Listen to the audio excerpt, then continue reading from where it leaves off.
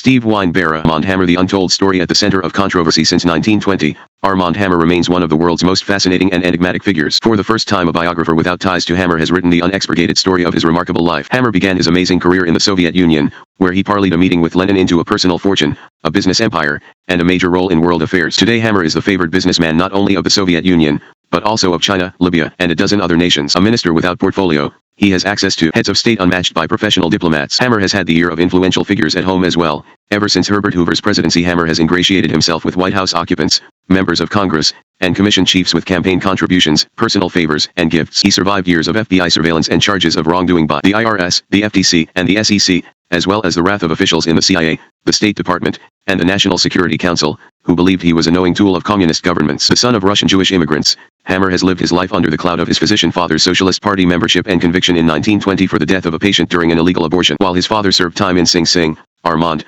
upon completing his medical degree at age 23, assumed control of the family's thriving pharmaceutical business. A trip to the Soviet Union resulted in the fateful meeting with Lenin. Astonishingly, thereafter, Hammer operated in the Soviet Union as a freewheeling capitalist, living in luxury in a Moscow mansion with his glamorous Russian wife and his wife. A biography of Armand Hammer, after 4 of his own recountings of his fate, including a best-selling autobiography as recently as 1987. The Washington Post provided the answer in its review of that book. He has probably known more world leaders more intimately than anyone in history. Undoubtedly, he has been a force for good in the world, but we will have to wait for an unauthorized biography to learn how he operates. Hammer's own accounts, like most autobiographies and authorized biographies, are neither objective nor complete. Even his ardent admirers acknowledge this. Dozens told me that his true importance will be understood only when his life is chronicled by a biographer he cannot control. I first heard of Hammer in the 1960s, as I began studying the ion gauge, politics, economy, and culture of the Soviet Union at the University of Missouri, where I was earning degrees in journalism. Hammer was almost 70 by then. It never occurred to me to become his biographer, however, until a conversation in 1984 with Barbara Mitisow, an author in Washington, D.C. Mitisow had done preliminary research for a Hammer biography. She had decided against tackling it but thought of me. With encouragement from our mutual agents, Elise and Arnold Goodman,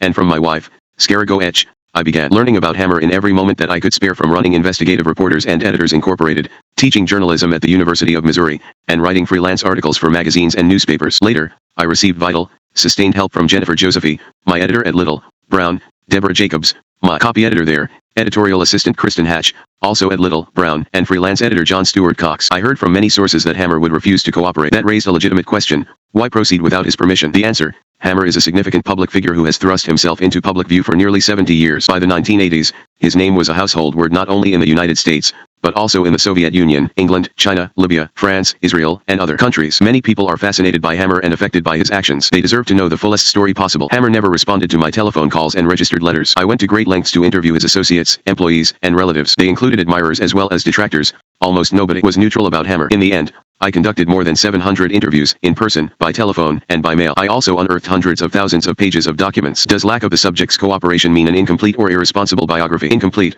Yes. His candor and access to his papers would have helped to paint an even richer word portrait. Irresponsible? No. Authorized biographers, such as Hammer's Bob Considine, often surrender their independence. Even unauthorized biographers who end up receiving cooperation sometimes agree to arrangements that compromise the truth. A reckoning in court. To the casual observer, it appeared that Dr. Armand Hammer's amazing career had come to an end. In fact, it appeared he was about to die. The date: March 4, 1976. The place: the Los Angeles courtroom of federal Judge Lawrence Lydic. Attendants wheeled the 77-year-old tycoon into the courtroom from Cedars of Lebanon Hospital, where, according to his doctors, he had languished in unstable condition since January. Frail but still handsome, Hammer looked to be the remains of a truly charismatic man. Throughout the court appearance, he stayed hooked up to monitoring machines watched closely by medical specialists in an adjoining room. Hammer was present to plead to a charge of an illegal campaign contribution made 4 years earlier, during Watergate. Specifically, the federal government alleged that he had concealed $54,000 in donations to the re-election campaign of President Richard Nixon. Hammer seemed to believe he had done nothing wrong, but he pleaded guilty. Normally, he would have fought the charge all the way to the Supreme Court, fully expecting to prevail. Indeed, he had often used the courts to fight his tormentors,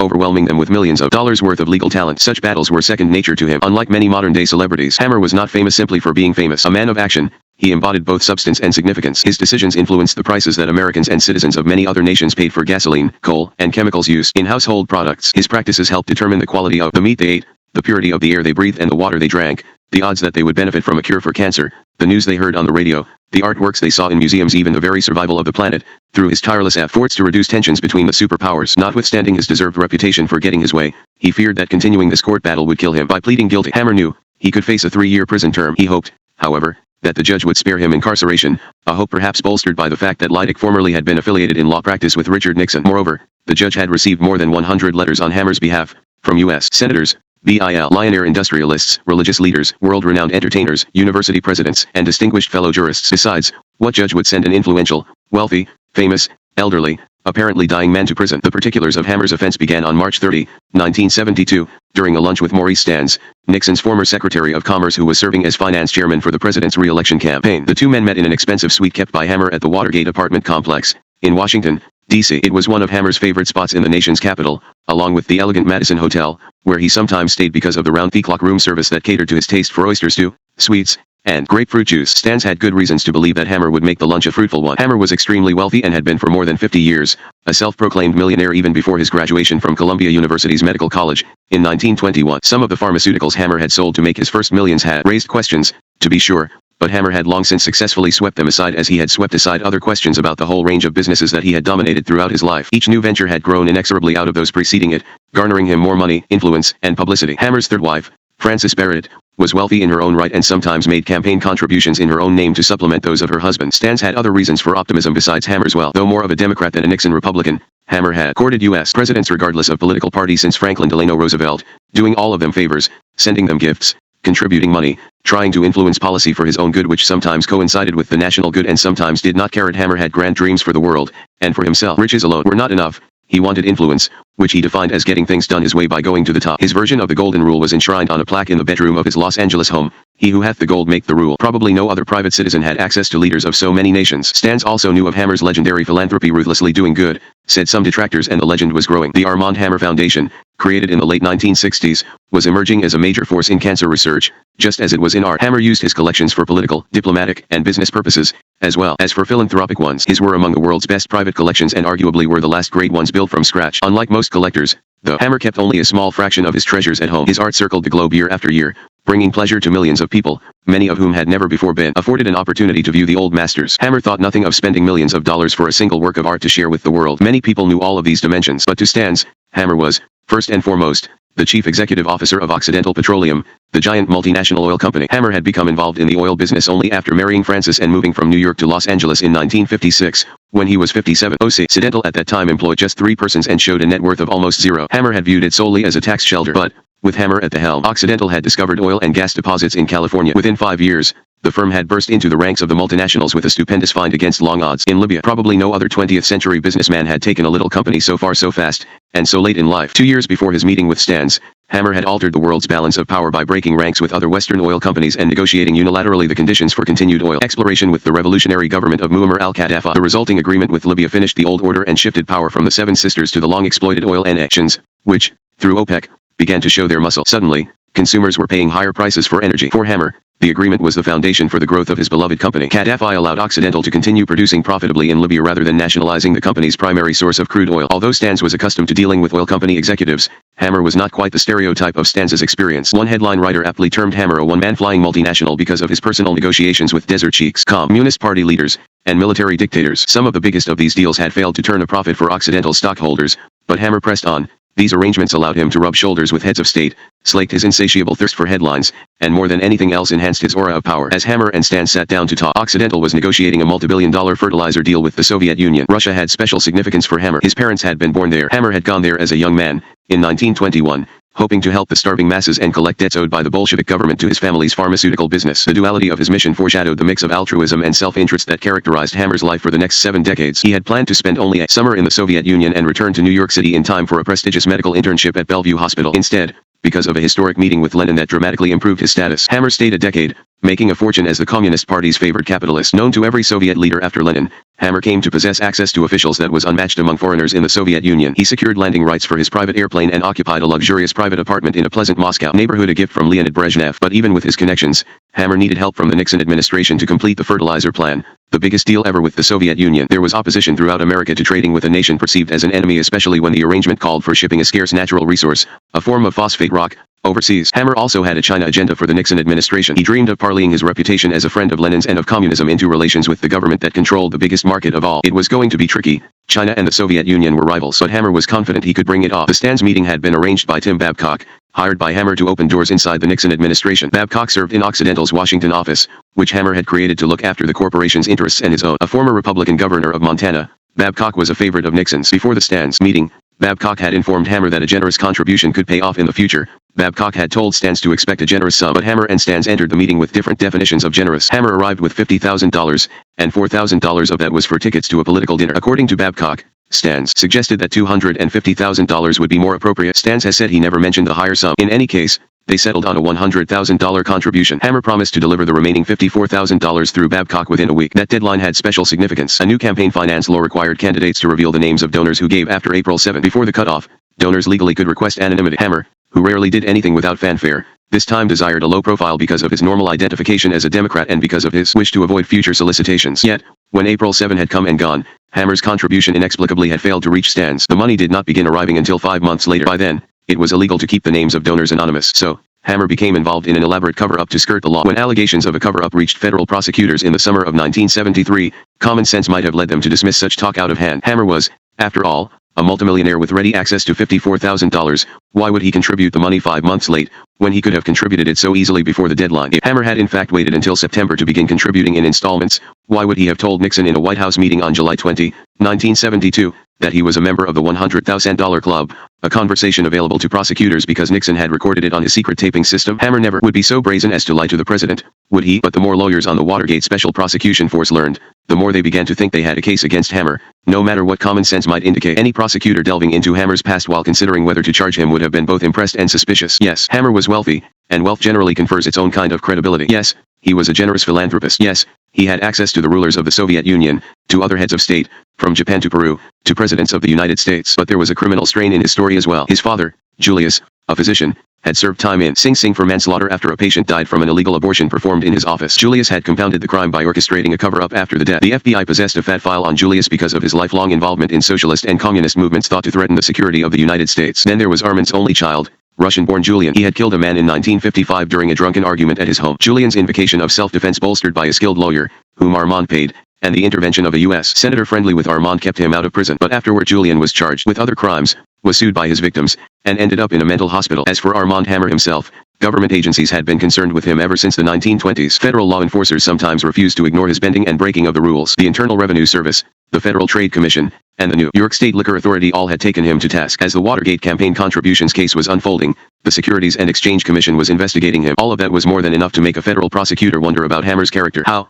a prosecutor might have mused, had Hammer survived and thrived, given his history. Long before Ronald Reagan became the Teflon president, Armand Hammer was the Teflon tycoon. It seemed as if nothing could stick to him. Like Reagan, he knew how to play the mass media like a violin. He perpetuated his image as an energetic, wealthy, well-connected altruist. Occasional media reports of Hammer's troubles were overwhelmed in the public consciousness by thousands of uncritical accounts. The handful of journalists who understood the need to dig deeper had difficulty. Because the record of Hammer's life was scattered around the globe, few writers had the determination, the time, and the money to piece it together. Those who tried sometimes received reprimands. A New York Times reporter wrote what Hammer perceived as a negative article in the Sunday newspaper. Hammer made some calls to the on Monday. There were conciliatory articles about him on page I, by Times correspondents in Los Angeles and Moscow with no indication to readers as to what had happened. A Washington Post reporter criticized Hammer's art collection, suggesting that some of the works were fakes. Within the week, the newspaper published a rebuttal article, under Hammer's own byline, that was longer than the original piece. Normally cynical journalists became rapturous after an interview with the doctor. The journalists knew they were being used, but they succumbed anyway to Hammer's personality. They knew he was vain, but they forgave him, rationalizing that a man of his accomplishments need not possess the humility of a saint. They excused many of his statements, saying that even if only half of what he said was true, he still had lived a far more significant life than ordinary mortals. A comment about Hammer by Stuart Toy, a senior writer for Business Week, is instructive. He is indeed an appealing man, an unabashed self-promoter. He is also gentle, witty, and somehow self-effacing at the same time. He radiates youthful enthusiasm for a long list of pet projects, from oil shale to world peace. He confides to enchanted visitors the latest gossip from Prince Charles or Deng Xiaoping. In my interviews with him for this magazine over the years, it has not always been easy to swallow his grand schemes for Occidental, but I have always come away charmed. All this, surely, would have piqued the interest of a prosecutor. Hammer's longevity was turning into a legend of immortality. Had he not known Lenin, his name was enshrined on the insides and outsides of buildings, on streets, art collections, scholarships, foundations, port ions. His name also was emblazoned where it was invisible to the naked eye in the minds of thousands of people whose lives he had touched in unforgettable ways. Many of them said their lives had been enriched immeasurably by knowing Hammer. Many others said their lives had been devastated. In any case, he would live on after he died, or, as some wags had begun to say, / he died. Hammer's high visibility quest for immortality was part of his desire for respect and respectability. He wanted to overcome the stigmas of being a first-generation American,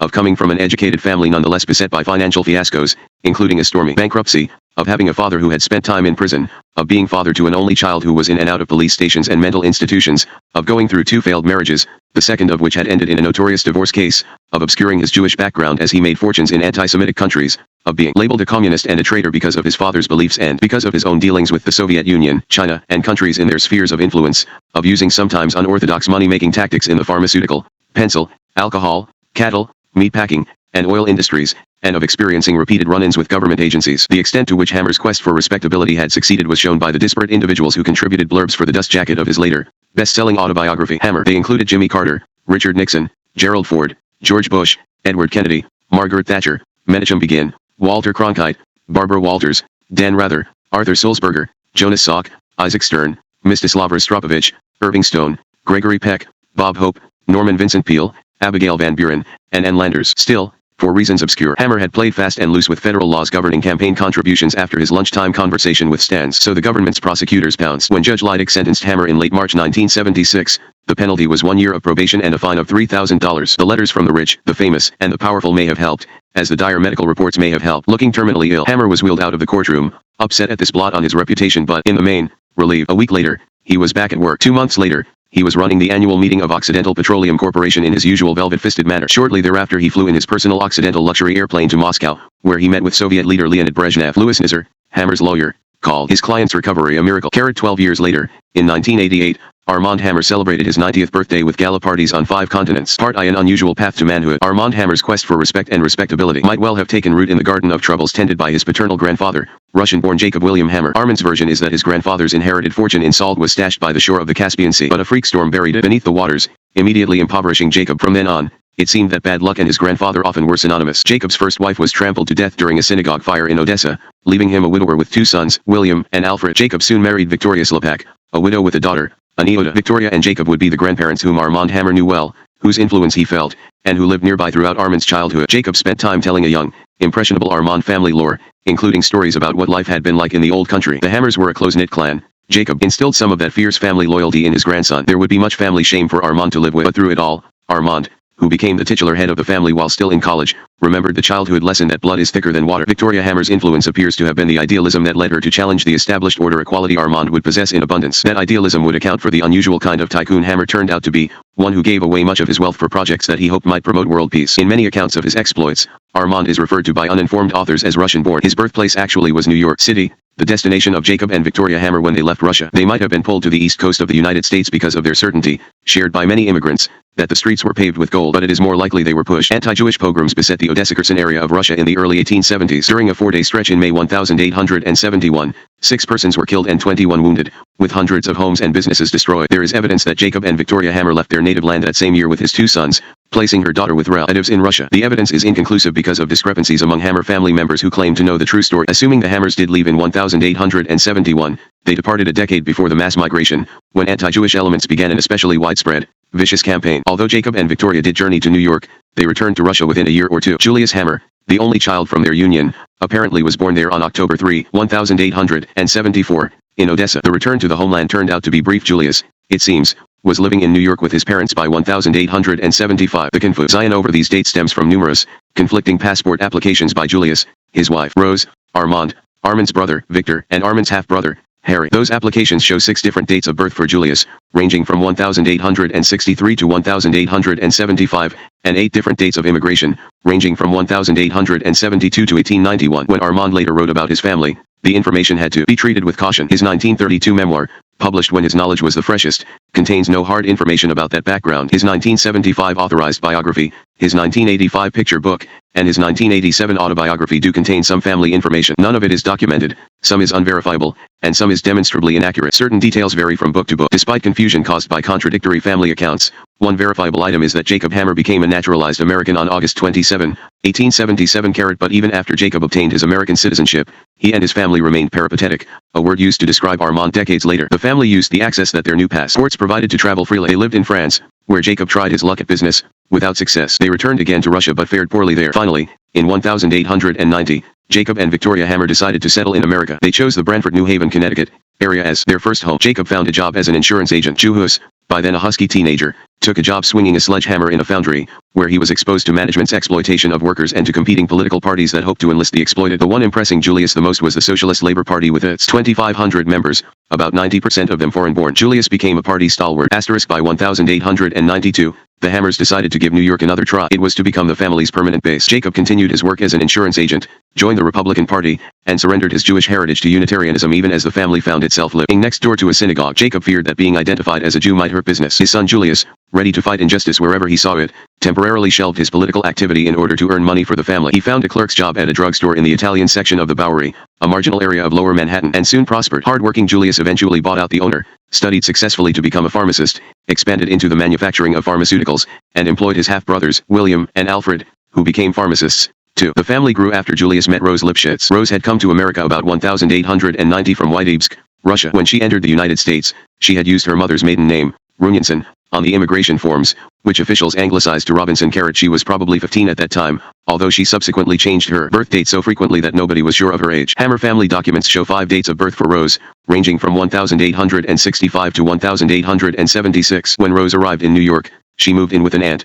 Racha Ettenberg. Within a year or two she married Max Ettenberg, a relative. Their son, Harry, was born in 1893. Apparently widowed soon after Harry's birth, Rose met Julius Hammer at a socialist gathering. Rose, who loved a party, had gone not for the politics but for the fun. Generally, however, Rose had little time for fun. She was employed as a sewing machine operator in a garment factory and probably was the main money earner for her mother, Annie Lipschitz, her younger sister, Sadie, and her younger brothers, Willie and Eddie, all of whom had arrived in America after her. Shimshon Lipschitz, Rose's father, stayed in Russia. Together with her mother, she had also tried to boost the family income by running a restaurant in Brooklyn and by operating a summer resort outside of the city. Julius Hammer and Rose Lipschitz married in 1897. Their first home was at 406 Cherry Street on New York's Lower East Side, a small cold-water flat in a large Jewish enclave. That was their older son's home when he was born, on May 21, 1898. They called him Armand. For decades, Armand maintained that he was named after the hero in Alexander Dumas's La Dame Auxiliary Camélias, a favorite work of Julius Hammer's. He said Julius's socialist comrades and anti-communist Hammer haters insisted, however, that Julius named his first son for the Armand Hammer symbol of the Socialist Labor Party. Eventually, the debate lost some of its force when, late in life, Armand conceded that the party's symbol might have been a factor in the choice of his name. Despite his anti-capitalist political views, Julius, desirous of providing for his family's comfort, worked at being a successful capitalist. He owned 8 drugstores, but they were not consistently profitable, partly because Julius's empathy for the downtrodden, growing out of his political philosophy, caused him to forgive debts. Hoping to find a more secure calling, Julius began medical studies at the College of Physicians and Surgeons, part of Columbia University, the same year Armand was born. Julius's decision fit into a trend among East European immigrant Jews. In 1890, only a few dozen were doctors or lawyers. By 1900, the number had grown to hundreds. The 1900 census showed the Hammers living at 72 Lewis Street, a few blocks from Armand's birthplace. Jacob, 54, and Victoria, 52, shared the home with Julius, Rose, Armand, and probably Harry, although the census taker failed to list Armand's half-brother. Victor was born in 1901, completing the nuclear family. By then, the Hammers had moved out of Manhattan, across the Harlem River to 1470 Webster Avenue in the Bronx. In 1902 Julius graduated from medical college. Thereafter he began selling his drugstores, moved the family to a spacious house, which he bought for $13,000 at 1488 Washington Avenue in the Bronx, and opened a medical practice in a wing of the new home. It was a dramatic change of atmosphere. The family had traded crowded inner-city quarters for a large house in semi-rural tranquility, all by moving no more than 10 miles. The house became home for Rose Lipschitz's family, too. By 1906, its residents included Rose's mother, Rose's sister, and 2 brothers, and a maid. Armand's grandmother and grandfather lived in the neighborhood. Yet Julius Hammer's finances were more precarious than most people realized. Without question, Armand grew up in a financially unstable household. As early as 1903, Julius was talking to Henry Kuntz, his friend, lawyer, and sometime business partner about filing for bankruptcy. Julius began transferring his assets to his wife, his mother-in-law, and employees of his remaining drugstores. It looked like a scheme to shield assets from potential creditors. Finally, in 1906, Julius declared bankruptcy, listing assets of about $1,400 and liabilities of more than $16,000. His creditors believed he was lying about his assets. They charged him with destruction or concealment of books and records with intent to conceal his financial condition. Fraudulent concealment of his properties, consisting among others of the house and lot at 1488 Washington Avenue, and 4 other counts of wrongdoing. The court-appointed special master sided with the creditors, openly accusing Julius of deception. His report commented acidly on Julius's claim that he had sold the fixtures from one of his drugstores to his mother-in-law, Annie Lipschitz. There's no evidence of consideration other than the bankrupt's unsupported testimony that he got cash money from MRS. Lipschitz sick, but he cannot remember what he did with the money. His bank books and checkbooks have been destroyed as rubbish and there is no means of tracing the money. The report questioned the failure of Julius's lawyers to call MRS Lipschitz as a witness and scoffed at the claim that they were unable to locate her. She was a very important witness in regard to certain transactions concerning the sale of the pharmacies, and by the failure to produce her the inference is properly drawn that her testimony would not assist the bankrupt. The report expressed similar skepticism about other transactions. Julius said he had surrendered control of one pharmacy to his clerk and transferred control of a second to the husband of his mother-in-law's sister, who also happened to be the brother of Rose Hammer's first husband. The proceeds of the Rivington Street sale one of the pharmacies are being paid monthly to the bankrupt for his use out of the profits of the business. In omitting all reference thereto in his schedules, he has been guilty of a false oath, the report concluded, adding that Julius had destroyed his financial records in a calculated, fraudulent manner. The fierce loyalty and apparent lack of scruple among Hammer family members were demonstrated by their courtroom testimony. Rose Hammer's aunt Raja Edinburgh swore she had purchased one of the drugstores from a clerk who was an employee of Julius's, but, she added, the store had suffered a fire several months before the bankruptcy hearing. She had collected $800 from the home fire insurance company, she said. The agent on the policy, Jacob Hammer. Julius Hammer testified on 4 occasions during May and June 1906. Many of the questions involved transactions that had occurred no more than 18 months earlier. He repeatedly responded, I do not recall. When Rose Hammer testified in the proceeding, she answered the same way. An exasperated lawyer for a creditor told Rose, answer my question. Who told you to say I do not remember? Happy face. The proceeding, stretching over years, almost certainly affected young Armand, even though it is likely that, at age 7, he had little idea of its seriousness. The bankruptcy might have helped create the siege mentality that Hammer family members evinced ever after. The relative painlessness with which Julius and Rose escaped from bankruptcy court, despite the untruthfulness of their testimony, almost surely impressed upon everybody that cover UPS and convenient memory lapses could be useful tactics. Later in life, Armand was known for his elephantine memory until called to the witness stand as a defendant, when his recall sometimes seemed to leave him. Notwithstanding the bankruptcy, the Hammers remained in their Bronx home, which provided Armand with a mostly pleasant physical environment as a youth. There was occasional strife in the neighborhood, however, as recalled by neighbor Irwin Himes. One day, probably in 1907, 4 brothers named McGuire taunted Himes, his brother Sidney, Armand, and Harry. Himes said that Harry took on the eldest, McGuire, and whooped him behind the Hammer residence. That ended the taunting, Himes said. Armand himself recalled a similar incident, in which Irish youths called the Hammers anti-Semitic names during a ride on the 3rd Avenue L. Armand reminisced about how the normally placid Harry drove them off with his boxing prowess. Whether such unpleasantness was a factor in the decision by Julius and Rose Hammer to send Armand to live away from home is uncertain. 10-year-old Armand went to Meriden, Connecticut, and stayed there 5 years with the family of George Rose, a foundry laborer and socialist colleague of Julius's. One explanation from Hammer family lore for this step is that Armand had fallen in with undesirable companions at public school number 4 in the Bronx. Another is that the family thought he needed fresh country air. Armand has said that his playing hooky from school to visit a New Jersey amusement park was the last straw for his parents. But all of those versions fail to explain why Harry, too, was sent away to live with Rabbi Saul Wellington's family in Waterbury, Connecticut, or why 2 years later Victor went to live in Pleasantville, New York, with the family of prominent socialist Daniel De Leon. Perhaps Julius and Rose wanted the boys away from home because of the drawn-out bankruptcy proceedings. Perhaps the Hammers needed help getting back on their feet. Or perhaps Julius and Rose were simply overcommitted. There is evidence that the Hammers were never destitute. Julius and Rose traveled overseas. Julius invested in the Clay Godson Chemical Manufacturing Company, and he was generous to the Socialist Labor Party as well. Whatever the reason for Armand's stay in Meriden, it seems not to have done any lasting harm to his psyche, unless a possible feeling of abandonment should be regarded as causing his lifelong quest for public adulation. When he returned to his parents' home in 1913, after completing 2 years at Meriden High School, he entered Morris High School in the Bronx. There he studied English, German, Latin, algebra, geometry, biology, physics, history, drawing, and elocution. He graduated in 1915 with good grades, some ability as a pianist, thanks partly to a first-rate private teacher, and impressive oratorical skills. A telling account of the atmosphere at Morris High School came from a classmate, Marie Sirkin, later a Brandeis University professor. She recalled that the student body was composed mostly of children of recently arrived immigrant families. The students tended to be neatly dressed and socially aware. With war-consuming Europe, the majority of contestants in the class oratorical contest talked about peace. The winning orator spoke of World War I as the war to end war. It was Armand Hammer, whom nobody had the foresight to choose as most likely to succeed. Armand's topic was an early indication of his passion for peace. After he earned his fortune, he spent much of it crusading for peace, often in the private chambers of heads of state. His critics accused him of using peace to call attention to himself. Self-aggrandizement was an element, but the evidence dating back to adolescence supports his sincerity. By autumn 1915, Armand was ready to begin his undergraduate studies at Columbia University, Julius's alma mater. Armand wanted to be a family practice doctor like his father. He would serve humanity while making a comfortable living. Rose Hammer already had singled him out as the most gifted of her 3 children. Armand's father, meanwhile, was immersed in doctoring and in radical politics, which would eventually get him into such trouble that Armand, while still a student, would assume the role of chief of the clan. In August 1907, Julius Hammer, having emerged pretty much unscathed from his messy bankruptcy, took a break from his medical practice for a trip to Stuttgart, Germany, where an international socialist conference was trying to decide policy questions. About 900 delegates attended. The New York/Times editorialized that the 20-6 NEUS delegates, Julius among them, were traitors to their country. In the American delegation were Daniel De Leon, Julius's ideological mentor, and Boris Reinstein, who had close ties to future leaders of the Soviet Union. Julius also met V. I. Lenin. Bertram Wolfe, who knew Julius well and who was a scholar of Lenin's works, wrote that Armand's father became the most discreet and able of Lenin's men of confidence that I found in the Socialist Party. Beginning that year, Julius served in numerous party posts. He also contributed money, even though his finances were sometimes precarious.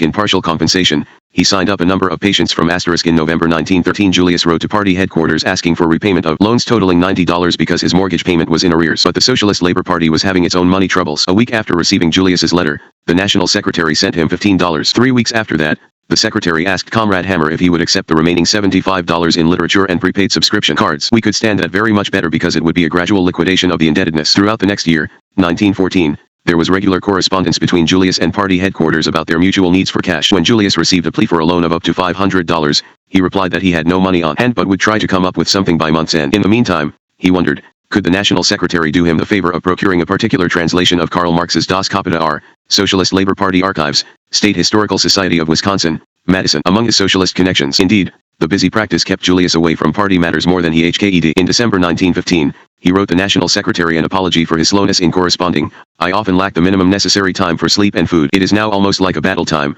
battling against the worst epidemic of grippe and consequent pneumonia than ever any that I experienced. When he found time, Julius actively recruited Socialist Labor Party members. 2 contacts were his mother, Victoria, and his son Armand, both of whom signed membership applications in 1916. Armand later said that he was never a socialist or a communist. His signature on that 1916 application casts doubt on his blanket denial, but, considering that he was an 18-year-old student, quite likely being pressured to sign by his father, the application mostly demonstrates Julius's zealousness. The Bureau of Investigation, later known as the Federal Bureau of Investigation, had agents watching Julius Hammer. One surveillance report noted that in 1914 a suspected dangerous radical had visited the Hammer home, where he had secured dynamite to turn over to another suspected radical. It seems out of character for Julius to have been dispensing dynamite, and many law enforcement surveillance reports about him and Armand turned out to be inaccurate. But, true or untrue, law enforcement authorities believed the dynamite story, and they acted on their perception of the Hammers as dangerous dissidents. However independent Armand Hammer may have been of his father's politics, the youth undoubtedly was profoundly impressed by Julius's dedication to humanity through medicine. With Julius as an inspiration, Armand worked diligently to make it through the undergraduate program at Columbia University,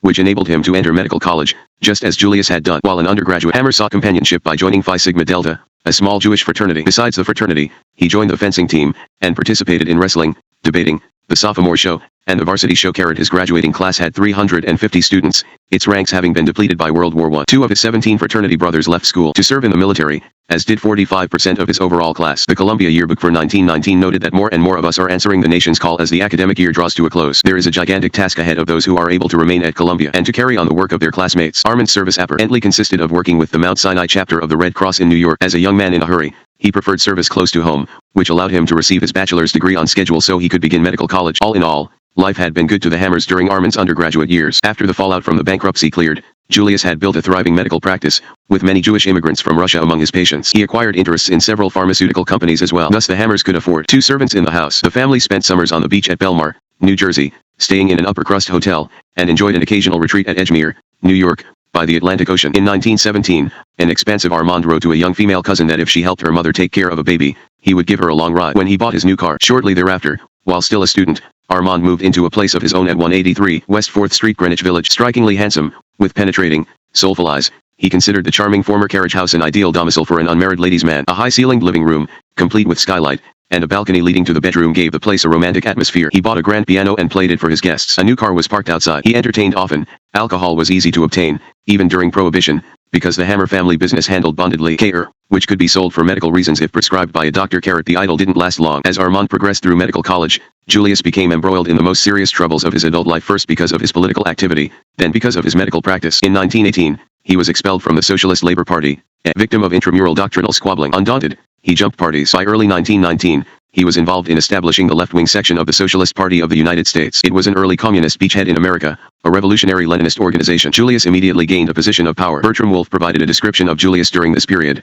noting that when he presided at acrimonious meetings, he appeared to be fair to all factions, despite his identification with only one. Wolfe termed Julius a robust, stocky, swarthy man, always faultlessly dressed in a dark blue or black suit. He wore, as the badge of the medical doctor at that time, a dignified black Van Dyke. While Lenin found many communist leaders outside the Soviet Union disappointing, Wolfe said, he had nothing but good to say of Julius Hammer. To those espousing less radical politics, Julius's activities appeared to threaten the security of the United States. Federal law enforcement agencies watched him closely, intensifying their surveillance in 1919 when the fledgling Bolshevik government of the Soviet Union authorized Ludwig Martins to open an unofficial diplomatic mission in New York. The United States refused to recognize the Bolshevik regime until 1933, which meant that the Soviet Union had no embassy in Washington, but the Russian Soviet Bureau, headed by Martins, was a functional alternative for a time. Though Martins proved to be an inept ambassador, he had able people around him, including Julius Hammer, who contributed to the operating budget, accepted a titled position, and cut back on his medical practice to devote time to the cause. Julius's reasons for working so closely with Martins were several. Certainly, the Soviet Bureau was a potential pipeline into Russia for the Hammer pharmaceutical firm. As Martins was organizing the Bureau, Julius and Armand were gaining control of the Allied Drug and Chemical Corporation. That company had been created in 1917 by the Hammers,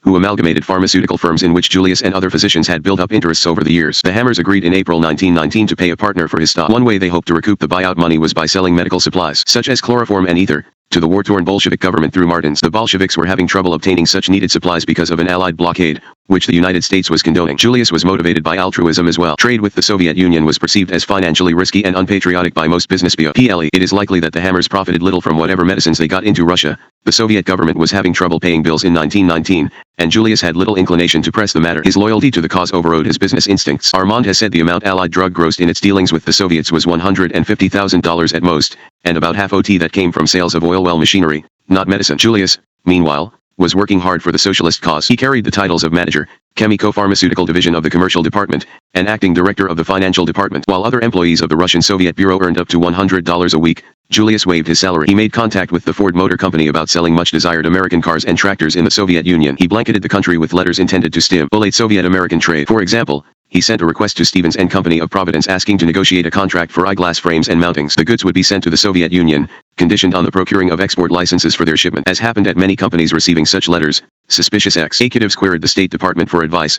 The reply came back that export licenses to the Soviet Union are not now being granted. Almost all of Julius's efforts were frustrated. Although some American businesses wanted to trade with the Russians, the policy of the U.S. government acted as a powerful disincentive. When Julius and Martins wrote to the National City Bank, claiming all the money deposited there by the pre-Bolshevik Russian government, bank officials asked the State Department what to do. One enraged bureaucrat responded that the Hammer-Martins letter constitutes an affront to this government and renders Martins persona non grata. I recommend that Martins be deported forthwith as an undesirable alien. The State Department never did recognize Martins's credentials. American authorities harassed the Russian Soviet Bureau, even seizing its paperwork in a raid. Martins received subpoenas to appear in front of various government tribunals. Then, in March 1920, deportation proceedings began. The case was handled by J. Edgar Hoover, a young lawyer just beginning a lifetime of government service. Thanks to Hoover's work, Martins was forced to leave the United States. Upset but undaunted, he traveled to Moscow to take up residence, along with Boris Reinstein and other socialist friends of Julius's. Hoover first heard of the Hammers through the Martins case. He never forgot the Hammer name during his 5 decades at the FBI, trying to sully Armand Hammer's reputation in successive administrations. The United States did not deport Julius, but his world was caving in nonetheless. In their detailed surveillance reports, federal agents accused Julius of activities meant to foment revolution. The reports had a nasty, anti-Semitic tone. To complicate matters, the Hammer pharmaceutical business was mired in a dispute with its bought-out partner. The biggest problem of all developed on July 5, 1919, when Marie Oganisov entered Julius's medical office, in a wing of the Hammer family home. Mrs. Oganisov, 33, was married to a former Tsarist diplomat who had remained in the United States after the Bolshevik Revolution. She had given birth to a son, then 13, before accumulating a medical history of miscarriages, abortions, and general poor health. Mrs. Oganisov, who conversed with Julius in Russian, arrived in a car driven by her chauffeur, accompanied by her son and her maid. The maid entered the office with her while the chauffeur and son stayed outside. With no nurse present, Julius performed the abortion that Mrs. Oganisov said she so desperately needed to preserve her physical and mental health. She left his office shortly after entering. A day later, she was gravely ill. 6 days after the abortion, she died. The Bronx County District Attorney heard about the suspicious-sounding death either from another doctor or from Mrs. Oganisov's distraught husband. The grand jury took testimony from the husband, the maid, the chauffeur, a police detective, and 3 doctors who possessed knowledge about the case. In August 1919, the grand jury indicted Julius Hammer for first-degree manslaughter. He was arrested, then released on $5,000 bail to await trial. Armand, understandably devastated, took charge of the family. He was barely 21 years old. Convict father, millionaire son. With the arrest of his father, Armand Hammer began to demonstrate the intelligence, guile, and tenacity as a businessman that would make him world-renowned. His assumption of his father's mantle was an astonishing performance, one that few could have accomplished at his age 21, especially while earning a medical degree at the same time. Even before Julius's indictment, Armand was shouldering more responsibility than the average person his age. With half-brother Harry in military service, brother Victor still sheltered, grandparents Jacob and Victoria in their declining years, Rose occupied trying to keep the family's morale from sinking, and Julius consumed by medicine and radical politics, the family needed a leader. Armand had begun to play a role in the family pharmaceutical business while still an undergraduate. Now he took over. He was a smooth talker, handsome, aggressive, possessed of a good head for numbers, and given to true enjoyment in turning a profit. Before Armand took up the reins of Allied Drug and Chemical Corporation, an unwelcome distraction had arisen. In April 1919, former partner Charles Fingerhood sued Julius for allegedly telling others that Fingerhood had robbed the corporate treasury. Rather, Fingerhood charged Julius had exaggerated the company's financial problems, suggesting it was on the verge of bankruptcy, in an attempt to panic Fingerhood into selling his stock. Fingerhood said that, Acting on this false information, he had transferred his stock to Julius for about $1,500. In a later account, Armand put the amount at $20,000, at variance with the court papers. Fingerhood said that once he came to believe the stock's value was many times higher than $1,500, he tried to buy it back for the original sales price, but Julius refused. Fingerhood's story rang false in many particulars, especially considering that he was an accountant while Julius was a mediocre businessman. But believing Armand's retrospective version is difficult.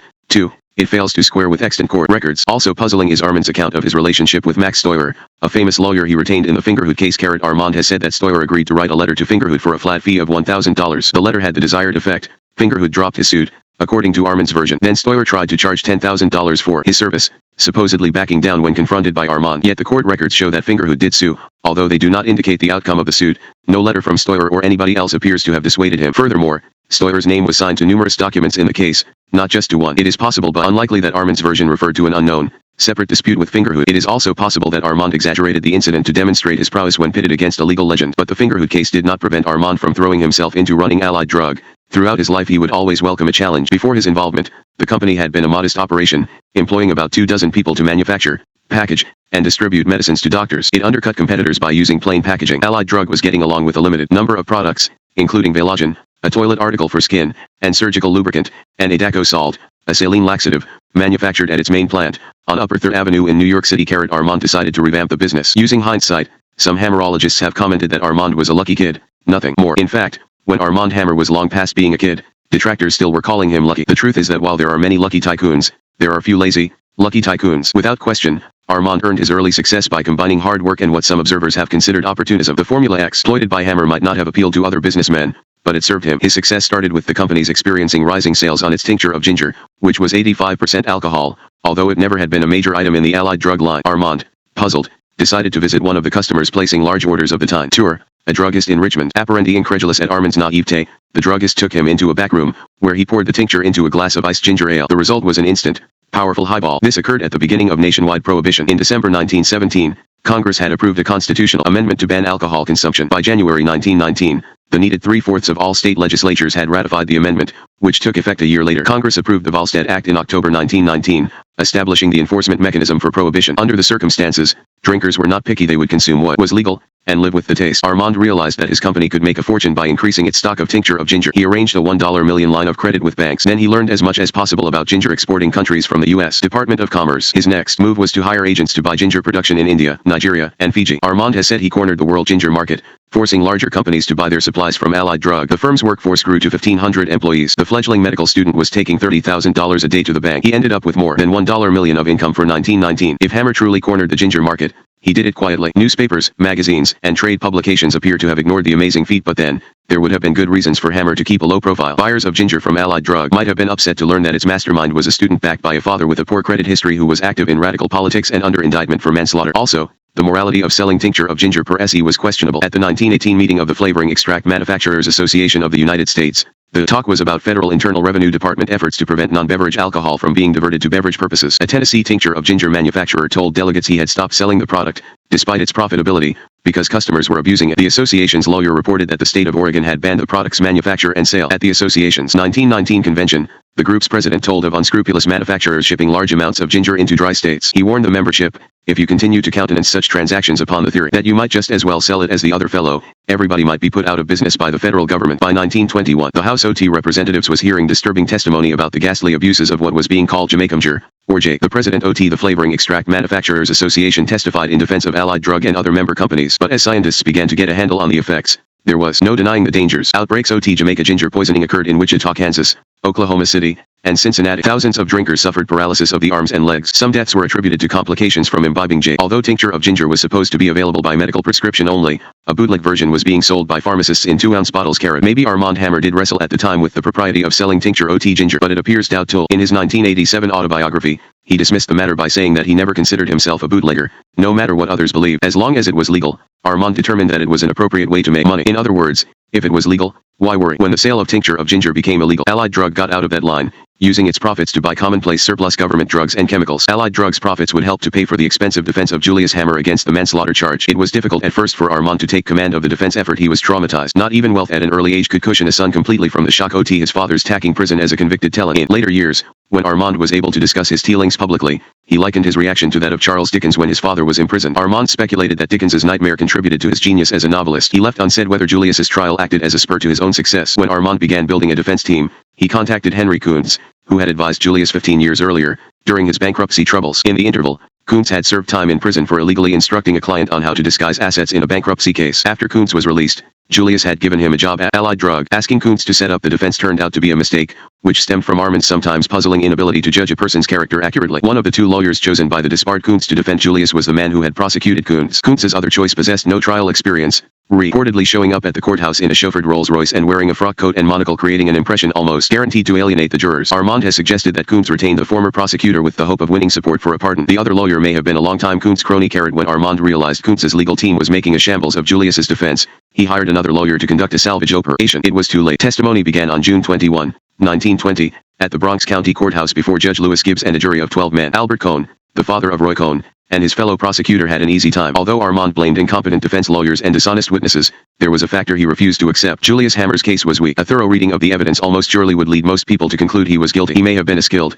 caring doctor, but he botched the care of Mrs. Oganisov, and she paid with her life. Then he lied about the cause of death in an attempt to escape responsibility. A prosecution brief set out the damning evidence succinctly. The brief quoted medical experts who criticized Julius for performing the curettage in his office instead of in a hospital, operating without removing the patient's clothing, failing to have a nurse present, and neglecting to prescribe bed rest. The tensest moment in the trial came on the second day, when a juror told the judge that an unidentified man had offered him $1,000 if he would vote for Julius Hammer's acquittal. Despite the attempted bribe, the juror promised the judge he would be able to continue to serve in an unbiased manner. The judge accepted the assurance but then polled all the jurors after newspapers published articles about the alleged bribe attempt. It appeared that a mistrial would result. Julius's lawyers inexplicably failed to push for one, however, and the judge let the case proceed. The defense called 7 doctors, all of whom testified to Julius's good character and his medical skills, but none could explain away the debt. On June 26 the jury returned a verdict of guilty. Armand began to engineer an appeal. He hired new lawyers, including a well-known trial attorney, a law school professor, and a former judge. Opinion was deeply divided about Julius's conviction. One doctor, an official at Bronx Hospital, told reporters that some of his colleagues were refusing to perform legal therapeutic abortions because of the conviction. The official said that women who needed abortions to save their lives would die as a result of the stupid verdict. The Journal of the American Medical Association noted the doctor's outrage but 2 weeks later backtracked, reporting that the Bronx County Medical Society actually supported the abortion law as written and was doing nothing as an organization on Julius Hammer's behalf. Meanwhile, several hundred doctors signed a petition asking the judge to go easy on Julius and calling for the penal law to be amended before similar cases arose. There are indications that Armand organized this petition drive. It backfired. The district attorney announced an investigation into whether names had been forged. The judge denounced the petition effort from the bench. He called it objectionable propaganda, adding that doctors who obeyed the law on abortions had nothing to fear. On July 19, 1920, after hearing unconvincing arguments from Julius's lawyers, the judge sentenced the defendant to a minimum of 3.5 years and a maximum of 15 years in prison. The prosecution had pushed hard for prison time. Assistant District Attorney Cohn told the judge that Hammer had allowed his patient to die like a dog, then tried to cover up the cause of death by attributing it to influenza. In later years, Armand cited an influenza epidemic as one of many factors that could have killed Mrs. Oganisov, especially considering her overall bad health. He offered as other explanations political intrigue at Tammany Hall, where the city bosses disliked Julius's socialist activities, incompetent defense lawyers, spiteful detectives from the district attorney's office who resented having been turned away from the Hammer house when they first went there to question Julius,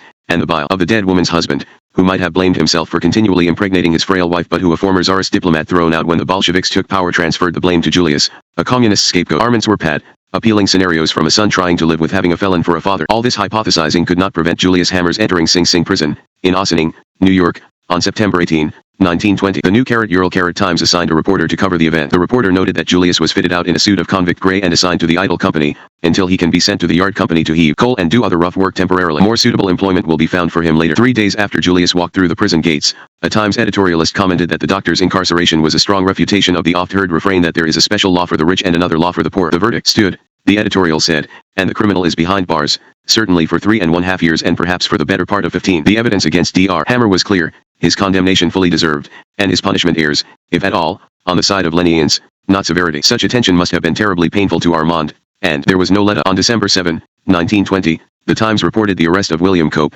a public relations man, for his refusal to answer grand jury questions about his role in the Hammer case. 2 of those questions were who paid you $100 a day in the Hammer case and who employed you as a publicity man in the Hammer case. Cope was found guilty of contempt by the court, fined, and sentenced. Happy face. Julius's ignominy was back in the news again in January 1921, when the first appeal on his behalf failed in state court. The five-judge panel voted unanimously against him. Justice Samuel Greenbaum said in his opinion that the appeal turned on one question: was the patient when she came to the doctor's office in such a physical condition that he honestly believed that in order to save her life it was necessary to procure her miscarriage. The appellate judges suggested that even if the abortion had been justified, Julius was negligent and untruthful afterward. Armand later wrote that there had been a 3-2 split decision by the original appeals judges, but there is no mention of such a decision in the court record. A second appeal also failed. That opinion, 4-2 against Julius, was handed down December 16, 1921. For many years, Armand had trouble dealing publicly with the real ity of Julius's conviction. His memoir The Quest of the Romanov Treasure, published in 1932, contained not a single reference to his father in its 241 pages. A profile of Armand in the New Yorker of December 23, 1933, said only that in 1920 Julius Hammer's far-flung activities were interrupted by a protracted absence. With Julius in prison, the Hammers sold their beloved Bronx home to Benjamin Diamond, Julius's medical partner. They took refuge at the Hotel Ansonia in Manhattan. Armand ached but knew what he had to do: complete medical school and run the pharmaceutical business to support his family. He would get on with his life. Armand Hammer was anything but a typical medical student. Because of the family business and his father's imprisonment, he missed a lot of his lectures yet managed to graduate with his class due to his intelligence, stamina, and well. One solution to his attendance problem was paying classmates to take thorough notes in his absence, then studying the notes during the wee hours. It would have been simpler to scrap his studies and devote full attention to the family business, but Hammer hated to stop short of achieving his dreams. At least 2 times, Hammer did come close to leaving medical school, but not because he wanted to. In one case, he had delivered a breech baby while on call during his final year of studies. When he received a summons to the dean's office the next day, he thought he would hear praise for a successful delivery under adverse conditions. Instead, the dean threatened him with expulsion. Why had he failed to call for help? Thinking quickly, Hammer turned the argument around, putting the assembled faculty members on the defensive. Would they have wanted him to leave the mother in distress while he telephoned for help that might have failed to arrive in time? The dean allowed Hammer to remain in school. This anecdote might be at least partly untrue,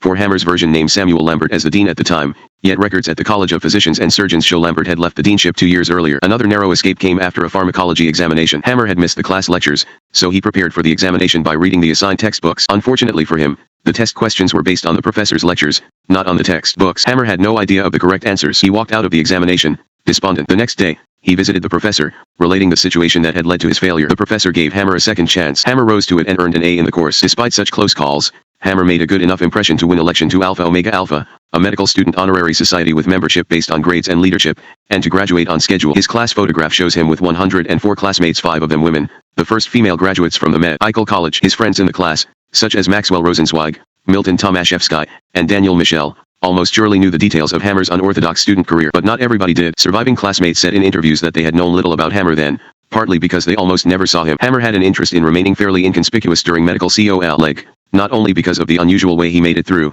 but also because of the embarrassment he must have felt at his father's plight. It was to be the last extended period of Armand Hammer's life during which he would purposely stay out of the public eye. As he approached graduation, Hammer started angling for a prestigious internship at Bellevue Hospital in New York. He was determined to leave the family business and set up a medical practice. Hammer used guile in his quest for the bacteriology and immunology internship, scheduled to begin in January 1922. He researched the interests of the doctor who controlled the selection, learning that the man was an avid collector of etchings. After cramming knowledge about etchings into his head, Hammer stopped the eminent doctor during hospital rounds to praise his place in the pantheon of collectors. Mistakenly believing himself in the presence of a fellow collector, the doctor invited Hammer to his home. Hammer subsequently received the internship. Relating the story in his autobiography nearly 7 decades later, Hammer betrayed no hint of shame at his tactics. One advantage of working at Bellevue Hospital was that it would keep Hammer in New York, near his father. Julius was doing as well in prison as could be expected. Armand has said that he never heard his father express bitterness about being in prison. Rather, Julius used it as an opportunity to help less fortunate inmates, who elected him secretary of the Mutual Welfare League of Sing Sing. After Julius's final appeal failed, there were rumors of a governor's pardon, which the district attorney announced he would file. Meanwhile, the state of New York formally revoked Julius's license to practice medicine. While Julius Hammer tried to make the best of serving hard time, Armand was excited to start a new, dramatic, and entirely unexpected life, one that would determine not only his future, but also the future of the entire Hammer family. Armand had become captivated by newspaper accounts of the famine in Soviet Russia. With 7 months between his medical college graduation and his Bellevue internship, he decided to use his medical skills to help the victims of starvation and typhus. He could also visit the spots where his parents were born and reared, meet relatives still living in Russia, and maybe collect some of the $150,000 owed to Allied drug by the Bolshevik government. He was determined to leave business management for good as soon as he could, placing Allied Drug and Chemical Corporation under the apparently sound direction of Harry Hammer and experienced chemist Alfred Van Horn. Such plans took shape in his mind even before his medical college graduation. In June 1921, Hammer requested a passport from the U.S. government on April 16, 1921. The strikingly handsome young man in the passport photograph described himself as 22, 5 feet 7 inches, and as having gray eyes and brown hair, and residing at the Hotel Ansonia, 73rd and Broadway, New York. Hammer said he wanted to travel for about 4 months for commercial and pleasure purposes. He would visit England, France, Norway, Sweden, and Holland. Nowhere did he mention the Soviet Union. In 1921, an American wanting to travel to the Soviet Union faced a formidable challenge, in part because the American government discouraged such travel, but also because the Soviet government was selective about issuing visas. Nevertheless, before his departure, he arranged to ship a field hospital and a well-stocked ambulance by freighter to Riga, Latvia, whence the equipment and supplies would continue by train to Moscow. He had purchased the field hospital from government surplus stocks. The ambulance was brand new. His cost for both reportedly exceeded $115,000. Unknown to Hammer, key figures in the U.S. government were aware of his destination. On June 11, 1921, William Cope, the same Cope alleged to have coordinated a publicity campaign on Julius's behalf during his manslaughter trial a year earlier and who had refused to answer grand jury questions about his role, wrote to J. Edgar Hoover at the Justice Department, in Washington, D.R. Armand Hammer, an intern at Bellevue Hospital, is going to sail for Europe in July. He is going overseas, I am advised, to carry some messages for Ludwig Martins, the deported Soviet ambassador, and I am told that he will bring back some important papers for those interested in the Soviet movement in this country. Right now, Hammer has a stock interest in the Allied Drug and Chemical Company. Martins has a half interest in these factories, although I believe the ownership is rather well concealed. On June 14,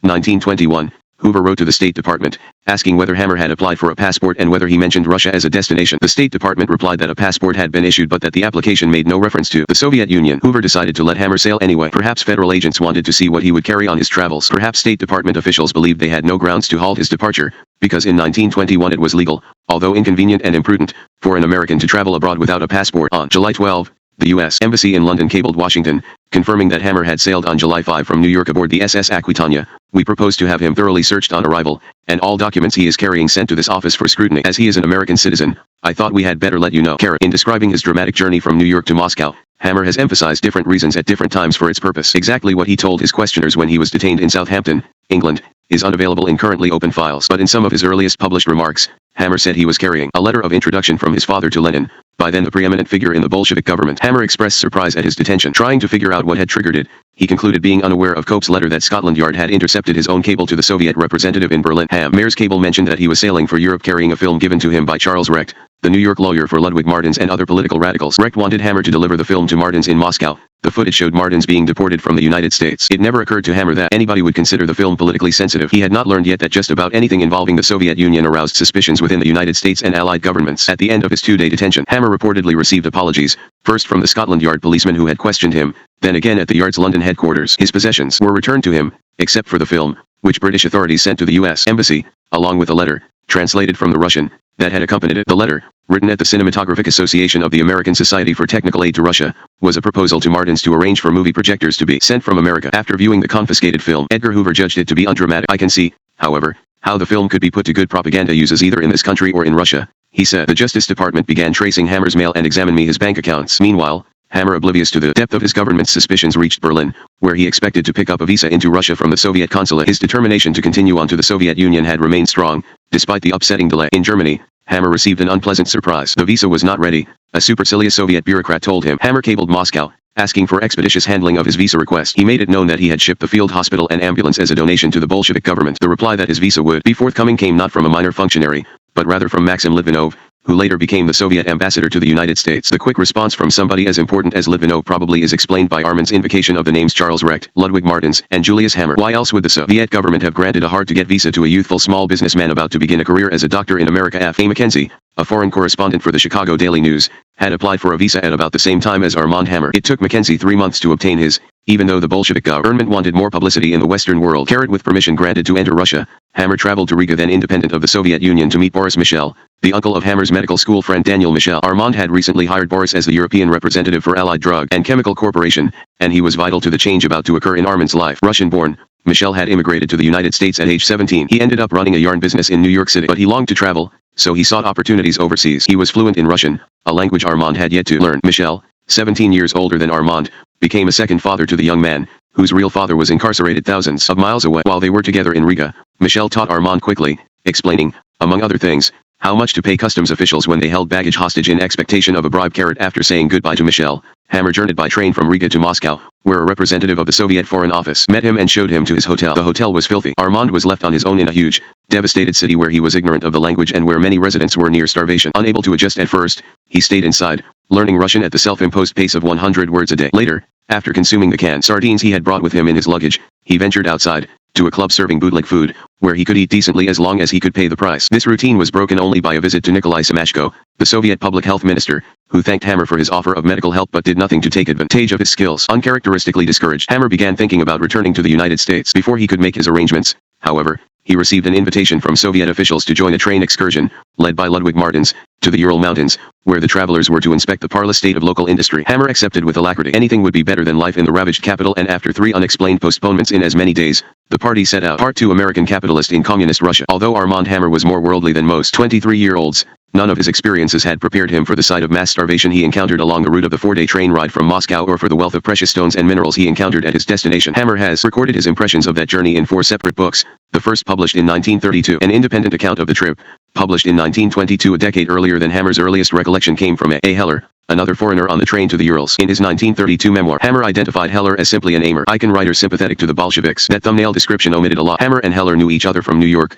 Heller was an incorporator of Allied Drug and Chemical Corporation. He was also a Russian-American businessman believed to be subsidizing a Soviet publishing operation in the United States with profits from his own industrial company in New Jersey. In his account, Heller said he was in the Soviet Union to represent Russian-American workers thinking of returning to their homeland because of dissatisfaction with America and to help the Bolshevik cause. Parts of Heller's book have a propagandistic bent, but the scenes that include Hammer appear to be straightforward and accurate. One of Heller's entries, for September 18, 1921, reads, "A party consisting of Dr. Hammer, Grisha, and myself started out this morning from Ekaterinburg on an automobile trip to the Kassli factory, which is celebrated all over Russia for its art castings. Our machine was an old Stevens car without a top, with a seat which barely held 3. The chauffeur and his assistant were in front. The distance to the factory was about 130 versts. 1 verst is equal to 2/3 of a mile, and the chauffeur assured us we could make it in 3 or 4 hours. About 20 versts out, something went wrong with the motor. The chauffeur refused to go further and suggested sending his assistant on foot to the nearest village, 6 versts away, to call up Ekaterinburg for another car. Before doing this, we decided to look into the cause of the trouble. This was soon discovered by our enterprising Dr. Hammer, who thereupon took the wheel, to the great disgust of the chauffeur, and started off at a good pace. He did not mind the bumps or turns of the road or the peasant carts loaded with grain and hay which kept getting in our path,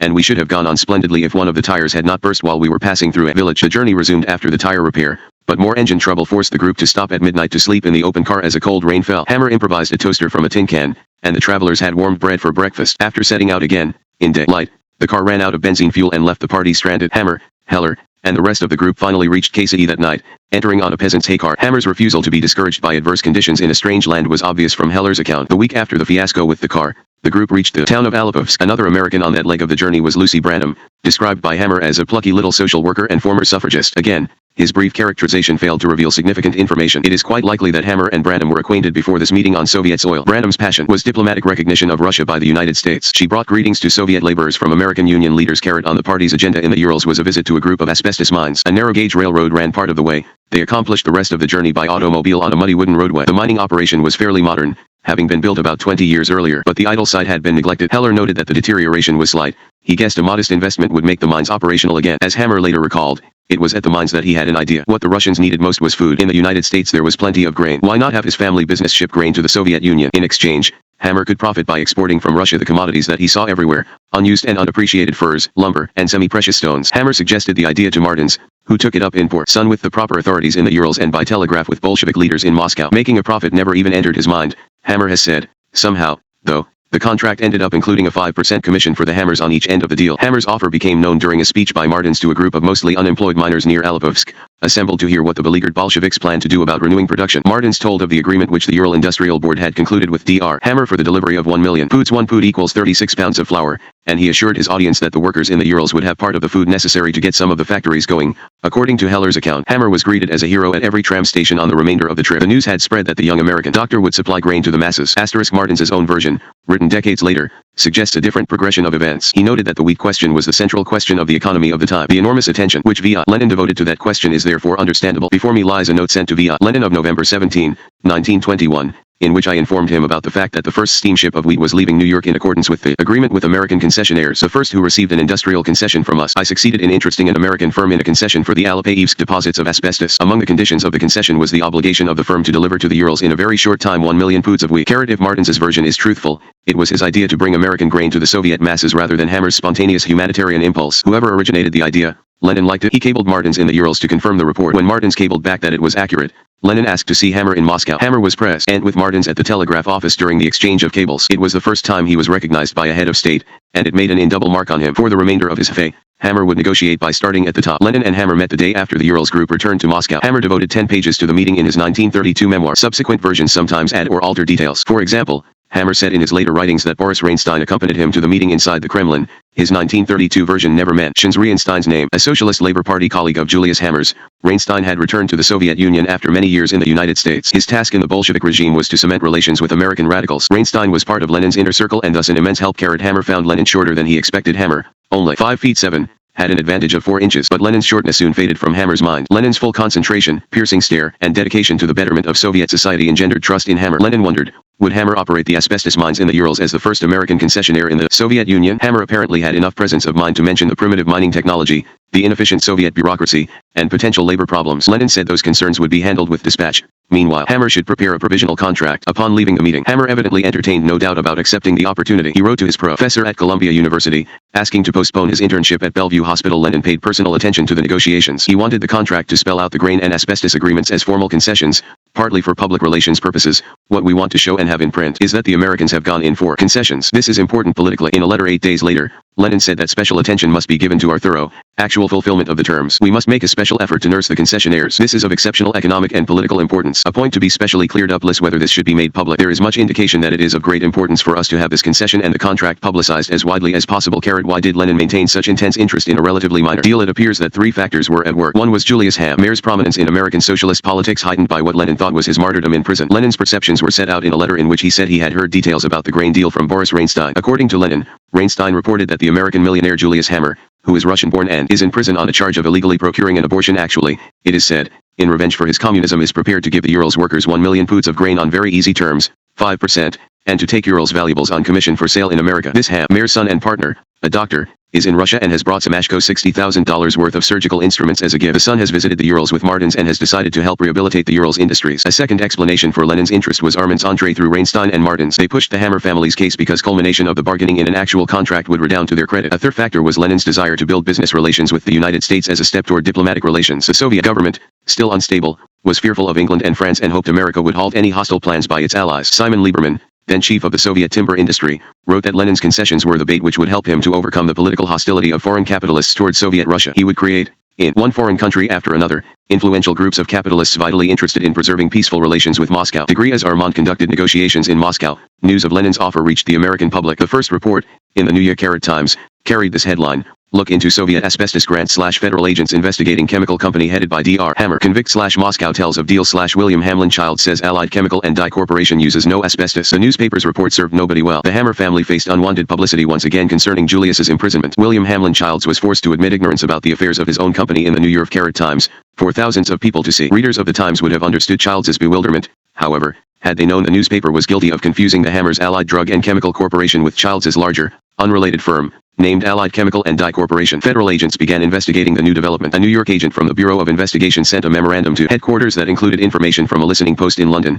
where sources cited a jubilant announcement by Soviet officials concerning the asbestos concession. The Soviets said a deposit of $50,000 in gold in the state bank is the only formality that remains to make the contract valid. Hammer later told the banking story differently, saying that the state bank's president suggested he should have the honor of being the first depositor. Hammer, needing rubles anyway for day-to-day transactions, agreed to deposit $5,000, receiving passbook number 1 in return. Despite the confusion in the United States, the contract negotiations in Moscow were going smoothly, thanks to Boris Michel, who had joined Hammer there. Hammer knew he needed somebody more worldly than he, somebody fluent in Russian. Michel told Hammer to grab the opportunity. Why not ask for special treatment? Knowing that Lenin was anxious to complete negotiations, Michel and Hammer composed an addendum of special terms. Their bid worked. The contract signed by the Soviet authorities contained the 5 points from the addendum. The Hammer concession would be granted offices and warehouses, and militiamen to protect the sites. Employees with American citizenship could travel freely within the Soviet Union and leave the country at will. Radio and telegraph stations would be at the concession's disposal. The Bolsheviks would assist in transporting freight and employees, and the government would appoint a committee to moderate disputes. Hammer obtained office space on favorable terms in a building that had housed the workshop of Karl Faberge,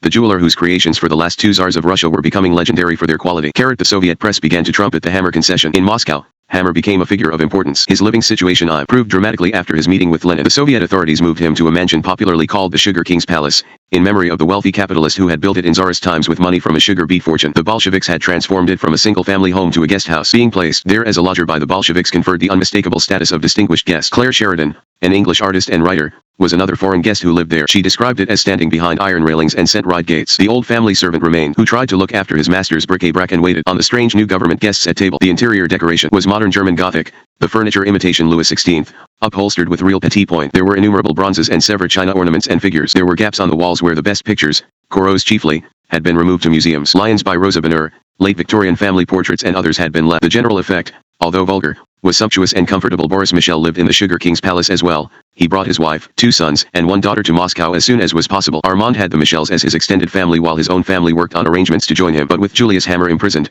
the timing was necessarily uncertain. Although Armand appreciated the luxuries, he had little time to enjoy the Sugar King's palace. He had a shaky asbestos mining operation to oversee a long way from Moscow and he knew almost nothing about asbestos mining. In addition, he needed to find wheat to ship from the United States to the Soviet Union, locate the ships to carry it, select goods to send back to America, and make arrangements to sell those goods once they arrived. Harry Hammer and other Allied drug employees provided vital assistance at their end. Michel carried much of the burden in Moscow. Federal agents believed Julius was masterminding the deals from his cell in Sing Sing, since they were unable to accept that young Armand could be calling the shots. All these tasks had to be performed by Armand in an atmosphere of hostility fostered by the United States, combined with uncertainty on the part of Russians about how to treat capitalists in a fledgling communist society. Shifting attitudes within the Soviet government during the 1920s toward private enterprise frustrated foreign capitalists as well as indigenous entrepreneurs trying to make their way under the new economic policy. They became known disparagingly as N-Eatmen. Yet another obstacle was the difficulty of transporting goods between the United States and the Soviet Union. The U.S. Shipping Board asked the State Department about the advisability of American vessels carrying cargoes to Russian ports. The State Department replied it would be ill-advised to allow American ships in the ports. The risks of ship hands being imprisoned or the vessels being seized were too great. Hammer took the risks, though. He was determined to deliver the first shipment of wheat on time, no later than December 25, 1921. On its arrival, the Soviet Union was to have goods ready for loading to the United States. Those might include artistic valuables, furs, leathers, bristles, hair, sausages, caviar, crafts goods, cigarettes. The ship containing the first cargo of Hammer's grain arrived at either Revel, Estonia, or Riga, depending on which of several accounts is correct, and sailed back to the United States loaded with furs, hides, lace, rubber, and caviar. Armand returned to America shortly thereafter for a brief stay, partly to supervise the sale of the Soviet goods. Lenin took advantage of the occasion to send a bon voyage letter that contained greetings for Julius and other socialist leaders confined at Sing Sing. Armand may also have traveled home because Allied drug was changing its identity, perhaps to make it harder for government agents to track, perhaps to better reflect its new emphasis. Allied drug became the Ural-American Mining and Trading Company in December 1921. In January 1922, the name changed again to the Allied American Corporation. When Armand returned to Moscow in the spring of 1922, he had a lot on his mind, including the operation of a distant asbestos mine, his continuing attempts to have his father's conviction overturned, or at least his release from Sing Sing effected, his desire to persuade his kid brother, Victor, a 20-year-old college student in the United States, to come to Moscow to help in the concession, and his uncertainty about whether to reject, once and for all, the prestigious Bellevue Hospital internship that he had worked so hard to obtain just a year earlier. Yet even the eternally optimistic Armand could not possibly have foreseen that all of these concerns were about to be subsumed in the amazing expansion of his Soviet operations. Baron of the Brown House. During Armand Hammer's return trip to Moscow in the spring of 1922, he stopped in London. While browsing in a shop run by Leonard Partridge,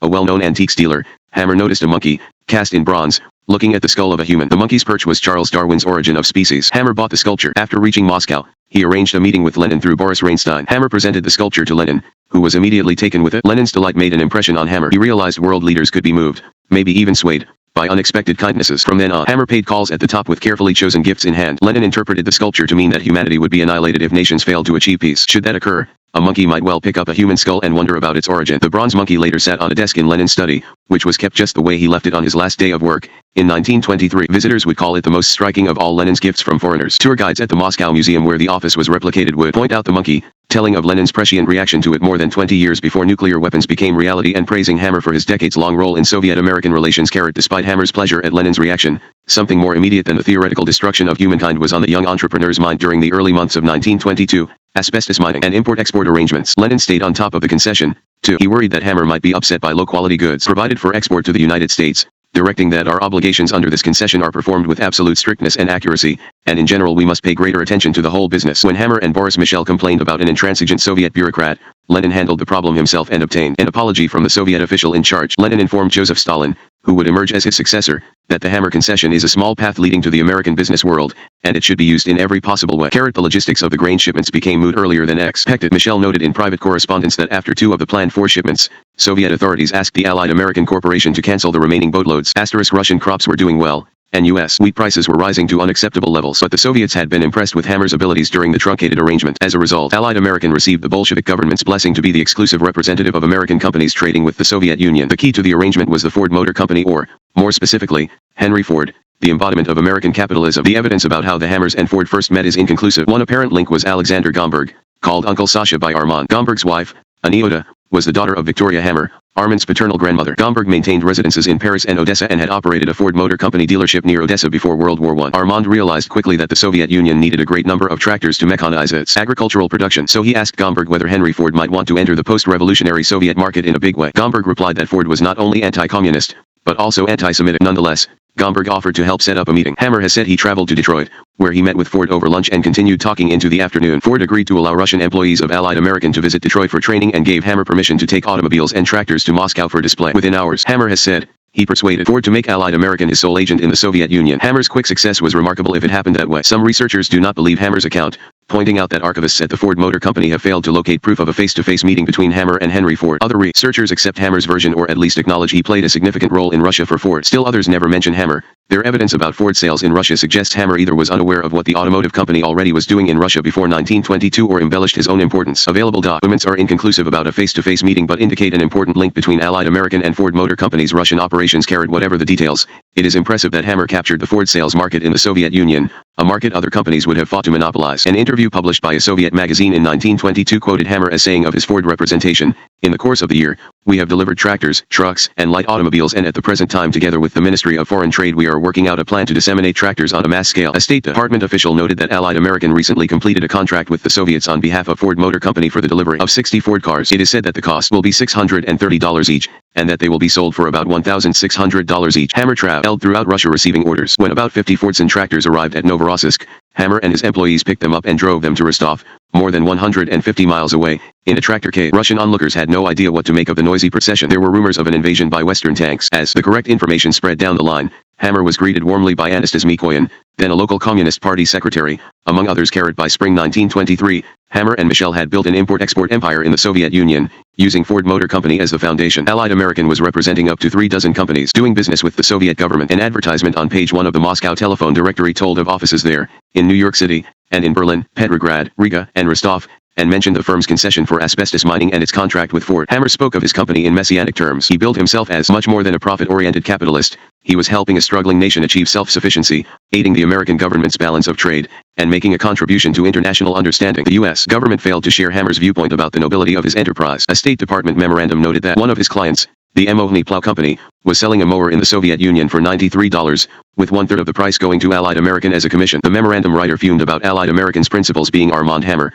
the son of a well-known radical, and Boris Michel, a naturalized American of Russian Jewish origin. A Netvia Times article about the Hammer operations led a State Department official to comment that Allied American was controlled by the Russian Foreign Trade Monopoly Bureau, which in turn is manipulated by the Soviet government. The statement that this corporation is American-owned and American-directed is false. One part of the family's import-export business was obtaining Russian furs, then shipping them to the United States. Armand compared the fur-gathering operation with that of the Hudson Bay Company during pioneer times on the North American continent. The Hammers' outposts dotted Siberia and the Urals. Trappers obtained provisions from the Hammers as winter rolled in and headed for the wilderness. In the spring, they returned with pelts and collected payment. Allied American entered into a partnership with Sutter and Fuchs, a prominent fur business that sold Russian imports through a New York auction house. The agreement was mutually beneficial. Sutter and Fuchs had been denied its own trading permit, so turned to the Hammers. On July 14, 1923, the Hammers and the Soviets formalized the exclusive import-export arrangement, signing a contract in Moscow. Allied American promised to import goods worth a minimum of $1.2 million a year into Russia and to export goods valued at the same amount, with the chief export being furs including pelts from sables, minks, beavers, and squirrels. The Hammers established a subsidiary,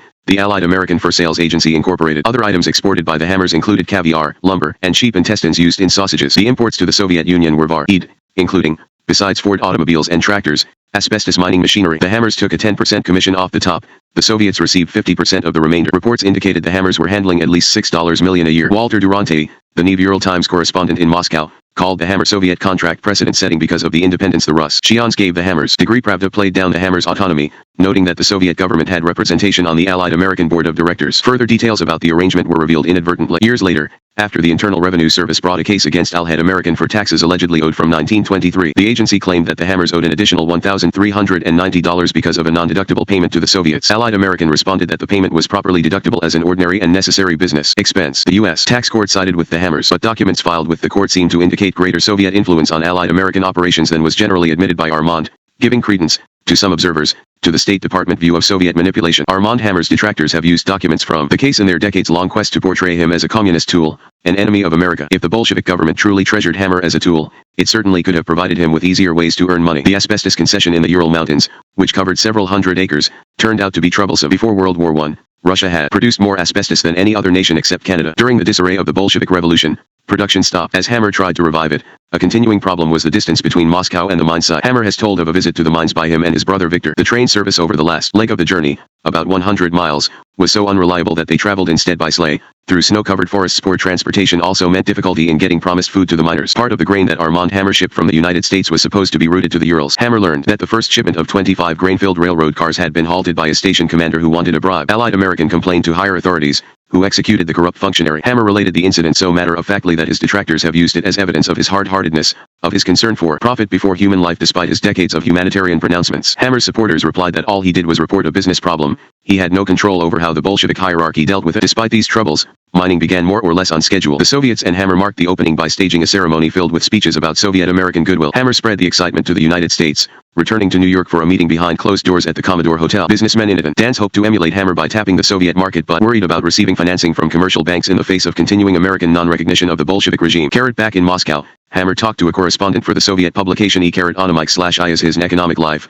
whose report quoted him, "We received only one covered working shaft for the output of asbestos, which was in a highly neglected condition. Also, in its slag had been dumped in large piles in many places. In addition, the entrances and tracks for taking away the mined ore were not completed. The grading factory with its equipment and devices, except for the building itself, was received in such a condition that all its appurtenances and devices needed more or less significant repair. The real estate also demanded significant repairs, somehow the barracks, the living quarters, and all of the auxiliary buildings." Hammer told how railroad tracks were laid, electric lights introduced in town, the meeting hall repaired, and worker dwellings built. He said the inherited problems would prevent Allied American from achieving its production goals for the first year, but area workers should be grateful. Hammer implied summer employment in 1922 reached 1,100 workers. For 1923, employment was expected to be 2,200. Every worker received heated and lighted living quarters. The town also possessed a new school with 2 teachers for the 50 students, a meeting hall, and a hospital. In view of such amenities, Hammer wondered why rumors of a strike at the mines persisted. Walter Durante, who had become friendly with Hammer, chronicled the concession's progress for the Netvio/Times. Durante reported that a sample shipment of asbestos from the Ural mines had reached New York. Like the Soviet newspaper, he quoted Hammer at length on the obstacles overcome. Soon, Ekonomische is his announced that asbestos sales might pick up because of a new organization for marketing roofing materials, which has had widespread dissemination abroad in view of its fire resistance and acid resistance. If one recalls how very widespread fires are in the Russian countryside, then the use of these shingles for roofs must take on special interest. The asbestos concession showed a profit in 1925 due to the increased Russian demand for the natural resource as a fireproofing material, as well as for insulation in pipes, boilers, and refrigeration units. Unfortunately for the profitability of the mines, exporting the asbestos was financially unsound because the world market was soft as a consequence of Canadian overproduction. Despite Hammer's expressions of benevolence, the operation of the concession by a foreign capitalist caused resentment that not even Lenin's blessing could erase. Pravda published an ill-tempered article that said, during these 23 months Hammer has invested about 300,000 gold rubles, 1/3 of which have been expended for the re-establishment of the mines. The mines have turned out asbestos, for which there is no use in this country. In Russia, says Mr. Hammer, there are many sad things that are even worse than the 35% of third-class asbestos. One is the press. The papers generally have overlooked everything good done by the American company, but always put out something that is bad. For instance, one of the papers wrote once that the workmen of the American concession are being eaten up by bugs. Another time it wrote that on the American concession there is only 1 cubic oxygen of living area for every 4 people. Or again that a strike has broken out at the mines which in fact never took place. When the American consul in Riga sent the Pravda attack to the State Department, he noted that the tone of the report of the interview is throughout very sarcastic. Perhaps, one may infer, the consensus Zion is not going as well as public statements made by Mr. Hammer and previously published in the Soviet press would lead one to believe. 6 weeks later, however, Pravda published a correction based on supplementary material furnished to the editor. It turned out the interview had been with Armand's brother Victor. The printed apology noted that the mine was operated by the family of Julius Hammer, a longtime American socialist, that Allied American was not rapacious, thus distinguishing it from other concessionaires, and that it had spent large sums to improve the mine. Any pain associated with the asbestos mining was alleviated somewhat for Armand by the reuniting of his family in Moscow. It happened in stages. First, Harry Hammer applied for his passport on June 8, 1922. Then Victor applied, 11 days later. Victor had studied at Colgate University, then at Princeton. His mother, Rose, disliked his wild friends and their incessant partying. Victor was planning to pursue an acting career, but his mother's disapproval combined with Armand's desire to have him in Russia proved persuasive. Armand used psychology wisely, telling his brother that he could study at the Moscow Art Theater. Before Victor left New York, Armand arranged for him to learn shorthand and typing. Victor complied, making him a valuable assistant to his overextended brother. The truly unexpected event was the early release of Julius Hammer from Sing Sing. He had been sentenced to a minimum of 3.5 years, which would have meant freedom no sooner than March 1924, but on January 23, 1923, the New York State Board of Parole approved his release. Julius left prison on April 5. Even before then, he had been lobbying for permission to leave the country. On March 1 and again on March 23, 1923, Julius wrote L.S. Reingold, his parole officer at the Jewish Board of Guardians. Julius asked that he be allowed to leave for Moscow as soon as possible and to stay as long as necessary. He claimed that Armand had suffered a breakdown due to the strain of operating the family businesses. Julius presented affidavits from Boris Michel and Victor testifying to Armand's poor health. It was no wonder that Armand had succumbed to the pressure, Julius wrote. Until recently, he had been a student all his life. He calls me now to relieve him of this continuous strain upon his health, and in view of his illness and of the fact of my being a physician and a devoted father, I am most anxious to go to his side. Julius, expressing no remorse about his crime, added that he had been wrongly convicted. It was only a question whether my judgment was correct in considering the operation absolutely necessary to preserve the life of the patient. Reingold granted permission for Julius to leave the country on March 30, 1923. On April 3, Julius wrote an official at the U.S. Commerce Department, appealing to the commercial instincts of the federal official as he recounted Allied Americans' history. Before its incorporation, I shipped to Russia oil well machinery purchased in this country, which I sold to a department of the Russian government, which conducts a foreign trade monopoly and therefore was the only party with whom business in Russia could be done. I was duly paid for this merchandise. For some years before the war, my brother-in-law M.R. Alexander Gomberg was an agent for the Ford Motor Company. As a result of this situation, the Allied American Corporation was organized to continue developing business along these lines. Julius noted that a report detailing Allied Americans' brisk and lucrative business with Russia was on file at the Commerce Department. He mentioned his Socialist Labor Party background but added that he never had advocated violence or anarchy. His desire to leave for Moscow quickly had nothing to do with his political views. Business and his son's health were his only concerns, he swore. Julius received his passport on April 12, 1923, to the consternation of State Department and Bureau of Investigation agents,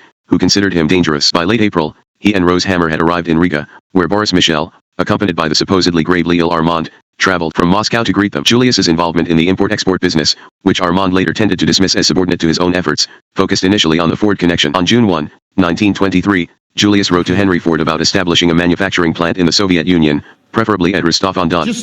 Soviet officials in that region had received 300 tractors with accessories, plus a considerable supply of touring cars. Julius told Ford that the Soviets are firmly convinced of the superiority of the automobiles and tractors of your manufacture for Russian conditions and needs, but for economic reasons the production of these models by you on Russian territory, employing Russian materials and labor, would be highly welcomed. The general outlook makes the success of such an enterprise definitely assured. The need for large numbers of tractors is most urgent. Many tens of thousands would be required to take the place of the perished draft animals. Happy face. 2 days later, Julius wrote another Ford Motor Company executive, using Allied American letterhead stationery adorned with a drawing of a Fordson tractor. Julius said that I found Russia to exceed all my expectations. Reconstruction is going ahead at a more rapid rate than in any other countries in which I visited in Europe. Living is more interesting here, with arts maintaining their excellent standards. The coming crop promises to be a bumper one. The effect of this will be to accelerate the restoration of Russian industry and commerce. Julius later reported that he had filled $400,000 in orders for the Ford Motor Company during 1923. The Hammers were able to travel freely in the Soviet Union thanks to extraordinary internal passports. Armand's passport letter, issued with the approval of Lenin, said, "The bearer, Dr. Armand Hammer, is the secretary of the Allied American Corporation, the first stock company to receive from us a franchise, namely the one for the asbestos mines in the Ural Mountains. This firm has also a contract for supplying to Russia a party sick of grain in exchange for Russian goods, and it has also the exclusive agency for our automobiles, trucks, and tractors of the Ford Company of America, as well as the agricultural implements of the Molin Plow Company. I urgently request all representatives of the Foreign Trade Department /Vneshterg or the Railroad Administration and all other representatives of Soviet government in Russia and abroad to render to the representatives of this corporation all due attention and all possible assistance by removing unnecessary formalities, etc. The Hammers found opportunities for a social life as well as a business life in Moscow. There was a special reason to rejoice in November 1924, when New York Governor Alfred Smith granted a pardon to Julius. By then, the Hammers had a suitable place for celebrating. It was known as the Brown House, probably the most opulent private residence occupied by Westerners in all of Moscow. Built by a textile merchant in Tsarist days, it had been leased by Armand from the Soviet government. Previously the mansion had served as headquarters for the American Relief Administration, an organization that in the first few years of the decade had saved thousands, maybe millions, of Soviet citizens from starvation. The house contained about 30 rooms. It was conveniently close to shopping, the Moscow Art Theater, and the circus. A food shop for diplomats and correspondents was around the corner. Hotels and the telegraph building were within walking distance. Happy face, journalist Eugene Lyons, who later lived in the mansion, left a detailed description. The house was excessively ornate within and without, its doors reinforced with elaborate grillwork, its stone facade tortured with sculptured decoration, and a broad inner stairway of gleaming marble spiraling majestically to the upper story. The place was filled with Rococo statuary and paintings, and reindeer heads looked down in astonishment from the vestibule walls. The generous proportions of all the rooms, especially the immensely high-ceilinged ballroom, represented heady freedom. A former cloakroom off the vestibule was large enough to serve as my office. The vast kitchen, with its oven as broad as a field, was upstairs. Happy face, visiting Americans carried back tall tales of the splendors and comforts in which we luxuriated. Armand later recalled, the home became an unofficial American embassy in the absence of diplomatic relations. Guests included H.G. Wells, Jean Tunney, Mary Pickford, Douglas Fairbanks, John Dewey, Will Rogers, and Walter Durante. Lucida Williams and her husband, Albert Rees, an internationally known journalist, were grateful recipients of Hammer hospitality. They lived in the Brown House off and on during the 1920s. Lucida Williams recalled in a memoir the amazing variety of guests, many of them involved in the Bolshevik government or American radical politics. Her memoir focused on Rose Hammer, whom M.R.S. Williams called a fun-loving, caring hostess. One early set of important visitors was a delegation from the U.S. Congress. Senators William King of Utah and Edwin Ladd of North Dakota, and Representative James Freer of Wisconsin accompanied by well-known journalist Isaac Don Levine arrived during August 1923. It was a daring trip, especially because of widespread opposition in the United States to recognition of the Bolshevik regime. Senator King had been an opponent of trade with the Soviets, but the trip converted him. He became a friend of Armand Hammer's, later performing political favors for him. Happy face, the Hammers took advantage of their special status, looking for financial opportunities wherever they could. They profited from black market money transactions. Victor served as Armand's dealer, exchanging new American currency at favorable rates for rubles,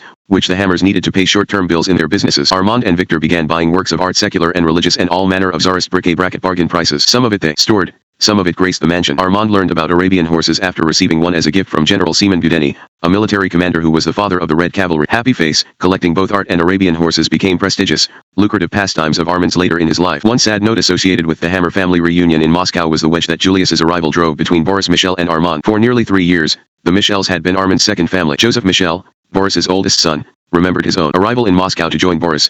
My father and Armand met me at the Moscow train station. I had received my ticket for the journey from Harry Hammer in New York City. When I got off the train, I had not bathed in 4 days. Armand and my father took me to a Russian bath. A 300-pound Russian man started pounding on my back. I asked Armand, on a nearby table, how to tell the man to go easier. Armand told me a word, but it turned out that it meant harder. Armand laughed. I ended up working at Allied American Corporation as an office boy decoding cables. Boris spent a lot of time at the asbestos mines in the Urals. The Michel boys and their sister Louise took Russian lessons at home. The same teacher then worked with Armand. Robert Michel, Boris's youngest son, recalled that before Julius and Rose Hammer arrived, Armand was practically a member of our household in the Soviet Union. Armand was almost like a son to Dad, and Julius Hammer resented that relationship. He put a chill on a degree. The split was inevitable. Julius told Boris to leave the country, and the Michel family moved to Chicago, where Boris opened a factory for the National Yarn Corporation. The Chicago Daily News published a glowing profile of him, which noted that F. A. Mackenzie, the newspaper's Moscow correspondent, had shared the Sugar King's palace with Michel and Armand during 1921. The article gave all the credit to Michel for the breakthrough in Soviet-American trade. Boris's small revenge, perhaps caught up in the drama of his Moscow life, Armand dropped his plans for a medical career. One of his college mentors, the celebrated researcher and writer Dr. Hans Zinser, visited the Soviet Union in 1923 on behalf of the League of Nations and reportedly sought to persuade his former student to resume his career in medicine. But Hammer turned aside Zinser's entreaties. He did become licensed as a doctor in New York and renewed the license regularly. But it was symbolic only. Moscow was his new home. After the Michel's departure, the reunited Ham-Mayer family was more fiercely cohesive than ever. Working together, its 5 members were a formidable combination of brains, daring, persistence, and the right connections. However, all was not well. The U.S. government cast a long shadow. Some federal agencies were softening their opposition to trade with the Soviet Union, but official policy still discouraged entrepreneurs. Moreover, agents from the State Department and the Bureau of Investigation continued their surveillance of the Hammers. Another ominous sign was Lenin's death. In January 1924, Armand was a mourner at the funeral. Thereafter Stalin began to consolidate power despite Lenin's warning about him to Bolshevik leaders. It became increasingly clear that Stalin did not share Lenin's views about providing industrial concessions to Western capitalists. What appeared to be most threatening of all to the Hammers' continued stay in Moscow was the disintegration of the import-export concession, precipitated by the Soviet government's creation of the Amderg Trading Corporation. Amderg began operations in 1924. Its purpose was to give the government control over what it hoped would become a booming foreign trade. One immediate adverse effect was less business from the Ford Motor Company. The Hammers' import-export turnover dropped from about $6 million in 1924 to about $1.50 million in 1925, an amount below the minimum required by the contract. The U.S. consul in Riga wrote that during 1925 Soviet government and cooperative organizations practically dominated the foreign trade, and companies with participation of private interests played a negligible role. On March 3, 1926, F.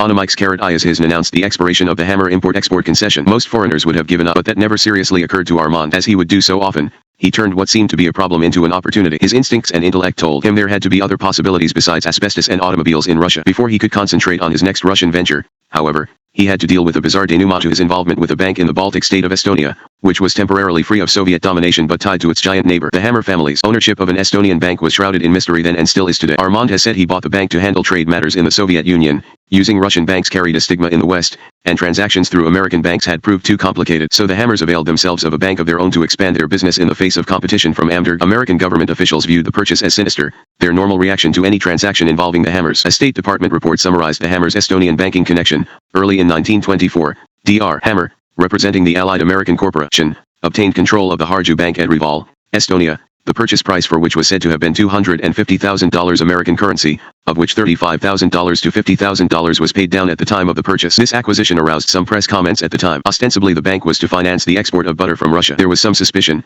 however, that the Moscow authorities might have advanced part or all of the funds to purchase the bank to obtain a means of transferring funds abroad surreptitiously if desired. Plausibility is given. The theory that the Allied American Corporation could not have financed the undertaking itself, in view of its failure to have made any considerable money up to that time from its Russian concessions, and the probability that a large part of its funds were tied up in the asbestos concession which was then being developed and from which little income had been received. The American consul in Riga reported the Estonian government's unhappiness about foreigners buying the nation's fourth largest bank, but the transaction appeared to be legal. The consul noted that the Soviet legation in Reval had transferred its account to the Harju Bank as a sign of support for the Hammers, then added, as regards the business of the Harju Bank under the new owners, all informed people in Reval believe that there is something far deeper than the ostensible butter shipments which the bank proposes to finance. The Allied American Corporation will be able to get its money out of Russia through the Harju Bank and also will be able to make profitable financial transactions for the Soviet authorities. State Department officials transmitted the information to J. Edgar Hoover, about to ascend to the directorship of the reorganized Bureau of Investigation. Hoover apparently did nothing, but his distrust of the Hammers increased. Whatever the purpose of the family's ownership of the Harju Bank, there was little time for the Hammers to accomplish it. By mid-1925, the bank was out of business. It had been less sound than the Hammers believed,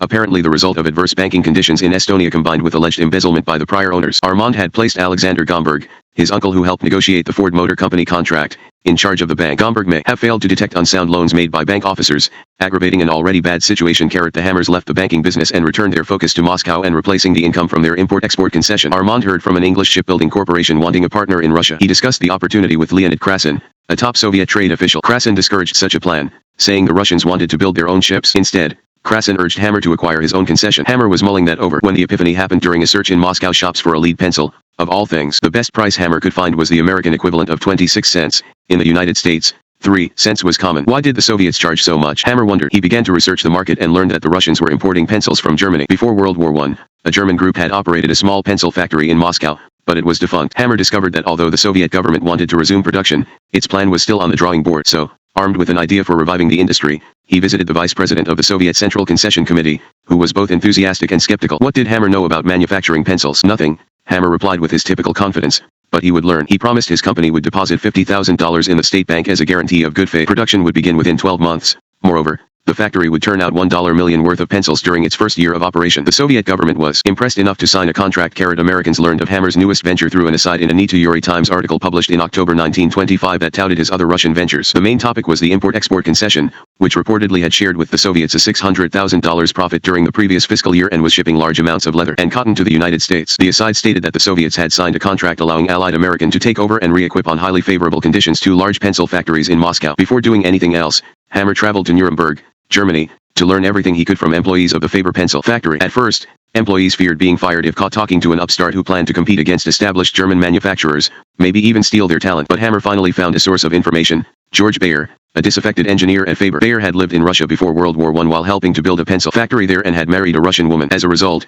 when he returned to Germany, he was treated like a traitor by the pencil companies for daring to promote competition in another land. By 1925, he was ready to return to Russia, so he jumped at Hammer's offer of a good salary and bonus plan based on production. Bayer then helped Hammer hire other workers willing to move to Moscow. Hammer obtained Russian visas for them and ordered machinery for the factory. He followed a similar plan in Birmingham, England, where he learned the technology of steel pen manufacturing. Construction of the Moscow factory required about 1,000 laborers, who also built cottages for the foreign workers. The cottages were clustered near newly laid out gardens, clubhouse, school, restaurant, and hospital. The Soviet government required some of the improvements, others were insisted upon by the workers themselves before they would agree to leave their homelands. By May 1, 1926, the factory had begun operation. During its first year, the Hammer concession grossed about $2.50 million from its manufacture of pencils and pens. The retail price in Russia of a pencil dropped to the equivalent of 5 cents. The grateful Soviet government thereupon cut off pencil imports, giving hammer a near monopoly. Even the American balance of trade benefited as American firms supplied cedar wood to the Moscow factory. Eventually, the Hammers obtained wood within the Soviet Union. Victor Hammer became centrally involved in the day-to-day operation, keeping a diary of how to improve the manufacturing process. He worked on the production lines and used his own experience to gauge the appropriate piecework rate. The Hammers believed Russian laborers worked harder when compensated on a piecework basis rather than with an hourly wage. Armand apparently realized that such capitalist thinking might cause trouble down the road,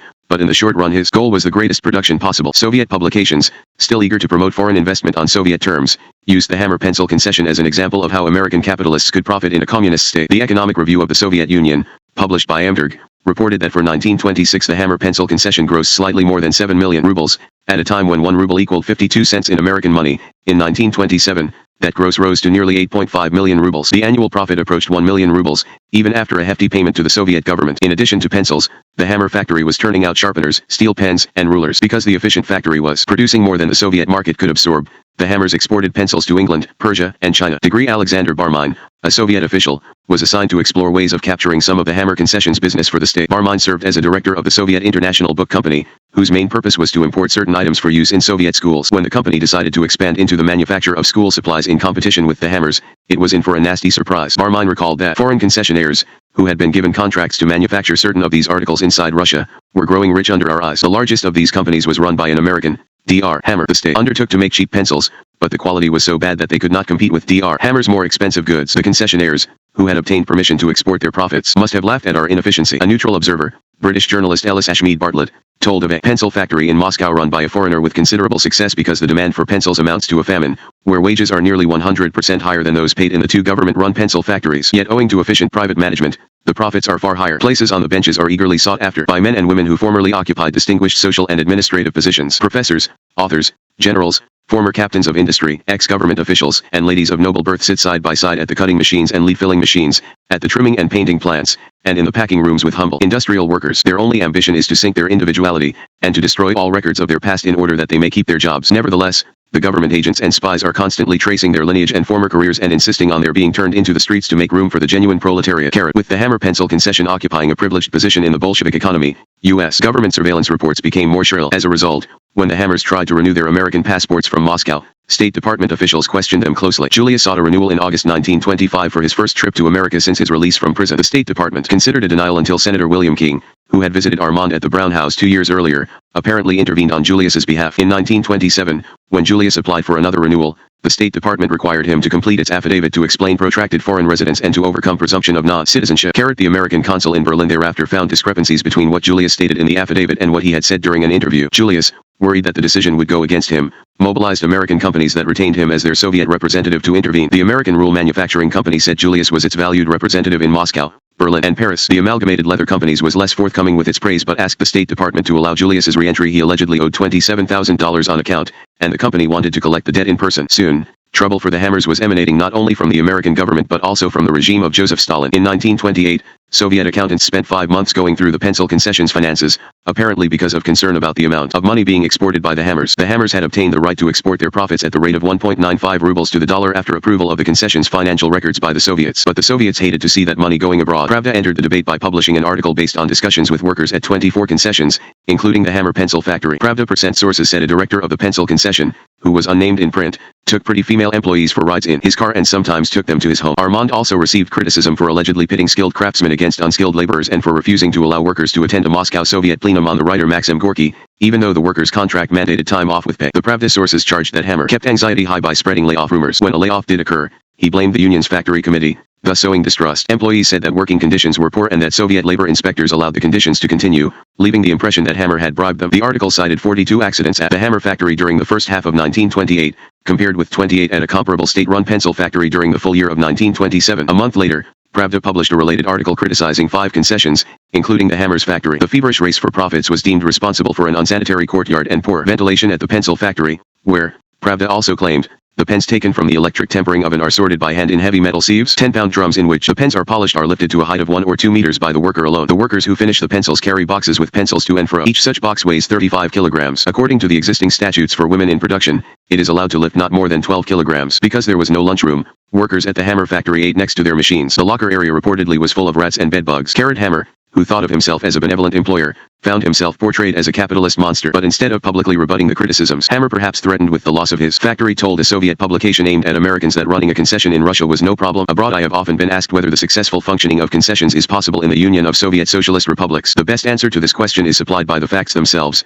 namely, the successful and profitable operation for a number of years of many sound concession enterprises. Rumors are being circulated in foreign CIRs to the effect that concessions in Russia are bound to fail because of the prevailing conditions, that the labor question offers insurmountable difficulties, etc. As one of the pioneers in the concession field in the Soviet Union, I have had an opportunity to closely observe the causes which have led to the liquidation of some of the concession enterprises. My opinion is that the main reasons for failure of these concessions were either the shortage of capital, or the inability on the part of the concessionaire to recruit a satisfactory staff of employees among the native Russians. Foreign capitalists, including Americans, are seeking new fields for investments. Russia, with its enormous natural resources and a population of 150 million requiring manufactures of all kinds, offers a market of incomparable possibilities. Hammer's statement led outsiders to believe all was well. The leader of an American delegation to Moscow wrote home about Hammer's factory turning a net profit of 100% annually and also mentioned smooth labor relations and happy, productive workers. A visiting Russian-American businessman described the pencil factory as employing some 800 workers, mostly women, and all on a piecework basis, with an air of intense application that belies the claim that individual initiative has been destroyed. But all was not well.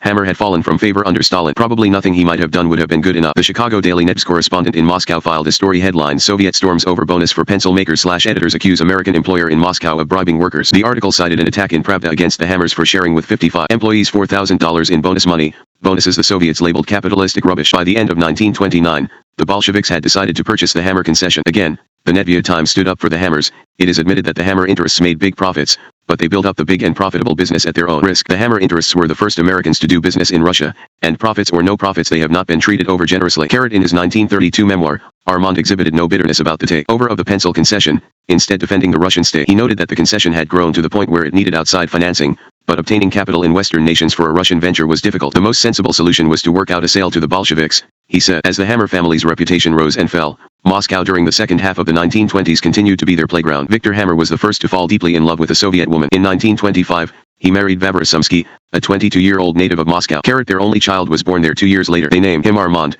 tangible evidence of Victor's reverence for his older brother. Victor, Vavra, and little Armasha lived at the Brown House, where the marriage foundered early. Vavra's mother caught her committing adultery and reported her unfaithfulness to Victor. By 1929, Victor and Vavra had divorced. When Victor decided to return to New York, he asked permission to take his young son, who had an American passport. Vavra apparently agreed, reluctantly, but the Soviet authorities said no. Victor, crestfallen, left the Soviet Union unsure whether he would see his son again. Armand had an eye for Russian women, too. His good looks and his Model T Ford, one of the few private automobiles in the Soviet Union, helped attract female companions. Until 1925, he played the field. When he finally did fall in love, his romance was the stuff of soap operas. He met Olga von Root during 1925 in the resort town of Yalta, where she was appearing in concert under the stage name Olga Vadna. A stunning beauty with a beguiling gypsy repertoire, she was one of the best-known entertainers in Russia. Armand, vacationing in Yalta, was smitten when he saw her on stage. Mutual acquaintances introduced the two after the show. Olga had received an upper-class, conservative upbringing. Her father was a Tsarist general descended from Germans who had come to Russia centuries earlier to serve in the military. During her childhood, Olga had studied voice in Petrograd. Armand has said that when the Bolsheviks attempted to take over the government,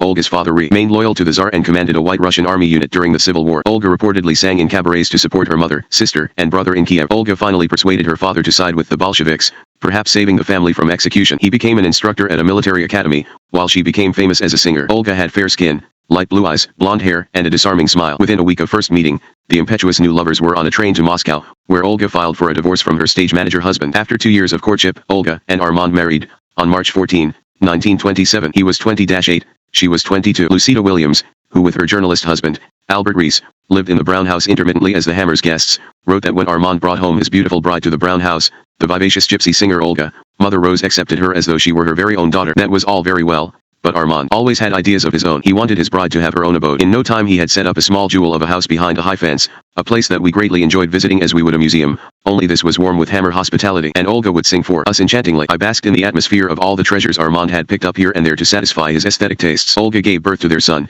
Julian Armand Hammer, on May 7, 1929, in Moscow. Degree according to American journalist Eugene Lyons, the Hammers, in a great house, dispensed hospitality with a baronial hand. N.E.J. Leigh Parson, Moscow correspondent for the Chicago Daily News, wrote in 1929 about a party at the Brown House for a visiting delegation of 86 American businessmen, many of whom had brought along their wives and children. At 2:30 in the morning, Parson said, a jazz band was still banging out hot black bottoms. The poet E. Cummings used the mansion as a setting in his cryptic book I Me. Julius Hammer appeared as the character Chinese E. The gaiety at the Brown House ended as the Hammers began negotiating with the Soviet government about the disposition of the pencil concession. Armand was part of a four-person committee formed to iron out the details. Two members represented Allied American Corporation, the other two represented the Bolsheviks. In some ways, the negotiations were typical of other terminations. As one scholar observed, a standard propaganda ritual was practiced before expropriation of each concession. The ritual consisted of increasingly stronger criticism of errors or supposed errors committed by the concessionaire. Nothing appears to have been too remote or insignificant to escape attention. Happy face, the Soviet newspaper Izvestia tried to put the onus on Hammer. In consequence of the financial difficulties experienced over the course of an extended time by the Hammer concession, the concessionaire posed before the main concession committee the question of a preterm buyout of his enterprise by the government and a cessation of activity of the concession agreement. Despite the large dimensions of the credit given, the concessionaire in the state bank, the absolute inadequacy of his own means and the difficulty of obtaining foreign credits have threatened the enterprise with financial disaster. The government did not remain unsympathetic to the proposal of the concessionaire, although it had the right to refuse the buyout and took the path of an amicable agreement. Without question, the Hammer pencil concession had had a positive impact on the Soviet Union, producing the tools of literacy for a developing nation. Millions of Soviet citizens, including Nikita Khrushchev, Leonid Brezhnev, and Konstantin Chernenko, learned to write using Hammer pencils. Some Russians treated their Hammer pencils as collector's items because of their quality. The pencil concession made Armand Hammer a household name in the Soviet Union, increased his fortune, and proved to him that with daring, anything is possible in business. His special status would be demonstrated by the Bolshevik government's settlement over the pencil factory. Probably no other concessionaire received such generous compensation. In fact, the settlement launched Hammer on his next career. Part 3. Reaching for respect. 8. Selling art like shoes. When Armand Hammer entered the Soviet Union in 1921, he knew nothing about asbestos mining, but he operated asbestos mines. He knew nothing about importing grain, about exporting furs or caviar. Yet within 2 years, he was handling millions of dollars worth of goods for his family business and 3 dozen other companies. He knew nothing about manufacturing writing instruments, but he became a household name in pencils. Hammer also knew nothing about buying and selling art when he arrived in the Soviet Union, but by the time he left Moscow in 1930, he possessed a major collection of art objects and owned a gallery in New York. During the 1930s,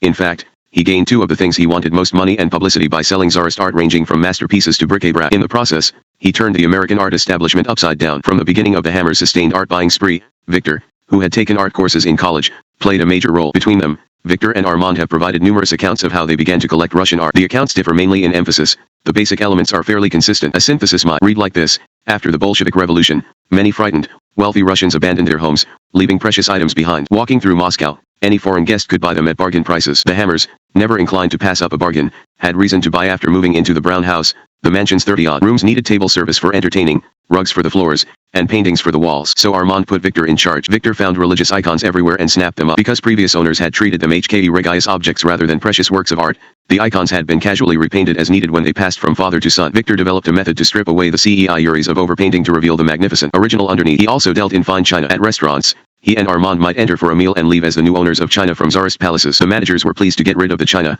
which dishwashers complained broke too easily. In the basements of Tsarist residences, the Hammers discovered brocade religious garments, about to be burned to melt down the gold in the fabric. They bought them by the armload. Armand and Victor faced some competition for art during their decade in Moscow. The other chief buyers were the ambassadors from France and Germany. Because of their diplomatic privileges, they were able to send possessions back home with little trouble. The Hammers, however, had a great deal of red tape to cut. They had to register their purchases with the Moscow Museum Administration, whose inspectors visited the Brown House periodically to make sure nothing had been removed illegally. The Hammers were uncertain whether the Soviet government would allow the treasures to be exported, but they were such an attractive investment that Armand decided to bank on somehow finding a way. Besides, he had learned something about himself during this period of acquisition. He enjoyed art for art's sake. It stirred his emotions and intellect much as music had done when he was a youngster studying piano. When Armand decided to leave the Soviet Union after the government terminated his pencil concession, he negotiated permission to export the art after payment of a tax that ranged from 15% to 35%, depending on the item involved. The Soviet government's decision to allow the art out of the country provoked criticism from pre-revolutionary Russian nobles who had once owned the items, but their complaints were futile. Nikolai Tolstoy, the grandnephew of Leo Tolstoy,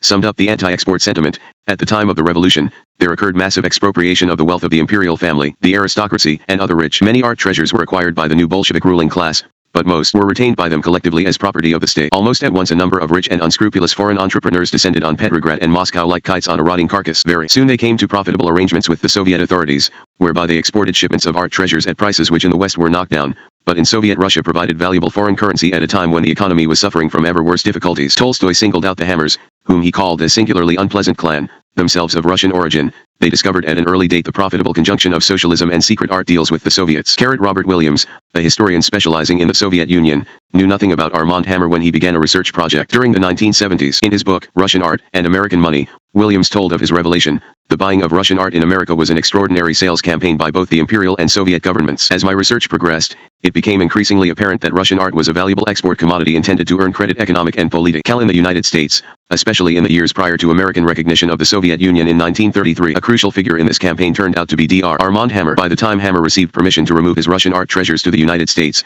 he had established an outlet by which to sell them. In 1928, what eventually became known as Hammer Galleries opened in New York City with Harry and Victor in charge. The business began in partnership with Emery and Steffi Sackho, established art dealers doing business as the Peasant Art Importing Company. Emery Sackho, while in Moscow in 1928, had met Hammer at the Brown House, where he saw some of his collection. So impressed was he that he offered a full partnership on the spot. Armand accepted. Soon thereafter, theatrical impresario Morris Jess joined the team about the same time that Sackho was in danger of losing all his assets to the 1929 stock market crash. Jess was in Moscow to line up entertainers for the American stage when he met Hammer. Both flamboyant, they liked each other at once. So they pooled their resources to buy out Sackho. All of a sudden, the Hammers were transformed from amateur collectors investing in somebody else's business to professional gallery owners in a highly competitive field. Because Jess's theatrical productions made headlines regularly, he drew attention to the gallery. So did the name, Limited Galleries, meant to recall Tsarist Russia. The display room was well situated, at 3 East 52nd Street, in Manhattan. There seemed to be ample reason for optimism, but Jess turned out to be a drain on the assets of the gallery, despite the glamour that he lent. He is another early example of Hammer's poor ability to judge character. Jess borrowed nearly $20,000 from the Hammers to buy stock when he was already overextended in the theatrical world. He filed for bankruptcy in 1930,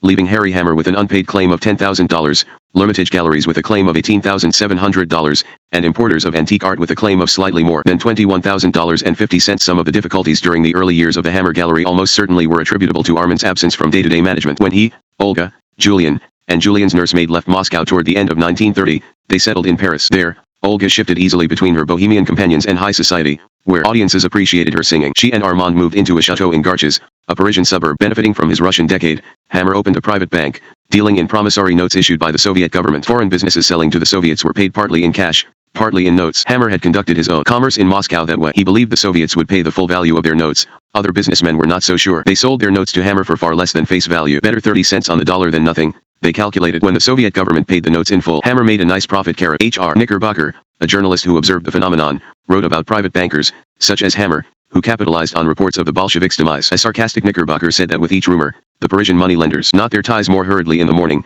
get down to business earlier, for that day there will be fat pickings. The brokers initially would reject offers from the panicked sellers, finally pretending to give in at discounts of 45% or higher, which is to say that for a note drawn by the Soviet trade delegation for $100,000 payable in full with 6% interest in 1 year to the French or American or other manufacturer who has sold to the Soviet government, the black broker pays $55,000. He tucks the note away in his safety deposit box, and at the end of the year, if the Soviet government has not resigned and fled to Sweden disguised in green spectacles, the patriotic émigré will collect. While Armand was thriving in Paris, and Harry and Victor were struck HNG in New York, pleading vainly for Armand's help, Julius and Rose were shuttling in and out of the Soviet Union on two main missions. One was negotiating the terms of the pencil concession settlement. The Soviet government was in no rush to complete negotiations, possibly because it had little currency on hand to pay the Hammers. The second mission was to ship the family's art objects from the Brown House, the Moscow warehouses, and other European sites to Hammer Galleries. As always, the U.S. government was attempting to discern what the Hammers were up to. A December 1, 1931, State Department memorandum carried the heading Dr. Julius Hammer and his Russian enterprises. It showed continued mistrust of the Hammer family.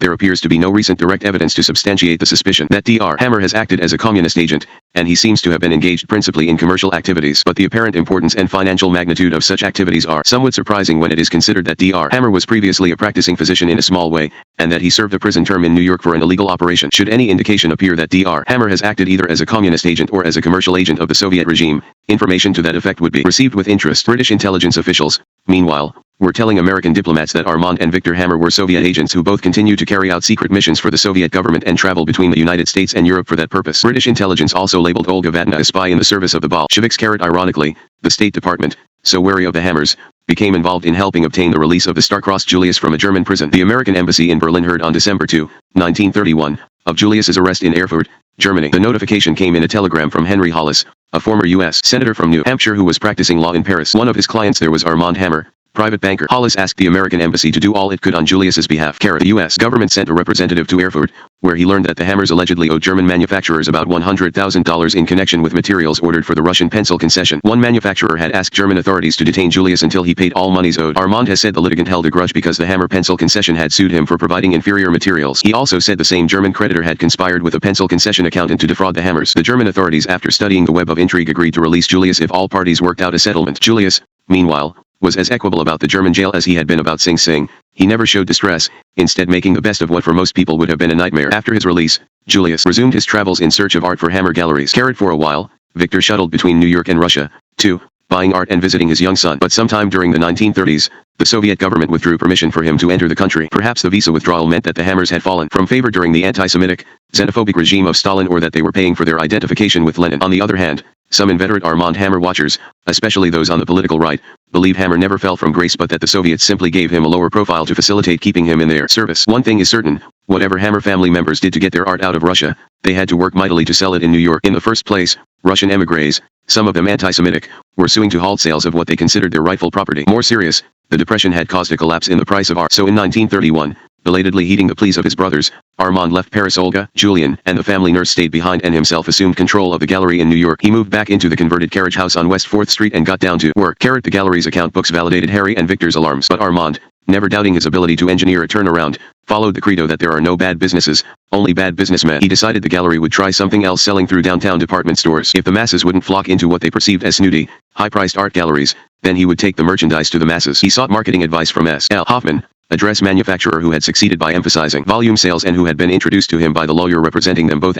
Armand blanketed the country with letters to department store executives. Expecting an enthusiastic response, he told Victor to conduct an inventory and appraisal of the gallery's holdings. Victor prepared a price tag for each item, complete with its history. The tags were emblazoned with the crest of the Tsars, the two-headed eagle. Joseph Finder in his book Red Carpet termed such sales tactics lowbrow huckstering, akin, perhaps, to selling art like shoes. Armand himself used the metaphor of a traveling circus to describe what he was doing. At first, it appeared department store executives had no interest in a traveling circus. The country's major outlets either ignored Armand or turned him down. But finally, a positive reply came from Joseph Laurie at the St. Louis department store of Scruggs, Vandervoort, and Barney. Hammer set out for Missouri. His plan, and Laurie's enthusiasm for it, were rewarded. Men and women from all walks of life fascinated with nobility mobbed the store when the sale opened on a winter day in 1932. With help from Giwiz newspaper coverage, clever advertising, and word of mouth, the Hammers had a success on their hands. The news spread to department store executives in other cities. The Hammers next took their treasures to a store in Buffalo, where the local newspaper published an advertisement reading, Hangarus presents a $200,000 collection of Royal Russian antiques and jeweled objects, an authentic close-up of Russia in these personal treasures of the late Tsar. Armand and Victor gave public lectures on the provenance of the works in auditoriums filled to capacity.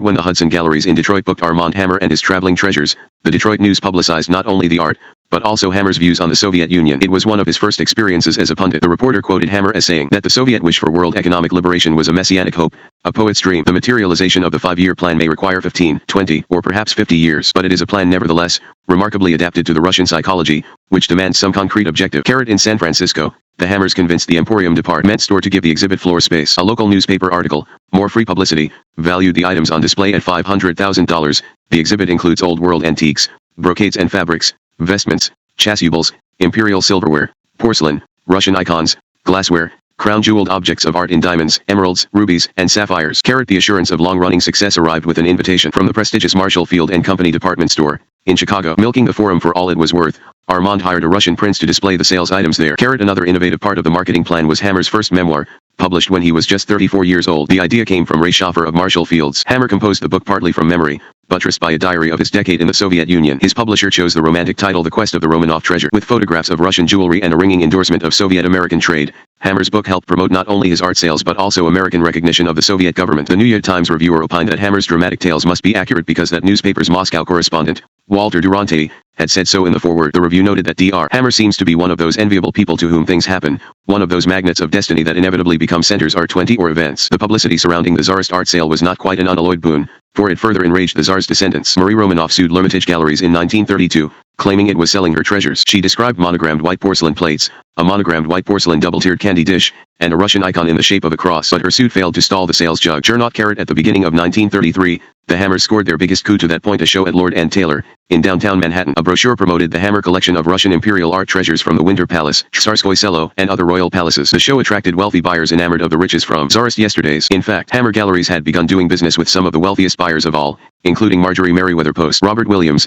in Russian Art and American Money, accused the Hammers of dishonest promotion in their shows at Lord & Taylor and elsewhere. What the Hammers called crown-jeweled objects of art were actually the debris of Russian hotels, monasteries, shops, and palaces which the Hammers were getting from the Soviet government. Yet Armand made believers of the masses and the media. The New York magazine reported that in less than a year, The Hammers had sold more than $500,000 worth of their Tsarist treasures at Lord and Taylor. Only the other day, a Chicago woman paid $17,000 for a gold and lapis lazuli Faberge Easter egg. One of the most valuable single items is a diamond and lapis Easter egg with a miniature of the Tsarevich. Yours for $50,000. For $2.50, you can get Dr. Hammer's book, The Quest of the Romanov Treasure, in which there is a photograph of the Easter 23 egg. Meanwhile, Hammer Galleries, which had moved to the street level of the Waldorf Astoria Hotel, moved again to a more prestigious location, 682 Fifth Avenue. John D. Rockefeller, Jr., owned the building, a fact that Armand's defenders mentioned later when anti-communist activists threatened to blackball him because of his Soviet ties. In particular, Senator Styles Bridges commented that if there were any doubt about the Hammers' reputation or loyalty to this country, M.R. Rockefeller's agents who made a careful investigation would not have approved and signed a lease. The Hammers also opened a gallery branch in Palm Beach, Florida, with a staff that included Mikhail Gondurov, a Russian prince. He had wandered into the Hammers' New York gallery one day, down and out. Armand, seizing an opportunity as always, hired Gondurov for Palm Beach. Tsarist art sold by a prince appealed to the class-conscious residents of that city.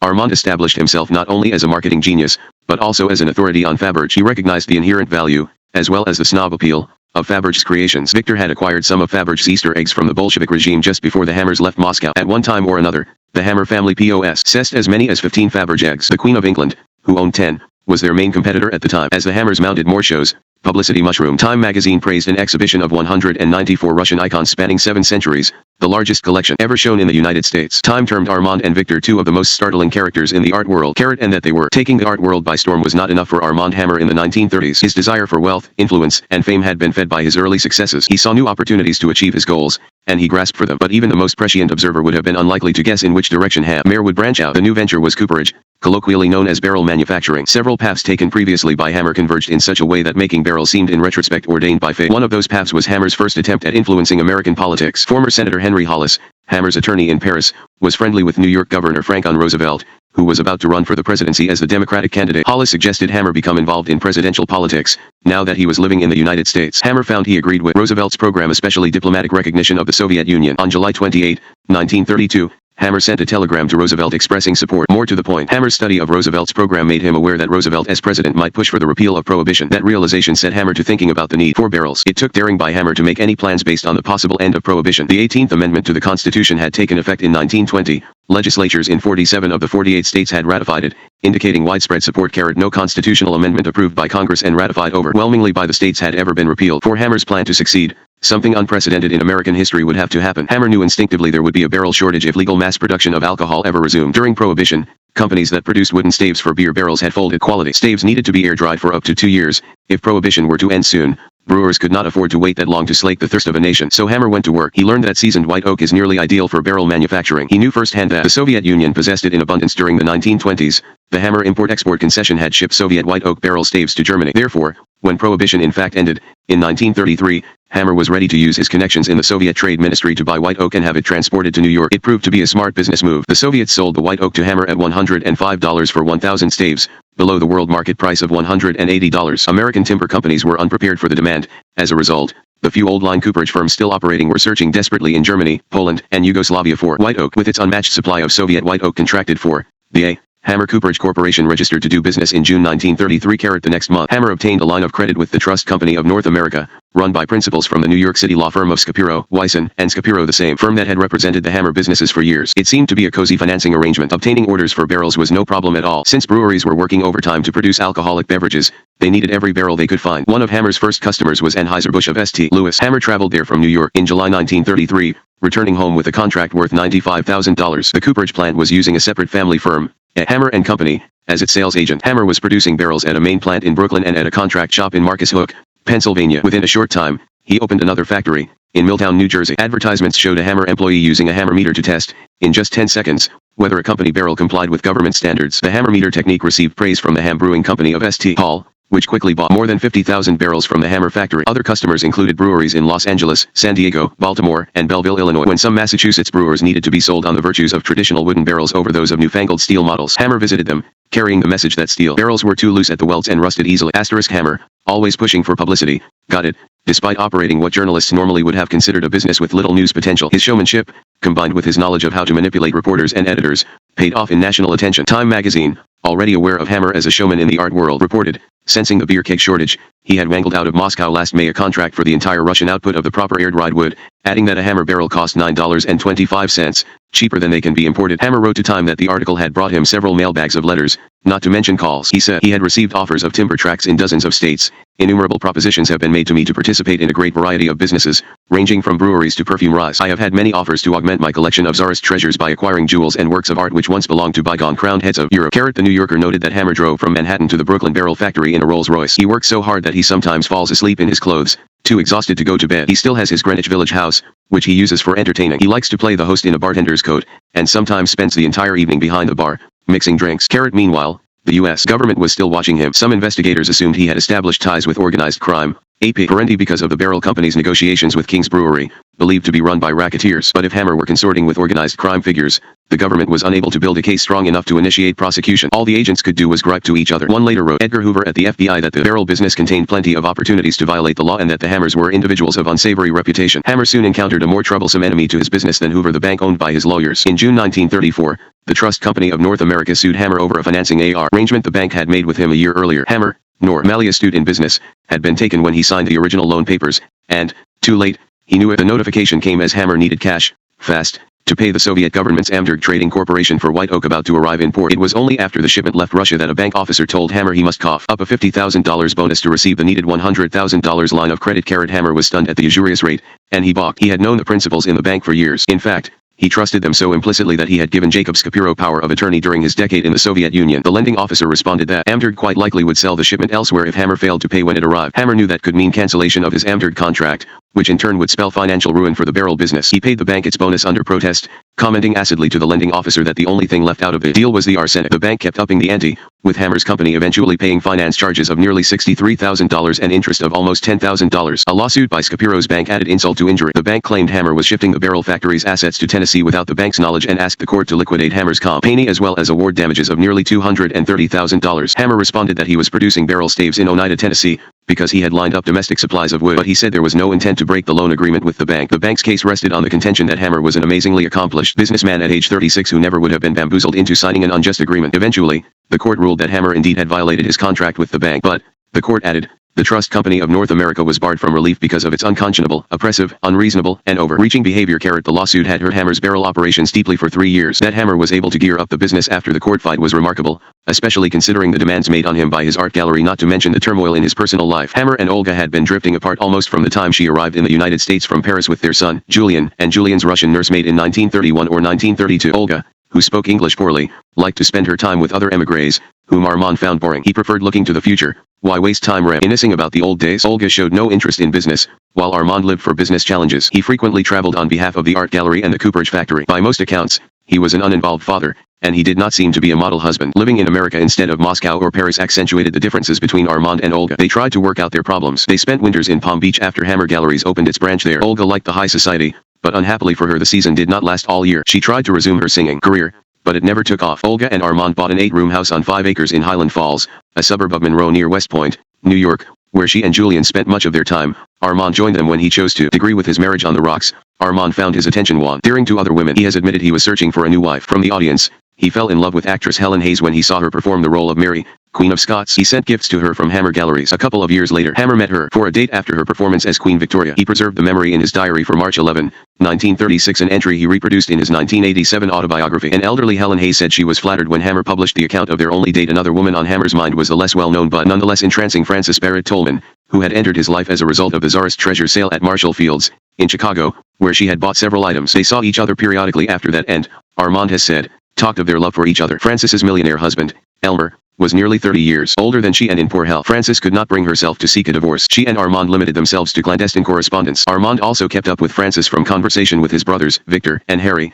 who mixed socially with the Tolmans. By the end of the 1930s, Armand and Olga had separated. Their divorce became official on November 29, 1943, in Las Vegas. Armand was absent from the proceeding. Olga retained custody of Julian, who reportedly was attending private school in Tucson, Arizona. Armand received custody for 2 weeks at Christmas, as well as during August. Reflecting on his relationship with Julian decades later, he seemed wistful but not remorseful. He told of a Saturday at the zoo with Julian, then about 10. It was fun, and Hammer swore there would be many more days like it, but there were not. It could not be helped. He concluded it was one of the few matters in his life that he seemed to leave to fate. The obvious conclusion is that he cared too little to control fate in his relationship with his son. As part of the divorce, Hammer agreed to pay for Julian's schooling and give Olga $75 a week. Olga obtained permission to sell the Highland Falls home and move to Southern California. Although she and Armand had little to do with each other after the divorce, Olga remained friendly with the rest of the Hammer family until her death. In 1967, at the divorce proceeding, the judge asked Olga what had caused the split. "We could not get along together, and he has another woman," Olga replied. That other woman was Angela Carey, whom Armand had met about 5 years earlier at a Greenwich Village party. She was glamorous, intelligent, acerbic, and possessed of a good head for business. Born in Pittsburgh,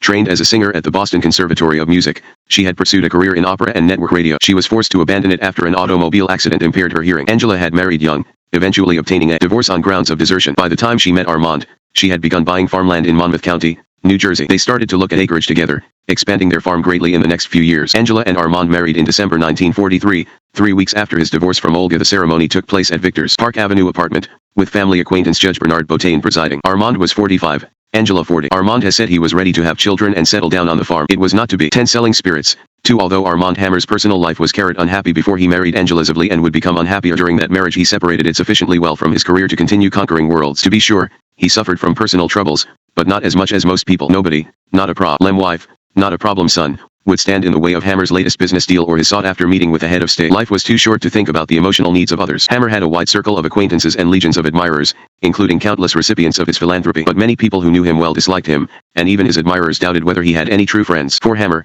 however, wealth and adulation seemed to substitute for friendship. In the 1930s, he had begun to achieve sporadic national attention. During the 1940s, he was in the spotlight more frequently. One of the ventures that put him there was the Hammer Gallery's decade-long dispersal of the art collection of William Randolph Hearst, beginning in 1941. The venture entailed selling the fantastic artworks owned by the newspaper tycoon, who had decided to jettison about 2/3 of his vast collection to avoid inheritance taxes and build badly needed cash reserves. For decades, Hearst had bought art indiscriminately. The collection carried an estimated value of $50 million. Using 1989 prices, it probably was worth %billion. Yet initial sales attempts by Hearst met with little success. When items sold at all, they often brought just 1/10 to 1/2 of his original purchase price. In 1940, Hearst said many traders called on Hammer to put life into the sale, recalling his pioneering use of department stores to sell czarist treasures. Hearst harbored reservations about using such lowbrow tactics for what he considered treasures more significant than Russian knickknacks. His trustees, however, convinced him to follow Hammer's example. An important advocate was Charles McCabe, a Hearst executive whom the Hammers had met in Chicago during their 1932 sale. McCabe was impressed not only by what he saw then and later, but also by what he heard from Carl Bickel,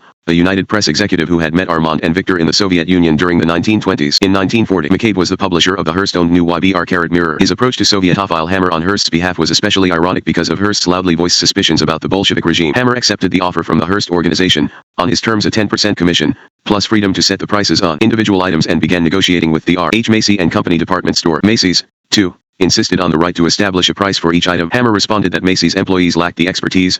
Besides, V. Eister already was pricing the thousands of items in the Bronx warehouses used by Hearst. Armand and Victor accompanied Macy's employees to one of the warehouses. As Hammer feared, there was profound disagreement. In one instance, a Macy's employee put a price of $29.95 on a set of 17th-century vases that had cost Hearst $20,000. After negotiations with Macy's broke down, Hammer approached the Jimble Brothers department store through Frederick Jimble, a customer of Hammer Galleries. Hearst was furious when he found out, outraged that his treasures would be displayed in a store with a reputation for bargain basement sales. Hammer placated him by persuading Jimble's management to devote floor space at Saks Fifth Avenue to the sale. Jimble's generally refrained from publicizing its connection to Saks, fearing it would offend upper-crust customers. The sale began at Jimble's and Saks on January 20, 1941. Hammer scored a publicity coup when he convinced the press that they should treat it as a legitimate news story. As a result, he received the kind of attention that advertising dollars never could have bought. The advance article on page 1 of the New York Times noted that art experts interested in the sale say it can only be compared in quantity to the exhibition of collections as large as those of the British Museum and the Paris Louvre combined. The collection required 150 volumes to catalog it. At his press conference, Hammer,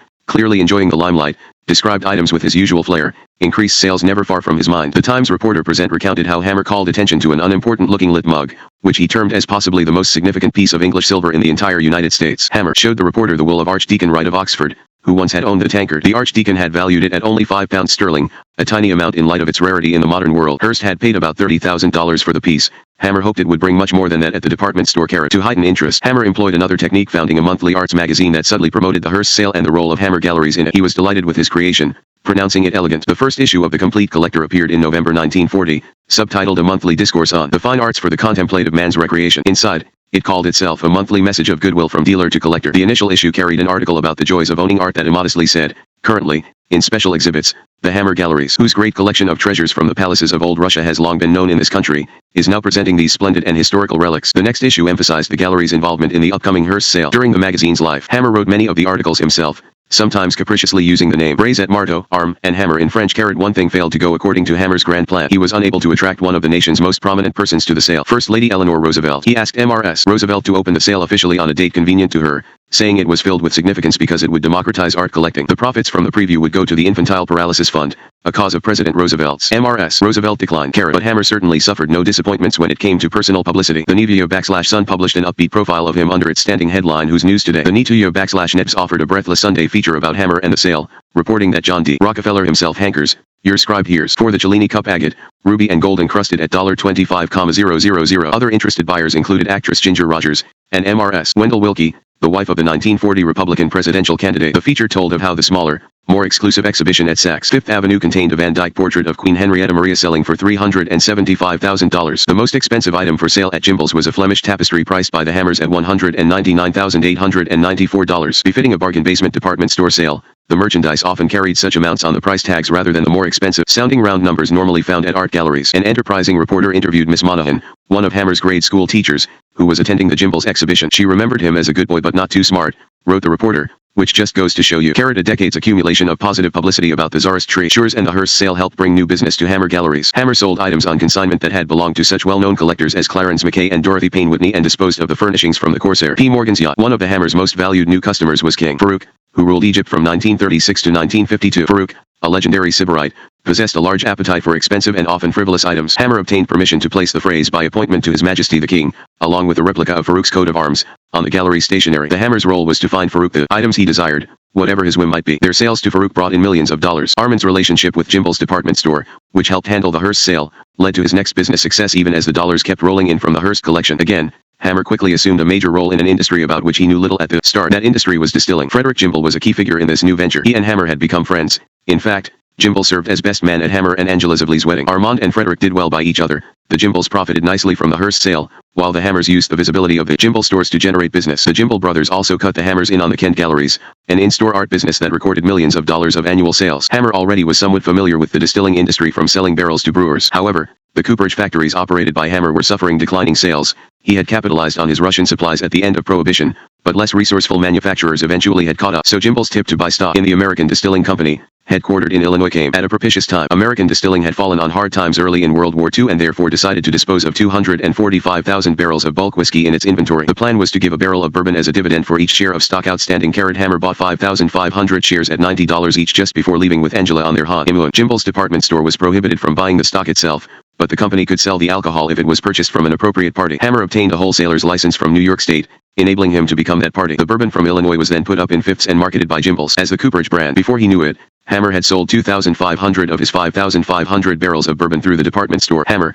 seeing money to be made on a continuing basis, decided to forge ahead with his own distilling company rather than simply sell the remaining 3,000 barrels to Gimbel's. It was a risky move. World War II was hard on the liquor industry. Some distilleries produced alcohol for use in smokeless gunpowder. Distilleries still manufacturing whiskey were troubled by domestic grain shortages as the federal government shipped corn, wheat, and rye overseas. Hammer possessed enough confidence to tackle such a challenge. Expert opinion be damned. He has said his confidence was bolstered by a surprise visit during 1944 to Hammer Galleries by a chemical engineer whom Hammer has identified only as M.R. Eisenberg. They had met in Russia 7 or 8 years before, according to an account in Hammer's 1975 authorized biography by Bob Considine that would have placed the meeting in about 1936. But Hammer has steadfastly maintained that he never set foot in the Soviet Union between his departure in 1930 and his dramatic return in 1961. In any case, Eisenberg supposedly divulged his methods of producing vodka in the Soviet Union, where he had stretched straight whiskey by a factor of 5 through the addition of 80% neutral spirits. Eisenberg said if Hammer bought a distillery, it could use rotting Maine potatoes to produce the spirits. Hammer immediately recognized a brilliant plan. Whether Eisenberg benefited financially was left unsaid. To confuse matters, Angela Zivley Hammer later testified that her own knowledge of how to extract alcohol from potatoes was crucial to the genesis of the business. Her testimony contained no mention of anyone named Eisenberg. Whoever was the progenitor of the potato plant. Hammer liked the possibilities. He started looking for a plant to buy,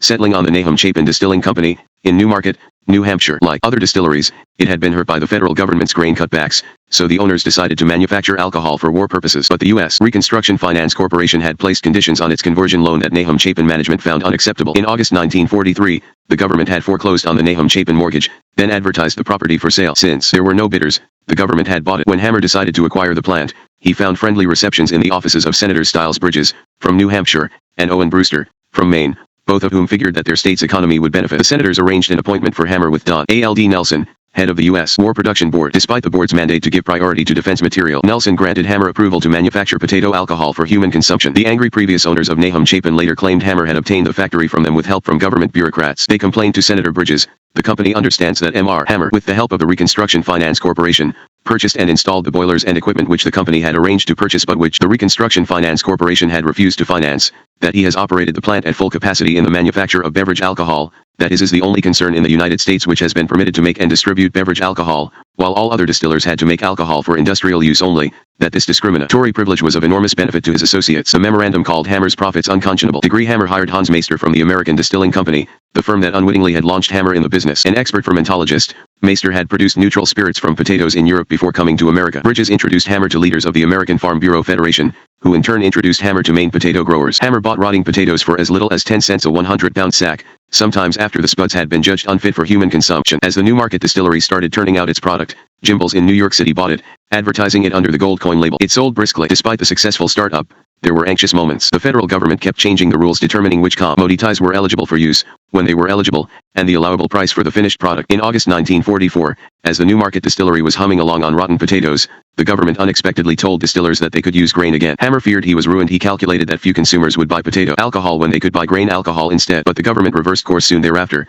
saving Hammer's business. At another point, Hammer's distillery was forced to switch from dehydrated to whole potatoes. An inefficient conveyor used to bring whole potatoes to the cooker smashed the spuds, resulting in loss of starch, from which the alcohol was derived. Equipment for removing stones from large lots of potatoes worked poorly and thus damaged the machinery. Fermentation was complicated by contaminated shipments of yeast. As delays beset the plant, the already rotten potatoes in nearby railroad cars rotted further, making them unusable. An ironic problem for Hammer was the shortage of new barrels for storing whiskey. He had stopped producing enough for his own use, a mistake. So Hammer switched to the production of corn whiskey, the only type that legally could be stored in used barrels. It made sense in the short term, but he had to live with the worry that the value of corn whiskey would drop if new barrels became available. Meanwhile, journalists began to take notice of Hammer's maneuverings in a new field, emphasizing his successes. The new YBR Times reported on the latest venture of the man best known recently in Manhattan for the Hearst sale and on the angry reaction of old-time distillers to his intrusion into their field. The executive director for the Conference of Alcoholic Beverage Industries called the War Production Board's ruling a new high in absurdity. The newspaper carried his outburst under the headline "Predicts Deluge of Potato Alcohol / Distillers Spokesman Attacks War Production Board for Allowing Small Plant to Make Beverage / Sees Public Cheated / Insists Grain Spirits Should Be Drunk." Happy face. A War Production Board study defended Hammer's special treatment,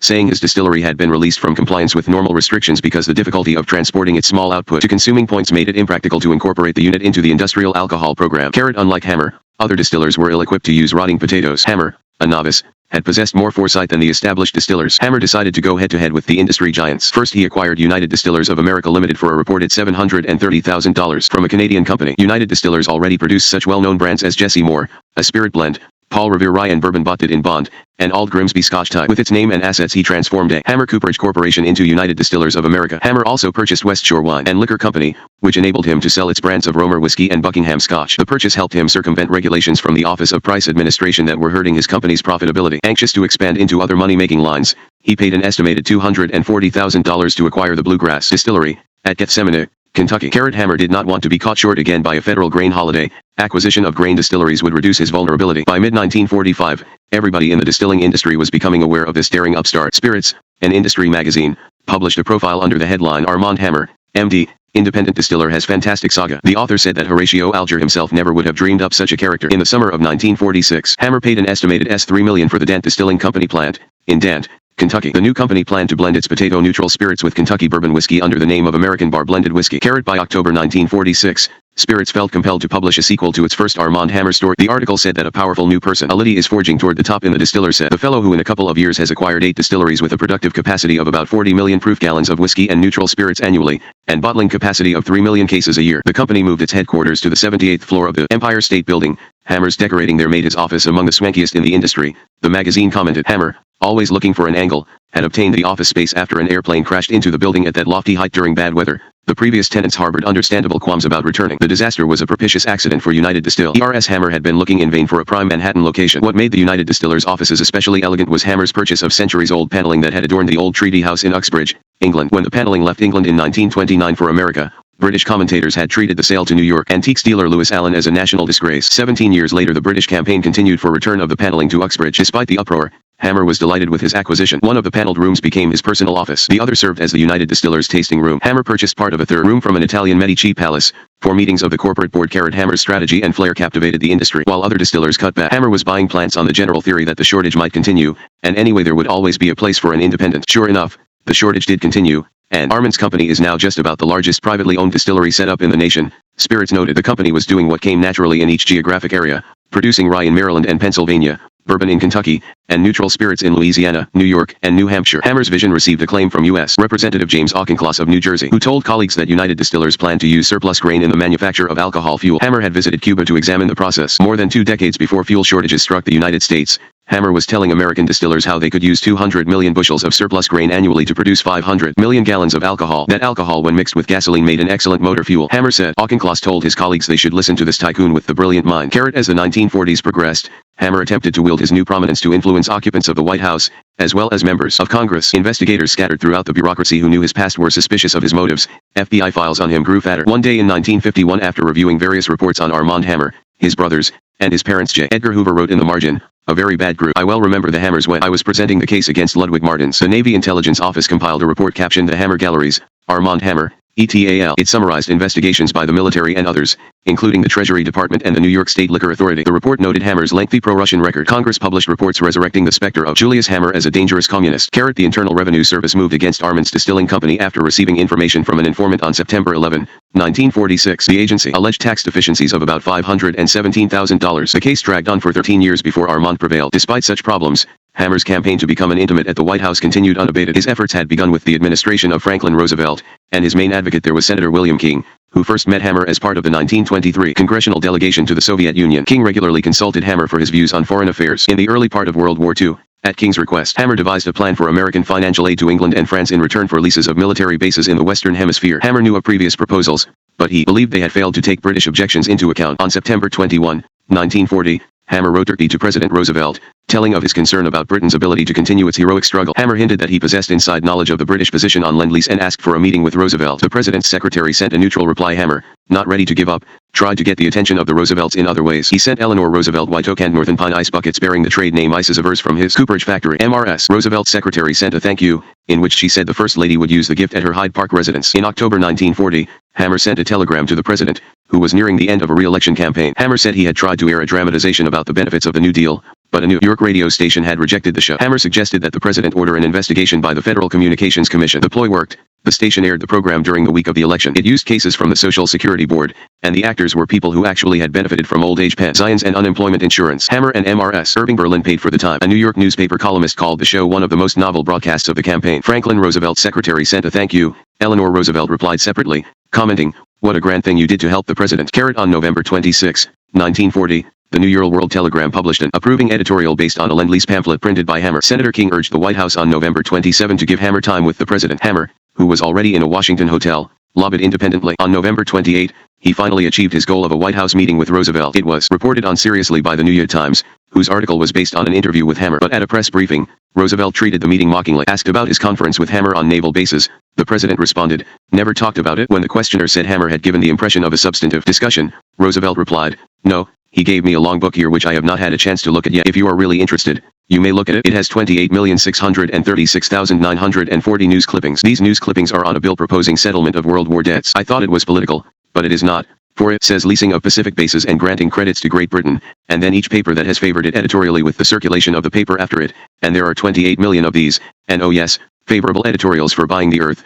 5,557,580, unfavorable, 456,832. It is a very interesting compilation which I have not had time to scan." Laughter. Perhaps Hammer never saw the transcript of the press briefing. If he did, he chose to ignore it. In his 1987 autobiography, Hammer wrote that President Roosevelt received the volume of clippings with great interest. The next day he even brought them with him to a White House press conference. It was an uninformed, or disingenuous, interpretation. Hammer has said that after his meeting with the president, Roosevelt advisor Harry Hopkins visited him several times at his art gallery to discuss Lend-Lease. Eventually, Congress adopted a version of his proposal. Hammer claimed, yet there appears to be no mention of Hammer's role in Hopkins's publicly available papers, nor does Hammer's name appear in any of dozens of books about Lend-Lease. One possibility, President Roosevelt, Hopkins, and their compatriots followed Hammer's advice but insisted he keep a low profile because of his ties to the Soviet Union. Another possibility is that Hammer exaggerated his role to build an image as a loyal American. After the passage of Lend-Lease, Hammer channeled his energy into other ways to serve his president and his nation. He believed the best tactic to defeat the Germans was to bomb their industrial centers. To spread his views, Hammer paid for a campaign called Knock Out Germany Now by air. In addition,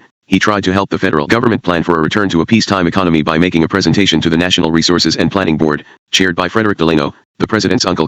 After Roosevelt's death, in April 1945, Hammer did what he could to get the attention of President Harry Truman. He sent a telegram to the White House pledging support to the new chief of state. Later, he wrote Truman on United Distillers stationery with a promise to distribute 1 million pounds of wheat flour through the United Nations Relief and Rehabilitation Administration, which was trying to combat famine overseas. Hammer said he would obtain the flour from his company's federal allotment to its Baltimore plant. Hammer wrote the president that he had helped the American relief effort during the Russian famine 24 years earlier. He vividly remembered the sight of starving children crying for scraps of food. If other Americans had seen such hunger, they would want to help as well, Hammer said. Hammer milked his gift of wheat flour for every possible ounce of publicity. Journalist Drew Pearson discussed the Hammer letter to Truman on his radio program. The New York Times published an article about the pledge. Hammer received additional coverage when he presented the flour to Fiorello LaGuardia, the former New York mayor who headed the Relief and Rehabilitation Administration. Then Hammer met with former President Herbert Hoover to talk about the relief effort. Before serving as president, Hoover had directed American aid to the Soviet Union during the early 1920s at the very time Hammer was shipping wheat there by his own devices. On July 19, 1946, Truman agreed to meet Hammer, after receiving a memorandum from his White House staff saying that Dr. Hammer owns one of the finest and most attractive antique stores in New York City,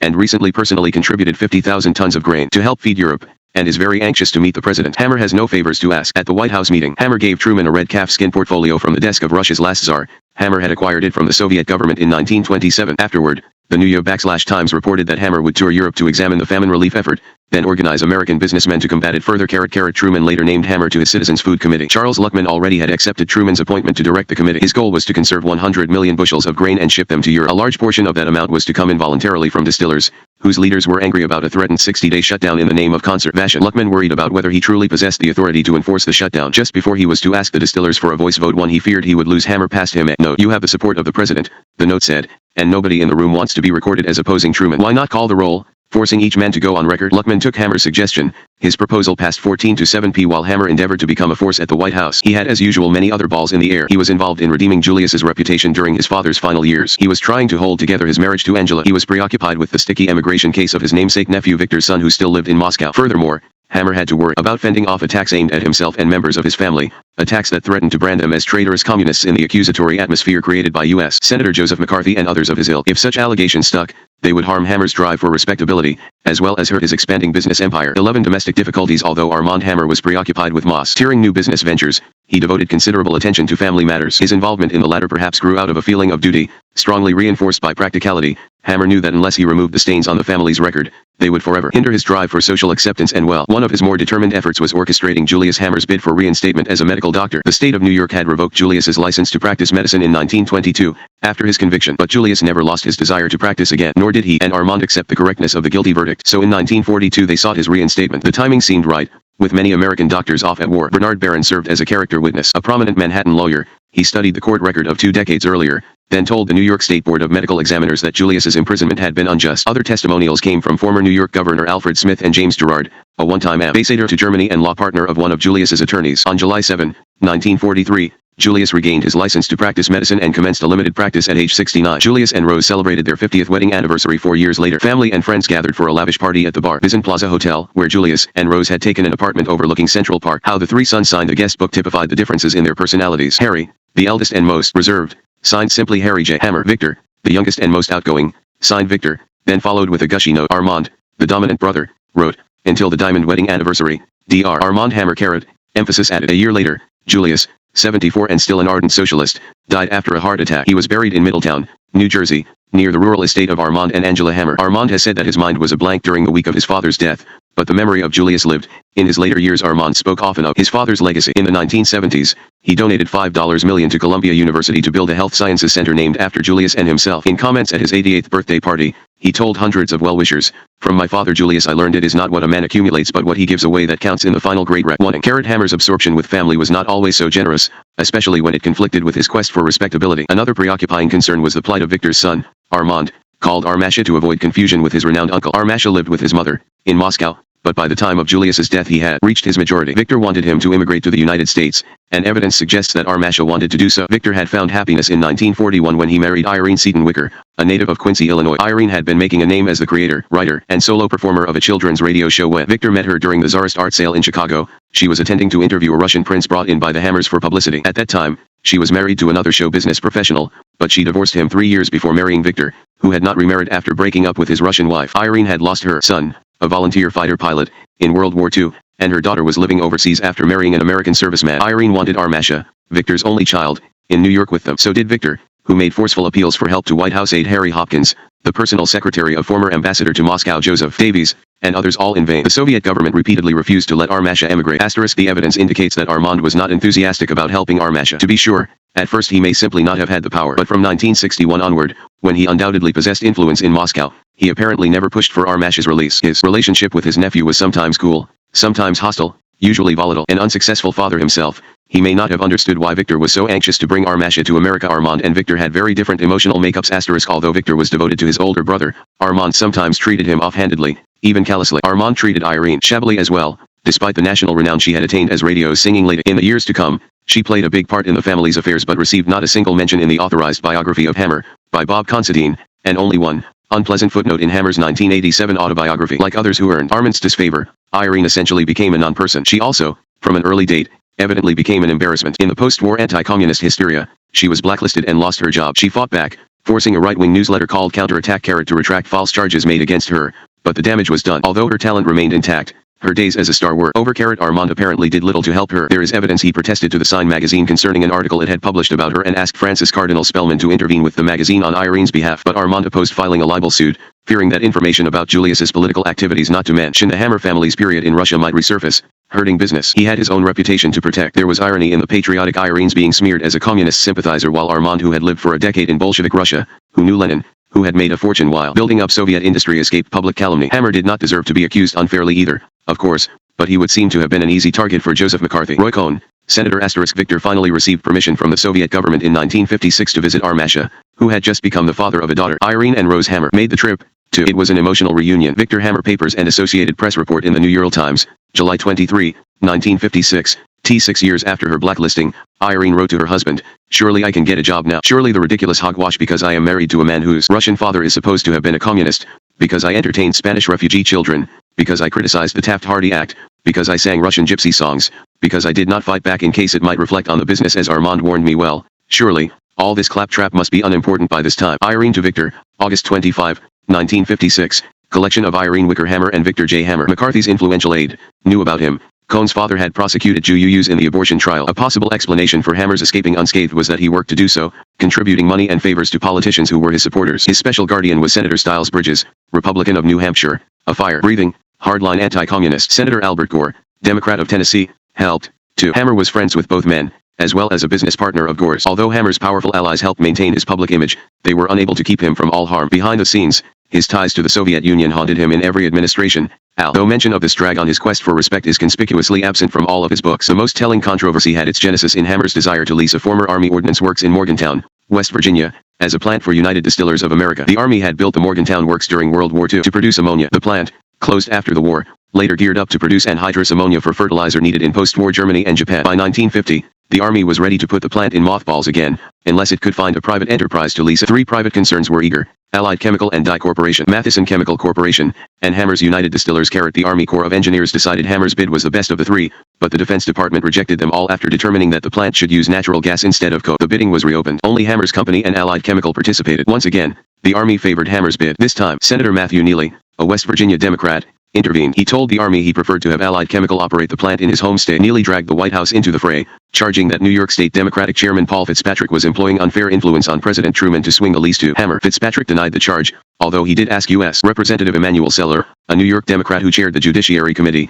to argue Hammer's case. Meanwhile, Hammer implored the other West Virginia Senator, Harley Kilgore, to help counteract Neely's opposition, which Hammer said was based on false information. With so much at stake, Hammer mobilized United Distillers bankers to testify about the financial stability of his company, which was small compared with the competition. Notwithstanding Hammer's efforts, the Army decided in favor of Matheson Chemical, which had not even entered the second round bidding. White Chemical had been disqualified by the Justice Department and the Federal Trade Commission, which found adverse antitrust implications. As for Hammer's company, the Army's public statement said that it was too small and inexperienced to produce ammonia on such a large scale. There was more to the decision than that, but Hammer was in the dark. Relying on the Army's public rationale, he complained to Representative Carl Vinson, a Georgia Democrat who chaired the House Armed Services Committee. Vinson found Hammer's complaints valid but defended the award to Matheson Chemical. Vinson stressed the need to have the Morgantown plant operating as soon as possible to reduce the nation's annual fertilizer shortfall. United Distillers was jilted at the church door, but that does not make the engagement to Matheson and the proposed lease a nullity, Vinson said. He told his colleagues that the committee must not be used as a forum for driving shrewd bargains, for obtaining business advantages by delays and frustrations which amount to little more than a mild form of blackmail. We have been careful to avoid this in this case, while at the same time we have given all interested parties a full opportunity of presenting all the facts to us. With the assistance of Representative L. Gary Clemente, a New York Democrat, Hammer got a hearing before the House Armed Services Committee. He hired influential representation, former U.S. Senator Scott Lucas of Illinois and Wendell Berger, previously Assistant Attorney General in charge of antitrust. Hammer was impressive as a witness, until he danced around his Soviet connections during an exchange with John Courtney, special counsel to the committee. Courtney, wanting to know more about Allied American Corporation's business during the 1920s, asked where the company had maintained offices. Hammer replied, "This country and abroad. Our main office was in New York. We had branches all over Europe, London, Paris, Berlin, and other countries." Courtney, "What other countries, Dr. Hammer?" "Well, we had an office in Moscow at that time. We had a concession agreement. We had an office in China. We had an office in Latvia. We had branches in various cities throughout the world." Courtney, "Did your business carry you to them?" Hammer, "Oh, yes. I made 3 or 4 trips a year to Europe during that time." Courtney, "To visit these branch offices?" Hammer, "That is right." Hammer's testimony contained no other reference to his astounding 10 years in the Soviet Union. He probably thought it was a sensible omission, given the anti-communist hysteria in the United States. When Army officials testified, they said nothing about Hammer's Soviet decade either, instead casting doubt on the financial statements of United Distillers. Archibald Alexander, Undersecretary of the Army, told the committee that various asset items seem questionable. Hammer was fooling nobody about his past, which had played a role in the Army's award of the lease to Matheson Chemical in the first place. This was borne out on November 27, 1951, when Mark Galusha, a staff member of the Senate Armed Services Committee, wrote secretly to Styles Bridges, suggesting the senator stop advocating Hammer's bid. Galusha said he had discussed the Morgantown case with the Army's general counsel, who revealed on a confidential basis that the Army objected to the leasing of the plant to United Distillers because of Dr. Hammer's previous connections in Russia. His Federal Bureau of Investigation file indicates that he spent 10 years in Russia and that during this time he was awarded the pencil and asbestos monopoly. At the conclusion of the 10-year period he brought out of Russia large amounts of valuable assets. The Army states that his company should not be given contracts, nor should he hold any position of public trust within the Department of the Army. Hammer's opponents used the FBI to damage United Distillers' position as the debate raged over the Morgantown lease. The Bureau's New York office sent a teletype marked urgent to other offices. Someone with influence had asked for all damaging information on Hammer from the Bureau files. The teletype asked all offices to expedite. Bureau has requested this matter be given preferred attention. Responses arrived from Chicago, Newark, and Washington,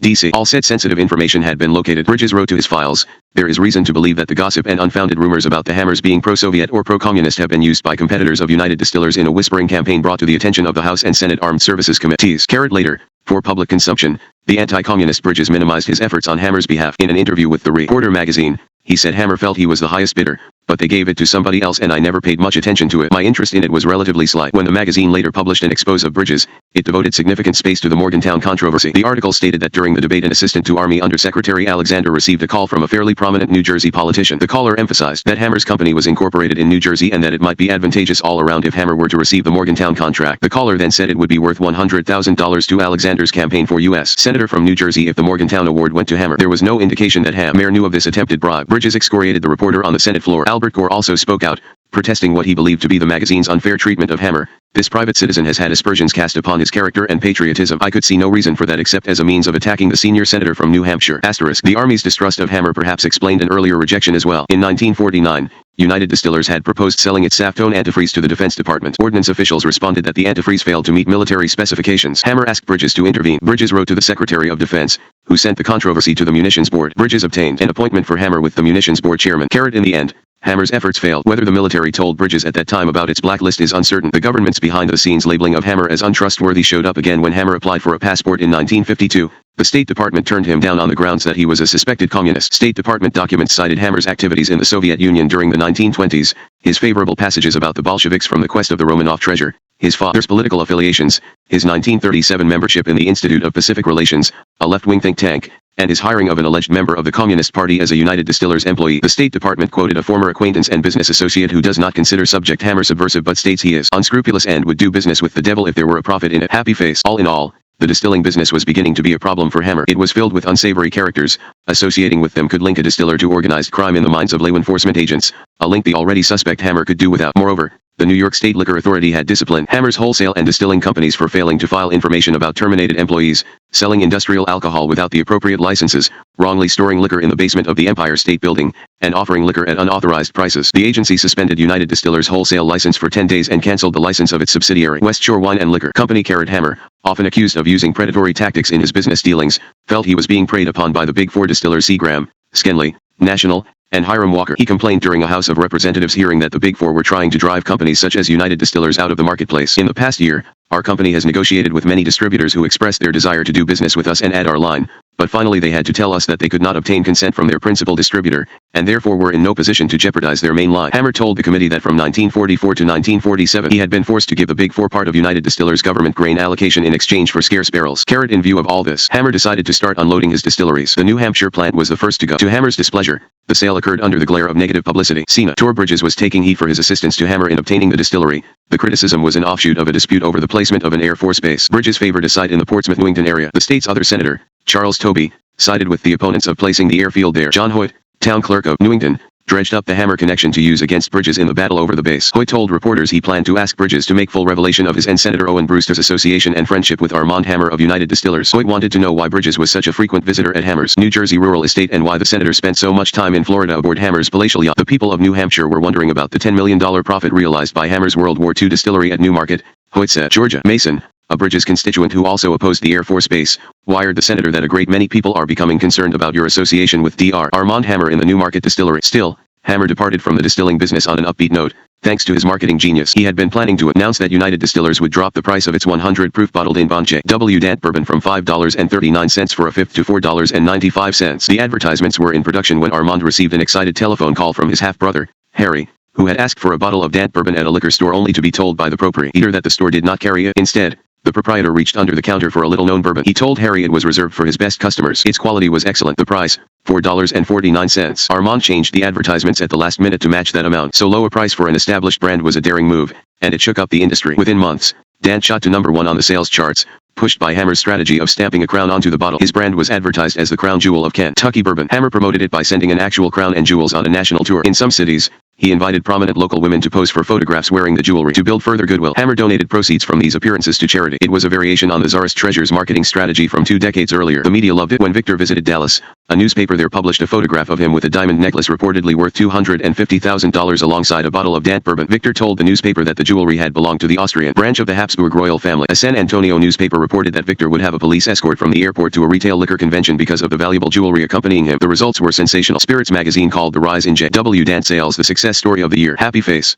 Hammer nevertheless opted to sell off most of United Distillers' assets while the company was perceived as a hot property. United Distillers dismantled its opulent headquarters in the Empire State Building. Hammer donated the historic Uxbridge Treaty and reception rooms to Queen Elizabeth II in honor of her coronation. It was a magnanimous gesture, one that helped Hammer later when he aggressively began to cultivate the royal family. He and Louis Rosenstiel, the chairman of Skenley Industries, negotiated for the bulk of United Distillers' business, sometimes talking from their respective yachts in Florida. The sales price was reportedly $6.50 million at the time of the sale. The Internal Revenue Service was investigating Hammer. The government eventually sued United Distillers and West Shore Wine and Liquor for about $500,000 in back taxes, alleging that returns filed for 1945 and 1946 had been fraudulent. Hammer has credited Arthur Groman, his Los Angeles lawyer, with determining that the decision would turn as much on Hammer's credibility as on the law. To bolster that credibility, Hammer suggested lining up his acquaintances Eleanor Roosevelt, Beardsley Rummel, and David Willents as character witnesses. Rummel was chairman of the R. H. Macy Department Store Company and of the Federal Reserve Bank of New York. Willents, as New Jersey Attorney General, had prosecuted Bruno Hauptmann in the Lindbergh baby kidnapping case. According to Groman,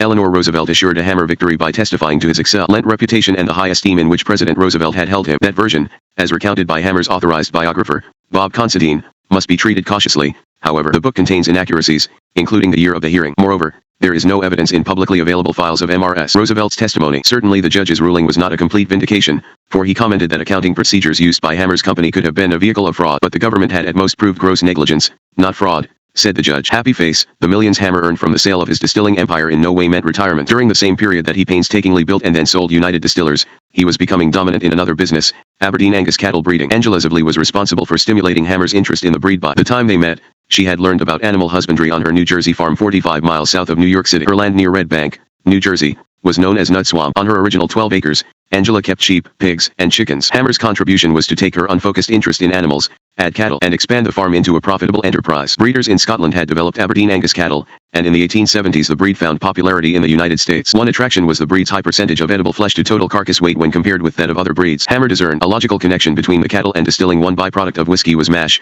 which made good cattle feed. Another attraction to Hammer was that working with cattle allowed him to use his medical training, albeit on an unexpected type of patient. Trying to keep the animals healthy, and curing the ones that inevitably took sick, were challenging. Hammer became fascinated with the genetics of breeding great cattle. For many of his competitors, the cattle business was a tax shelter to be operated by hired hands. For Hammer, it became a passion. At first, the Hammer farm was home to a few cattle treated as pets, until one day when Armand and Angela attended an Aberdeen Angus auction. Armand bid impulsively for one of the cows. He ended up not only with the cow, but also with the manager of the herd from which it came. The manager was restless with his employer and liked the thought of building a quality herd, fast. For Hammer, Angela formed the Shadow Isle Corporation, eventually transferring a 50% interest to Armand. The farm grew to more than 200 acres as nearby land came onto the market. On their property stood a 15-room homestead with a well-stocked wine cellar, 3 baths, a 3-car garage, 7 servants, a beach house, a boathouse with sailboats, motorboats, and rowboats, and 2 farm buildings. A second spread of 72 acres contained 2 dwellings and 11 farm buildings. Later, the cattle operation spilled over to a separate farm of 363 acres that Hammer purchased in Colts Neck, 7 miles from Shadow Isle. The land contained 3 dwellings and 15 farm buildings. Armand and Angela invited United Distillers and Hammer Galleries employees to parties on their vast lawn. When they entertained dignitaries from the realms of business, politics, or the arts, the menu might include champagne, caviar, Angus steak, and pheasant under glass. Armand bought an airplane so he could jet around the country and conduct Aberdeen Angus business quickly when time was short. It contained a bed, a bar, easy chairs, and cooking facilities. To accommodate the plane, he built a landing strip on their farm. He bought a second, 80-foot yacht, too, and refurbished it. Thereafter he commuted by yacht from a marina near the farm to United Distillers headquarters, in Manhattan, docking at a nearby boat basin. When Hammer needed a car, he had a Cadillac at his disposal, with an MD license plate. Mary Kodak Feinstein, an employee of Gimbel's working with the Hearst art collection directly under the Hammers throughout the 1940s, watched as Armand juggled his businesses. While the Hearst sale was in progress at Gimbel's, Feinstein and Victor Hammer would write daily reports about each customer so that even if Armand were absent, he knew what had happened. He was always hands-on, all business, but with a sense of humor. He maintained an informal relationship with the salespeople and pumped them for details regarding the customers, though he had more formal relations with his secretaries and the other employees. He had high standards, would not stand for inefficiency. He was not mean, but he was demanding and brilliant. Harry Hammer was there every day but did little of substance, Feinstein said. I called him the dignity man. He looked right, dressed right. When Armand and Victor would disagree, Harry would settle it. Sometimes Armand's son would be at the New Jersey farm or hanging around Gimbel's, Feinstein said. He was such a nice boy, and so handsome. Too bad Armand's relationship with Julian was so difficult in the ensuing years. Feinstein said that Angela was brilliant, beautiful, frustrated by her deafness. She began to drink heavily. Happy face. For a time, Angela was a full partner in the cattle business, which, in September 1949, held its first annual auction. The top price paid for a bull was a hefty $4,000. The top price for a cow reached $6,000. Hammer persuaded New Jersey Governor Alfred Driscoll to attend. The governor auctioned off some heifers, with Hammer donating the proceeds to charity. By then, Hammer was obsessed with owning the prize bull of the Aberdeen Angus breed, Prince Eric of Sunbeam. The first time he attempted to buy Prince Eric, a Wisconsin breeder named L. O'Brien outbid him, paying $35,300. While stewing about losing, Hammer received a call from Leo Mac Cropsey, a Crystal Lake, Illinois veterinarian. Cropsey had heard rumors that Prince Eric was losing his potency and so might be on the market. Hammer called O'Brien, received permission to perform tests, traveled to Wisconsin to conduct them, and satisfied himself that Prince Eric could be induced to perform at top levels once again. Hammer offered the owner $75,000. O'Brien demanded $100,000. Hammer left in a huff but later agreed to the price, paying O'Brien the highest amount ever reported in the trade. Prince Eric turned out to be worth the money. Prince Eric quickly occupied an honored spot on the stationery of Shadow Isle Farm, all by himself in the lower left-hand corner. In the upper right-hand corner were drawings of 3 other prize animals: Prince Barbarian of Sunbeam, Prince Sunbeam the 249th, and Prince Sunbeam the 328th. To care for them, in 1951 Cropsey joined Shadow Isle Farm as manager. That same year, Hammer claimed a new record sale at public auction when Shadow Isle received $57,000 for one of its bulls. Through the sales, Hammer met breeders whose vocations were in fields of use to him, oil barons, members of Congress, and the like. He forged a relationship with J. Walker, a wealthy Tulsa businessman. When Walker's daughter Martha lost her husband in an auto accident 10 days before the birth of their daughter, Hammer insisted Martha use his Florida yacht to help her recover from the tragedy. She accepted the offer, cruising off Florida with the captain and cook at her service. It was a kindness she never forgot. With Prince Eric at Shadow Isle, Hammer was on top of the Aberdeen Angus world. He bought cows for less than $1,000 each, impregnated them with Prince Eric semen, and then sold them while still pregnant for $5,000. A cow accompanied by one of Prince Eric's calves and pregnant with another fetched $20,000. Hammer has said that in Prince Eric's 3 years at Shadow Isle, the bull brought in about $2 million. Not every customer was a happy customer. Richard Allen, a Virginia breeder, said he bought bulls from Hammer hesitantly, because he had heard that Shadow Isle farm pedigrees might be unreliable. Allen said that a deceased neighbor of his allegedly had paid top dollar for a prize bull from Hammer, only to find that its belly had been painted. 2 breeders, one from Illinois and one from Indiana, sued Hammer for allegedly selling defective cattle. Neither lawsuit went to trial, but the Illinois plaintiff received a $12,000 settlement. Those two lawsuits were insignificant compared with what was to come in connection with Hammer's Shadow Isle venture. The first blow arrived on August 13, 1953, when Prince Eric died just short of his 11th birthday. Meanwhile, Armand and Angela had begun to disagree about the operation of Shadow Isle Farm. Angela's name had stopped appearing in advertisements as of August 1952. Furthermore, the disagreements between the two involved more than business. On July 8, 1953, Armand had moved out of the main house, claiming that Angela's cruel and inhuman treatment was destroying his physical and mental health. He moved to another house on the property. On August 13, the day of Prince Eric's death, Angela charged Armand with locking her out of their house in Manhattan. Amid this, Hammer's accounting firm warned him of unpleasant tax burdens from the sale of United Distillers, burdens that could be lightened by unloading his cattle. So Hammer announced a 3-day dispersion sale at Shadow Isle beginning May 10, 1954. Hammer advertised with characteristic flair, billing the dispersion as the sale of the century. He told how the previous 7 auctions at Shadow Isle had resulted in 634 head of cattle selling for more than $2.70 million. At the dispersion sale, 500 cattle would be auctioned, a record. In the May 1954 issue of the Aberdeen Angus Journal, Hammer placed a multi-page advertisement filled with testimonials to himself and his herd from leading industry spokesmen. The 352-page sales catalog weighed 3 pounds. Angela,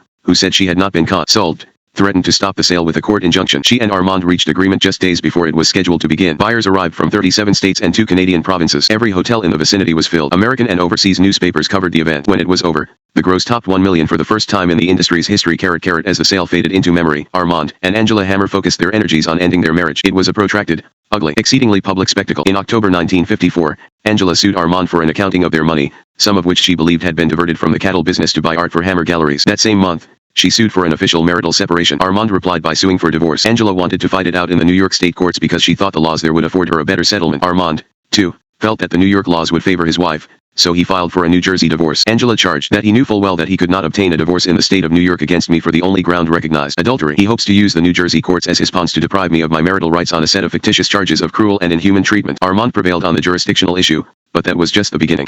Armand's divorce petition said that almost from the beginning of the marriage, Angela had imbibed alcoholic beverages in excessive amounts, resulting in protracted periods of intoxication, during which periods she abused plaintiff, using vile language towards him and calling him a dirty Jew. Defendant is of a different religious faith. Armand's filing quoted Angela as saying to his face that it is too bad Hitler did not take care of all the Jews. Armand portrayed Angela as a woman consumed by jealousy. At one point, she reportedly accused Armand of sleeping with the wife of an employee, then told the employee of her claim. Understandably upset, the man and his wife threatened to sue Angela for defamation. Armand said he talked the couple out of suing but later fired the alleged cuckold because of the poisoned atmosphere resulting from Angela's accusations. Armand's allegations also covered the night of April 8, 1952, when, after a cattle auction, Angela's abusive and drunken conduct at a local hotel shocked the guests. She supposedly appropriated the checks from that sale. Armand said he stopped payment on them, then shamefacedly asked the customers to write new ones. Furthermore, Armand claimed, on July 7, 1953, he awakened to find Angela standing over him with a lit cigarette, threatening to burn his eyes out. The next day, she hit him in the face and knocked his glasses off. Armand said such verbal and physical abuse had caused him nervousness, sleeplessness, and gastrointestinal dysfunction requiring medical attention. Nor was Angela willing to be served with the divorce papers. Monmouth County, New Jersey, deputy sheriff told the court that when he tried to serve the papers as she was leaving a dentist's office, she denied her identity, then threw the papers out of her Cadillac as she drove away. Angela, rejecting Armand's allegations, countered with some of her own. She said a recent hospital stay that Armand attributed to alcoholism was caused, instead, by Armand's cruelty. She charged that Armand threatened to beat her brains out while holding a metal pipe. She said once he actually had physically assaulted her. The incident purportedly occurred on their yacht. Armand blackened both of her eyes after she chided him about his undue attention to one of the female guests at a social event. Supporting testimony came from Angela's sister, who swore she had witnessed the assault. The sister also gave short shrift to Armand's assertion that Angela had caused his illness. The plaintiff is a man of boundless energy, possessed of an iron will and strong determination, and is not one whose mental and physical condition can be easily affected by other persons. Happy face. The couple fought about property and money. Armand contended that Angela needed little financial support, saying that her share of the New Jersey land and buildings was worth at least $500,000 and that the jewelry he had given her steadily over 15 years was insured for at least $50,000. Armand's personal secretary told the court that she often received Angela's bills at United Distillers and paid them with Armand's personal checks. Angela countered that Armand possessed tremendous personal wealth of at least $20 million, much of it hidden from her. Angela said Armand has always boasted and vaunted of his successful schemes and financial manipulations, who lives by the philosophy that money can buy everything and everybody. She charged that he had organized nominal corporations or used friends and relatives as fronts to hide his assets. As the court bat dragged on, Angela told Red Bank area merchants to bill Armand for her food and farm materials, but Armand's lawyer notified them that Angela was buying in excess of her allowance as set by the court.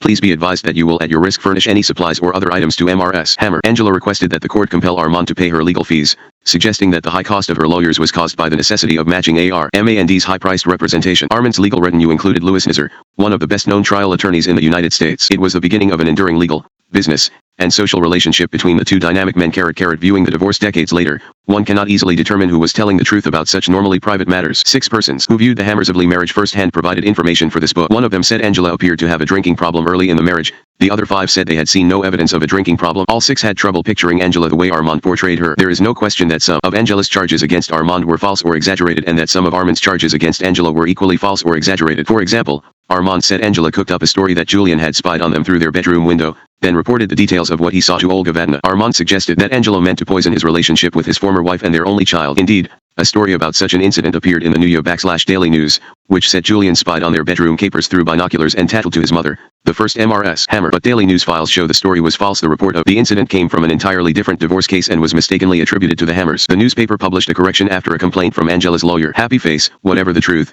the dispute caught the fancy of the media. Published reports spread the details of the quarrel across the country. The New York Daily News used a story accompanied by photographs of the couple under the headline "Wife Sues to Nail 10 Millions of Hammer $. Says he chiseled." The reporter called the battle one of the biggest husband and wife legal disputes ever recorded. Happy face, the court proceeding combined with the intense pressures of business and the intractable problems of Julian left Armand depressed. He began to suffer stretches of despondency. Considering his normally limitless energy and a can-do attitude that bordered on zealotry, such depression clearly signaled an unusually rough time for him. Hammer drew strength from a variety of sources: his late father's example, the poem of Rudyard Kipling, the collected sayings of Roman Emperor Marcus Aurelius, and Dale Carnegie's writings on self-improvement. By focusing his strong will on his troubles, Hammer snapped out of his depression and overcame his medical ailments, which included gallbladder, kidney, and prostate troubles. The divorce settlement, approved in January 1956, hastened Armand's recovery. Angela received only $1,000 a month. Armand agreed to pay some of her outstanding bills, including property taxes and utilities, transfer 2 of their cars to her name, pay about $30,000 of her legal fees, make a lump sum cash payment to her of $12,000, surrender his personal property in the residences in New Jersey, return Shadow Isle Corporation stock to her, and resign as an officer and director of the corporation. Angela and Armand divided the New Jersey acreage. Later, Armand sold 78 acres from the settlement for more than $400,000. One disappointment was his failure to recover 3 handwritten letters from Lenin to him, as well as an inscribed photo. Hammer assumed that Angela had exacted revenge by hiding, destroying, or selling the financially and sentimentally valuable items. He searched the world for them, unsuccessfully. The decree brought far more joy than unhappiness. However, within days of the judgment, Hammer had remarried and started a new life. 12 Going west. Armand Hammer's new life in California, like so much else that happened to him, grew seamlessly out of his past. This time, however, an unpleasant shock interrupted the smooth flow of events: a murder charge filed by the state of California against his only child. After Olga and Armand were divorced, in 1943, Julian Hammer lived with his mother first in Las Vegas, for a short time, then in Southern California. Olga tried to be a supportive mother, but her bohemian lifestyle consistency undermined her intent. Flora Chell, who met Olga in 1942 and became her friend, said that by the time the pair reached Los Angeles, the adolescent Julian clearly was heading for trouble. Nor was Julian's absentee father much help. When Olga on one occasion called the Hammer family in New York asking what to do, Chell said, "It was Harry, not Armand, who traveled to California to take Julian in hand." Armand's way of handling Julian was to give him money to spend. To be sure, he occasionally tried to establish a relationship with the boy, taking him on a fishing trip to Canada, for instance, and flying him and Angela along on a United Distillers business trip to the Dominican Republic. But the good times with Julian were few and far between. Sometimes when Julian called on his father at the office for a long-awaited outing, Armand would ignore him until it was too late for the planned get-together. In 1948, Julian had enrolled at Marshall College, in Huntington, West Virginia, but left in 1951 without a degree. Living in that locale had separated him from his father. Moreover, after Julian left college and entered the military, his service had kept him and Armand even farther apart. Nevertheless, it appeared that Julian might settle down when, in 1954, at the age of 25, he married Texas-born Glenna Sue Urban, a 23-year-old divorcee with a young daughter. By the spring of 1955 they were expecting their first child. The murder charge stemmed from a reunion between Julian and Bruce Whitlock, his college roommate. On May 7, 1955, Whitlock, just released from military service, had moved into an apartment in the Los Angeles area not far from Julian's, and the 2 men were celebrating Julian's 26th birthday. The party began in the afternoon with beer drinking. Before dinner, the young men switched to martinis. Glenna Sue, 5 months pregnant, cooked and served the meal. The trio went to a Russian restaurant owned by a friend of Julian's after dinner. There the men drank some more and began arguing over a $200 gambling debt that Julian supposedly owed Whitlock. Julian said that he had no recollection of incurring the debt, but he and Whitlock agreed to flip a coin for double or nothing. Julian lost. The rest of the story follows Julian's account under oath. The group returned to the Hammer household, where Julian rode out in lieu. Whitlock rejected it. Instead, he asked for Julian's car and clothes. The tension mounted. Whitlock knocked Julian to the floor, threatened to rape Glenna Sue, and then jostled her. The altercation shifted to the bedroom, where Whitlock barred Julian's path to the closed door. Frightened, partly because Whitlock had served time in prison for auto theft and partly because he had been a Golden Gloves boxing champion, Julian grabbed a pistol he kept in a drawer of the night table and warned Whitlock to stop advancing. When Whitlock kept coming, Julian fired twice, killing him. Julian then called the police. The judge presiding at Julian's arraignment for murder doubted some of Julian's account and so refused to dismiss the charges against him. Armand thereupon retained a law firm whose defense counsel, Arthur Groman, filed a compelling brief, asking that the murder charge be set aside on grounds of self-defense. Glenna Sue backed Julian's story, and, with the only other witness to the homicide dead, the judge dismissed the charges. Julian may have received assistance from his father's political connections. On July 2, 1955, Armand sent a telegram to Senator Styles Bridges telling him that the case against Julian had been dismissed and expressing a father's heartfelt gratitude. Hammer never forgot Bridges' kindness. Years after the senator's death, he donated money to the custodian of the Bridges papers in the hope that a favorable biography would result. Hammer told the custodian that Bridges' far-sighted proposals had made the world a better place. Moreover, after Julian's release, a lifelong, close working relation thus began the longest sustained period of happiness in Armand's life. By the time of Julian's misadventure, Armand's secret love, Frances Tolman, was a widow. She and Elmer Tolman had bought a house in Los Angeles in 1946 from actress Jean Tierney and her fashion designer husband, Oleg Cassini. Tolman died there in 1954, leaving Frances a house, valuable land in Illinois, cash, and other assets. In 1955, Frances was well off financially. She was also an intelligent, gentle, dignified, attractive woman. She had not forgotten Armand, nor had he forgotten her. Frances had read of his lurid divorce in a tabloid while sitting in a beauty parlor. Then she learned of Julian's troubles in the local newspapers. She sent a telegram to Armand in care of Hammer Galleries, where he happened to be when X arrived. Armand was thrilled. The next day, he flew from New York to Los Angeles, showing up unannounced at her home. The telegram contained an address but no telephone number, to propose marriage. A private wedding took place on January 25, 1956. 6 days after Armand's divorce from Angela. Armand and Frances decided to live in the 5-bedroom, 5-bath home with a swimming pool that she already owned at 10431 Whiten Drive, a pretty, upper-class Los Angeles neighborhood near a park. The conventional wisdom at that time was that Hammer had retired to sunny California. He was 57, she 53. But such was not quite the case. When he married Frances, Armand was involved in numerous ventures that he was loath to give up. Nor did he want to become a full-time resident of California. He refused to surrender his beloved bachelor's carriage house in Greenwich Village and to sever his ties to his art gallery. Moreover, despite the dispersion sale of the Aberdeen Angus herd, he had not left the cattle business either, instead forming a partnership with a fellow breeder, Senator Albert Gore. Nevertheless, he and Frances made Los Angeles their home and, in the spirit of affluent retirees, worked on assembling an important art collection, largely through the good offices of Hammer Galleries, now moved to 51 East 57th Street, and bought and restored the late President Franklin Roosevelt's summer house on Campobello Island, in New Brunswick, Canada. Neither venture, however, was the newly weds alone. Ship arose between Hammer and Groman. Thereafter, Groman was Hammer's lead lawyer among an army of lawyers. Bridges Papers, New England College, Henniker, N.H., and Personal Papers of James Keeper. Hammer's letter is dated April 4, 1978. Keeper sent it to the author July 15, 1988. Armand, Victor, and Harry had begun building an art collection together, partly for the love of the quest, partly for the prestige and publicity, before the marriage. Thereafter they acquired in a single transaction the entire collection of one Charles Russell, an artist from Montana who had died in 1926. In 1957 and 1958 they displayed the combined Russell-Hammer collections from San Francisco to New York as the private collection of the Hammer brothers. The collection featured Dutch, Flemish, German, and Italian paintings from the 15th, 16th, and 17th centuries. Armand acquired some of the pictures in the collection on the advice of Anthony Rare, a British art restorer. One of the prize acquisitions turned out to be controversial. It was a letter, by Gabriel Metzu, a 17th-century Dutch painter. W.R. Valentiner, who had attributed the painting to Metzu, later reversed himself, saying the original was at a Baltimore gallery. Still convinced he owned the original, Hammer transported the picture to Baltimore, where the gallery director compared them side by side and acknowledged that Hammer had the original. In 1958 the collection was shown at the Municipal Art Gallery in Los Angeles. Hammer announced his intention to donate it to a public institution,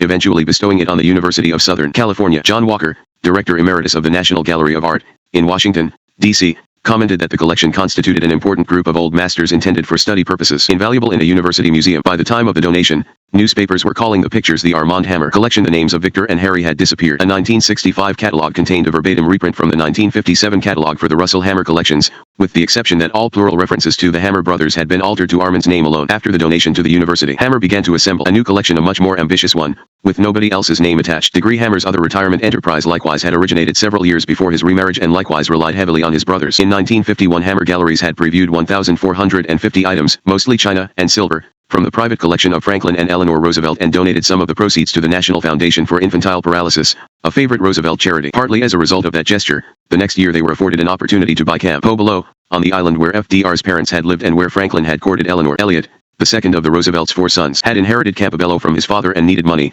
He sold the huge, run-down 34-room house to the Hammers for a reported $5,000. Owning, and restoring, Campobello gave Armand exactly what he had hoped: instant stature as a philanthropist apparently motivated by a desire to save a national treasure. The perception took hold even though Hammer had earlier said in a candid moment that he had thought of Campobello mainly as an investment. Hammer wanted to be a statesman who counseled presidents. The newspaper reports of the Campobello purchase had conferred that status on him by noting that he had known Franklin Roosevelt personally, even though there was only one recorded meeting between them. Then and later Armand exploited Campobello for all the public relations it was worth. However, it was Victor and Irene who did the work of restoration. In Eleanor Roosevelt's papers, every piece of correspondence from the Hammers is written by Victor or Irene, and nothing written by Eleanor is addressed to Armand. There was a genuine fondness between the Victor Hammers and Eleanor, a fondness from which Armand was excluded. Bet Barber, whom Harry Hammer had married after an extended bachelorhood, also became involved in the Campobello restoration. As had Armand and Victor before him, Harry fell in love with an intelligent, talented professional woman. Trained as a photographer and journalist, Bet produced a 36-page pamphlet about Campobello, dedicating it to Rose Hammer and her 3 sons. It was filled with photographs meant to identify the Hammers with the estate in the public mind. A picture of Armand showed him playing the piano in the house while Victor and Irene cuddled. Betty's Campobello photography exhibit opened in New York, with the proceeds going to the March of Dimes. Eleanor Roosevelt attended the opening. Campobello was a legitimate historic site, so it is reasonable to suppose that Hammer could have sold it for a large profit. In Constantine's authorized biography, there is a passage about Hammer's indignantly rejecting a $500,000 offer for Campobello from a buyer wanting to commercialize the property. In his autobiography, Hammer slightly revised the story, saying he rejected the huge amount without thinking twice. Maybe the rejection occurred as Constantine and Hammer told it, but that was not the whole story. Hammer entertained thoughts of selling Campobello, and the Roosevelts knew it. Franklin Jr. said there were Roosevelt family discussions about whether Armand Hammer would sell Campobello. It concerned us. During the summer of 1956, the Hammer brothers talked to a firm called Previews about disposing of Campobello. Irene Hammer and her daughter, Nancy, pleaded with Armand to reconsider. Irene promised to cut back on entertainment and renovation expenses and cited the lucrative business the Campobello connection brought Hammer galleries. In a prescient passage, she said the property's value was sure to increase, perhaps in 10 years, maybe less. Franklin Delano Roosevelt can be more dispassionately and accurately judged for his greatness, and when he is, look what you have here. To sell now or even to put this place on the public market will bring us little money and lots of criticism, complete destruction of the fine publicity the family received for buying it,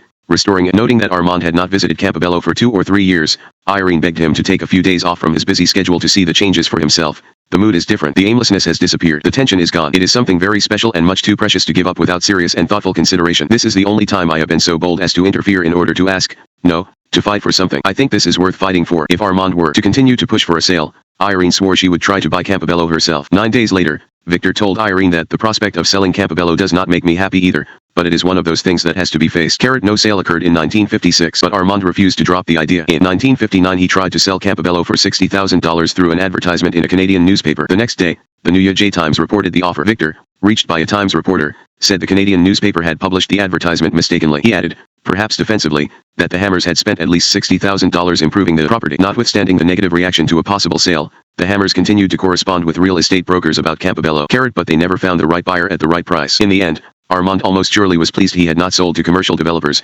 despite the profit he might have made. When Campobello did leave the Hammers' ownership, it was under circumstances that brought considerable goodwill and international renown to Armand. During his retirement in Los Angeles, Hammer was involved in yet another venture, one in which he played a more hands-on role than at Campobello, where he was mainly the front man burnishing the family's image. A venture, as did so many others, harked back to his decade in the Soviet Union, where he had started with asbestos mining. This new enterprise involved mining, too, but the commodity was jade. It had grown out of Hammer's negotiations with Maxwell Perry, a Russian-born entrepreneur who had sold pencils in China during the late 1920s for Hammer. The two men had never lost touch, and in 1954 Perry had introduced Hammer to the jade business. Intrigued, Hammer helped Perry purchase a jade mine in Fremont County, Wyoming. Hammer and Perry established the headquarters of their new firm, Imperial Jade, at the Aberdeen Angus Farm in Colts Neck, New Jersey. Perry and his wife, Galena, lived there, enabling them to operate the jade business and care for the livestock as well. Among the investors were Francis, Victor, and Harry Hammer, and Hammer Galleries executives. Armand studied the jade business, even borrowing hard-to-find books from the Library of Congress through Senator Gore. When Hammer became part owner of Imperial Jade, its assets included 230 pounds of rough jade,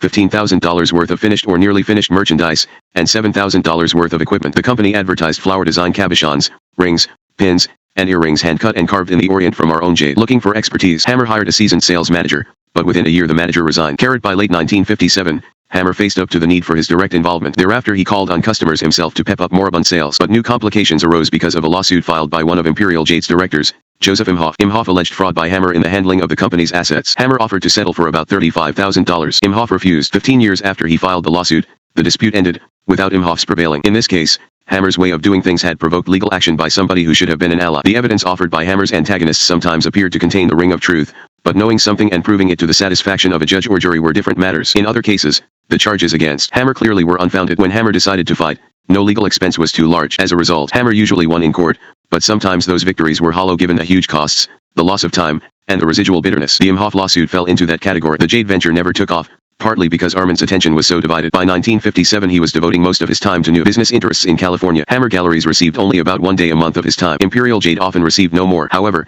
Hammer never regretted buying the mine. Small potatoes though it was, he loved giving away jade key rings to friends and acquaintances. He sent one to President Dwight Eisenhower in 1958 along with a booklet on the beneficial qualities of jade. Hammer told the president that the Wyoming mine was the only commercial jade operation in the Western Hemisphere and that it produced jade as good as the Orient's. A more ambitious and time-consuming project for Hammer came with his purchase of the Mutual Broadcasting System, one of the world's largest commercial radio networks. Hammer's acquaintances initially expressed surprise at his involvement. Broadcasting was far afield from his other ventures and had no obvious organic link to his past. They finally realized that Hammer entertained visions of becoming another David Sarnoff or William Paley. Albert Gore wrote Hammer after learning of the Mutual Broadcasting purchase, "It should be a great challenge to one in retirement, particularly when the retired man has no other interests whatsoever other than oil and cattle, jade, art, real estate, stocks, bonds, a lovely wife, and a few other things." Happy face. When rumors of a Mutual Broadcasting System sale began to circulate in the summer of 1957, Hammer's name never even came up. The leader of the buyer's syndicate appeared to be Paul Roberts, a Los Angeles radio station manager. The network, with about 500 affiliates, was under the management of RKO Teleradio Pictures. In 1956,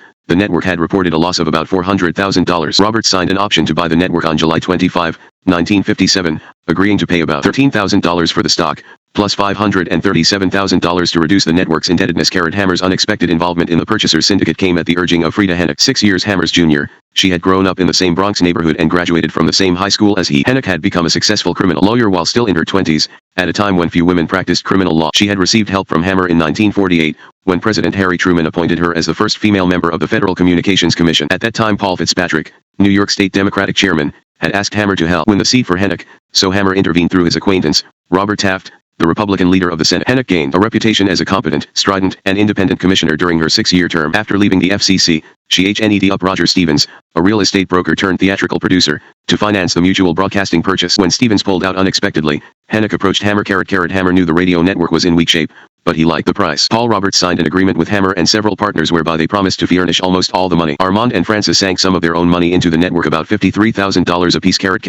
Roberts held onto some of the stock and assumed some of the debt, but Hammer received majority control of the board of directors. Ownership of Mutual Broadcasting was transferred to the Hammer-Roberts Group on August 7, 1957, with Hammer as chairman and Roberts as president. With the stroke of a pen, Hammer was on a PAR with top executives of the major networks. Thereafter Hammer and Francis started commuting between Los Angeles and New York. It was a wearing business, certainly the antithesis of a slow-paced retirement. Hammer, as usual, was incapable of taking a backseat to anybody. Despite his lack of technical knowledge about the radio business, he consolidated power at the network in his own hands. On February 27, 1958, the Hammer Group called a board of directors meeting without Roberts' knowledge. The result was a reconstituted board, lacking any representatives of the Roberts Group. Hammer quickly engineered the removal of Roberts, who allegedly was taking kickbacks from advertisers in return for discounted airtime. Hammer learned about the alleged scheme when an unhappy advertiser blew the whistle. To get the goods on Roberts, Hammer and other Mutual directors secretly had searched his desk at night. They emptied drawers at Hammer's insistence. The documents they found were so incriminating, Hammer has said, that the next day he told Roberts to leave without protest or prepare to be prosecuted for public consumption. Roberts said that he had tried to buy out Hammer because of different views about the network's programming, but that Hammer prevailed. Privately,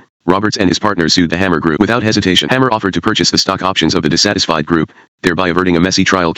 Now firmly in control, Hammer visited the FCC to assure the commissioners that Mutual Broadcasting had no intention of folding. He bore gifts of jade for each commissioner, even though Jack Bloom, Mutual's Washington lawyer, told him to drop the gift-giving plan. The propriety of how he would conduct himself was important, Bloom said. I told him that very clearly, but he did not listen. Bloom knew it could be illegal for the commissioners to accept such a gift. Indeed, he said, some commissioners were offended, but Hammer barely noticed. Nothing discouraged him. Blair Williser watched Hammer at this time, first as an executive with the Colgate Shave Cream account, one of Mutual's largest advertisers, then as a Mutual executive working for Hammer. Of course, Armand is persuasive, Williser said. Everybody is charmed by him. I took a chance in going to work for Hammer, even though the value of the network was zero. Happy face. Nobody was thriving under the arrangement that Hammer inherited, in which network affiliates owned the newscast on the hour and Mutual the newscast on the half hour. So Hammer decided that Mutual should provide more programming, including more news, sports, and features. The network signed journalist Walter Winchell and singer Kate Smith, both legends. It was another example of Hammer's penchant for drama. Before long, he was claiming he had achieved a quick turnaround, transforming Mutual into a money-making operation within months. Some industry observers were skeptical. Then, just as suddenly as Hammer had gained control of the network, he surrendered it. The buyer, at a reported $2 million, was Hal Roach Studios, which was controlled by Alexander Guterma. Television Digest, putting the best face on the sale to Guterma, commented that it gives shaky Mutual Broadcasting System a new lease on life, whether continuing as at present with news, commentary, and special events only, or revamped into a full-blown competitor of ABC, CBS, and NBC radio networks. Hammer, who negotiated the deal without the intervention of a broker, received a consulting contract and a position on the reconstituted board of directors. Williser said Hammer and Guterma were two of the craftiest negotiators he had ever seen. How much Hammer knew about Guterma is uncertain, but he certainly could have chosen a sounder buyer. As Broadcasting Magazine said after the fact, 5 months later, the Securities and Exchange Commission announced that it was investigating Guterma's financial dealings. Later, a federal grand jury alleged that Guterma had pledged the use of Mutual Broadcasting System as a propaganda instrument for then Dominican Republic dictator Rafael Trujillo. Guterma was eventually sentenced to federal prison for stock fraud. The once proud Mutual Broadcasting System entered bankruptcy court. Why had Hammer sold the network so precipitately? especially when he could have built it into a base for influencing public policy? Part of the answer was the hectic pace of the venture, especially the cross-country commuting. Weiser said Hammer's health was cracking under the strain. He had developed noticeable nervous tics. Although Hammer normally was stoic about his health, he has admitted it was poor during the 1950s. The pain from gallbladder disease, kidney stones, and prostate problems seemed unbearable at times. Another part of the answer was the lack of financial promise in the face of competition from other networks. Jack Bloom said that Armand Hammer was interested in making money. He did not care if he was doing the right thing or doing it the right way. He was always picking up the phone, always rushing to catch a plane, instead of listening. When he saw that he would not turn a fast buck with Mutual Broadcasting, he sold it. Happy face. Whatever the truth of such speculation, the major reason for Hammer's willingness to sell Mutual seems clear. He had become deeply involved with another business that would be an obsession for the rest of his life. That business was oil. Part 4 Oil Tycoon 13 Accidental. When Armand Hammer entered the oil business through the back door in 1956, he knew almost nothing about it and had no intention of becoming deeply involved. The company that drew his attention was Occidental Petroleum Corporation of Los Angeles, which since its founding in 1920 had done nothing to distinguish itself. Its little-known stock traded on second-tier West Coast exchanges. For 1955, Occidental Petroleum had reported assets of just $79,000. A new management had come on board, hoping to energize the company before it slid into oblivion. Shortly after that, Hammer, newly married and adjusting to Los Angeles, lent Occidental $50,000. Frances lent an equal amount. More and more, she was becoming Armand's partner in business as well as his partner in life, thanks to the money left her by her first husband. Armand and Frances never anticipated that they would make money through their investments in Occidental. On the contrary, they expected to lose it. In return for their loans, they received interests into wells that Occidental planned to drill, but their expectation was that they would be dry holes, a tax loss to shield their personal wealth, which was in the highest tax bracket, from the federal government. Occidental as a tax shelter had been the idea of Sam Shapiro, a relative of Armand's who practiced accountancy in Los Angeles. Shapiro was a stockholder in an oil company owned by Dave Harris, who doubled as the new president of Occidental. If that first loan from the Hammers had resulted in the expected dry hole, it probably would have been the end of Armand Hammer, oil man. But the wells, one in Fresno County, California, another one near San Jose, came in. Before they knew it, Armand and Frances were hooked on the adventure of oil and gas exploration. Frances was so excited she had them buy a mobile home and then drive it to the newly drilled oil fields for overnight vigils. Frank Barton, a Los Angeles energy lawyer doing work for Harris, invited Hammer to lunch at the Los Angeles Petroleum Club to tap his financial resources further. But Armand showed no interest in becoming an owner of Occidental. Armand and Frances agreed only to another loan, this time for $112,500 each. Hammer acquaintance Louis Abrams, a Russian-born New York real estate developer, contributed about $225,000. Occidental used the money to acquire drilling rights in the Los Angeles suburb of Dominguez, land on which there already were producing wells. The owner of the rights was J.K. Wadley, a Texas wildcatter who needed a cash infusion. Wadley was torn about selling but shed his reluctance on meeting Hammer, whom he liked. Wadley later called Hammer and H.L. Hunt the two keenest businessmen he ever knew. The rights became Occidental's on October 16, 1956, for $1 million in cash and $750,000 in 18-month notes. The day after Wadley, Hammer, and Hammer's lawyer Arthur Groman agreed on the transaction. Hammer drove to the area, buying a camera en route to take photographs of an honest-to-goodness producing field. Shortly thereafter, Occidental Petroleum and the Union Oil Company of California entered into a contract under which Occidental sold its crude oil from the Dominguez field to Union, which then distilled and marketed it. When Union Oil later requested termination of the contract, Hammer wrote to Styles Bridges, who reportedly had influence with Union chairman Reese Taylor. Hammer's letter betrayed his concern with image over substance, for he told Bridges that continuation of the contract was more a question of prestige than money. Prestige through association with larger oil companies assumed less importance in Hammer's mind as Occidental's good fortune accelerated. One of the Hammer's early investments, the Amber lease, west of Bakersfield, California, turned out to be one of the most substantial. Together, Armand and Frances owned a 34% interest in the lease. That $100,000 investment grew to more than $5 million for Armand and $6 million for Frances by the time they decided to sell. It was all quite dizzying. During 1957, a resuscitated Occidental Petroleum drilled 8 new wells and re-drilled 2 others. Armand was involved deeply by then. In July he assumed the presidency. About the same time he started his management role at Mutual Broadcasting. Occidental sank more than $100,000 into the radio network. In addition to the personal investments of Armand and Frances, the two corporations were connected in Hammer's mind. He wanted Occidental to thrive through diversification. As usual, Hammer transformed whatever he touched, reshaping Occidental's board of directors in his image. Dave Harris stayed until early 1960 but possessed less and less authority in the company he had struggled to lift from near worthlessness. Hammer added technical expertise in the person of Nico Van Wingen, a petroleum engineering professor at the University of Southern California. He added political and business clout with Neil Jacoby, an acquaintance of Frances's who taught business administration at the University of California, Los Angeles, and had served as an economic advisor to President Dwight E. Eisenhower. For marketing genius, he tapped Frederick Jimble, his friend,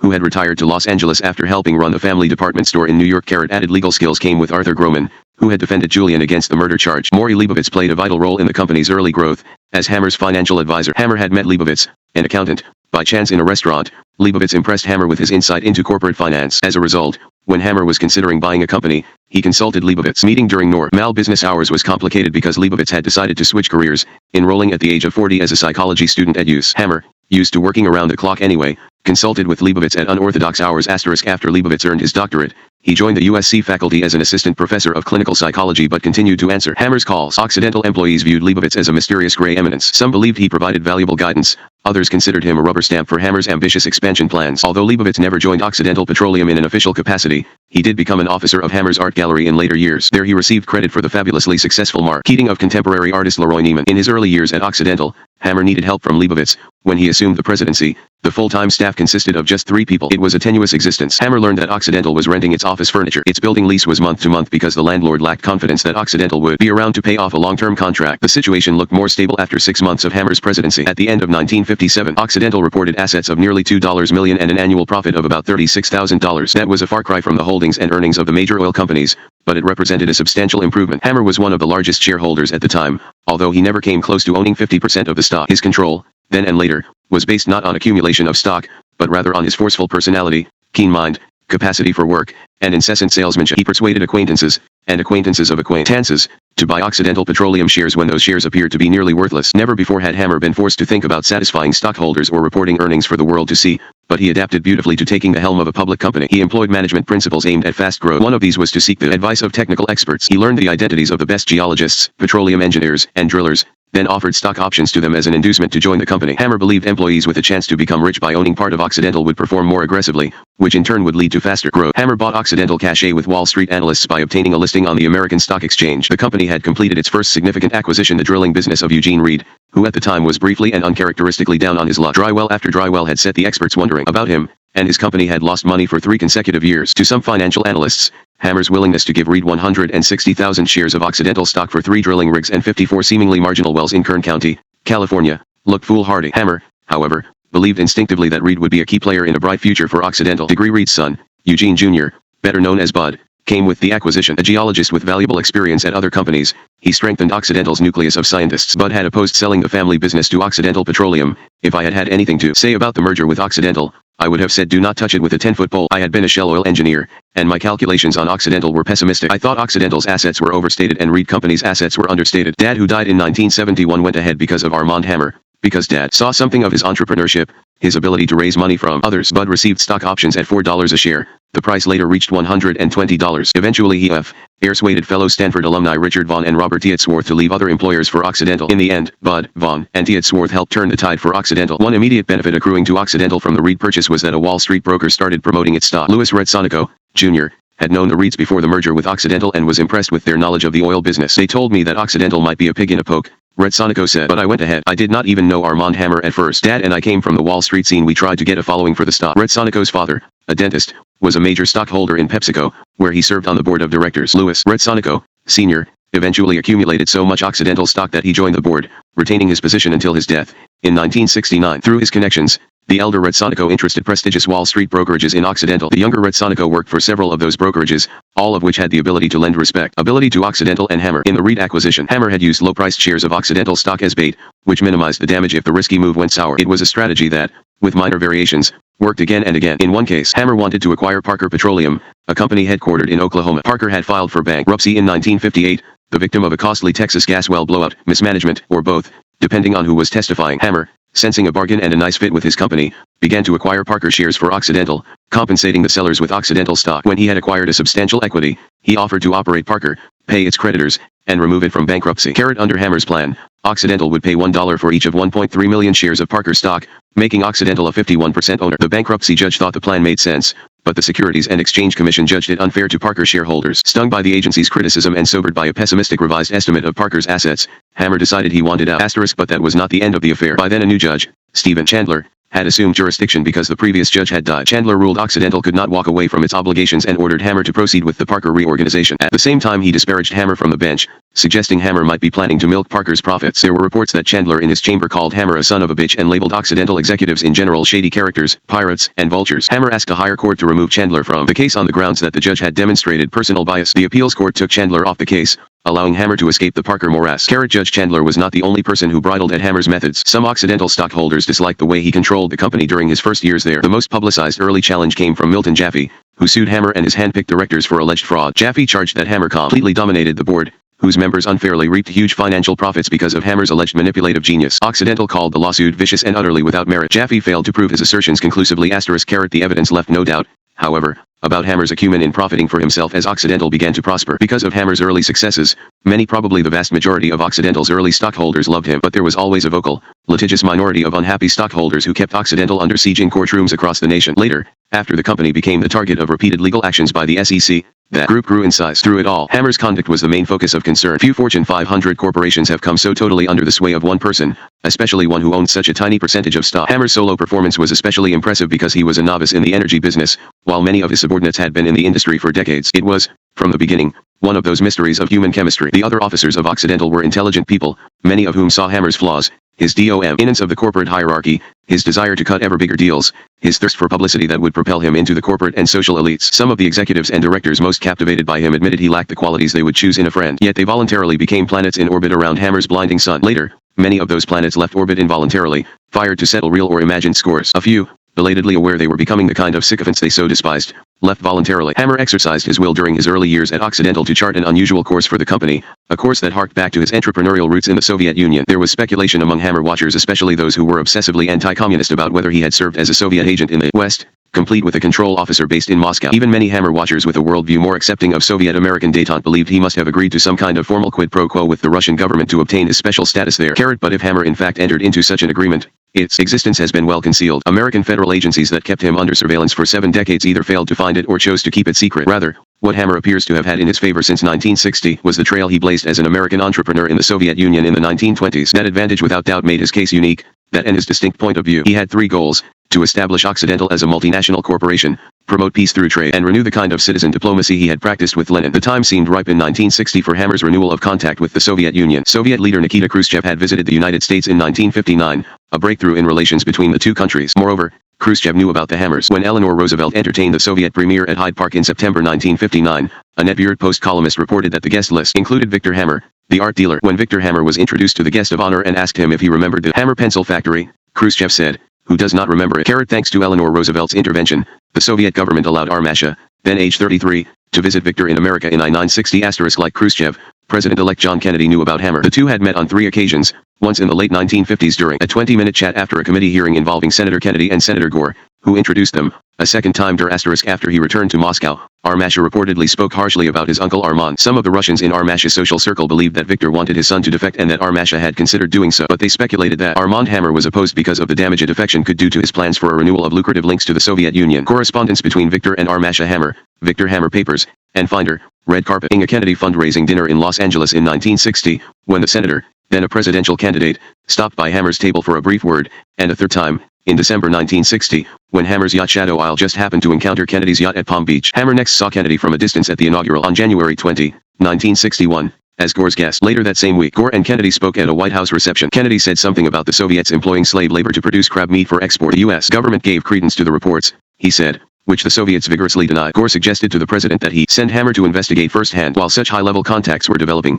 Hammer used his Gore and Roosevelt connections to increase his chances of meeting top Soviet officials if and when he visited Moscow. Victor asked Eleanor Roosevelt to write introductions to the Soviet leadership for his brother. Armand sent along suggested wording, one paragraph of which read, Dr. Hammer was a friend of my husband and myself and my sons and has visited us in the White House and we have visited him in his home. We hold him in high esteem. MRS. Roosevelt revised the letter by pointedly removing the words and myself and changing the we's to the SP. She was willing to send a helpful letter, probably because of her fondness for Victor and Irene, and because the Hammer family had helped her sons Elliot and James, but she could not bring herself to call Armand her friend. Hammer asked Gore, who apparently harbored no reservations about Armand's character, to help beyond the initial suggestion to Kennedy. To make sure Gore understood his role in the young Soviet Union, Hammer sent the senator a copy of The Quest of the Romanov treasure. On Hammer's behalf, Gore wrote to Anastas Mikoyan, then a high-ranking minister, the same man who had met Hammer in the early 1920s during the delivery of forts and tractors to the Soviet provinces. Degree the upper echelon interventions worked. Armand and Francis Hammer departed for the Soviet Union in early February 1961, less than a month after Kennedy's inauguration. Yet, although Hammer indicated otherwise, there is evidence that Kennedy knew little or nothing about the trip until Hammer's return. All planning appears to have been done through Luther Hodges,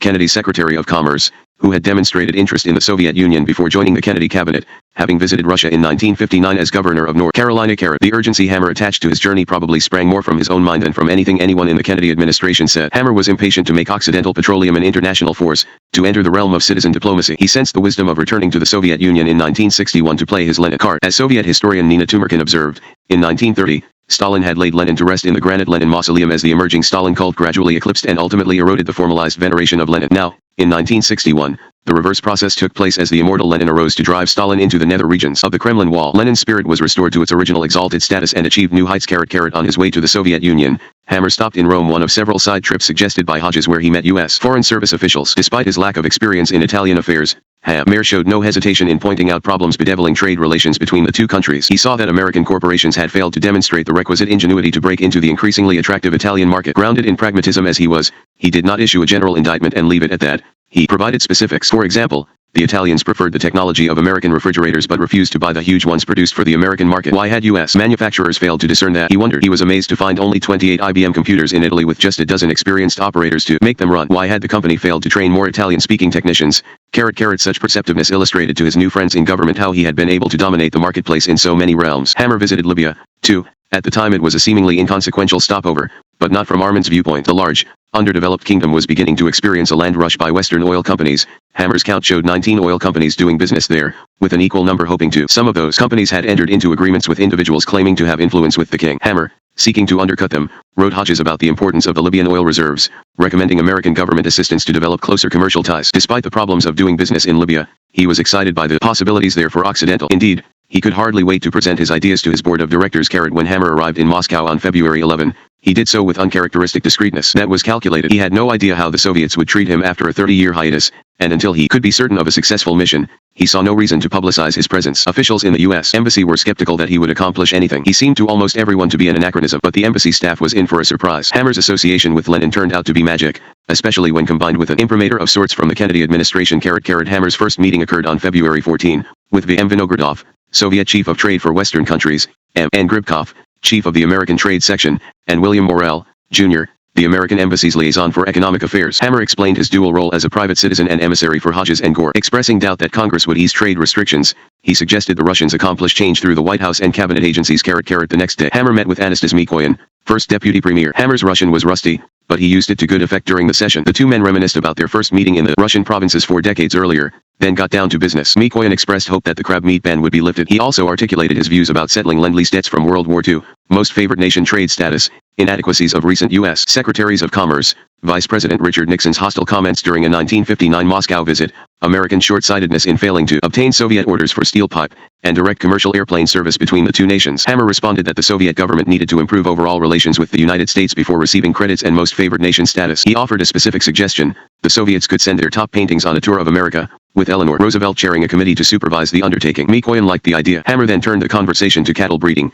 showing Mikoyan the 1954 dispersion sale catalog and relating the virtues of American meat. After the meeting with Mikoyan, Hammer's business in Moscow appeared to be finished. His hope for a meeting with Khrushchev did not appear to be panning out, so he and Frances turned their attention to a family reunion, having dinner with Vavra Hammer, Victor's first wife, Armasha, and Larissa, Armasha's wife. In a letter home describing the event, Frances said she and Armand were leaving for London the next day, then flying to New Delhi, where Hammer was scheduled to meet Prime Minister Jawaharlal Nehru. But Frances and Armand were in for a pleasant surprise. At Mikoyan's urging, Khrushchev decided to meet Hammer face-to-face. The session took place on February 17 in Khrushchev's Kremlin office. By Hammer's reckoning, it lasted 2 hours and 5 minutes. Also present was Anatoly Dobrinin, chief of the American division for the Soviet Ministry of Foreign Affairs and later ambassador to Washington. Khrushchev and Hammer conducted their conversation in Russian. Khrushchev began by discussing the Aberdeen Angus sale catalog that Hammer had given Mikoyan. He had enjoyed American meat on his visit to the United States, he said, and he conceded that it was better than Soviet beef. Hammer, ever the inspired supplicant, promised to ship a bull to Khrushchev to complement some Angus heifers already sent by President Eisenhower and Louis Strauss, the former chairman of the U.S. Atomic Energy Commission and a fellow cattle breeder.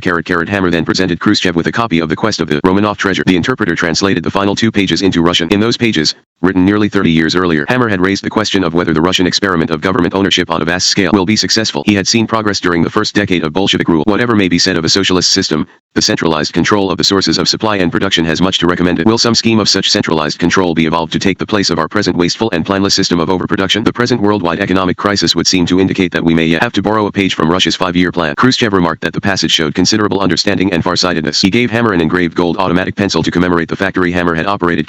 When Hammer told Khrushchev he had been denied permission to visit the factory, Khrushchev told Dobrinin to see about arranging it. Hammer then proceeded to the U.S. Embassy to report to the acting American ambassador in Moscow. During their discussion, a call came from the Kremlin that a Russian driver would pick up Armand and Frances for a trip to the pencil factory. At the plant, Hammer was thrilled to discover that some of the old employees remembered him. One woman tearfully embraced him while recalling it was she who had taught Victor how to work the machinery. The celebration in the boardroom included caviar, champagne, and vodka. Khrushchev later used Hammer's factory visit to score propaganda points, telling his appreciative Russian audience, "When I received this American, he asked permission to visit the factory and look it over. He left satisfied, and several of the old workers remembered Hammer and said, 'See how our former boss is pleased.' Happy face." The next day Hammer, tired from the celebration, saw Khrushchev again, at a reception for communist leaders of other nations. Khrushchev met Frances there and flirted with her. After the reception, Hammer cancelled his trip to India, and also Japan and Thailand, so he could return to Washington with an immediate report for the Kennedy administration.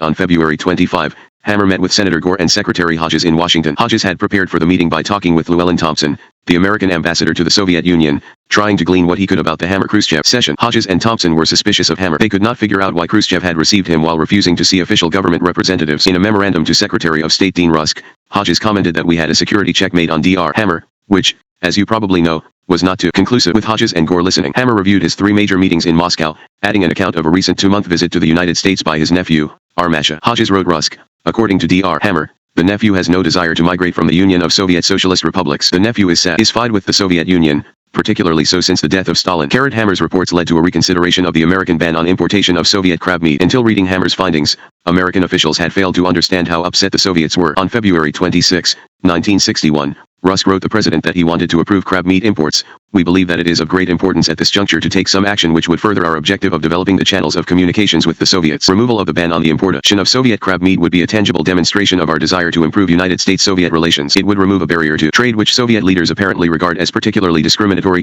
By now burning to circulate the news of his coup in seeing Khrushchev, Hammer sent a written account to Eleanor Roosevelt through Victor.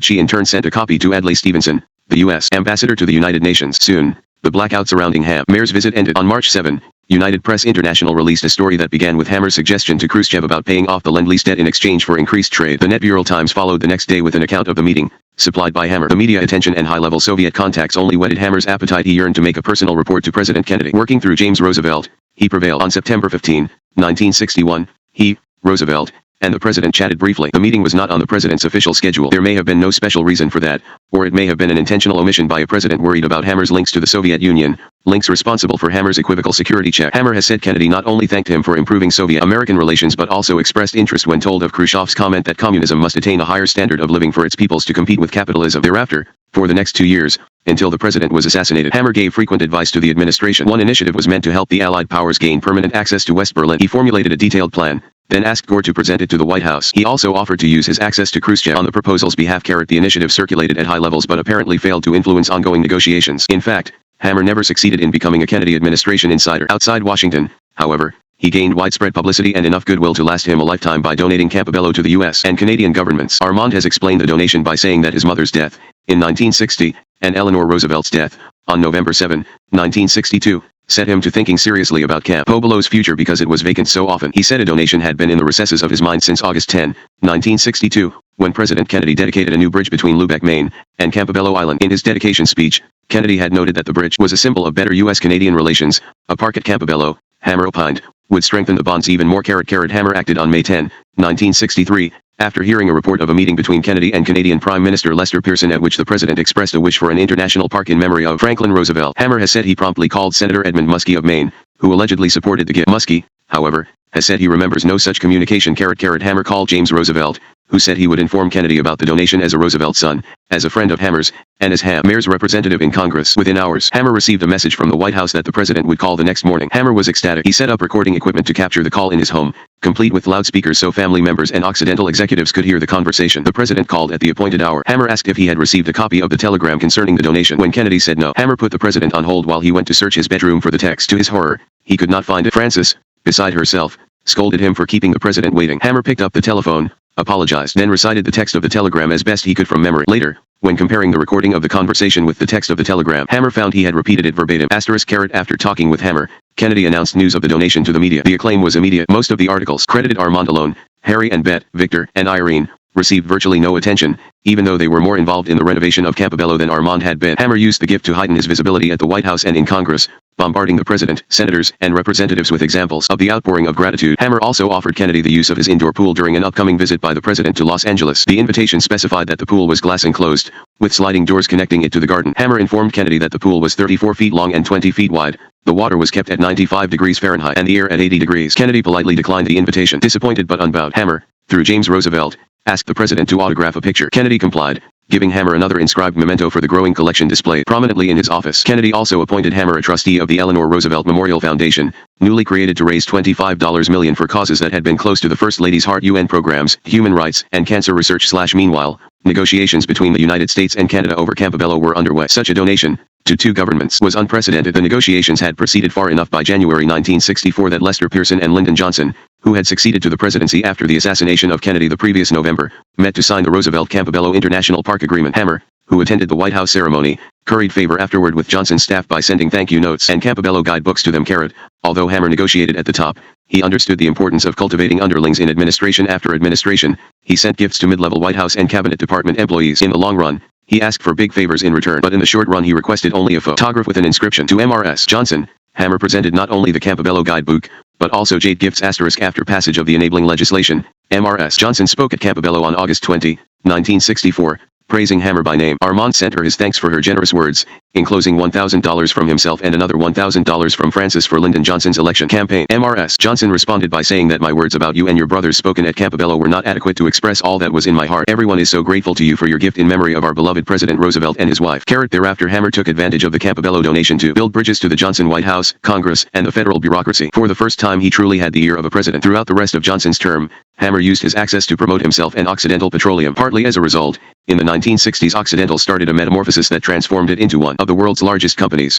Interestingly, Hammer remained a Kennedy family supporter while cultivating the Johnsons, despite Lyndon Johnson's hatred for Robert Kennedy. When Robert ran for the Democratic presidential nomination, in 1968, Hammer was one of his few wealthy business supporters. Even after Kennedy's assassination, on June 6, 1968, Hammer retained access to the Kennedy power and mystique because of an ongoing relationship with Senator Edward Kennedy. Charles Spalding Oral History, March 22, 1969, conducted by Larry Hackman, John Fitzgerald Kennedy Library, Boston. 14 Shaking up the Seven Sisters. The chairman of Occidental Petroleum possessed boundless optimism about bringing hostile nations to the peace table, finding cures for dread diseases, and making profits in business ventures. During the 1960s, Armand Hammer needed every bit of that optimism. Few Wall Street analysts gave Occidental much chance of becoming a multinational company, let alone one that would rise to the top 20 of the Fortune 500. After all, Occidental's gross for 1960 was only $2.5 million, and the bottom line showed a net loss of $127,000. If Hammer truly had been interested in retirement with Francis, 1961 would have been a smart time to do it. He and she possessed more than enough money to live well, and Occidental had turned out to be a tax shelter for their income. Hammer had achieved his triumphant return to the Soviet Union. His meeting with Khrushchev would have allowed him to practice statesmanship as a citizen diplomat in his retirement. He could continue to build his art collection and make a name for himself as a philanthropist in the war against cancer. As it turned out, he achieved all those goals, and many more, but without retiring. Nor did it take long for his eternal optimism to be rewarded. A turning point for Occidental came in 1961, with the discovery of gas in the Lathrop Field, about 90 miles southeast of San Francisco, in the vicinity of Stockton. The acquisition of the Eugene Reed Drilling Company in 1959 was the necessary condition for the discovery. Without the scientific knowledge and youthful enthusiasm of employees such as Bud Reed, Richard Vaughn, and Robert Tiedsworth, Occidental might have ignored the well-concealed potential of the Lathrop Field. A hint of the big break appeared in the December 19, 1960, issue of Oil and Gas Journal, an industry publication. An article by Bud Reed, Vaughn, and Tiedsworth carried the headline "Why Explore in California's Sacramento Valley." The authors made a case that it was logical to look for natural gas in the as-yet untapped valley, which extended 205 miles, from Redding to Modesto. Reed, Vaughn, and Tiedsworth were back in print 16 months later. This time the headline said Sacramento Valley booms ahead. What had occurred between those two articles was the playing out of a hunch. At least two multinational companies already had drilled in the Lathrop Field, but Occidental's Tiedsworth thought the giants had given up too easily. Occidental moved in equipment, planning to drill to 8,600 feet if necessary, approximately 3,000 feet deeper than anybody else. It was not a decision made lightly. Hammer had encountered difficulty raising enough money to proceed. He sold 10 drilling investment units for $32,000 apiece. Francis bought one, and he bought half of a unit to help the cause. But banks had refused to lend Occidental additional money at what Hammer considered a fair rate, so he ordered drilling to proceed with no assurance of adequate financial reserves. When Gene Reed reached 6,500 feet with nothing to show for it, Hammer began to feel queasy. Then the good news arrived. At 6,900 feet, Reed found what turned out to be the second biggest gas field in California history, worth hundreds of millions of dollars. Hammer wrote the stockholders that Occidental could receive net income of nearly $11 million a year for each of 5 years under a contract being negotiated with Pacific Gas and Electric Company. Executives of the latter had been discouraging when first approached, The utility already was obligated to bring gas in from outside California, and Occidental supplies threatened to upset that plan. Hammer thereupon approached the city of Los Angeles with an offer to sell the new gas at prices lower than the utility's lowest rate. Pacific Gas and Electric quickly changed its tune and signed long-term agreements to buy Occidental petroleum supply. For the first time it looked as if Occidental could begin to pay dividends, and maybe expand its exploration program. Hammer told his wife her $32,000 unit was worth $1 million. Francis called Maury Moss, an investor, and later a company director, who said he planned to hang on to his units for a while. He thought they would be even more valuable than $1 million each. Francis followed Moss's advice, which turned out to be correct. Hammer now allowed himself to dream of competing with the major oil companies, known popularly, and sometimes derisively, as the Seven Sisters, Exxon, Gulf, Mobil, SoCal, Texaco, British Petroleum, and Royal Dutch Shell. No longer the proprietor of a money loser whose main function was to shelter outside income from taxes. Hammer acquired the Signet Oil and Gas Company, increasing Occidental's reserves through expansion as well as exploration. About this time a newspaper columnist called Occidental one of the new Cinderella companies. It is finding oil and gas where the smart money in the business knew it could not exist. At the end of 1961, Occidental had 159 producing oil and gas wells. Revenue for that year had jumped to more than $4 million from less than $3 million the year before. The bottom line showed a $1 million profit. Financial analysts and business journalists marveled at the way Hammer raised money from Occidental directors, stockholders, and companies outside the oil and gas world. A Business Week reporter wrote of Hammer's success in obtaining $6 million, $4.50 million of it from Occidental stockholders buying units costing a minimum of $15,000 each. The same reporter wrote wonderingly of a $15 million advance payment by Mutual Life Insurance Company of New York in exchange for future gas finds from the Lathrop Field and Insurance Company. Investment that paid off for both sides. Occidental's California discoveries opened diversification possibilities for an entrepreneur as daring as Hammer, who decided the company should expand into the fertilizer business. He had overseas markets in mind, including the Soviet Union. Such an expansion would fit neatly into his conception of Occidental Petroleum as a natural resources conglomerate. His experience with the mutual broadcasting system had taught him the dangers of trying to build a widely diversified company. In the ensuing expansion, Hammer mixed his rapaciousness for the big score with his keen sense of how to make deals that gave the impression of helping all the parties involved. There would be obstacles. He knew many Occidental directors, executives, and stockholders would be content to play safe, to remain a profitable, small independent oil and gas company sticking to its business in California. But Hammer wanted to be the biggest. His instincts told him that in order to do so, Occidental needed something to offer foreign leaders whose countries were bursting with natural resource potential. It seemed obvious to him that developing countries he had visited needed to achieve self-sufficiency in food production. Accordingly, those nations needed affordable fertilizer that could nourish crops on marginal land. Thus the D in return for fertilizer, they could offer natural resources that were doing little good sitting in the ground. To traditional business people, some of them Hammer's own, his plan sounded risky, but by then he had gained control. The chief opponent on his board of directors was Gene Reed, who wanted Occidental to stick with domestic oil and gas exploration. Hammer never fully convinced Reed of the wisdom of overseas ventures, but Reed never found the votes on Hammer's hand-picked board to prevail. One secret of Hammer's control, despite his minority stock ownership, was the tangible wealth that the Lathrop Field discovery bestowed on many of the directors. They might have joined the board originally as a favor to Hammer,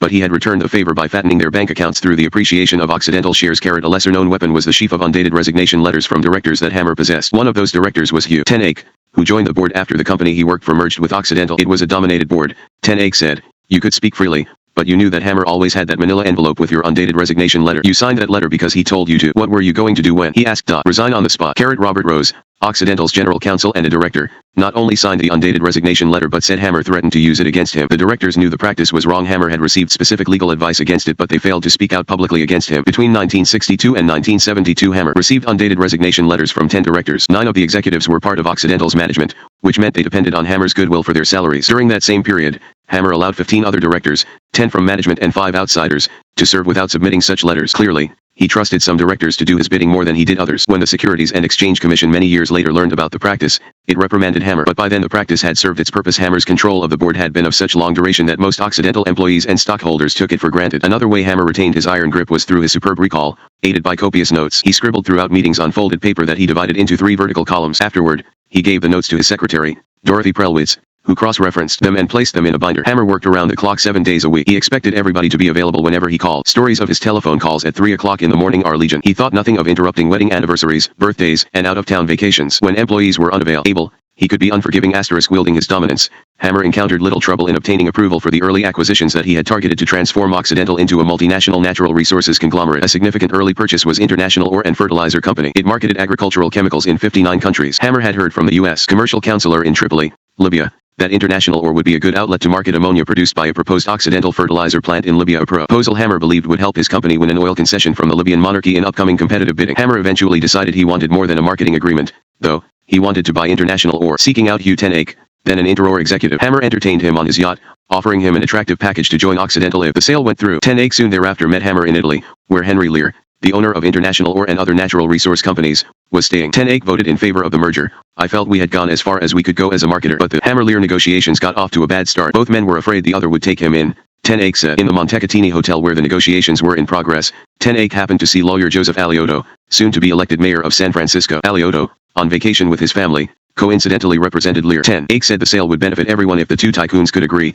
Alioto consented to enter the negotiations. I had to shuttle between their rooms, Alioto said. You could not put them together. With Alioto's assistance, Hammer and Lear found a middle ground in the wee hours of the morning. Hammer's version of the negotiations differs substantially from those of Ten Eyck, Alioto, and Lear. It also contains a telling anecdote. Before departing for Italy, Hammer said he had researched Lear's likes and dislikes. Hammer's conclusion: Lear was a snob. Accordingly, Armand and Francis flew to London, where they bought the most expensive white Rolls-Royce they could find. They shipped the car to Paris and motored from there to Italy, to the hotel where Lear awaited. According to Hammer, the car caused a sensation when it pulled up. In fact, he said, King Olaf V of Norway, a guest at the Swank Hotel, rushed outside to admire it. In Hammer's account, found in his 1987 autobiography, Lear was so impressed that he was primed to reach quick agreement on a merger. This account may have been a great story to tell friends, but the evidence is overwhelmingly against it. Ten Eyck and Alioto agreed that Hammer's original premise was faulty. Lear was no snob. Lear thought it the Rolls was gauche. Alioto said he got around in a Bentley, believing it to be less conspicuous. Ten Eyck and Alioto also agreed that the negotiations went poorly at first, not smoothly, as Hammer said. Lear himself recalled, I have known Armand Hammer personally since 1963. I feel we are on good terms. But when I saw his last account of the Interor transaction, I resented it. It is simply not true. In any case, Hammer obtained the company, which proved to be a vital element in Occidental's rise. After closing the deal, he sent a telegram to the White House, telling President John Kennedy that James Roosevelt would be requesting a meeting in which he and Hammer could discuss how Occidental would feed the world's hungry masses, thus making communism less attractive to them. An acquisition that fit with International Or was the best fertilizer companies, which operated plants in the western United States. Best needed gas from Occidental's California fields to produce ammonia, an ingredient in its products. Hammer wanted a fertilizer manufacturer in Occidental stable to work with the International Or Marketing Organization. Hammer began negotiations with Lowell Berry, the founder of Best Fertilizers. The two men met on May 21, 1963, Hammer's 65th birthday. They reached agreement quickly, but both men were too strong-willed and proud to be partners. The next year, Hammer fired Berry, citing his conduct during labor problems at the Indus trial site in Lathrop, California, which produced ammonia dedicated to fertilizer manufacturing, as well as other hazardous chemical substances. The union members at the plant had struck on July 31, 1964, and Hammer had thereupon ordered Berry to attend a negotiating session with the union on August 26. Berry had refused. Hammer had stepped in, reportedly helped settle the strike, and then fired Berry for alleged disobedience and mismanagement. Motivated partly by his previously expressed anger at his $50,000 annual salary, $10,000 less than both Hammer's and Jean Reed's, Berry sued. After an 18-day trial, Hammer largely prevailed, although Berry salvaged some pension benefits. While the case was in court, Hammer struck at Berry, asking Senator Albert Gore to convince the Treasury Department that it should investigate the Lowell Berry Foundation. Gore did mention the matter to the Treasury Department, but, queasy about the propriety of his intervention, soft-pedaled it. In the end, Berry got revenge of sorts. The Lathrop plant, which Hammer alleged had been poorly managed by Berry, caused big problems for Occidental. The SEC cited Occidental for its failure to disclose the costs associated with environmental contamination by the plant. The federal government and the state of California sued Occidental for discharging hazardous wastes there. Workers claimed their handling of toxic chemicals at the plant had caused them to lose their fertility. Newspapers published articles with headlines that sullied the company's image. Internal memorandums told of how water from the plant's waste pond trickled into a neighboring field, where a dog waded into it, licked itself, and died. Still, despite the troubles, from a strictly commercial standpoint, the best acquisition made sense. The operation found an important niche in a newly synergistic company. Occidental added smaller fertilizer-related companies at a rapid pace after that. Yet another controversial acquisition during 1963. Part of Hammer's impatience to put Occidental into the fertilizer business was Jefferson Lake Sulphur Company, headquartered in New Orleans. The company mined sulfur, used in fertilizer production. At the time of the merger, Occidental listed assets of about $42 million, adding Jefferson Lake's assets of about $35 million, thus nearly doubled Occidental's size. The acquisition also gave Occidental a presence in Canada,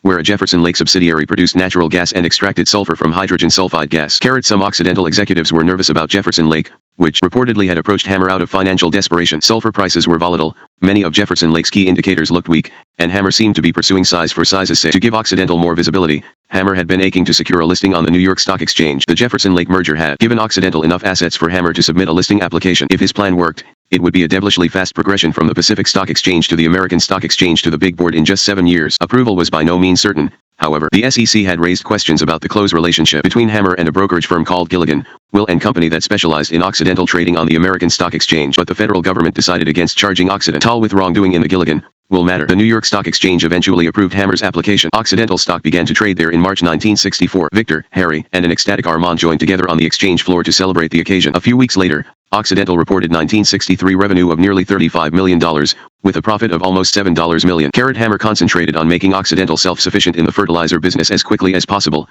which accounted for the large number of acquisitions in so short a time. As the company explained, balanced fertilizers contain three basic nutrients: nitrogen, phosphorus, and potassium. Nitrogen is available in the form of ammonia or urea. Phosphorus is available in the form of phosphoric acid, a derivative of phosphate rock. Potassium is a derivative of potash. In addition, sulfur is an essential basic element used in the manufacture of commercial fertilizer and agricultural chemicals. Hammer decided to buy the potash from outside suppliers, given market conditions at that time. Everything else he elected to bring under the Occidental umbrella. Acquiring ammonia and sulfur by purchasing existing companies was relatively simple. Breaking into the phosphorus market, which Hammer proposed to do next, was more complicated. A small number of companies dominated North American phosphate rock reserves, which many experts believe to be available in significant mineable quantities only in Hillsborough and Polk counties, Florida. In September 1963, Hammer hired George Brooks, an astute 36-year-old mining engineer, to direct a phosphate exploration program. Brooks had worked for Armor Agricultural Chemical Corporation, one of the companies entrenched in Hillsborough and Polk counties. He told Hammer there were plentiful phosphate deposits in Hamilton County, Florida, farther north than the conventional wisdom allowed. Hammer gave him the go-ahead. At first,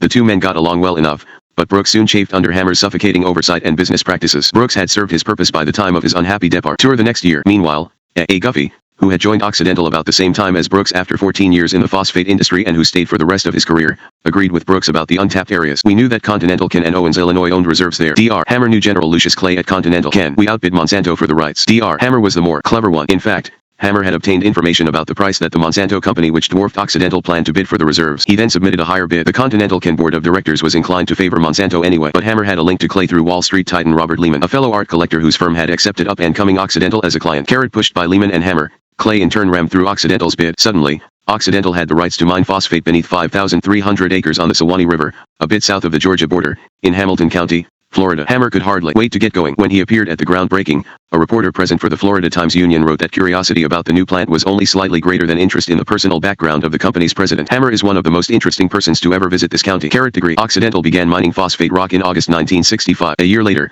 the company christened its phosphate chemical complex about 1 mile from the main mine. To cater the dedication party, Hammer hired the person who provided food for guests at the Texas ranch of President Lyndon Johnson. During the ceremony, he stressed the 500 new jobs and the $30 million annual payroll that Occidental was bringing to the depressed local economy. Ever the globalist, he added that the output would help feed a world in which 50% of all inhabitants suffered from malnourishment. Much of the rock from the mine site was used as raw material in the adjacent processing plant. The rest traveled to Jacksonville, Florida, where Occidental had access to a deep water port from which to ship its resources all over the world. Some of the ships departed loaded with superphosphoric acid, produced at still other Occidental facilities in Florida. Superphosphoric acid, often known by its acronym, SPA, contained greater quantities of phosphate per pound than did traditional phosphoric acid. Dealing in SPA meant savings in freight costs. Occidental could transport the equivalent of 3 normal-sized shiploads in one freighter and less expensive storage. SPA had other virtues. As advertised by Occidental, it was less corrosive, contained fewer impurities, resulted in minimal sludge settlement, and possessed a higher than average concentration of plant nutrients when used in liquid fertilizers. Occidental, meanwhile, had developed SPA through the acquisition of patent rights from Nordac, a British company. In early 1964,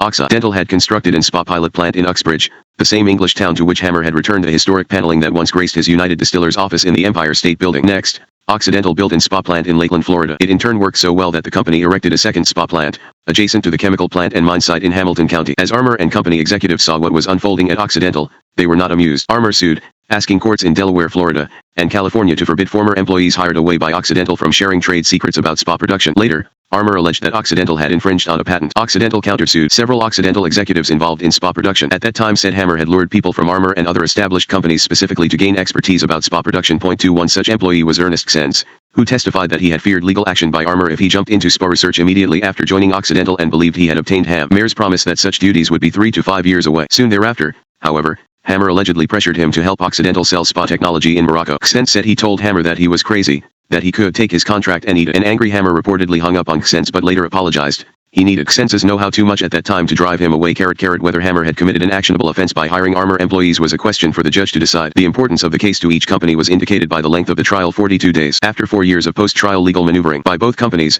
the resolution favored Hammer. Some insiders saw it as one of the most important victories in Occidental Petroleum's early history, since a defeat would have altered Hammer's plans profoundly by making it close to impossible to succeed in the fertilizer business overseas. With the court battle over, he was free to begin serious negotiations on what would become the largest contract in history between an American corporation and the Soviets. As Occidental's fertilizer operations expanded, the rest of the corporation was growing in all sorts of directions, some of them surprising. Occidental explored deals overseas that its stockholders barely knew existed. The negotiations must have appeared unplanned, even rash. All along, however, Hammer was keeping the larger picture in mind. The key elements in that picture were Libya and the Soviet Union. The big break in Libya came during 1966. The big break in the Soviet Union came in 1972. When they occurred, many stockholders and Wall Street analysts saw them as bolts from the blue. They were actually painstakingly won triumphs for Hammer, victories for his hands on brand of management to achieve the first big opportunity. Hammer traveled several paths. The buildup of the domestic fertilizer business was one. A logical outgrowth was ventures in foreign nations that Hammer had marked for secondary roles in his drive toward Libya. Demonstrating serious interest in those nations would give Occidental visibility as a player in the multinational energy sweepstakes. Hammer hoped Libya's King Idris would notice tiny Occidental petroleum amid the huge Seven Sisters. As a prelude to bidding for oil concessions in Libya,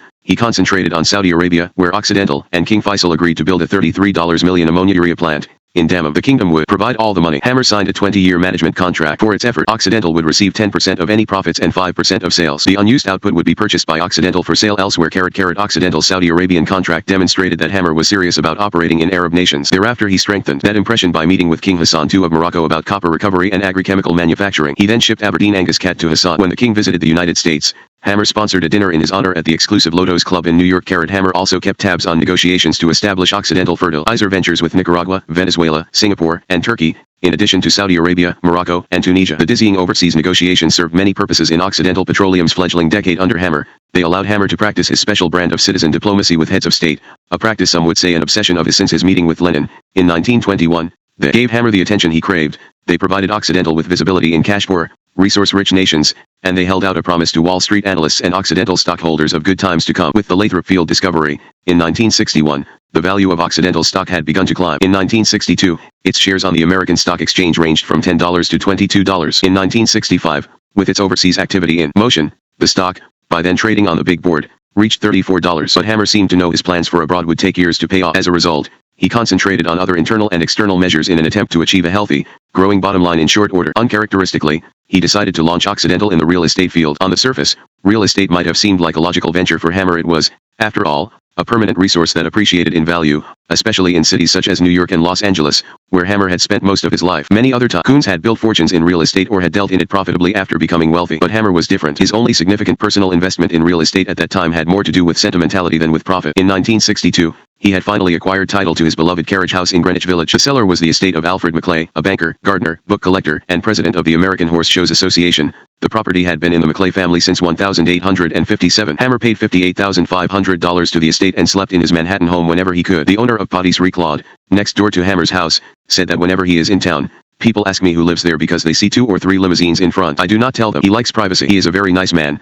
though he does not say hello. His first words are, "How is business?" Claude said Hammer, known for his sweet tooth, did him an unexpected kindness. "When I opened my shop it was very difficult. On July 4th I was here early, depressed. Armand Hammer came in at 6 a.m. and bought everything in my case. I closed up and went home for the holiday. I was very happy." Generally, though, Hammer traveled the few feet between his limousine and his house without mingling. At the same time Hammer bought the carriage house, he became an economic force in the neighborhood through an entity called the Hambrigg Corporation, not part of Occidental. Hambrigg bought adjacent village properties from the same Maclay estate, for investment purposes. The other partner in Hambrigg, shorthand for Hammer Brignoli, was Michael Brignole, proprietor of an Italian grocery on the same block as Hammer's house. Brignoli's father had operated the store when Hammer first moved to the neighborhood, while a college student, and Michael, 13 years younger than Hammer, eventually became the boy Friday for Hammer himself and for 183 West 4th Street. Hammer repaid Brignoli's loyalty by encouraging him to invest a reported $30,000 in the then struggling Occidental Petroleum. Brignole held onto his Occidental stock as the price skyrocketed, even though he could have sold it a decade later and retired comfortably on the proceeds. In his will, Brignole wrote, "I request that my trust retain all shares of Occidental Petroleum as long as my friend Dr. Armand Hammer remains as an officer of the company." Brignole died of a heart attack in 1987 at age 75. By then,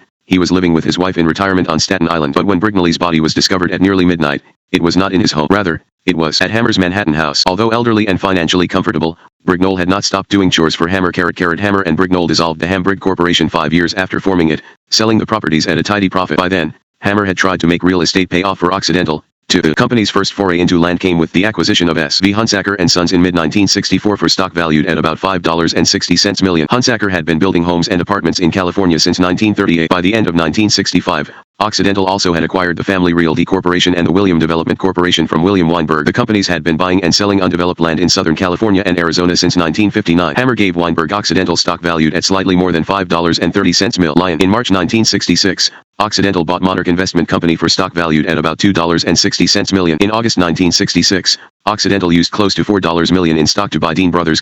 Each firm had real estate that Occidental added to its assets, then quickly sold for what appeared to be multimillion-dollar gains. In time, Hammer consolidated all real estate operations under the Dean Brothers name. It stayed that way until 1969, when Hammer announced a merger of the home building and real estate development subsidiaries into Occidental Petroleum Land and Development Corporation. The reorganization verged on desperation. Things had gone poorly. New housing starts and home sales had begun a marked drop in Southern California soon after Occidental's entry into the business. At the end of 1966, while Hammer was working endless hours to make the company look profitable, the real estate subsidiaries were carrying 441 unsold new houses at a book value of more than $9 million. The book value of houses sold but then repossessed was more than $6 million. The SEC began to examine the real estate transactions as part of a larger investigation of Occidental and Hammer. The agency had shown a worrisome interest several years earlier in Occidental's accounting for land spin-offs. After a 1966 meeting involving Occidental executives, their lawyers, and the federal agency's representatives, Hammer had issued an order that all major real estate transactions should be reviewed by independent auditors before closing. But the SEC staff expressed doubts that much had changed. Some of the principals in the transactions who testified before the agency in closed sessions during 1970 and 1971 offered insights into how Hammer conducted business. Lawrence Weinberg, William Weinberg's brother and business associate, said the sale of the family and William corporations had had its genesis with Maury Leibovitz, accountant for the Weinbergs as well as Hammer's influential advisor. Just 1 week after Occidental had acquired Family Realty and William Development, it sold a substantial portion of the unimproved land owned by those two companies to Lawrence Weinberg. The quick sale allowed Occidental to record a gain of $2.90 million on its books. William Weinberg took his newly acquired Occidental stock to a bank, where he offered it as collateral for a $3 million loan. The bank approved the loan, on condition that Occidental either provide additional collateral, purchase the stock, or find an outside purchaser should Weinberg's shares turn out to be insufficient. Surprisingly, Occidental agreed. Later, William Weinberg granted a foreign investor an option to purchase his shares at $44 apiece. The foreign investor paid Weinberg $1 million just for the option to buy later. If the investor failed to exercise the option by a certain date, it would expire. As another condition of the bank loan, Occidental substituted its own bank note of more than $3 million for William Weinberg's note. Why Hammer agreed to such seemingly unfavorable arrangements became clear during Lawrence Weinberg's testimony. William Weinberg had begun looking for a buyer of his Occidental stock because its volatility worried him. Word of the possible unloading had reached Hammer, who told William Weinberg the rumors were depressing the market for Occidental shares. Hammer was constantly promoting the stock to friends, business associates, doctors, and lawyers. Hoping to eliminate the problem quickly,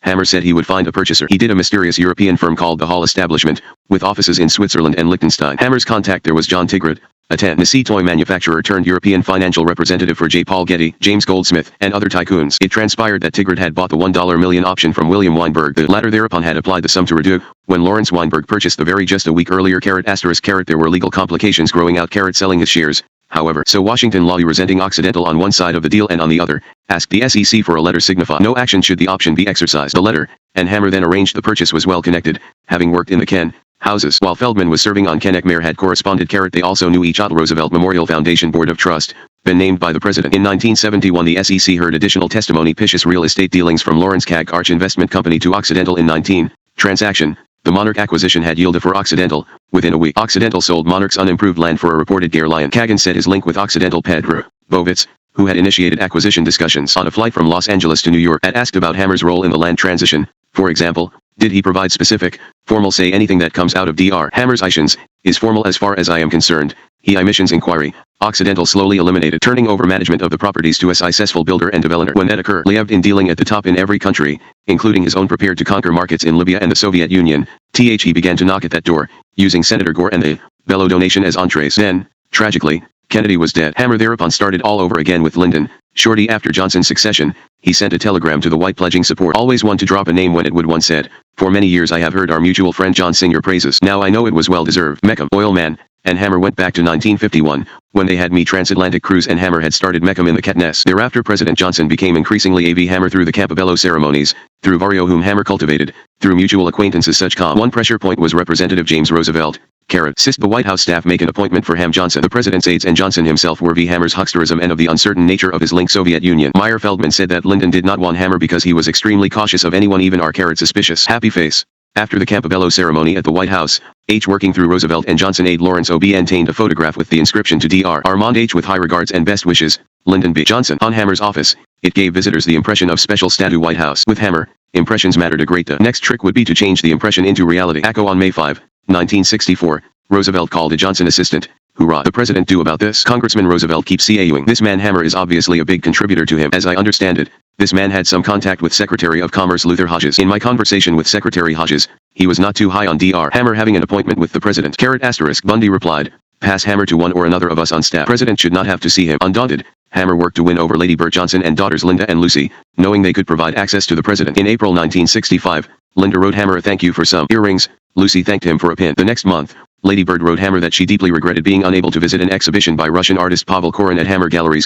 She began to develop a fondness for Hammer. His strategy was working. Hammer also succeeded in building relationships with White House aides, especially W. Marvin Woodson, who later became Postmaster General in the cabinet. Woodson went to work for Occidental Petroleum at the close of the Johnson administration. On June 17, 1966, Meyer Feldman called Woodson at the White House about adding Hammer's name to the guest list for King Faisal's state dinner. Hammer and the king knew each other from Occidental's venture in Saudi Arabia. In fact, Hammer was planning to take the king to lunch during his visit. Hammer's executive assistant, Thomas Wachtel, already had written to those handling the state dinner, trying to lay the groundwork for an invitation. The king's brother, Ahmed Abdulaziz, cabled President Johnson and endorsed Hammer's wish to be added to the guest list. And overwhelmed Johnson gave his approval. The dinner went well, but the next day Faisal made disparaging remarks about Israel that caused New York City Mayor John Lindsay and New York Governor Nelson Rockefeller to cancel receptions for the king. Hammer appeared nonplussed, having denied or downplayed his Jewish heritage most of his life. Being considered Jewish might hurt business in anti-Semitic nations, exactly where Hammer was seeking Occidental's fortune. The uproar caused by Faisal's remarks gave Hammer no pause about operating in Saudi Arabia. On the day of the state dinner, Hammer had stopped at the White House to visit Woodson. Recounting the meeting for the president,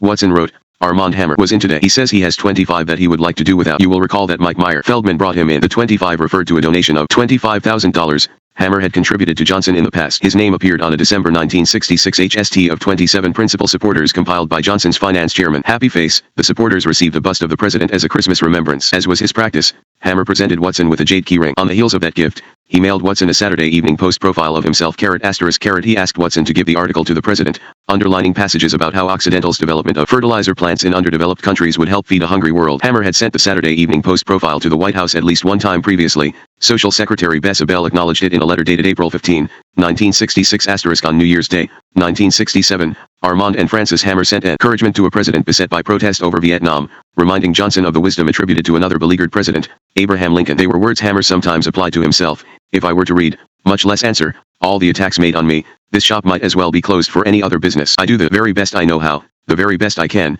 and I mean to keep doing so until the end. If the end brings me out all right, what is said against me will not amount to anything. If the end brings me out wrong, 10 angels swearing I was right would make no difference. *degree. As Johnson became more comfortable with Hammer, favors started coming Hammer's way. The president invited the Hammers to a black-tie White House dinner for the Moroccan king, where they rubbed shoulders with 3 cabinet members, a Supreme Court justice, 4 senators, 6 representatives, 3 governors, and private sector luminaries such as Conrad Hilton and Walter Cronkite. 3 months later, Meyer Feldman called White House aide James Jones to complain that Hammer never had received a photograph of himself with Johnson at the dinner. Jones took care of the matter. The president reappointed Hammer to the board of the Eleanor Roosevelt Memorial Foundation and sent him a White House invitation to the swearing-in of Alexander Trowbridge as Secretary of Com. Sending articles about himself to the White House was a pastime with Hammer. Often, the tactic got him the attention he craved. For instance, when Hammer mailed coverage of Occidental's plans to beautify its oil drilling sites to Lady Bird, Bess Abell praised him on behalf of the First Lady. It is so encouraging to see the efforts of public-spirited businessmen to protect the beauty of our cities, and your portable tower to screen oil rigs is certainly ingenious. Abell added her own postscript, you are certainly a man of many interests. Abell to Hammer, April 15,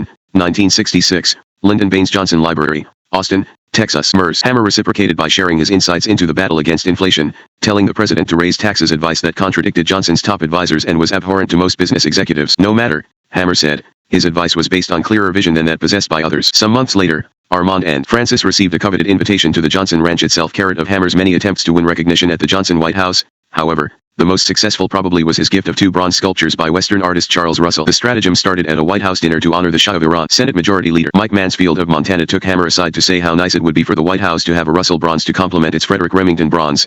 Mansfield knew Hammer had purchased the contents of Russell's house a decade earlier. Hammer decided to donate Meat for Wild Men, which depicted Native Americans on horseback attacking a buffalo. It arrived at the White House in time for that same week's dinner honoring Mansfield's 25 years of congressional service. Mansfield was touched and grateful. On October 23, 1967, he inserted 2 items into the congressional record. The first was a column by Washington Star Society reporter Betty Bale, telling the tale of the Hammer donation. The second was a flattering profile of Hammer from the previous day's New York/Times. Mansfield called Hammer one of the most successful businessmen in the nation. White House curator James Ketchum wrote Hammer that Lady Bird Johnson exclaims with delight and great pride when she points out this unique bronze to her guests. Needless to say, her joy will be shared by the millions of Americans who come to the White House each year to see and benefit from its vast, historic collection, in which your Russell bronze holds now such an important place. M.R.S. Johnson was indeed grateful. In her diary for August 22, 1967, the night of the White House dinner for the Shah, she noted how Hammer told me the marvelous news that he wanted to give the White House a Charles Russell bronze. He knew we had a Remington. I struggled with myself one moment and then said, you are testing my loyalty. And he said, what do you mean? And I said, you know, there will be a Lyndon Johnson library within 2 or 3 years and the artists of the Southwest are among my husband's favorites. But it will be marvelous for the White House to have it. But I got no further. He said,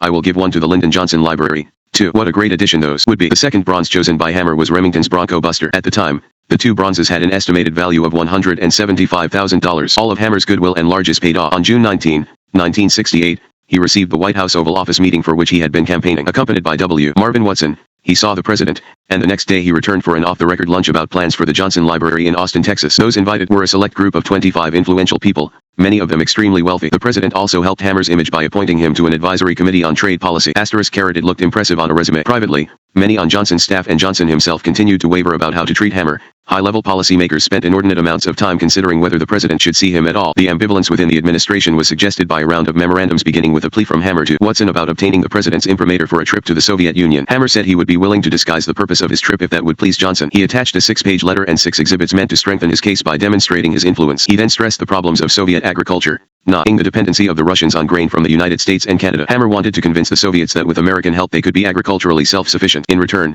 he suggested, the Soviets could be pressured to push North Vietnam to the peace table. He added that if he unofficially proposed the plan and it was rejected, the White House would lose no face. Watson summarized Hammer's material for the president, with a request for a yes or no response. Johnson turned it over to his advisor W. Rostow, with this notation: be very, very cautious about this and do only what you and Secretary of State Dean Rusk can justify. It does not appeal to me much. Rostow wrote Watson about the proper course to take, but the memorandum has remained classified as secret. Rostow then sent a sanitized letter to Hammer, saying the White House would have no objection to his visiting the Soviet Union as a private citizen. With such a lukewarm response, Hammer postponed the trip. 15 Fame. By the mid-1960s, Armand Hammer had arrived. Nothing he had done previously had so caught the public imagination as his being an oil tycoon. From John D. Rockefeller on, Americans had been fascinated by oil barons, and Hammer was no exception. One observer who saw a legend in the making was Lloyd Unseld, president of the Independent Petroleum Association of America, where his career spanned 40 years. Unseld occasionally criticized Hammer when his maverick ways violated the welfare of the industry as a whole, but he became an admirer after he compared Hammer with hundreds of other oil company executives. I have followed Armand Hammer with awe. I cannot think of any success story comparable to that of Occidental. You cannot put it down to sheer luck. You have to credit the adventuresome spirit of an unusual personality. I remember when I first heard that Hammer was getting involved with Occidental, I thought, based on what I know of this man, I ought to hawk my house and buy Occidental stock. Looking back, I wish I had. Most of the international oil companies are run by men who came up through the ranks, who worked 35 to 40 years to get up from the bottom. Explorationists, geologists. Then you have Armand Hammer at an age when most men are thinking of retirement, with no previous oil experience, who on the strength of his instincts is a big success. I read The Quest of the Romanov treasure, and that gave me my first impression of Armand Hammer. I was impressed by the unusual persuasion he used to get the pencil factory going in the Soviet Union. I have wondered how Hollywood resisted making a movie out of that book. Sustained attention from the media became the crucial element in Hammer's metamorphosis from occasional newsmaker to international celebrity, a household name. The Los Angeles Times published a profile in 1962 that read as if written by Hammer himself. The opening paragraph said Hammer is a physician who never has treated humans. He has found too much fun and much more profit in diagnosing and treating businesses. His latest patient is Occidental Petroleum Corporation. That same year the New York Times published a wholly uncritical feature by Hedrick Smith, later to become a best-selling author of a book about Russia. Smith observed that Hammer's business activities have been so profitable that even Premier Khrushchev inquired last year about his secret for success. Trying to explain Hammer's achievements, Smith quoted a distilling industry competitor about how Hammer would enter an industry he does not know anything about. Before long, he knows more about it than people who have been in it all their lives. And then he surrounds himself with top management. Later that year the New Yorker published a profile in which it commented that nearly 30 years had passed since anyone from the magazine had lunched with Hammer. The interview had taken place in an expensive restaurant suggested by Hammer, who ate minute steak as he spun yarns of his meeting with Khrushchev. The profiles began to show a sameness. Hammer was getting his story down pat. Compared with the actual events, an Associated Press feature distributed on New Year's Day, 1966, seemed a mixture of fact, exaggeration, and fiction that became the staple of almost all Hammer portraits thereafter. Perhaps the only exception was the insightful piece by Spencer Claw in a 1966 issue of the Saturday Evening Post, at that time one of the most popular magazines in the United States. Claw captured Hammer's character in the opening paragraphs. People who have only a casual acquaintance with the career and personality of Dr. Armand Hammer, a 67-year-old non-practicing physician who has been making a considerable splash lately as a financial operator, sometimes take him for a confidence man. The assumption is a natural one. Hammer's ideas for making money often have the suspicious sweep and simplicity one associates with plans for harnessing the power of volcanoes, or for recovering the lost treasure of the Incas. Hammer's reminiscences are no more plausible than his projects. He may recall, for example, how he became the proprietor, at the age of 27, of the only pencil factory in the Soviet Union, or how, when Prohibition was repealed, he forehandedly cornered most of the world's supply of beer barrel staves. Hammer also likes to embellish his stories with recollections of such improbably assorted personages as Prince Abdullah, brother of King Hassan II of Morocco, Nikita Khrushchev, and the late Senator Robert A. Taft. Hammer does not look like the kind of man who dines with Moroccan princes or builds factories in the Soviet Union. Short, smiling, and comfortably upholstered, he goes about in an elderly camel's hair coat and a limp Borsalino hat, chuckles disarmingly at his own anecdotes, and might well be mistaken for an old-fashioned country doctor. In a way, This is reassuring. No confidence man in his right mind who wanted to pass for an international financier would get himself up like Hammer. But even when one has hit on this comforting theory,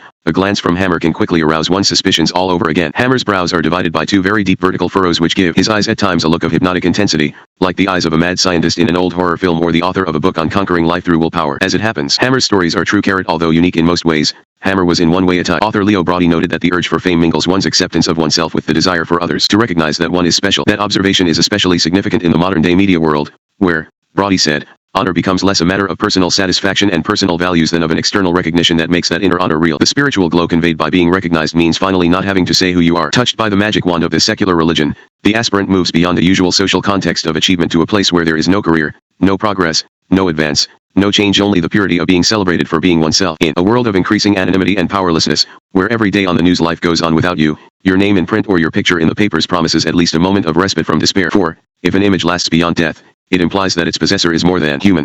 Hammer, indeed, wanted respite from mortality, but he knew the attention would dissipate if Occidental failed to continue its spectacular growth, if he failed to continue demonstrating his business acumen mixed with his citizen diplomacy. He need not have worried. The seed planted in Libya was coming to fruition. Libya had been on Hammer's mind since his visit there in 1961. Richard Vaughan, a key geologist during Occidental's early growth, said that he first mentioned Libya to the doctor in 1960 but that Hammer referred to it only rarely until 1964. The Libyan operation was one that Dr. Hammer was personally involved with, and he obviously was playing it very close to his vest because neither I nor any of my associates in the geological division were aware that studies were being made. Vaughan said Hammer tried to convince his government it should do more to open Libya to independent American oil companies, Occidental included. Of course, Hammer wrote an angry letter from Tripoli to the U.S. Secretary of Commerce about a government decision to drop out of an international trade fair scheduled for the Libyan capital, noting that exhibiting would cost the government as little as $25,000. Hammer said Libya was a friendly nation that had become the sixth largest petroleum producer only 6 years after the discovery of oil there. Libya wanted to expand its agricultural industry, but the United States had no agency for international development program to train the Libyans. The Iron Curtain and European countries,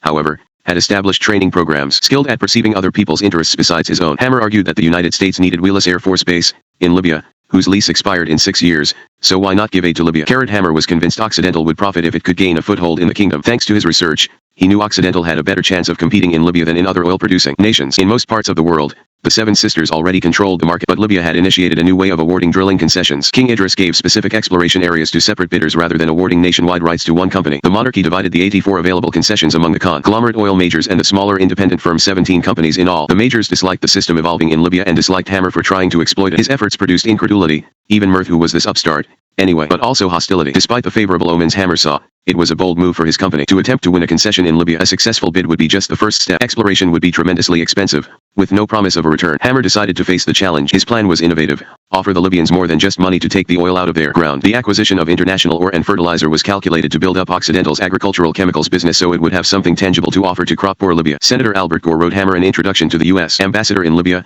Alan Leitner, a career diplomat posted there in mid-1963. Leitner recalled Hammer's visit. He found me at home, just strolled into my garden where I was with my family. He was with someone carrying his briefcase for him, was on his way to Tobruk to see the king. He told me he hoped to get the king interested in giving him a concession. He was feeling around before making his attempt. He stayed for dinner, and we were fascinated by his stories. He has the gift of gab and there is nothing he would rather talk about than himself. He gave everyone at the dinner table jade key rings. We mentioned having taken the queen to Kufra, a sacred oasis near the Sudanese border for her ancestors and for the king's ancestors, too. She took photographs back to show the king, and they were both thrilled over the queen's excursion. Hammer made note of it all, including Kufra's potential for underground water. During Hammer's meeting with King Idris, he took the measure of the monarch. His conclusion: the king was a traditional elderly Arab, religious, living modestly, concerned about his subjects but influenced by his less holy aides. James Akins, director of the State Department's Office of Fuels and Energy, testified, the Idris regime was certainly one of the most corrupt in the area and probably one of the most corrupt in the world. Concessions were given on the basis of payments to members of the royal family. This was widely known throughout Libya. Persons working for Western oil companies and the U.S. government in Libya during the 1960s believed Hammer spread money around but was not the only oil executive to do so. Although Hammer's conduct might have been usual in kind, it probably was unusual in degree. A perception was abroad that he contributed more generously and strategically than anybody else. G. Henry Schuler, who represented Grace Petroleum and later Nelson Bunker Hunt in Libya, believed Hammer did something rash to become a player after missing the first round. Hammer was bringing up the rear on getting into Libya. He had nothing going for him, and was desperate to get into the bidding. There was no assurance he would get good acreage even if he got into the bidding. His initial efforts were the laughingstock of the Libyans and the other oil companies, and turned people off. Some of Hammer's dealing occurred on September 17, 1964, at Claridge's Hotel, in London. It was there that Herbert Allen, a New York investment banker who represented Occidental, introduced Hammer to Ferdinand Gaelic. Gaelic said that he was an Italian citizen with homes in St. Moritz and Paris, that he had graduated from a university in Prague, and that he had entered Libya during 1951 with an introduction from the King of Yugoslavia. The exotic Gaelic had met Herbert Allen through Charles Allen, Herbert's partner, At a banker's dinner in Paris, accompanying Gaelic to Claridge's was a man introduced to Hammer as General de Rovin. De Rovin had met Gaelic in Paris recently and bragged of his influence in Libya. Allen, Gaelic, and de Rovin thought Hammer might be interested in their services. On the same day as the Claridge's meeting, at a separate get-together set up by the director of Occidental's European office, Hammer talked with Tahir Ogbay. Ogbay was a sometime minister in the Libyan government, a man believed to have access to the king's advisor Omar Shayai. Hammer wanted such access.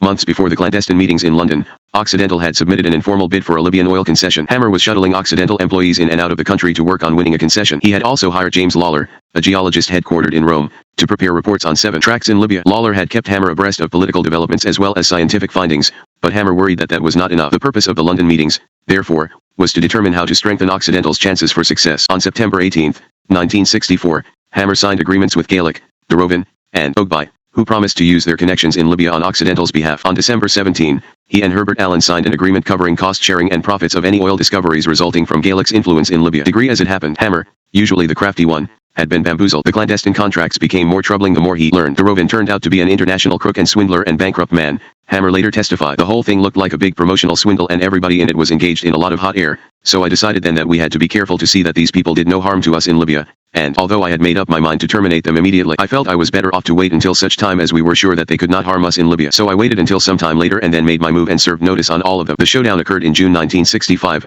Again at Claridge's. Gaelic, de Rovin, and Ogbay were unhappy when Hammer told them he was terminating their agreement. Gaelic threatened to sue but signed a waiver after Occidental agreed to pay him $200,000. Allen and company did sue after the oil had begun to gush, asking for more than $100 million. During a bizarre 21-day trial, testimony centered on 3 questions. Was there a valid joint venture agreement between Allen and Occidental? If there was, did Occidental terminate it? Gaelic? And was it Gaelic who turned up the oil concessions in Libya for Occidental, as he and Allen claimed? Happy face. Hammer feared if Occidental were to settle or, worse, lose in court, Wall Street would perceive him as untrustworthy. So he sent employees, lawyers, and investigators around the globe seeking evidence. Louis Nizar, representing Occidental, devoted most of a chapter to the Allen lawsuit in his autobiographical memoir Reflections Without Mirrors. Nizar said Hammer prepared for a case unlike any other client. Hammer looks forward to taking the stand. As in his business deals, he prepares thoroughly. Hours mean nothing. I have been called slave driver by many clients, but Hammer does not understand why we quit at 3 in the morning. He studies every fact, every date, and the principles of law involved. Concerning the Allen case, Nizar commented that the author of the Arabian Nights could not have provided a more engrossing scenario. We were engaged in a fascinating struggle, filled with mystery, intrigue, forged documents, and miracles,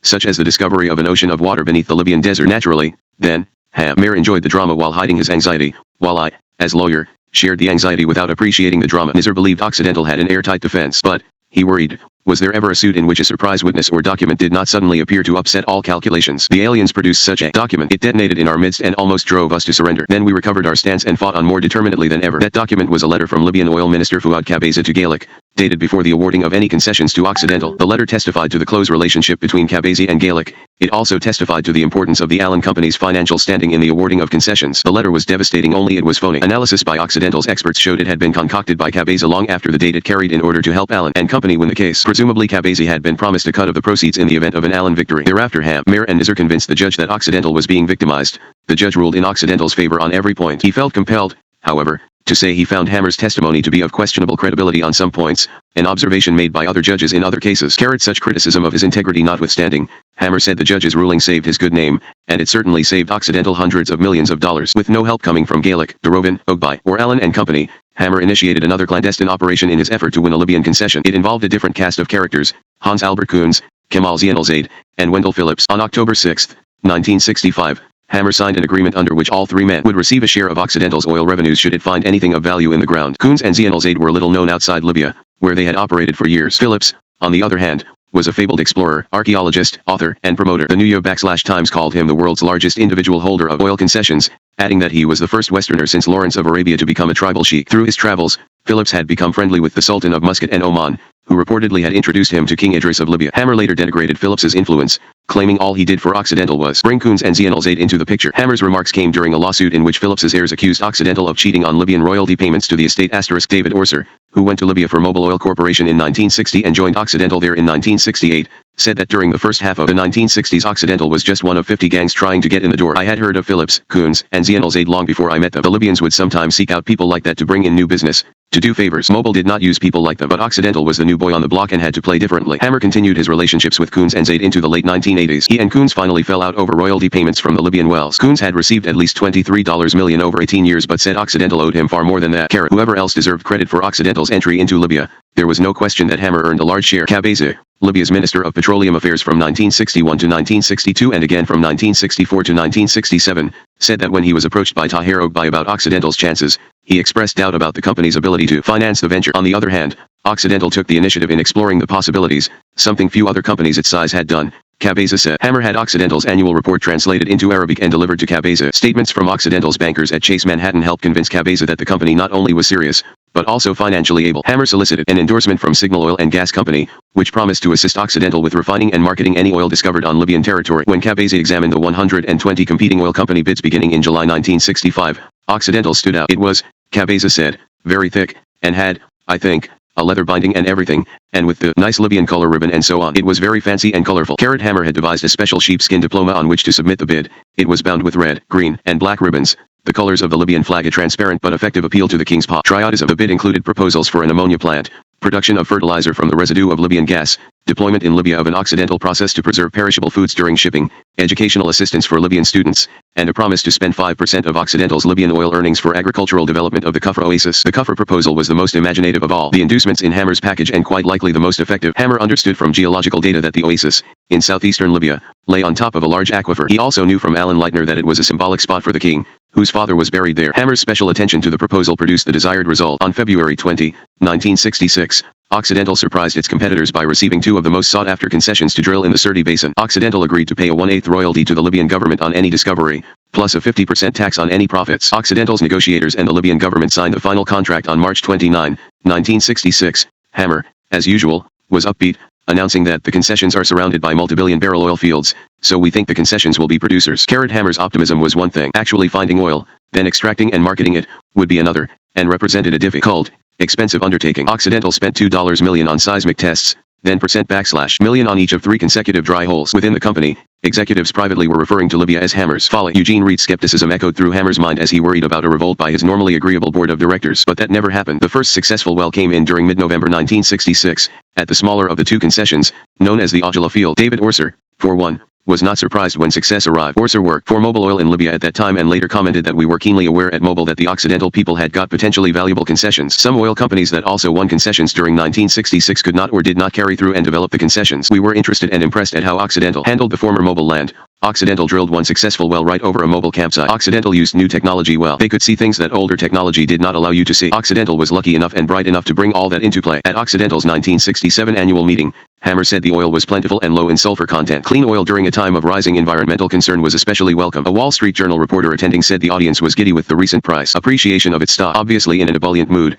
the usually affable Dr. Hammer had approximately 1,000 persons in the Grand Trianon room of the Beverly Wilshire Hotel, laughing and applauding almost his every gesture. Occidental hired Ira Kabla, a Ph.D. in economics and a financial writer, to produce a pamphlet based on the annual meeting. Kabla said Hammer received an ovation not unlike that of a Roman general back from a winning campaign, or the late Babe Ruth pointing prophetically to the left field wall. Beneath the surface giddiness, Hammer was painfully aware that he had to find a way to move the oil from the concessions to the coast and then find a way to sell it outside Libya. That meant spending a lot of money to build an infrastructure. Esso, an industry giant, offered to help after an overture from Hammer. Esso agreed to pay $100 million in exchange for half of Occidental's Libyan operation, sweetened by the opportunity for Occidental to use refining and marketing systems already in place. Hammer was torn. He hated to share the wealth, yet the offer was more than Occidental's net worth. Hammer felt obligated to present the offer to his board of directors. The board voted to accept, so Hammer entered into further arduous negotiations with Esso, apparently completing them successfully. Then, with no warning, the directors of Esso's parent company, Standard Oil of New Jersey, which in turn was owned by Exxon, one of the Seven Sisters, rejected the proposed contract. Hammer suspected a setup,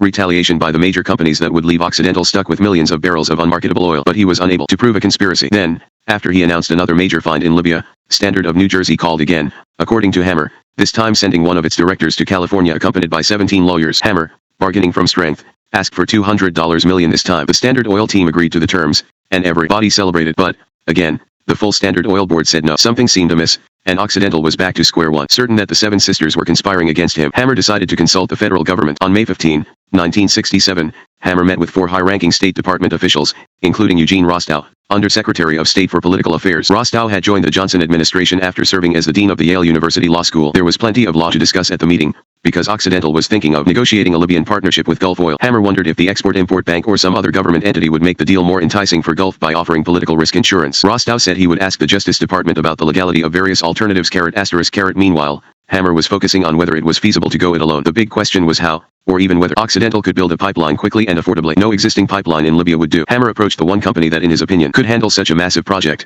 the Bechtel Corporation, a multinational construction and engineering company headquartered in San Francisco. Bechtel had begun working in Libya about a decade earlier, building pipelines for oil companies and foreign governments that were early concession holders. Hammer was in the unusual and potentially unpleasant position of suppliant. He told Stephen Bechtel, Sr., about Occidental's need for a pipeline to traverse up to 150 miles of desert from its wells to the closest usable Mediterranean port, at Zayatena. Hammer also mentioned the need for a terminal at the port itself, but, he said, his company could not afford to pay cash. Furthermore, Occidental had no assurance of customers for the oil if it reached port. Convinced that Hammer would come up with the money, Bechtel authorized the work on credit. Hammer attributed the grand gesture to the sometimes inexplicable but vital human factor in business. The truth was more complicated. Bechtel executives reportedly were split about whether to take a risk on an Occidental pipeline. Some worried about Hammer's ability to pay and about the adverse effects if major oil companies canceled contracts out of resentment. But Stephen Bechtel saw a potential profit, so he sent skilled negotiator Raphael Dorman to talk with Hammer. The risk paid off in the long run. Hammer's business around the globe eventually meant many millions of dollars to Bechtel. The Libyan government also had doubts about an Occidental-Bechtel partnership. The Libyans believed Bechtel was too prosperous and therefore wanted to award the pipeline contract to smaller companies of Libyan origin. Hammer compromised,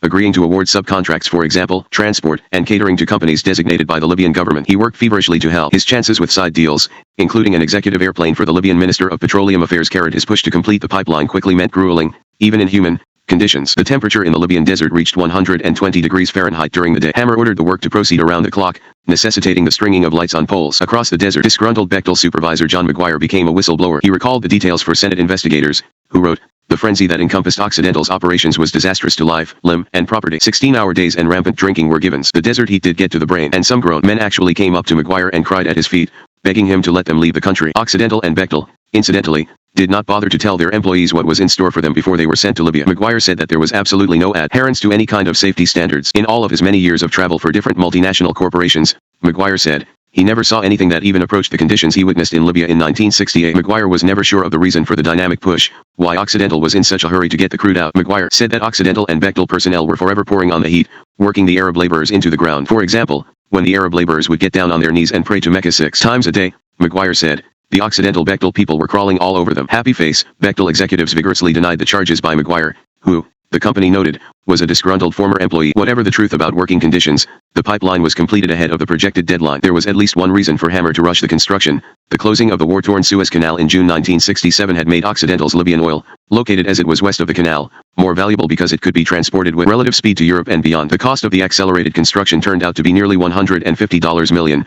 But Hammer was not complaining. By being able to transport its oil in a timely fashion, Occidental Petroleum more than recouped the extra expense. On November 3, 1967, the American ambassador in Tripoli wired Washington that Hammer had been at the embassy to discuss dedicating the pipeline as early as mid-January 1968. Hammer expects King Idris to attend and in order to point up importance American investment in Libya desires extend invitation to select congressional delegation. Embassy believes pipeline opening might provide non-political context for congressional visit and suggests such assistance to Dr. Hammer as circumstances will permit. Happy face. Hammer approached not only the State Department about recognizing Occidental's achievement, but also the White House. Through Johnson's aide Marvin Watson, Hammer requested that a presidential message be read at the opening of the pipeline and terminal. W. Rostow of the White House staff summarized his opposition in a memorandum of April 22, 1968, one day before the dedication. In the oil trade, a message would be interpreted as a favor to Occidental in contrast to numerous other American companies already operating in Libya. We have not done this for anyone else. Our oil experts believe such a gesture toward Libya would make life more difficult for us in Saudi Arabia and Iran, by calling attention to what we are doing for their main competitor. Particularly, when the Shah of Iran visits the president in June, he may ask us to press American companies to increase their liftings from Iran to produce greater revenues. We want to minimize the problem for the president insofar as possible. We do not think Libyan-American relations need this gesture, although it is a big project done by American investors and we are proud of it. A message would put the president in a position of blessing a $100 million overseas investment. Although in the long run this strengthens our balance of payments position, it is something of a drain at a time when the president is stressing restraint. Rostow's argument dissuaded Johnson from acceding to the request, but the lack of a presidential message could not have dimmed Hammer's satisfaction much. The brief desert ceremony, staged at a cost of approximately $1 million, indeed attracted the Libyan king, as well as Senator Gore and about 800 other people. Christopher Rand, an Arabist who had worked for Bechtel, in his book Making Democracy Safe for Oil imputed huge significance to what Hammer had done. This volume of oil entering international distribution channels just 100 miles off Europe, outside the control of the major oil companies, posed one of the first major challenges to a system which had held sway for 30 years. Since the Suez Canal was now closed, its Occidental's oil was more valuable in Europe. The newcomer promptly played its part in jolting the system to its foundations. Hammer was pleased by the oil moving through the pipeline and by the arrangements he made during construction to refine and sell it. He had read in an industry publication that Signal Oil and Gas Company was thinking of selling its European refining and marketing operations, so he called Claude Geismar at Signal, suggesting the company could solve its crude oil shortage by taking Occidental's output. Signal would receive a commission on its sales of Occidental's oil. Hammer threw in the bonus of paying for an option to buy Signal's European operations if everybody thought it would be advantageous. The Signal board of directors accepted the offer. As the oil started to flow through the pipeline during February 1968, Hammer exercised the option to buy. Occidental, in one stroke, had found a way to dispose of its entire Libyan production in-house without a large outlay for construction. Geismar agreed to manage the European operations for Occidental and join the board of directors. Happy face, with the Libyan discoveries, it seemed Hammer was everywhere. Oil and Gas Journal published its first full-scale piece about him on August 14, 1967, a sign he had arrived in the oil business. A personality profile in the New York Times appeared under the headline From Bourbon to Oil with a Midas Touch. Reporter William Smith ended by asking, why is Dr. Hammer still working 16 hours a day, 7 days a week when he has achieved both fame and fortune? For the answer, Smith let Hammer have the last word. Believe me, I would pay Occidental to let me work. On the Libyan discovery, Smith quoted an unnamed Wall Street analyst, with one fell swoop, it placed Occidental in the class of the major petroleum giants. Paul Steiger, describing Hammer in the West magazine of the Los Angeles Times, said, in all the world there have been few who can claim to have socked it away with quite so much verve or in so many different ways as this shrewd and daring little man. Happy face, Occidental's stock moved from a first quarter 1967 high of $50 to more than $100 a share by November 1967. The board of directors voted in favor of a 3-for-1 stock split. Many days, Occidental was the most heavily traded issue on the New York Stock Exchange. In the midst of this success, one of the few realistic profiles of Hammer appeared. In Fortune magazine, author Stanley Brown wondered about Occidental's Libyan production peaking in a relatively short time. What happens then depends on Hammer's ability to solve several problems, including the concentration of earning power in Libya, the absence of an apparent successor to the energetic but aging doctor, and the pressure on world oil prices as new discoveries in areas such as the Persian Gulf, Nigeria, Alaska, and the North Sea bring enormous quantities of crude oil into the market. Brown acknowledged the rise in Occidental to $100 a share but also noted the dampening effects of a New York Stock Exchange decision to raise the margin requirements on purchases, a ruling designed to reduce speculative buying and selling. More negative was a front-page article by Byron Calamy in the November 27, 1967, Wall Street Journal. The article tied Occidental's gyrating stock price to questionable public relations tactics. Calamy observed that at the end of September 1967 the stock was selling at $66, then soared to $122 on November 13 after frequent announcements about Libyan oil discoveries. A sell-off dropped it to $94, but a week later it was up to more than $103, apparently because Occidental announced a stock split and an increased dividend. A major part of the article concerned Occidental's reporting of non-recurring items without separating them from operating profit. Multiple announcements of the same blessed event came in for scrutiny. 2. Calamy told of an October 16, 1967, news release about a fourth oil discovery in Libya. 2 weeks later, a separate news release referred to the same discovery without making it clear that there had been a previous announcement. Calamy reported that Occidental used the controversial accounting practice of spreading out expenses from dry holes by writing them off only as the company sold oil from producing wells. The American Petroleum Institute told Calamy that 35 of 37 oil companies checked used a more conservative method. Calamy noted, 2. How Occidental is known for its careful cultivation of goodwill within the financial community. Near Los Angeles, recently, a half-dozen brokers were to be found on Dr. Hammer's 72-foot yacht, sipping champagne and digging into a buffet lunch when they were not fishing. Occasional skepticism aside, it seemed as if everything was going Hammer's way at home and overseas. Even when an acquisition attempt ultimately failed, Hammer had the ability to emerge as the perceived winner. In one such instance, the unsuccessful takeover of Kern County Land Company arrayed, as the target termed it, led to a profit that defrayed the huge cost of the Libyan pipeline and terminal. Lawsuits growing out of the bid reached the United States Supreme Court. It was one of many controversial transactions not mentioned by Hammer in his autobiography. The brouhaha began when Hammer paid an uninvited call during mid-April 1967 on Dwight Cochran, Kern County Land's president. Cochran expressed indignation about what he considered to be a raid and refused to discuss the proposal. 3 weeks later, on a Sunday morning, Cochran was playing golf when Hammer called his home. MRS. Cochran took a message. Realizing its importance, she sent a messenger to the golf course. When Cochran returned Hammer's call, he learned Occidental would be announcing an offer to buy Kern stock at $20 a share over the last price on the New York Stock Exchange. After meeting Cochran the next day, Hammer expressed optimism, but Cochran said he was strongly opposed to the offer, telling reporters it came as a complete surprise. Certainly Cochran was not surprised at the attractiveness of his company as a takeover target. Some of its western land holdings were devoted to farming and cattle. Much of the land was ideal for oil and gas exploration. At Occidental's annual meeting 2 days after the offer, Hammer said Kern had been unsuccessful in its oil and gas exploration. We believe we can help them, Hammer said. The original offer would have given Occidental about 1% of Kern stock,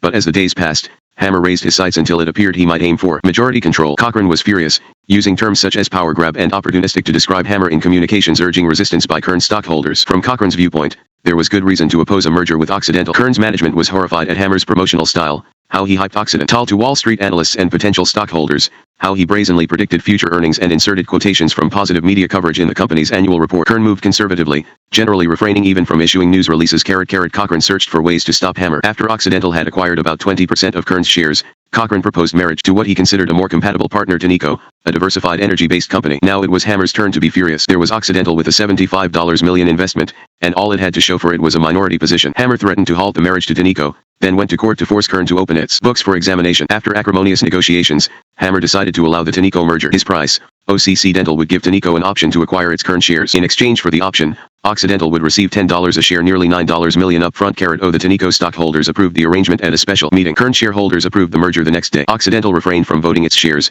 hoping to avoid what was looming as a serious legal problem. Section 16B of the Securities Exchange Act prohibited profits by an insider during the first 6 months of its stock ownership. Occidental believed it could not fairly be called an insider, but to play safe, Hammer insisted on delaying the sale of Occidental's shares until December 1967. After 6 months had passed, Louis Nizar petitioned the Securities and Exchange Commission for an exemption from Section 16B, but the agency denied it. Meanwhile, Kern and Tenneco, becoming impatient, were moving to consummate the merger. If they moved too quickly, Occidental would lose any legal protection it might have gained from a December closing date. Hammer and Nizar devised a strategy to delay the merger. They agreed to pay the costs of small Kern stockholders to file lawsuits in state and federal courts throughout the country, lawsuits whose purpose was to delay the merger, if not overturn it. Kern, seeing what it believed to be litigation based on vexation and harassment, sued the small stockholders, hoping to expose the true nature of the delaying tactics. Cecil Munn, a litigator hired by Kern County Land, submitted a compelling, melodramatic brief address to the genesis of the controversy. Munn's conclusion was straightforward: a series of assaults to block or impede the reorganization of Kern County Land Company into the corporate family of Tenneco originated and are controlled and fomented by Occidental Petroleum Corporation in its effort to obtain a $20 million quick profit at the expense of innocent shareholders. The mastermind behind their many-fronted attack is Mr. Louis Nizar of the New York Bar,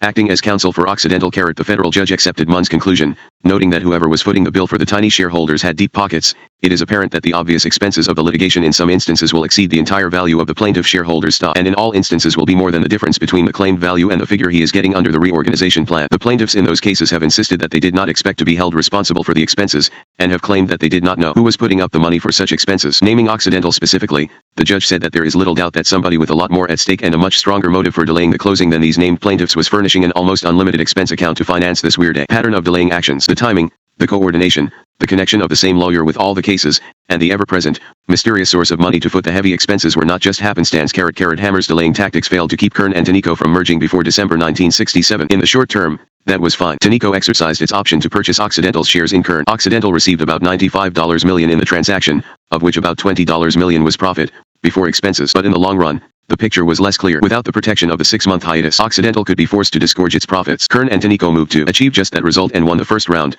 A judge said Occidental had to pay back more than $23 million.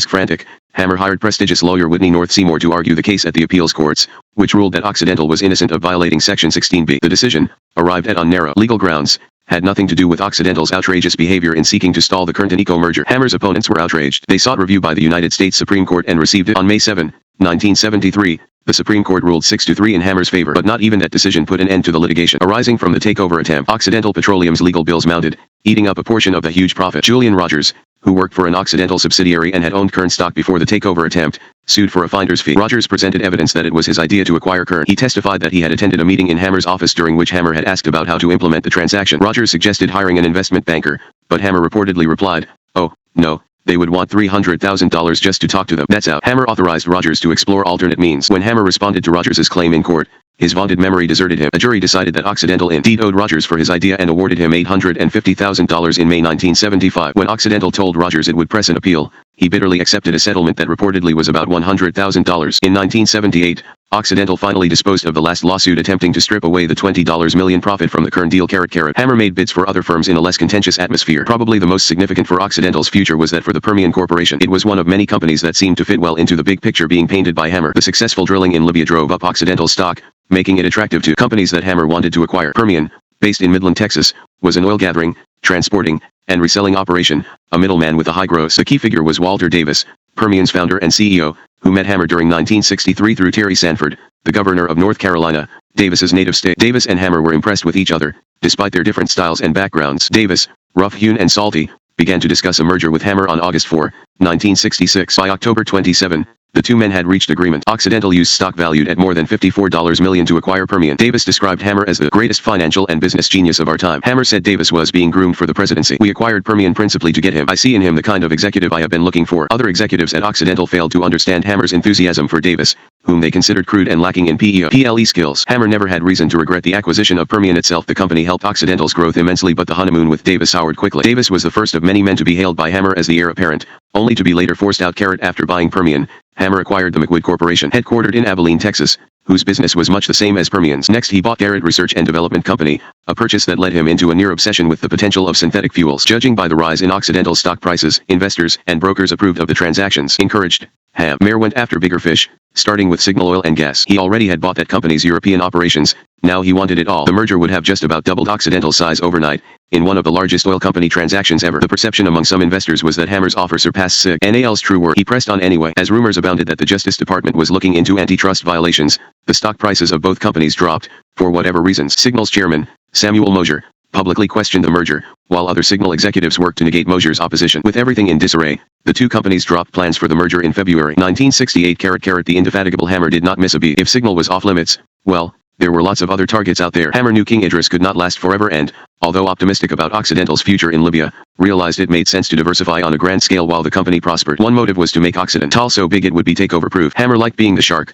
He had no desire to be swallowed by a larger fish. So during 1968, he engineered the acquisition of not just one but two huge corporations. The first was Island Creek Coal Company, headquartered in Cleveland, the third largest coal firm in America. The cost, $150 million of Occidental Petroleum stock. Next came the largest merger in U.S. business history up to that time, the acquisition of Hooker Chemical Company for $800 million. Occidental was now a company with more than $1 billion in annual revenue. The acquisitions vaulted it from number 102 to 48 in the Fortune 500.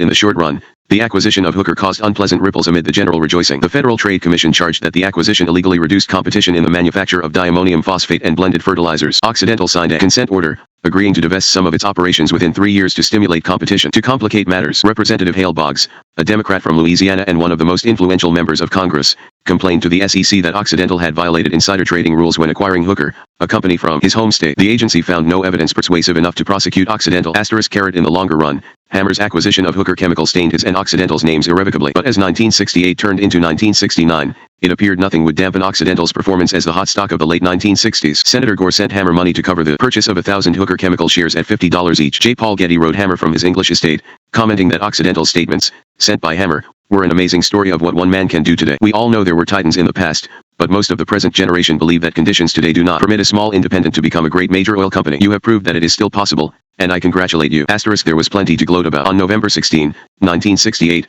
Hammer told the New York Society of Security Analysts an anecdote, perhaps apocryphal, that had been related to him. A director of Ford Motor Company acquainted with Hammer met the chairman of a major oil company. The Ford director needled the oil man about Occidental's beating the Seven Sisters to the big stakes in Libya. The oil man decided to make a proposal to Occidental about purchasing its Libyan production, so he sent an emissary to Los Angeles. The emissary returned with the news that he could not conclude a deal because Hammer knew nothing about the oil business. Hammer laughed at the story, so did the security analysts. Hammer continued, "By now, I believe our competitors feel that perhaps there is more orthodoxy in our operations than appears on the surface, but in a world engulfed in rapid changes, we remain committed to a policy of vigorous, imaginative seeking and seizing sound opportunities for growth by cutting through red tape. In that sense, we plead guilty to not being as orthodox as some of our competitors." Asked about the political situation in Libya under the aging King Idris, Hammer replied, "I think Libya is one of the most stable countries outside the United States." Hammer had reason to be confident about Libya. Even the water exploration at Kufra had worked out surprisingly well from a public relations standpoint. At Occidental's annual meeting on May 21, 1969, Hammer had mandated his birthday as the date for the stockholders' get-together. He told how Occidental was growing barley and alfalfa and was grazing livestock at the oasis. He predicted food self-sufficiency for Libya within a few years. He was so enthusiastic that he informed a congressional committee 2 months later that water is now being used to transform the Libyan desert and economy,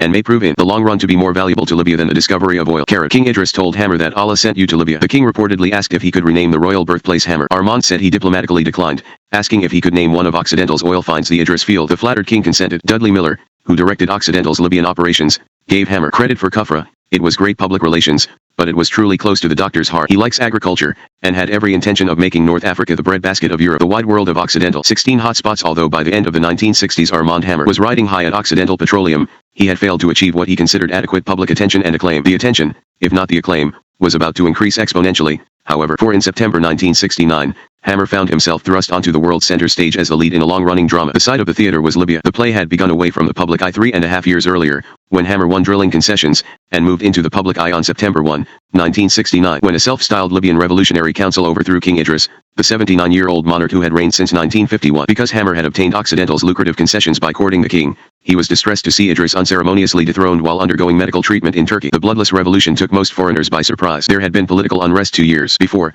but most of Idris's subjects saw no compelling reason to oust him. He was generally benevolent, lived modestly by the standards of other monarchs, and had increased the nation's wealth through his ability to handle the fiercely competing oil companies since the discovery of black gold. In 1957, there was always talk of ferment in Libya during the late 1960s. There was talk of the king abdicating, but the question was, to whom? Said Michael Ara, a lawyer who went to Libya to represent Mobil Oil and ended up working for Hammer. The Shelhai family was favored by the king, but not widely liked. You had to assume that whatever happened within the Libyan government, you would find a way to keep producing. Ara, moreover, had confidence in Hammer's ability to handle any situation. Dr. Hammer has a great sense of geopolitical relations, almost like Henry Kissinger. He looks at the long term in front of him, as well as behind him. He has an ultimate belief in the value of natural resources. Their prices might fluctuate, but they will never be worthless. He would have been a good head of the World Bank or the Agency for International Development or some such. He would use the personal touch with Libyan ministers, ask them about their children, help them get their children into American schools. He was accessible to everybody. After the coup, foreign experts had difficulty determining who possessed influence in the government. The initial announcement of the cabinet contained no mention of Muammar al-Qaddafi. Although Hammer,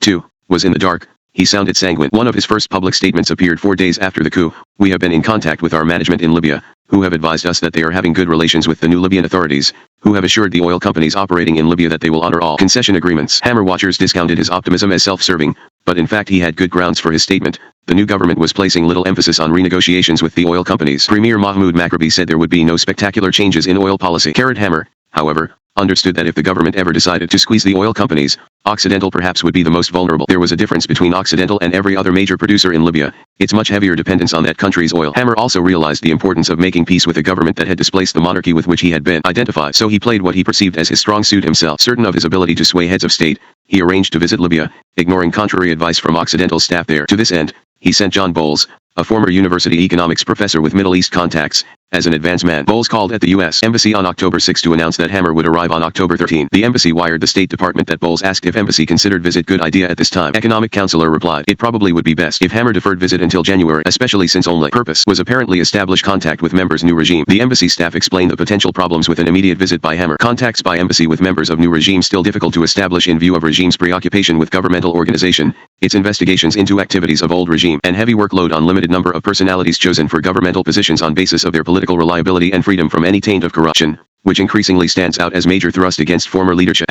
Hammer, not always one to heed advice from his government, listened this time. He did not have the luxury of sitting idly. He had problems elsewhere. One of those problems was far from the Libyan desert, in the tiny coastal town of Machiasport, Maine. What became known as the Battle of Machiasport had its genesis in the mind of Jack Evans, a retired energy company executive who directed the independent fuel oil marketers of America. Evans was looking for oil to import. The state of Maine was seeking an oil company to build a refinery that would provide jobs and supply New England with lower cost fuel for its harsh winters. Residents had experienced a shortage of home heating oil during the winter of 1967 to 1968. They wanted to avoid a reprise. Evans approached numerous oil companies with his plan. The answer was always no. Their executives had no interest in crossing swords with the rest of the industry, which abhorred the thought of imports cutting into domestic sales. Evans's acquaintance John Buckley, editor of Petroleum Intelligence Weekly, suggested contacting Occidental about supplying Libyan oil for the proposed refinery. It burned clean at a time when environmentalists were gaining political clout. Furthermore, Buckley liked Occidental's spare corporate structure, which allowed for quick decision-making, and also was impressed by how well Hammer treated his wife, Frances. On the negative side, Buckley noticed that Hammer was not strong on corporate niceties and bureaucratic reviews. He had a tendency to take shortcuts compared to an Exxon or a Mobil. In May 1968, Evans circulated a memorandum about building a refinery to handle imported oil, with 25% ownership going to Occidental. A vital part of the plan was to obtain foreign trade zone status for Machiasport, allowing Occidental to bring its Libyan oil to the refinery duty-free. The procedure for establishing a zone already existed. Hammer was determined to take advantage of it. He testified that foreign trade zones are designed to keep jobs that might otherwise go abroad in this country. Zones are designed to keep facilities, including oil refineries and petrochemical plants, from being built offshore. Further, zones offer an ideal vehicle to help this country solve one of its most pressing international problems, our balance of payment difficulties. If Occidental received the foreign trade zone, as Hammer expected, the next steps would be obtaining import permits from the Interior Department, starting construction of the refinery, and selling oil by sometime in 1969. When the Interior Department received Occidental's formal application for a refinery, an enraged industry learned Hammer was requesting a quota of 100,000 barrels a day and promising to supply heating oil to New England's independent marketers at 10% below prevailing prices. Before the unveiling of the Machiasport plan, competitors had perceived Hammer as an upstart who knew little about the oil business. His imaginative and possibly questionable tactics in Libya had done nothing to endear him to management's failing to find oil there. Many of those competitors wanted to make Hammer squirm. Their distress at his attack on the industry's oil import quota system was sincere. Hammer knew he was questioning an article of faith. As he told a congressional committee, "I believe we need some system of import controls, but I also agree that the present system keeps new United States competitors, like Occidental, who discover large quantities of oil outside the United States, from getting fair access to the United States market. It also places certain regions, such as New England, at a distinct disadvantage. Because foreign oil imports are strictly controlled, refiners naturally choose to build new capacity in the areas that are close to domestic supplies which they must use. This eliminates the necessity of moving the domestic crude over long supply routes in high-cost United States flag tankers. This economic factor, in turn, explains to a large extent why East Coast refining capacity has declined by almost 200,000 barrels daily, while in Texas and Louisiana refining capacity has risen by almost 1,250,000 barrels daily during the 10-year period in which the oil import program has been in existence. Appealing to the interests of others, Hammer threw in a national security argument. It should be emphasized that the size of the main refinery, plus its domestic location, will give United States Armed Forces an added measure of supply security in the event of emergency. The plant's location in Maine will help achieve another strategic goal: the dispersal of the nation's refining capacity, now heavily concentrated along the United States side of the Gulf of Mexico. Hammer rejected charges of profiteering. Occidental is not asking for any exclusive or any privileged position. If any other oil company would make a proposal that has the same advantages to the nation and to the people of New England that Occidental proposed, I believe that their proposal would receive the same consideration. If Atlantic Richfield can offer the same terms or better terms, we welcome competition. We did not initiate this. The state of Maine came to us when every other oil company refused to do anything to help the people of New England. The major producers were having none of Hammer's line. Continental Oil Company executives wrote Stuart Udall, Secretary of the Interior, and C.R. Smith, Secretary of Commerce, that Occidental's plan will have an extensive and detrimental impact upon the entire nation. If approved, the mandatory oil import program will be crippled or destroyed and the security of this nation will be seriously threatened. The real purpose and intent of the Foreign Trade Zone Act will be circumvented and distorted. Occidental Petroleum Corporation will receive enormous giveaway profits approximating $1 billion, and the alleged benefits to New England will be largely illusory, and far outweighed by the cost to other parts of the nation and by the inequities and dislocations that will result throughout the petroleum industry. The American Petroleum Institute asked President Lyndon Johnson to reject Hammer's proposal, even though Occidental was a member. Oil and Gas Journal reported on the organization's unprecedented action in taking a stand on a specific import proposal. Lloyd Unsell, the spokesman for smaller oil companies, was one of Hammer's most effective opponents. His homework included obtaining Hammer's out-of-print memoir, The Quest of the Romanov Treasure, to plumb the depths of its author's mind. Unsell commented, "One cannot help but get the feeling that Hammer's exploits in Russia provided the strategy which Occidental is using to get its proposed trade zone refinery. The Romanov Treasure, as lucrative as it proved to be, would pale into insignificance should Hammer succeed in his quest of the Machiasport treasure. To begin with, many people have been no less than amazed that any company would take the position that it is entitled to a special deal outside of the rules such as Occidental seeks at Machiasport. Such special treatment is not incredible at all. However, compared to the high privilege to which Hammer became accustomed in Russia." Employing sarcasm, Unsell said that Hammer's formula was to promise benefits to as many people as possible. If Hammer were to be believed, he said, Occidental's refinery would be the first with more sex appeal than Liz, more feeling for motherhood than Whistler, and more goodies for more people per dollar than the Department of Health, Education, and Welfare. How the Republic progressed this far without this deal is a real head-scratcher. Unsell likened Hammer's plan to a giveaway game, in which the advertising made it sound as if everybody won although nobody paid. The world was not like that. Unsell said, "Somebody has to put up the house stakes. Guess who?" Hammer, enjoying the combat,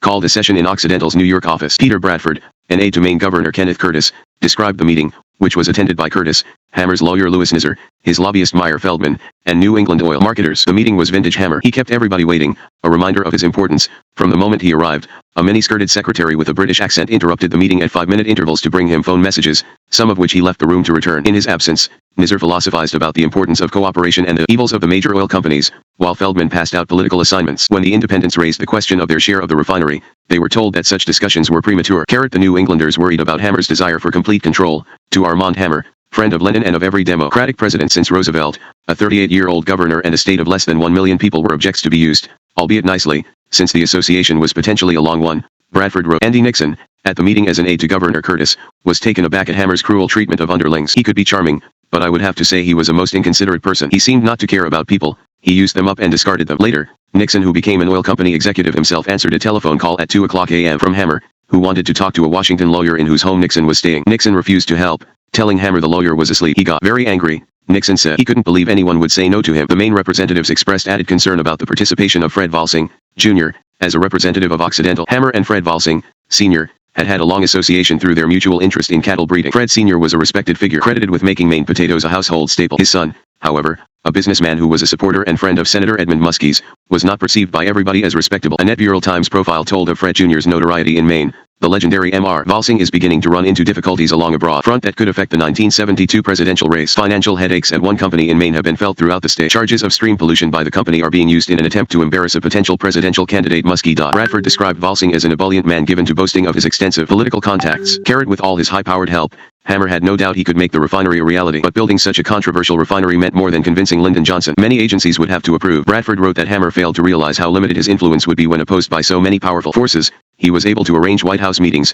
to get cabinet officers on the telephone, to be named to presidential commissions, but these were trappings traditionally available to large contributors. Misled by the doctor's apparent strength, Occidental permitted itself to be drawn into a war of attrition. The war became harder to win when Hammer got on the wrong side of Representative Hale Boggs, of Louisiana, was predisposed to oppose Machiasport because of his many campaign contributors at major oil companies. Boggs called a news conference in which he alleged that Occidental had attempted to bribe him into favoring the refinery. 3 days later, he used 15 pages of the congressional record to discuss the alleged bribe. He said it had been offered during a visit to his office by executives of Occidental's new subsidiary, Hooker Chemical. The executives told him, he said, that they wanted to contribute to his re-election campaign. He asked if they expected him to drop his testimony against Occidental's refinery at an upcoming hearing in return. When the men said yes, Boggs claimed, he angrily walked out. They immediately wrote me a letter, which is an obvious attempt to justify what happened in my office and to avoid the violation of the statute, Boggs said. One paragraph of that letter, signed by E.W. Mathias, said, lest there be any misunderstanding, M.R. James Baldwin and I wanted abundantly clear that there is no relationship between the discussion regarding the campaign contribution and the main refinery. Boggs demanded that the FBI check into the matter. The dramatic charges by Boggs received attention in high places. White House aide W. Devier Pearson wrote President Johnson,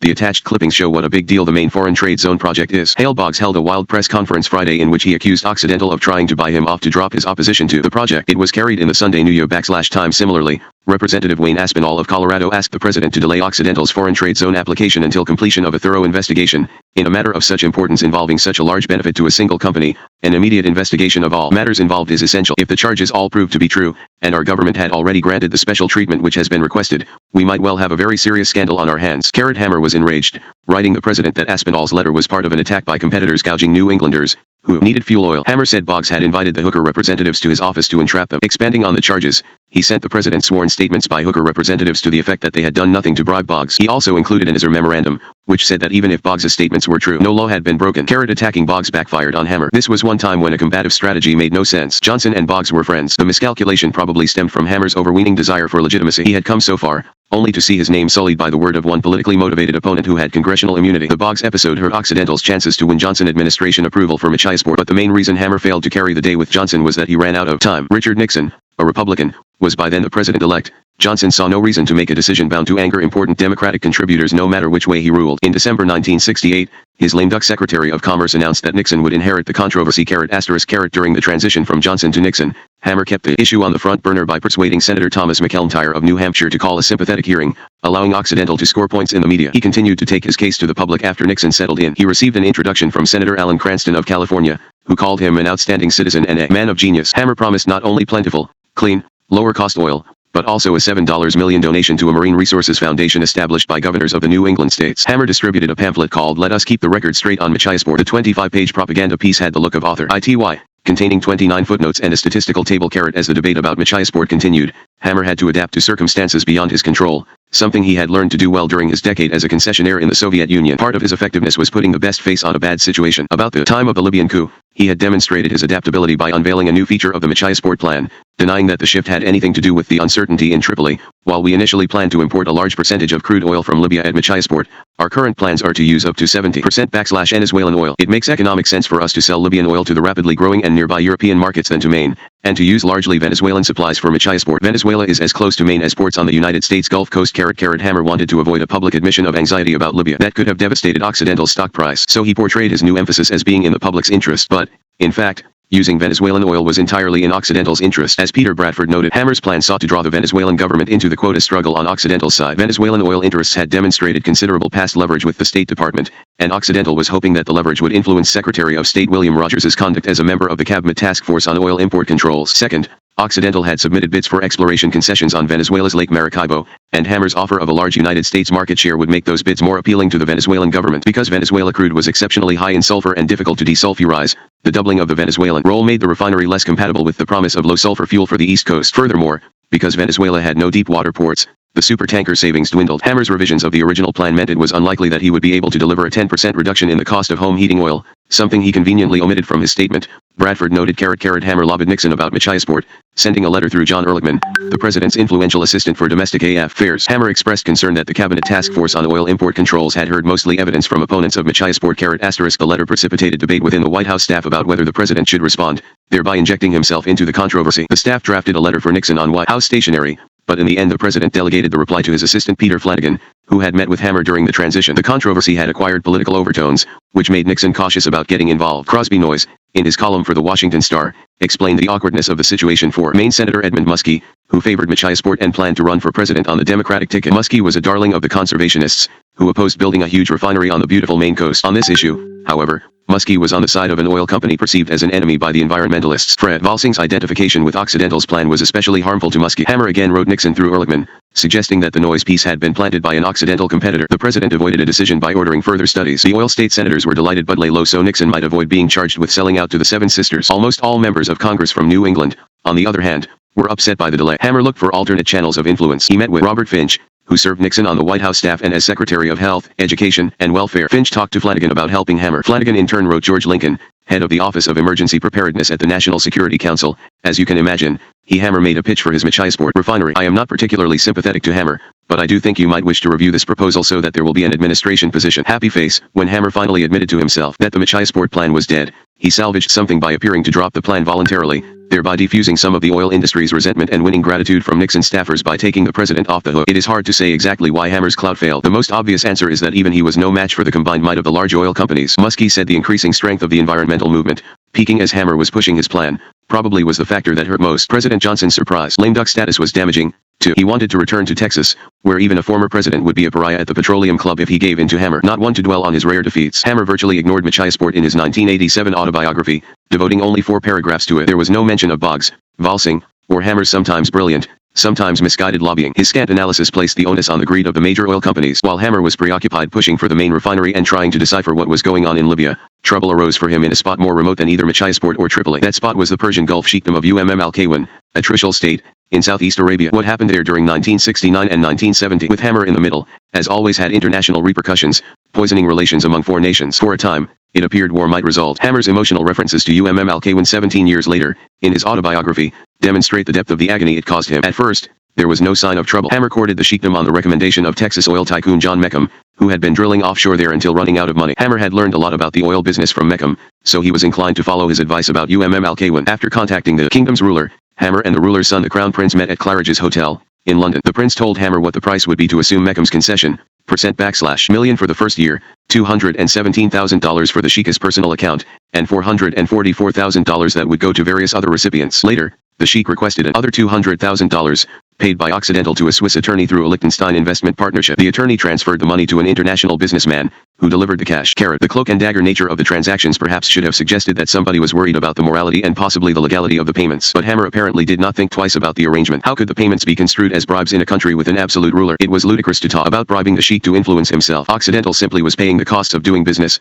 He rationalized. The concession would go to the highest bidder, and Hammer had no intention of being outbid. Given the possible financial return on an oil strike, the price was right, Hammer thought. So Hammer and the Crown Prince signed a 40-year concession agreement. The British Foreign Office, which maintained jurisdiction over the Sheikdom's international relations, approved it. Hammer announced the arrangement from London, terming the $1 million payment a bonus. With the anxious situation in Libya, Al-Kaywan looked to be a promising alternative source of oil. Armand and Francis flew to the Sheikdom for a celebration. They sat on the floor of the ruler's huge tent, while servants brought course after course of exotic, sometimes unidentifiable delicacies, one of which turned out to be eye of sheep. Hammer was so encouraged by his reception that he sent Occidental representatives to the neighboring Sheikdoms of Oman and Sharjah to negotiate drilling rights in their territorial waters. Negotiations proceeded smoothly in Oman, but Sharjah's ruler, to Hammer's dismay, ended up signing an agreement with a small California company called Buttes Gas and Oil. It was a fateful loss for Occidental. In early 1970, Buttes unexpectedly announced that under its Sharjah concession it had the right to drill in precisely the offshore area claimed by Occidental under its Al-Kaywan agreement. Buttes based its claim on an extension of Sharjah's territorial waters from 3 miles offshore to 12 miles. According to Buttes,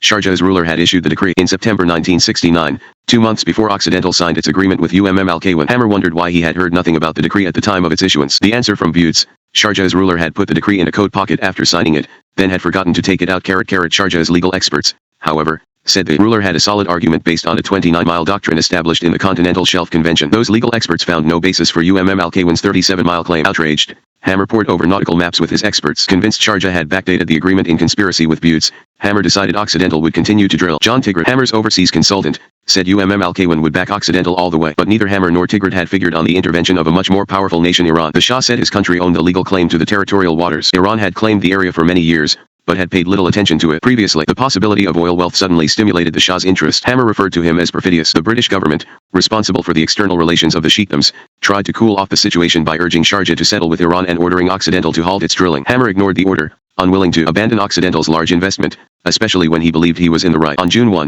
1970, Royal Navy crewmen boarded the Occidental drilling barge in the Persian Gulf. Overpowered, Occidental withdrew temporarily. Hammer filed lawsuits against the British government and Buttes. He also opened negotiations with the Iranian government, in effect conducting his own foreign policy. Eventually, he and Iranian negotiators concluded an agreement that would have allowed Occidental's drilling to continue, with the proceeds from any marketable oil being paid into a Swiss bank account to be divided upon resolution of the dispute. The Shah, however, kept Hammer hanging by doing nothing to carry out the agreement. Hammer was reluctant to resume exploration in the face of unresolved court proceedings and the threat of armed intervention.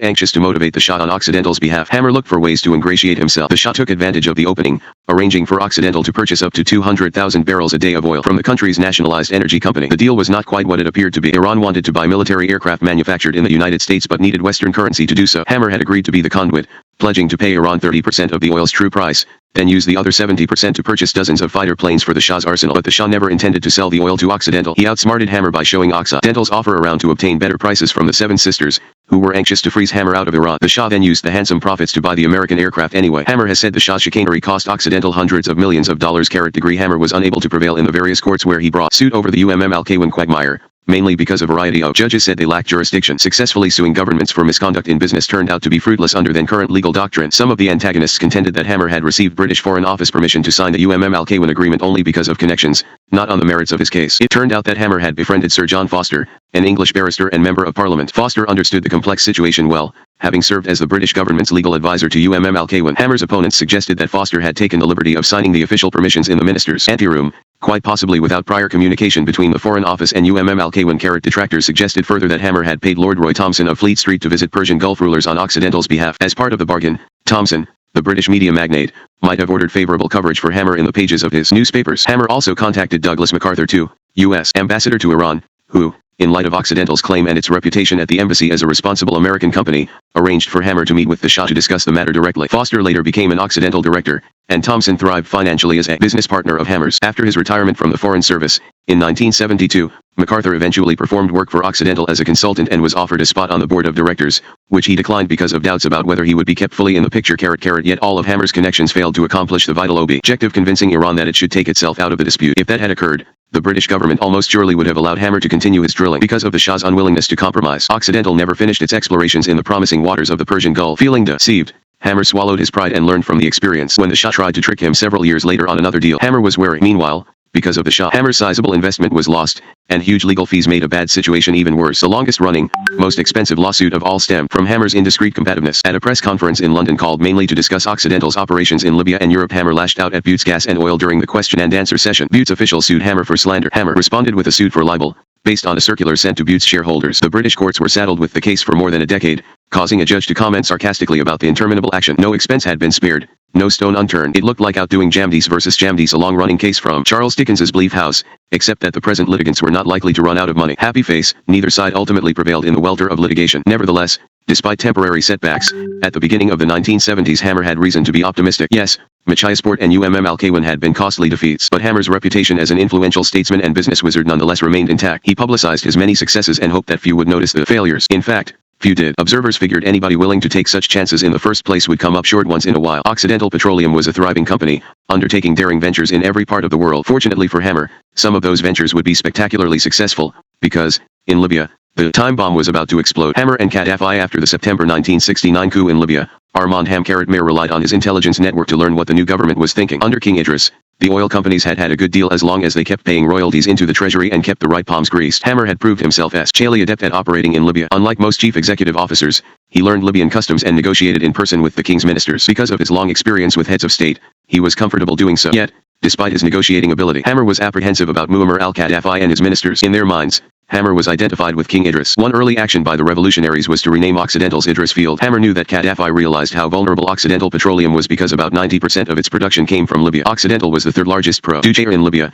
at about 600,000 barrels a day, but the Oasis Consortium and ESSO, numbers 1 and 2, had various sources of oil. After these three, there was a huge drop-off. The number 4 producer reported about half as many barrels a day as Occidental. Hammer's intelligence came in large part from his experienced staff. On the scene, probably the best connected of the Americans was George Williamson, who went to Libya in 1960 at age 24 to work for Nelson Bunker Hunt's oil company. Williamson knew just about everybody of importance in Libya by the time he joined Occidental's operation the month after the overthrow of King Idris. Hammer trusted Williamson, apparently looking upon him as the successful son that Julian was not. While diplomats, Wall Street analysts, and stockholders feared nationalization by the revolutionary government, Williamson and his colleague Dudley Miller told Hammer to be confident. When it came time to deal with the Gaddafi government, I did not think it would be that hard. Williamson said that time did not arrive immediately. The new rulers of Libya needed to organize themselves. For several months, Gaddafi's degree of influence in the Revolutionary Command Council was unclear to many outsiders. Although he would become a household name as leader of a nation seemingly bent on world terrorism, in the early stages of the new government the 27-year-old military officer was unfamiliar. As Gaddafi solidified his position at the apex of the regime, he shuffled his ministers. Izz al-Din al-Mabruk received the position of petroleum minister in January, and suddenly the regime started to pay attention to the foreign oil companies. 5 days after his appointment, Mabruk began negotiations with 21 companies. A week after that, Gaddafi addressed their representatives. The message was threatening. If the oil companies failed to negotiate sensibly, Libya would train technicians to operate the firms, then nationalize them. That ultimatum made Gaddafi more effective as a negotiator than King Idris ever had been. The king's ministers repeatedly had asked for more money from the oil companies but never seriously employed the threat of nationalization. Before long, the Libyan government took the step that Hammer had feared. Mabruk singled out Occidental to begin separate talks. On February 6, 1970, Hammer had few cards to play, and none looked like a winner. With an introduction from press magnate Lord Roy Thomson, he visited Egyptian President Gamal Abdel Nasser, one of Gaddafi's mentors. Hammer knew it was in Nasser's interest to act as a mediator because Libyan revenue from Occidental's operations was helping pay for Egyptian military hardware. Nasser did speak to Gaddafi on Hammer's behalf, apparently to no avail. In any case, several months later, Nasser was dead. Rumors flew that Libya would settle for nothing less than a price increase of 40 cents a barrel. Most oil companies said a 10-cent increase was the maximum they could live with. They worried about what a large hike would signal to other governments all over the world that desired more oil revenue. As always, Hammer was the maverick thinker. He believed 40 cents a barrel was reasonable when viewed from the Libyan perspective. Unlike most oil company chiefs,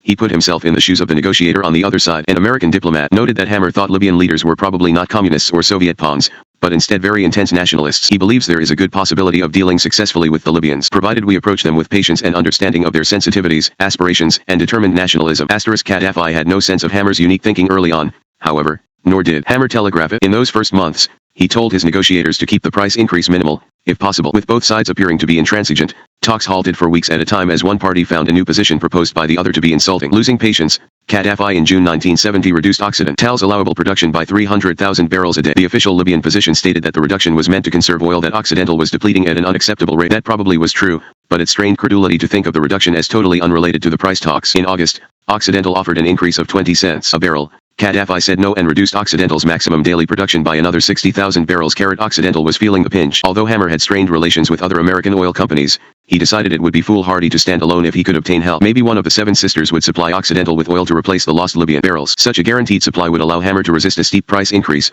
which, if conceded, might later be forced on other American companies. On July 10, 1970, Hammer called on Kenneth Jameson at ESSO. Hammer was not coy. The cutbacks imposed by Gaddafi were making it difficult for Occidental to fulfill its contracts, but, according to Hammer's version, he said he would resist price increases if ESSO would sell oil to Occidental at a small profit, maybe a 10% markup. Jameson later recalled Hammer's requesting the oil at cost. Jameson was cool, Hammer said, replying only that the company would consider the request. Despite the urgency, Hammer complained, ESSO took 2 weeks to reply. The answer, Occidental would have to pay current market price. Jameson said 20 years later that he told Hammer ESSO was unable to sell Occidental oil at cost because of existing contracts. I did offer to sell him oil at our lowest third-party price and thought I could get Shell to agree to the same arrangement. I heard nothing from Hammer. In any case, as a result of the failure to agree, relations between the companies deteriorated so completely that their Libyan representatives reportedly stopped speaking to each other. Jameson clearly resented Hammer's version of the Occidental ESSO negotiations, calling it a batch of fudge. The sale of oil from ESSO to Occidental would not have stopped the movement toward higher oil prices in the Middle East. Jameson said Hammer knew then that he was on his own. Occidental tripled its tanker fleet capacity so as to be able to transport crude oil from non-Libyan supply points to European refineries in the event of nationalization. Through a Liberian subsidiary registered in Bermuda, Occidental owned 3 ships and chartered another 47, leasing them at profitable rates. It seemed a prudent move at the time. Hammer was not the sort to let fate take its course, but later, that expanded tanker fleet would haunt Hammer by causing severe damage to Occidental's bottom line as charter rates dropped precipitately. George Williamson wrote that Occidental came out quite well on the renegotiation of all of our crude oil contracts after the last round with the Libyan government. What is very discouraging to all of us is to have the profits of our marketing and refining operations being more than wiped out by shipping losses. Hammer renegotiated rates to Occidental's advantage when he could, but some of the charter services were furious enough to sue. In one case, an English judge ruled that Hammer had participated in a fraud to obtain a new contract. By the end of August 1970, Williamson was telling Hammer that nationalization of Occidental's Libyan operations might be announced any day, to commemorate the revolutionary government's first anniversary. Without hesitating, Hammer called Fred Gross, the pilot of the Occidental jet that was in practice Hammer's personal aircraft. He asked Gross how long it would take to ready the jet for a trip to Libya. Several hours. Gross answered. Hammer replied that they would leave that day. There was good reason for worry. John Bowles, Hammer's assistant who specialized in Middle Eastern economy and culture, said, I was concerned about Dr. Hammer going to Libya after Gaddafi, because of his Jewish faith. I am not sure how he was perceived, as a Unitarian, or what. We just did not say anything. I put together a scrapbook of Dr. Hammer pictured with various Arab leaders, and showed it around the Libyan embassy in Washington. That was where we had to get a visa for the doctor. I was hoping the Libyans would look at the scrapbook and say he must be alright if he knows all those people. Clearly, Hammer was not to be deterred. In the airplane en route to although used to traveling around the globe on a day's notice, Frances Hammer opposed this unplanned journey. She was unable to talk her husband out of it. However, the stockholders would never forgive him if Occidental were nationalized and he did not go there, Armand told her. A frightened Frances stayed behind Tripoli. However, he took precautions. He decided that his presence should be known only to Occidental and Libyan negotiators at the scene. A low profile would protect his image as master negotiator in case of a failure. Hammer arranged to fly from Tripoli to Paris each night to guard against being held hostage and to have access to a secure telephone. The travel was arduous for a 72-year-old man. It would have been arduous for a man half that age since the plane arrived in Paris about 2:00 a.m. and departed again for Tripoli 4 hours later. On touchdown in Tripoli, Williamson met Hammer at the airport, escorting him to the office of Abdul al-Salam Jalloud, Gaddafi's chief deputy prime minister. Hammer has said Jalloud had a revolver strapped to his waist, although other Occidental negotiators present remember no such thing. Jalloud had a stormy personality, but he greeted Hammer warmly. He was pleased that a chief executive had arrived to negotiate, not an underling. Still, he was blunt. The negotiations should be simple, he said. Either Hammer should grant Libya a 40-cent increase on each barrel or Occidental would be nationalized. Hammer disliked the message but was impressed by Jalloud's negotiating savvy. Later he said wistfully to an aide that he wished he could hire Jalloud to work for Occidental. Negotiations stretched out over 5 days. Hammer's low profile was so complete that the American embassy was unable to confirm rumors he was in Tripoli. When Bowles received a query in Los Angeles about Hammer's whereabouts, he replied that Hammer was not in Libya. Later, he said he himself had been kept in the dark about Hammer's trip. An Occidental executive in Tripoli, however, finally informed the embassy of Hammer's visit. The executive could provide little other information, commenting that only Hammer and Williamson knew how far Occidental is prepared to go. In the event, Libya got an increase of 30 cents a barrel, with another 2 cents each year for 5 years. Hammer also agreed to an increase in the tax on oil company earnings from 50% to 58%, a significant departure from the status quo. In return, Libya promised to cancel Occidental's production cutbacks, subject to certain conditions meant to keep the fields from being depleted too quickly. Hammer and Libyan oil minister Mabrouk were ready to sign the secret agreement when, at the last minute, Hammer asked Mabrouk to attach an authorization from the government stating that the minister possessed the proper authority. Mabrouk replied that he had an authorization in his desk but could not show it to Hammer because it was a private government document. Hammer was suspicious. Without such an authorization in Hammer's hands, Gaddafi could later claim the agreement was meaningless. Hammer insisted Mabrouk discuss the matter with Jalloud. Mabrouk left the room, returning to say that Hammer could view the authorization but could not make a copy. Hammer asked for time to think about the new development and pulled Williamson outside. Telling him that something was fishy, he resolved to leave Tripoli on the spot, without flight clearance from the Libyans. It was 2:30 in the morning. The pilot, Gross, said that taking off without clearance might cause the Libyans to fire on the plane. Hammer decided to take the risk. Minutes later the jet rose majestically and cleared Libyan airspace without incident. A few hours later, Hammer was safe at the Ritz Hotel in Paris. Stunned, the Libyans finally relented. The next day Williamson received a copy of the authorization, and he signed the agreement on Hammer's behalf at 2:00 a.m. Because the Libyan negotiators abstained from alcohol, Williamson and Dudley Miller drank orange soda pop with them to celebrate. Williamson recalled commenting that everybody who drives a tractor, truck, or car will be affected by this degree. On September 4,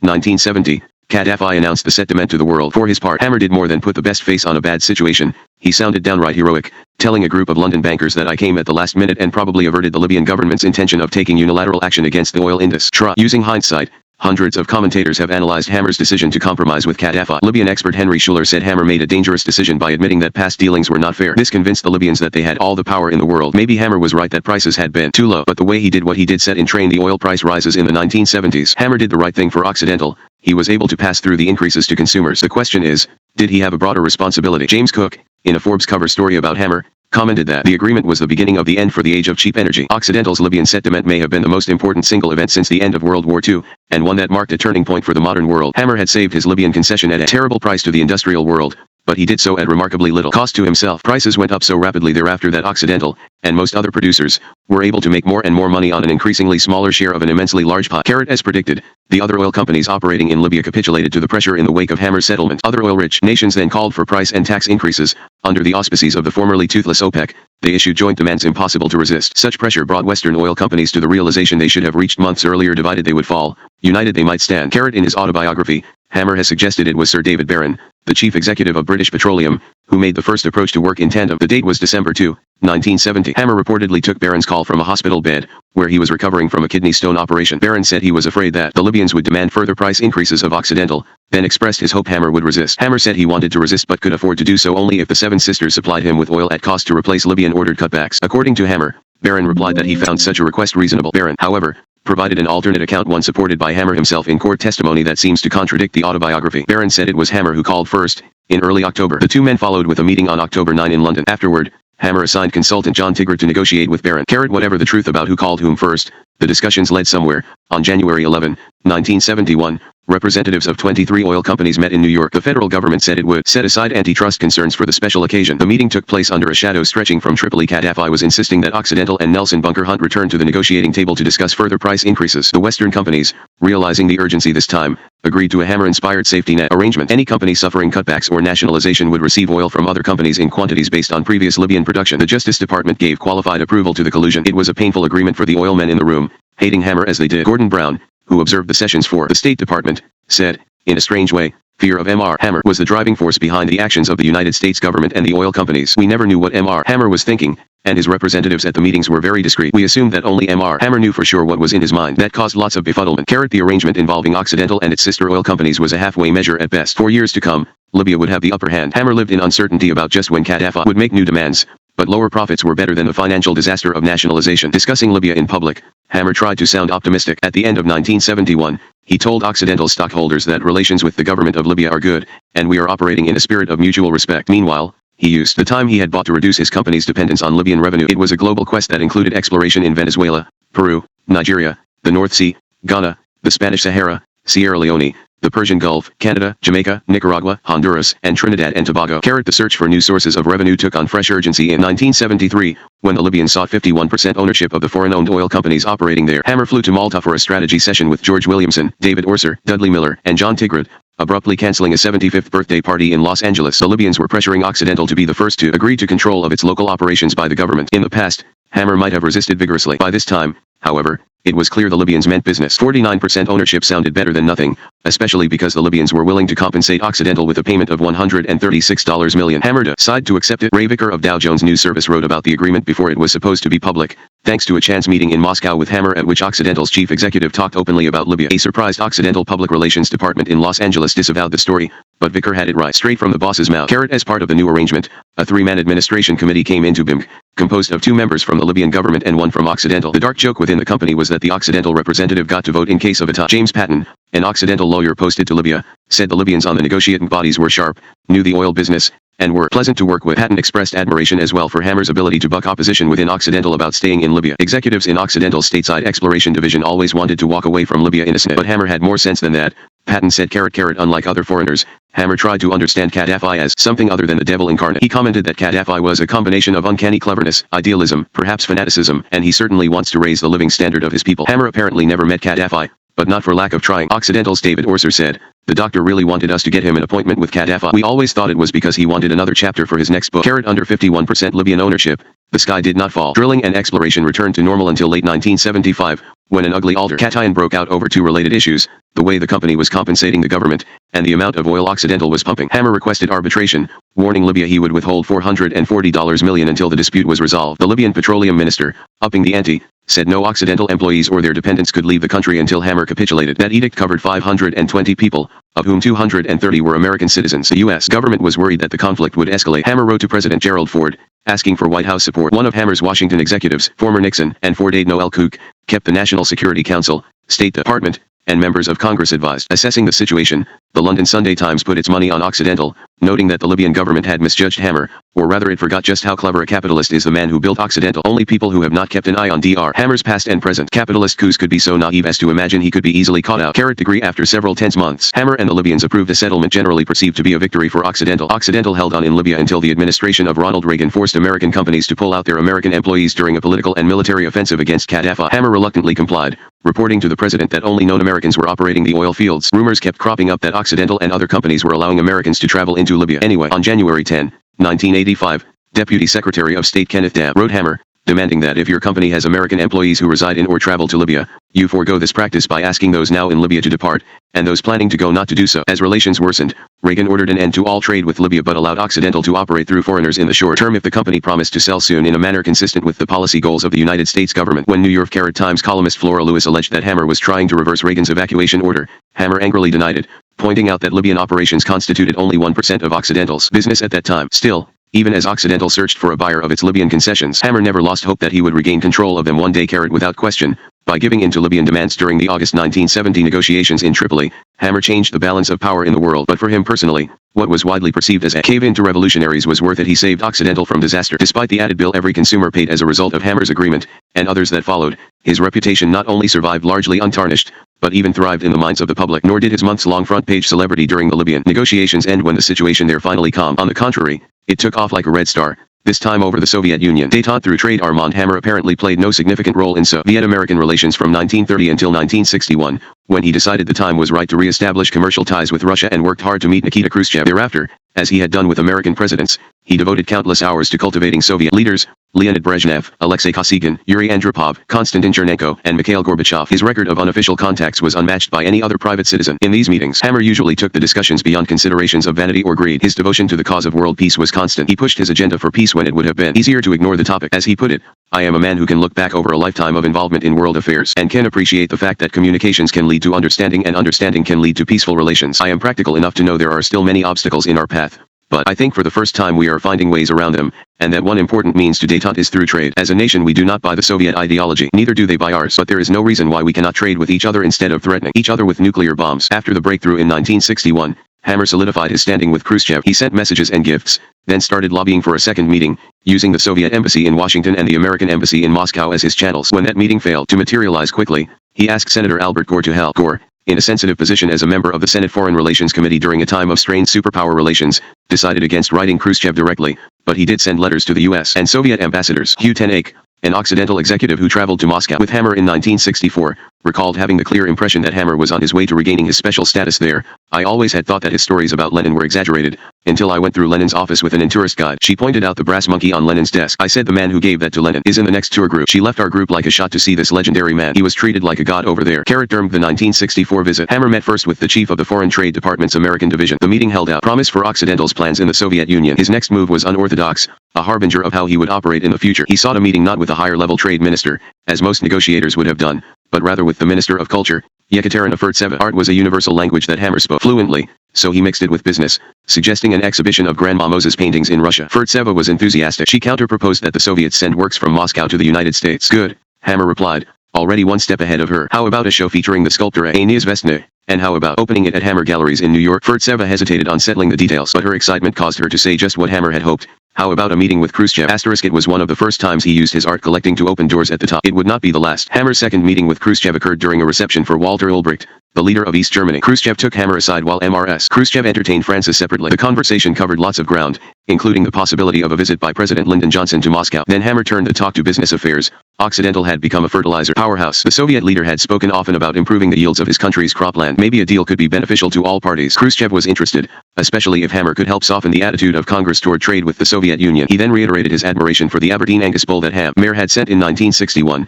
It had been bred to more than 500 Soviet cows, he said. Hammer replied that he would be delighted to help the Soviets produce better steaks. The conversation had gone well. Armand and Francis helped themselves to the elaborate spread of food, wine, and champagne, and left. Encouraged by Khrushchev's responses, Hammer pushed to close a deal. He started talking publicly about the preliminaries as if they were completed contracts. Such talk was calculated. Although negotiations with the Russians enraged Hammer's anti-communist detractors, the reaction from stockholders usually was positive. After all, The Soviet Union was a vast market. If Hammer could tap it for Occidental, that would bode well for the corporate bottom line. About a month after meeting with Khrushchev, Hammer told a New York Society of Security Analysts meeting that a fertilizer deal with the Soviets was in the works. Part of his payback for sending the Soviets fertilizer, he said, would be the exploitation of natural gas in Kamchatka. When questioned by journalists for confirmation, the U.S. Commerce Department refused comment. That might have been for reasons of national security, or because federal officials knew nothing about the arrangement. Hammer frequently seemed to act first and inform the authorities later. He filled in the blanks with a September 1964 announcement from London, in which he disclosed that Occidental and British associates expected to sign a contract for up to 10 Soviet fertilizer plants at $100 million each. The announcement prompted Soviet authorities to promote Hammer in the controlled press, where he had appeared so frequently 4 decades earlier. Izvestia published an 1100-word excerpt from The Quest of the Romanov Treasure, commenting in an editor's note that Soviet people of the older and middle generations probably remember the name Hammer. He probably was the first businessman from the other side of the ocean to understand the advantages of developing trade relations with the young Soviet Russia. In Moscow there was a pencil factory named after Hammer. Hammer pencils were widely known. The other day Armand Hammer was a guest of Izvestia. He said that he was struck by the titanic progress the Soviet Union had made. Theodore Shabad, Moscow correspondent for the New York Times, said Hammer was being depicted as a man who may break the ice in trade relations. But the grand plan went awry. Escalating American intervention in Vietnam cooled relations with the Soviet Union. Then Khrushchev fell from favor, leaving Hammer without an enthusiastic advocate in the Kremlin. Soon after Khrushchev's ouster, Hammer made his third trip to Moscow within the year, as one of 92 American business executives there to discuss trade. He co-chaired a lunch for Anastas Mikoyan and met with Andrei Gromyko and Alexei Kosygin. Those discussions indicated to Hammer that Khrushchev's survivors failed to share his fervor for the vital role of better fertilizer in Soviet agriculture. Hammer called Occidental's British associates to cancel the arrangement. During that Moscow visit, however, Hammer fostered a connection that served him well when the atmosphere for trade and personal diplomacy again became propitious. He agreed to talk with Soviet journalist Mikhail Bruck, who wrote for the Novosti press agency. The resulting article, which appeared in Soviet Life magazine, kicked off a Hammer-Bruck relationship. From then on, although Bruck maintained his identification as a communist journalist, he spent increasing amounts of time in Hammer's service, with the blessing of the Kremlin. Icons in Moscow found Bruck mysterious, especially his ability to speak English with no trace of an accent. He was well connected, drove a Western automobile, and loved to talk. They assumed he worked not only for Novosti and Hammer, but also for Soviet intelligence. Meanwhile, one project begun during the thaw with Khrushchev came to fruition. The paintings of Grandma Moses traveled to Moscow as planned. In return, the Soviets sent portraits by Pavel Korin to Hammer galleries, even allowing Victor Hammer to become involved in selecting the works. Although the exchange was not the stuff of front-page headlines, it was a signal that the Soviets would do things for Hammer that they would do for nobody else. Given his preoccupation with Libya at this time, Hammer was unable to focus all his brainpower on the Soviet Union immediately after Khrushchev's downfall, but he kept his antennae up for openings into the land of his ancestors. The first opportunity came through Cyrus Eaton, a fabulously successful capitalist, 15 years Hammer senior, who had made his fortune in steel and railroads. Eaton had shown little interest in Soviet-American relations until he was past 70, but when the subject caught his attention, it became his passion. He visited the Soviet Union first at age 72, and the people he met there loved him. In the late 1960s, Hammer approached him and his mare had sent in 1961. It had been bred to more than 500 Soviet cows, he said. Hammer replied that he would be delighted to help the Soviets produce better steaks. The conversation had gone well. Armand and Francis helped themselves to the elaborate spread of food, wine, and champagne, and left. Encouraged by Khrushchev's responses, Hammer pushed to close a deal. He started talking publicly about the preliminaries as if they were completed contracts. Such talk was calculated, although negotiations with the Russians enraged Hammer's anti-communist detractors. The reaction from stockholders usually was positive. After all, the Soviet Union was a vast market. If Hammer could tap it for Occidental, that would bode well for the corporate bottom line. About a month after meeting with Khrushchev, Hammer told a New York Society of Security Analysts meeting that a fertilizer deal with the Soviets was in the works. Part of his payback for sending the Soviets fertilizer, he said, would be the exploitation of natural gas in Kamchatka. When questioned by journalists for confirmation, the U.S. Commerce Department refused comment. That might have been for reasons of national security, or because federal officials knew nothing about the arrangement. Hammer frequently seemed to act first and inform the authorities later. He filled in the blanks with a September 1964 announcement from London, in which he disclosed that Occidental and British associates expected to sign a contract for up to 10 Soviet fertilizer plants at $100 million each. The announcement prompted Soviet authorities to promote Hammer in the controlled press, where he had appeared so frequently 4 decades earlier. Izvestia published an 1100-word excerpt from The Quest of the Romanov Treasure, commenting in an editor's note that Soviet people of the older and middle generations probably remember the name Hammer. He probably was the first businessman from the other side of the ocean to understand the advantages of developing trade relations with the young Soviet Russia. In Moscow there was a pencil factory named after Hammer. Hammer pencils were widely known. The other day Armand Hammer was a guest of Izvestia. He said that he was struck by the titanic progress the Soviet Union had made. Theodore Shabad, Moscow correspondent for the New York Times, said Hammer was being depicted as a man who may break the ice in trade relations. But the grand plan went awry. Escalating American intervention in Vietnam cooled relations with the Soviet Union. Then Khrushchev fell from favor, leaving Hammer without an enthusiastic advocate in the Kremlin. Soon after Khrushchev's ouster, Hammer made his third trip to Moscow within the year, as one of 92 American business executives there to discuss trade. He co-chaired a lunch for Anastas Mikoyan and met with Andrei Gromyko and Alexei Kosygin. Those discussions indicated to Hammer that Khrushchev's survivors failed to share his fervor for the vital role of better fertilizer in Soviet agriculture. Hammer called Occidental's British associates to cancel the arrangement. During that Moscow visit, however, Hammer fostered a connection that served him well when the atmosphere for trade and personal diplomacy again became propitious. He agreed to talk with Soviet journalist Mikhail Bruck, who wrote for the Novosti press agency. The resulting article, which appeared in Soviet Life magazine, kicked off a Hammer-Bruck relationship. From then on, although Bruck maintained his identification as a communist journalist, he spent increasing amounts of time in Hammer's service, with the blessing of the Kremlin. Hammer icons in Moscow found Bruck mysterious, especially his ability to speak English with no trace of an accent. He was well connected, drove a Western automobile, and loved to talk. They assumed he worked not only for Novosti and Hammer, but also for Soviet intelligence. Meanwhile, one project begun during the thaw with Khrushchev came to fruition. The paintings of Grandma Moses traveled to Moscow as planned. In return, the Soviets sent portraits by Pavel Korin to Hammer galleries, even allowing Victor Hammer to become involved in selecting the works. Although the exchange was not the stuff of front-page headlines, it was a signal that the Soviets would do things for Hammer that they would do for nobody else. Given his preoccupation with Libya at this time, Hammer was unable to focus all his brainpower on the Soviet Union immediately after Khrushchev's downfall, but he kept his antennae up for openings into the land of his ancestors. The first opportunity came through Cyrus Eaton, a fabulously successful capitalist, 15 years Hammer senior, who had made his fortune in steel and railroads. Eaton had shown little interest in Soviet-American relations until he was past 70, but when the subject caught his attention, it became his passion. He visited the Soviet Union first at age 72, and the people he met there loved him. In the late 1960s, Hammer approached him and his son Cyrus Jr. in their hometown of Cleveland to discuss buying their coal interests, which would have supplemented Occidental's entry into mining through the recently acquired Island Creek Coal Company. The elder Eaton assigned his son to discuss the matter. Hammer arrived at Cyrus Jr.'s home at dinner time. The conversation unexpectedly continued long into the night. He wanted to know what we were doing and planning to do in the Soviet Union, Cyrus Jr. said. He told me that he wanted to do business again with Russia, but that he had no current connections there. He saw great possibilities for Hooker Chemical in the Soviet Union, but its conservative management might oppose him, so he wanted to get in through us. Nothing came of the coal talks, but Hammer and the Eatons agreed to something else: Occidental's purchase of a 55% interest in an Eaton subsidiary doing business in communist nations. Occidental also assumed some of the subsidiary's debt load. After we became partners, I talked to Hammer 1 or 2 times a week, especially after my trips to Russia, the younger Eaton recalled. His calls often came at 2 a.m., or at a restaurant when I did not even think I had told anyone that I would be there. During the conversations, Hammer heard ideas he liked. One was for the construction of an international trade center in Moscow, which then sorely lacked offices and display space for foreign business people. Hammer was impressed with the Eatons' contacts, especially German Vishiany, son-in-law of Soviet leader Alexei Kosygin. When Hammer and the elder Eaton finally met, Hammer regaled him with stories of the early years in the Soviet Union. Then Hammer requested Eaton's help in obtaining permission for the Occidental jet to land in Moscow. Flying the plane into Moscow would be a status symbol. Eaton interceded with Vishiany. Hammer was ecstatic when permission arrived, but the relationship with Eaton did not remain cordial for long. As usual, Hammer moved to take control and eventually fired Cyrus Jr. Smart but not cutthroat, the younger Eaton lacked adequate defenses, and it was Hammer who ended up benefiting from the entree to the Soviets more than the Eatons, who had developed the contacts. Entrepreneurs have to be ruthless, Cyrus Jr. said later. I guess you could say that about my father. Usually with that success they have to step all over people. Unwilling to prolong the unpleasantness, he decided against suing for breach of contract after being dismissed by Hammer. He was dismayed but resigned to the situation. Like so many other people dismissed by Hammer, he still respected him. I am not blaming him. He is very astute, an unusual person, a maverick. Ara Ostmal was another entrepreneur who felt used as Hammer pushed for preeminence in Soviet-American relations. Ostmal had been building trade ties to Russia for 20 years when Hammer called. The meeting that resulted angered Ostmal so much that Paula Smith,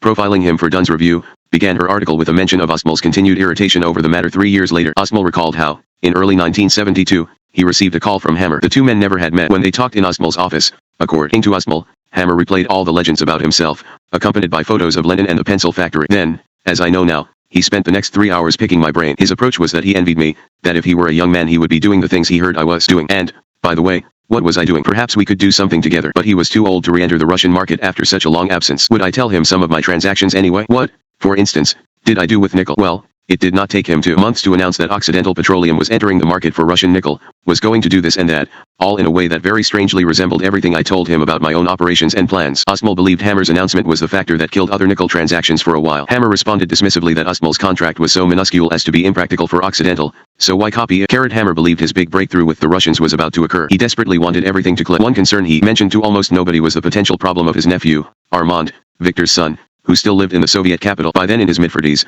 Armasha was perceived as a big spender and a playboy. Armand worried about Armasha's defecting to the United States, a possibility that had surfaced in discussions with Victor. With the passage of time, defection had come to seem less likely because Armasha would be leaving a family behind, but Armand still worried that his nephew's behavior could cause trouble. They began to see each other more often as Armand jetted to Moscow, but familiarity seemed to breed contempt rather than respect. Armasha complained that Uncle Armand refused to treat him as an adult, assigned Mikhail Bruck to spy on him, and ordered his mail opened. But despite his bitterness, Armasha realized he needed Armand more than Armand needed him, so he tried to be agreeable. While keeping an eye on Armasha, Armand was moving toward the deal of the century with the Soviet Union. The timing was propitious. George Kennan, the diplomat scholar recognized as one of America's leading experts on the Soviet Union, noted that the Soviet government has always attached great importance to the possibilities for the development of Soviet-American trade. The reasons for this are no doubt various. They include such practical considerations as a desire to tap America's rich resources of advanced technology, the need for heavy importations of American grain to make up domestic agricultural deficiencies, and so on. But there has always been a curious feeling on the part of Soviet leaders that a willingness to expand trade, or at least to make public gestures in that direction, is a symbol of a desire to strengthen political relations,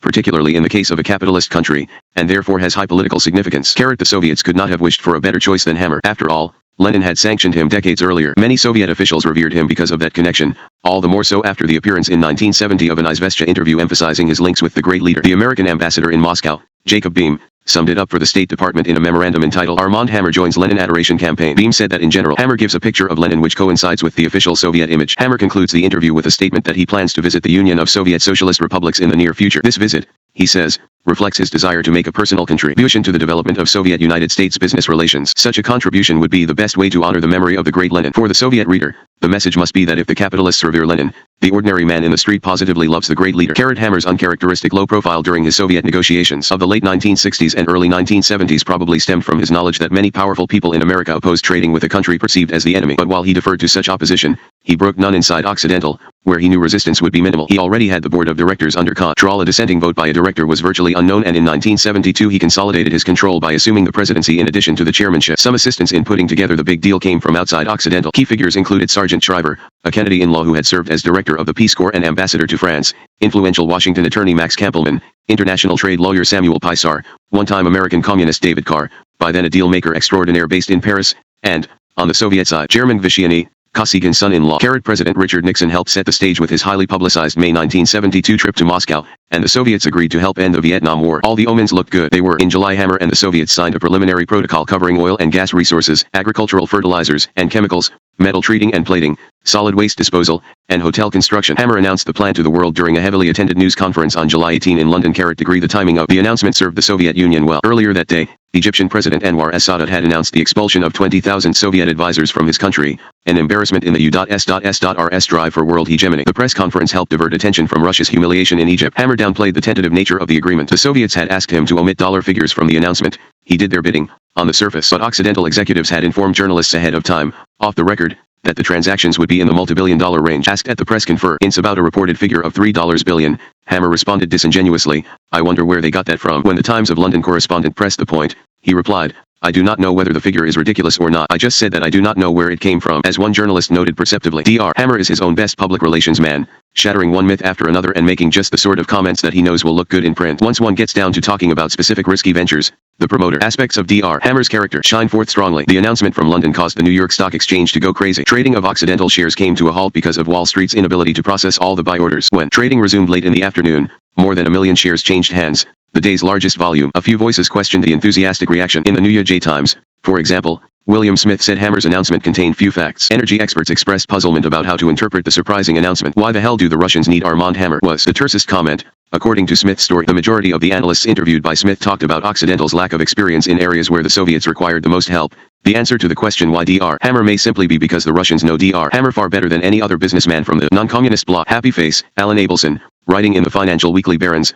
was sarcastic, commenting that Occidental's past seems filled with glowing promises that somehow are never quite realized. Hammer in his restless quest for corporate charisma has ventured far afield, from South America to Africa. Now, the Soviet Union. All that remains, really, is China. And, of course, the moon. Happy face. Associated Press reporters in Moscow received instructions to be wary of Hammer's announcements because of fears that he was using the wire service to boost Occidental stock. The Securities and Exchange Commission requested a copy of the July 18 news release and a transcript of the London press conference. Occidental's general counsel complied. The news release contained the notation approved by the Soviet Union. SEC attorney John Carlton reported, "There is no question that the combination of the Hammer news conference and the rumors attending this agreement led thousands of investors to believe that Occidental had completed a deal which would result in important and immediate financial gains for the Com24 painting." Jewish groups attacked Hammer as a traitor for signing contracts with an anti-Semitic nation that refused to recognize basic human rights. It was bad enough that Hammer was making millions by dealing with Gaddafi and other anti-Semites in the Middle East, the Jewish groups said. Now he was currying favor with the Soviet Union.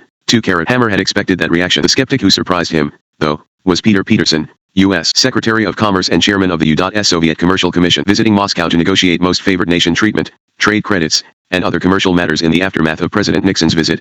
Peterson fielded questions about an Occidental-Soviet multi-billion-dollar deal from journalists. One of his answers suggested that the Occidental deal might contain less than met the company's stock dropped. Ironically, What Peterson knew about the Occidental-Soviet negotiations had come from Hammer himself. Peterson had been in Morocco the previous day, about to travel to the Soviet Union, when he received an unexpected call. It was Hammer telephoning from his airplane, which was winging its way to North Africa, apparently from Moscow. Hammer wanted to meet with Peterson before he left Morocco to discuss the latest developments. It was rather puzzling to us that such an understanding simply to negotiate would have warranted such a sudden and major unplanned trip, Peterson said. By the time I got the message, he was already in the air. Given that he had come so far, we felt simple courtesy required that we spend some time with him. So, James Lynn, Undersecretary of Commerce, Hal Sonnenfeld, Senior Deputy to Henry Kissinger, and I did meet with him. Peterson was unimpressed by what he heard from Hammer about his answer at the Moscow press conference. He said later, "It would have been wrong on two grounds for me to confirm that a huge deal had been made. One, of course, was that it was not true. I spoke the truth as I understood it, that it was simply an agreement to negotiate a possible deal. The second was that a big deal was against United States policy at that time." Peterson was under strict instructions from the President and Kissinger to refrain from prematurely announcing any major agreements.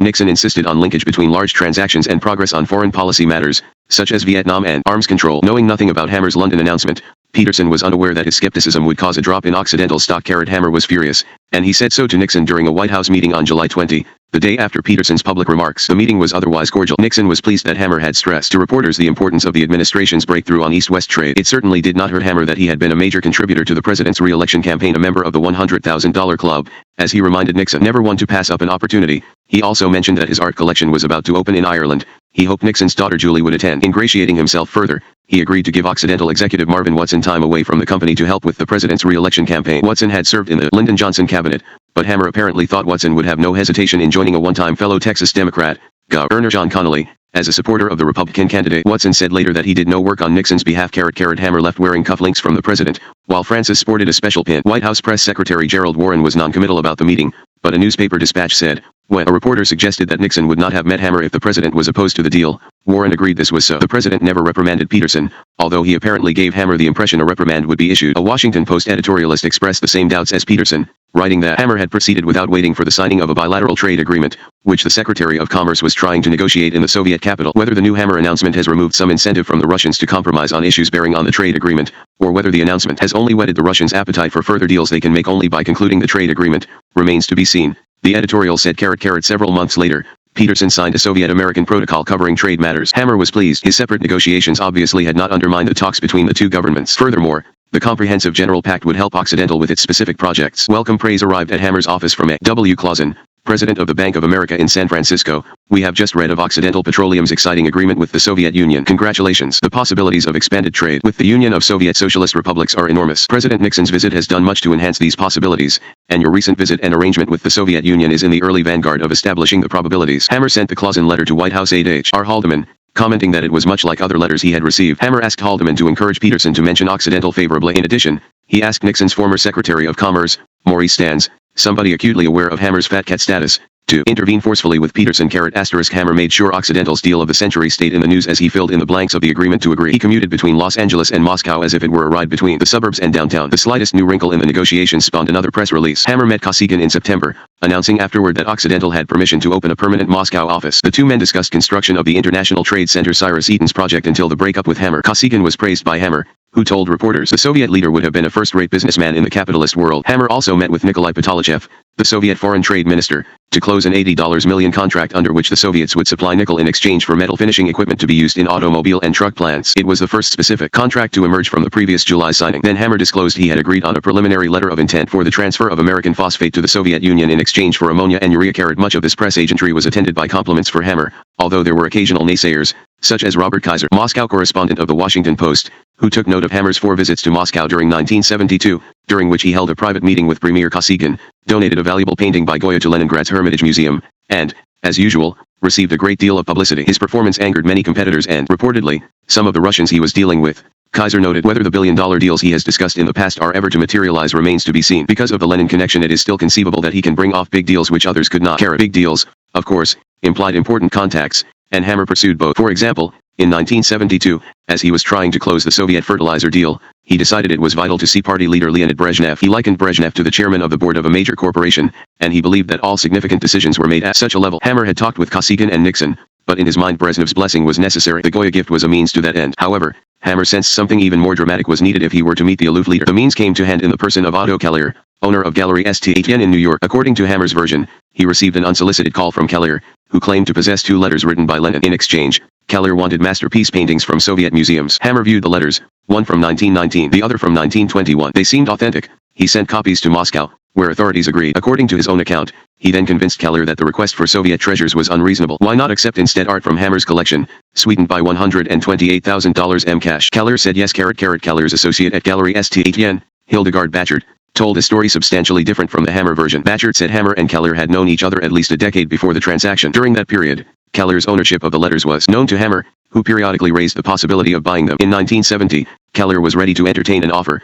but Hammer responded indifferently. Then, all of a sudden in 1972, Hammer wanted the letters right away. The two men negotiated a sale, and both emerged happy. Bachert expressed perplexity at Hammer's disparaging tone toward Keller in the 1987 autobiography ***. Whatever the case, Hammer barely could contain himself. He wrote to Brezhnev that because of the letters' historical significance, he had spared no effort to buy them from Keller. They were intended, Hammer said, to demonstrate his goodwill for the leaders and peoples of the Soviet Union and his appreciation of a friendship with the sacred Lenin. Vyshiany delivered the letters to the Kremlin. Brezhnev was away, so chief Soviet theoretician Mikhail Sislov received the package. The normally reserved, inaccessible Sislov was thrilled. Armand and Francis, staying in the Lenin suite at the National Hotel, received word that Sislov wanted a meeting. At the session, a flattered Hammer learned that Sislov had studied all of the 1920s correspondence written by Lenin about the young American. Sislov gave Hammer a resolution thanking him for the letters, then presented him with a portrait of Lenin. After Brezhnev returned, he wrote a thank you note stressing the value of Hammer's gift. Hammer had his opening to Brezhnev on February 15, 1973. He met for more than 2 hours with the Soviet leader. Détente through trade was the theme. As Hammer did with almost every head of state, he fawned over Brezhnev,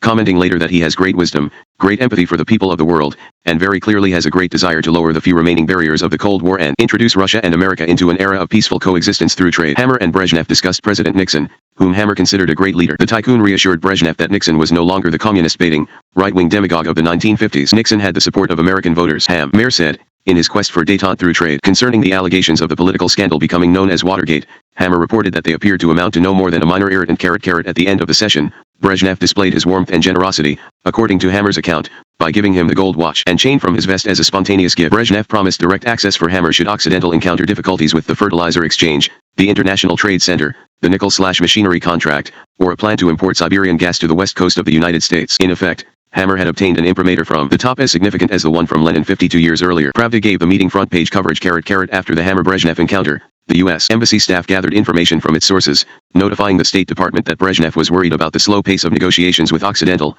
especially concerning the fertilizer deal. Price has been a stumbling block here, but this may now have been solved by Hammer accepting rock-bottom price, which gives him practically no profit. Hammer Group thinks there is new sense of urgency about getting phosphate fertilizers moving into Union of Soviet Socialist Republics against backdrop of grain shortfall last year, bad beginning this year, and maximum effort underway to guarantee adequate grain output. That Hammer conceded on price when he had the Soviets over a barrel demonstrated how much he wanted to close the deal. It seemed clear to insiders that the transaction was more for Hammer's ego than for Occidental's bottom line. A big splash came 2 months after the Hammer-Brezhnev meeting, when Occidental and the Soviet Union signed additional agreements. At that juncture, the fertilizer deal was carrying an $8 billion price tag. Later, with negotiations on firmer ground, Hammer said it was a 20-year, $20 billion transaction. Indications abounded that the Soviets placed great importance on the barter arrangement. One sign was Hammer's appearance on Soviet television, another was the presence at the signing of not only the foreign trade minister, but also the chemical industry minister. Edmund Stevens, the most experienced of all Moscow correspondents, wrote that the signing was a personal triumph for the American, which will confound his critics and detractors for a long time to come. Stevens distinguished Hammer from other American business people who rushed into the Soviet Union unprepared and left disappointed. The Soviet media explained the agreement to the masses. An Izvestia article about Soviet-American trade commented, one can judge the mutually advantageous nature and possible scale of such cooperation by the recently signed agreement with Occidental Petroleum. Soviet organizations will purchase in the United States of America, on long-term credit, equipment valued at several $100 million for the production of large amounts of ammonia and urea. In addition, after the construction of this complex, the Union of Soviet Socialist Republics will purchase in the United States of America every year over a period of 2 decades up to 1 million tons of superphosphoric fertilizers. The equipment and acid that are purchased will be paid for by Soviet deliveries of ammonia, urea, and potassium chloride. The sum total of deliveries of goods involved is estimated at $8 billion. Both sides stand to gain. Our agriculture will receive additional amounts of chemical fertilizers, which are still in short supply. The base of the Soviet chemical industry will be developed, and Soviet-American trade will receive an important stimulus. This iteration is also to the advantage of the United States of America, since otherwise it would have to purchase the necessary nitrogenous and other fertilizers not in the Soviet Union but in other countries without corresponding exports of its own fertilizers. When Hammer and the Soviets signed another set of contracts, in June 1974, the stated dollar amount of $20 billion, if accurate, meant the deal accounted for half of Soviet-American trade. Hammer's detractors criticized all the agreements to agree, wondering if there ever would be a final contract, but Hammer sloughed off the remarks. He knew it was necessary to start with a protocol, follow with a letter of intent, and move on to a global agreement that set the stage for the principal terms of understanding. Those terms, in turn, would lead to the implementing contracts. If other business people chose to keep quiet until the final signing, that was fine with Hammer. He preferred to trump at each stage. Although critics carped, the size of the deal gave Hammer tremendous leverage. When the Soviets asked for an unprecedented written commitment to the transaction from the U.S. government, the Nixon administration complied. Frederick Dent, Secretary of Commerce, exchanged commitment letters with his Soviet counterpart. Hammer had lobbied Nixon hard to obtain the letters. His key instrument of pursuit Zion was a missive to the president, which began with effusive praise for Nixon's dedication to peace and prosperity. Without using the term Watergate, Hammer told Nixon how arduously he was spreading the message to politicians and journalists that innuendo must not be confused with fact. With the flattery out of the way, Hammer informed Nixon of the request for the unprecedented letter to the Soviets. He made such a favor sound routine. It simply would state that the Soviet-Occidental agreement conformed to policies established by the Trade Pact of October 18, 1972. Nixon came through. Once Hammer had obtained the letter, he invoked it whenever the fertilizer deal appeared to be in trouble as a result of a change in American foreign policy. Despite administration support of the deal, the New York Times published a Sunday article by part-time West Coast correspondent Everett Holys questioning the validity of the contracts. One Occidental official, accustomed to being caught off guard by Dr. Hammer's bold exercise of his financial and executive control of the company, spoke cynically of the deal, not as an Occidental undertaking but as Dr. Hammer's latest fling. "All I know is what I read in the PAFERS," he said. "I do not know where all the money is coming from, but perhaps that is an insignificant detail." Wall Street specialists and Occidental's competitors, many of whom regard Dr. Hammer as prone to careless optimism in publicizing Occidental's ventures, have been less than enthusiastic over his latest Russian deal. "He has a long-standing and well-documented habit of counting his chickens before they are hatched," said a West Coast oil executive. Others suggest that Dr. Hammer may have become involved, in this latest historic agreement, in a Soviet propaganda ploy aimed at paving the way for the visit of Leonid Brezhnev, Soviet Communist Party chief, to Washington in Lune. This fact may account for Dr. Hammer's uncharacteristic reticence to talk about the deal. They add. To some observers, April's announcement appears to be a replay of even more elaborate plans announced by Dr. Hammer last Lully, which the Russians have now seized upon as a means of combating opposition in Congress toward the Nixon-Brezhnev détente and the granting to the Soviet Union of more liberal credits and most favored nation tariff status for somebody as conscious of his image as Hammer. The article in the world's most influential newspaper was a terrible blow. Hammer reportedly called Holys, then followed with a call to New York Times publisher Arthur Oakes-Sulzberger. Holys was dispatched to Hammer's home for an interview. The next day, Hollis's byline was on the front page, above his article about another Hammer Soviet project. This time, the story was more complimentary. Accompanying it was a piece by the newspaper's Moscow correspondent emphasizing the importance of the Occidental-Soviet negotiations. It was an amazing recovery by Hammer, fully indicating the influence he could wield. Troublesome articles were damaging, but more worrisome in the long run were doubts voiced by government policymakers. Hammer generally appeared to deal first and tell the government later. As a government unto himself, he could operate that way. But when the Soviet Union was on the other end, things became more complicated. Because so many American policymakers considered the Soviet Union the enemy, every private agreement received careful scrutiny. The gigantic fertilizer contract caught the Defense Department's attention because of deep Soviet ports being built for storage and shipment of the anhydrous ammonia. Pentagon analysts were concerned that the ports could also accommodate Soviet nuclear submarines. A more sustained, less theoretical challenge came from natural resources experts within the federal government, who wondered about the advisability of Occidentals exporting so much of America's phosphate rock to the Soviets. When Hammer had introduced Occidental into the phosphate business a decade earlier, he spent millions to explore parts of Florida untouched by the industry giants. The gamble had paid off. Even in the new mining area, however, supplies were exhaustible. The question was when. Hammer believed Occidental owned adequate supplies to meet the requirements of the Soviet contract, and other contracts as well, without endangering domestic supplies. William Stowasser, a U.S. Bureau of Mines phosphate specialist, disagreed. When nobody consulted Stowasser about the impact of Hammer's $20 billion deal on America's natural resource picture, the concerned bureaucrat took the initiative. In an 11-page analysis of Hammer's transaction, Stowasser said the phosphate exports will accelerate the depletion of the remaining reserves of this mineral that is so necessary to agriculture. Stowasser said Hammer had no sound basis for his estimate of 144 million tons of recoverable phosphate from the company's northern Florida mines. His own best estimate, Stowasser said, was 50 million tons, enough to fill just 10 years of Occidental's 20-year contract with the Soviets. Stowasser said he was worried that Hammer would eventually have to mine the Osceola National Forest deposits to obtain the additional phosphate. There were reasons to worry about the Soviet imports,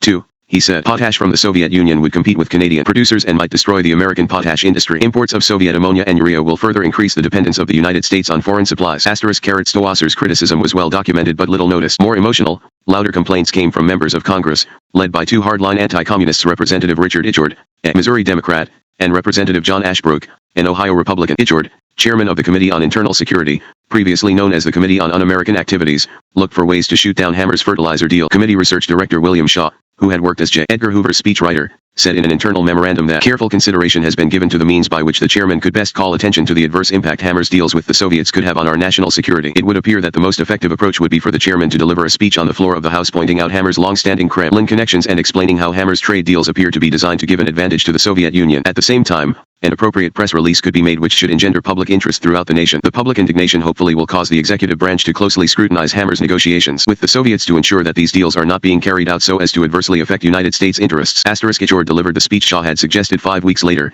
In view of the current energy crisis in the Soviet Union and in the United States, and Dr. Hammer's well-known pro-Soviet background, I cannot help but question the effect such trade agreements might have on our national security. Should we in effect deal through agents? And even if it is desirable to deal through agents, is Dr. Hammer the proper person to carry on such extensive trade negotiations? Are these trade agreements negotiated by Dr. Hammer of benefit to the United States, or are they designed to further Soviet ambitions of world conquest? Could the Soviets take advantage of these trade agreements to create future energy crises in the United States? Any citizen who is aware of Dr. Hammer's close association and friendship over the years with Kremlin leaders can very well question whether he is acting entirely in the best interests of the United States in these trade matters. Publicly, Hammer dismissed such attacks by saying, "Of course, there are hardliners on both sides who will attempt to interfere with the agreement. There are as many Russians who do not want to make capitalists rich as there are Americans who do not want to help communists with United States technology." Hammer went on to explain the transaction in high-minded language. "The tree is planted and the roots are deeper than we ever dared hope. Now it is up to us to bring it to flower. When it starts to grow, our world and the world of our grandchildren may indeed be a happier and better place." What a marvelous challenge that is for we sick ordinary businessmen who so seldom have the opportunity to share in the accomplishment of such a great dream to bring peace to the peoples of the world.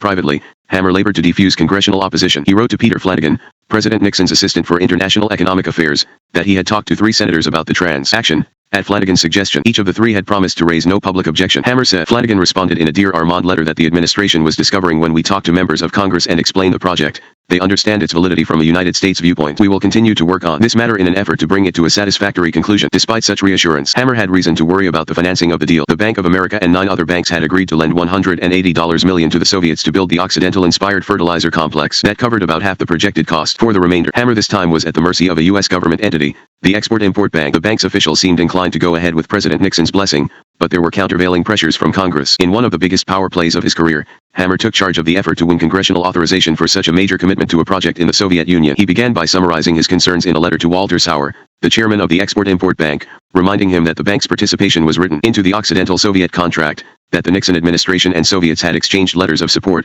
and that Occidental, its subcontractors, and the Soviet Union had spent large sums based on the Export-Import Bank's preliminary commitment 8 months earlier. Sauer replied promptly to the effect that the bank staff understood the advantages of the deal to the United States, thanks in large part to Hammer's persistence. Hammer was encouraged. The next month, however, William Casey replaced Sauer as Export-Import Bank chairman. That meant starting over to educate another top official. To make matters worse, Casey had chaired the SEC earlier in the decade while the agency was bringing serious charges against Occidental and Hammer. Casey was greeted by a cautioning letter from Senator Adlai Stevenson, an Illinois Democrat who chaired the subcommittee with jurisdiction over the bank's policies. Stevenson observed that as recently as January of 1973, the bank had no involvement with the Soviet Union. Since then, however, almost $1.5 billion in loans and guarantees have been extended to Russia and Eastern Europe for such major facilities. Pending with respect to the Soviet Union are applications for an additional $250 million or more in loans for such things as a $400 million chemical complex. With transactions of this magnitude and type involving non-market countries with which the United States has had no substantial economic relations for the past 30 years, it is reasonable to expect serious inquiry about the policies which the bank is pursuing, particularly since they involve countries whose military posture and political systems are still, to a large extent, inimical to the best interests and values of the United States.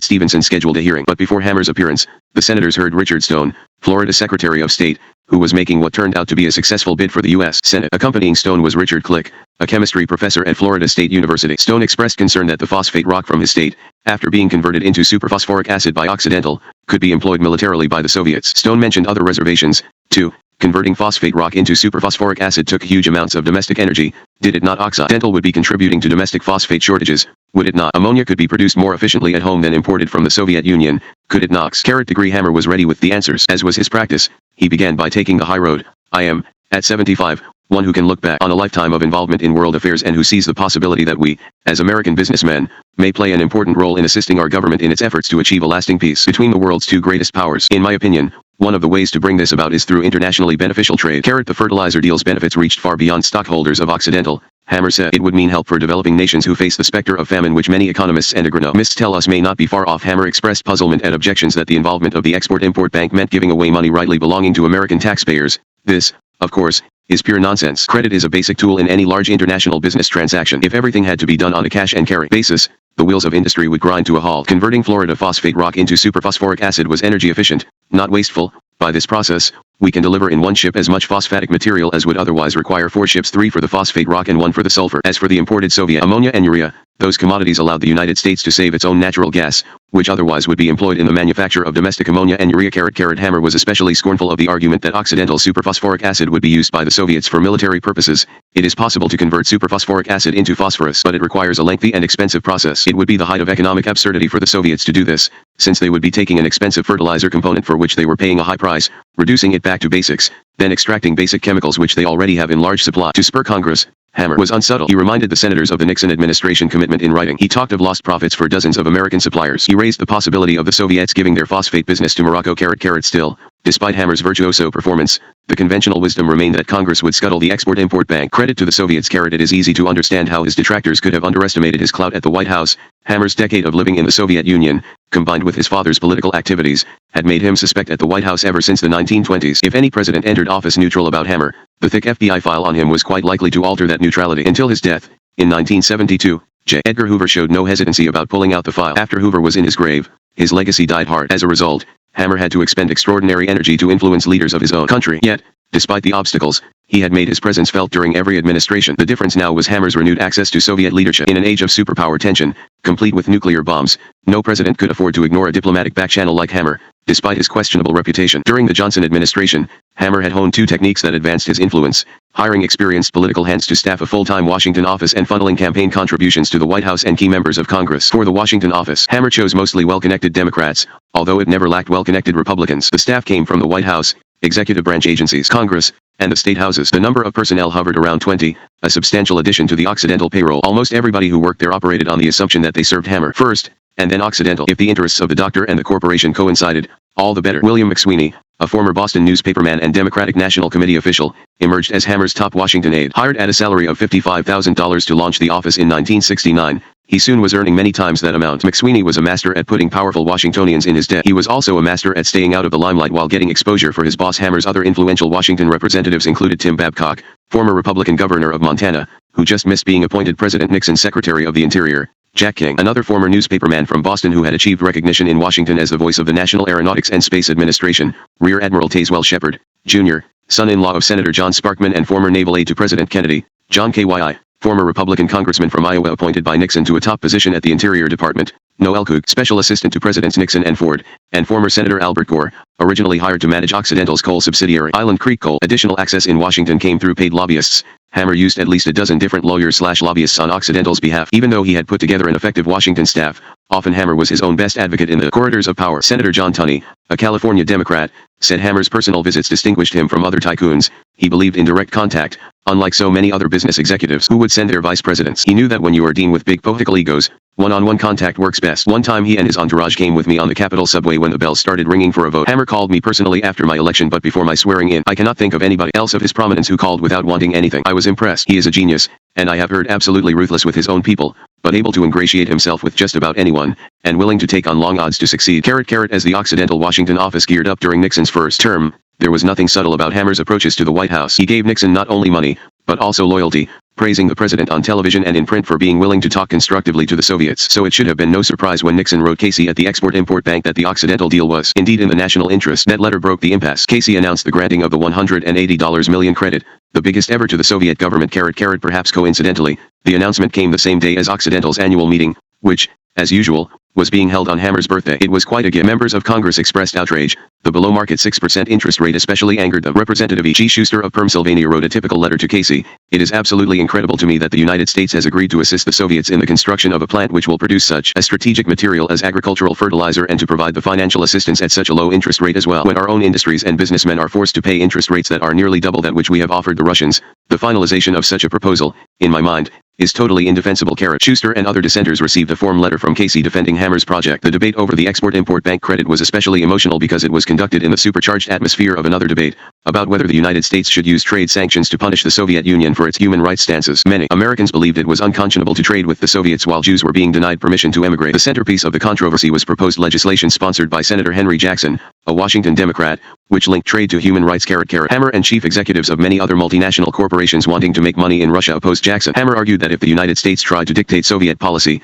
the Soviet government might restrict emigration even further to show it would not be bullied. He observed as well that the Russians had changed their views for the better since Stalin. A laissez-faire attitude would more likely lead the Soviets to relax their emigration policies, he said, adding that only a couple of 100,000 people were involved and that he had not seen anti-Semitism in the Soviet Union during his decades there. Besides, Brezhnev had sworn to Hammer face-to-face that anti-Semitism no longer existed in the Soviet Union, and he had believed him. He said American Jewish leaders were aghast at Hammer's remarks. They wondered whether he would stop at nothing to help the Soviets and himself. $19 and rubles. With his status as the #1 American in the Soviet Union assured by the mid-1970s, Armand Hammer spent the rest of his career capitalizing on it. In addition to shepherding the $20 Bilhan-Fertilizer deal through the hazards of international politics, he mounted numerous other initiatives. They were a curious melange of potential profit makers and quirky projects of personal aggrandizement. The theme was the bigger the better for Occidental's bottom line, for world peace through commerce, and, last but definitely not least, for Hammer's reputation. Next to the fertilizer deal, the most ambitious of Hammer's Soviet ventures was one that never had much of a chance. Either Hammer refused to admit that to himself or realized it but therefore viewed the project as an even greater challenge. His plan was to move natural gas from northern Siberia to the west coast of the United States. The deal burst into the news in 1973,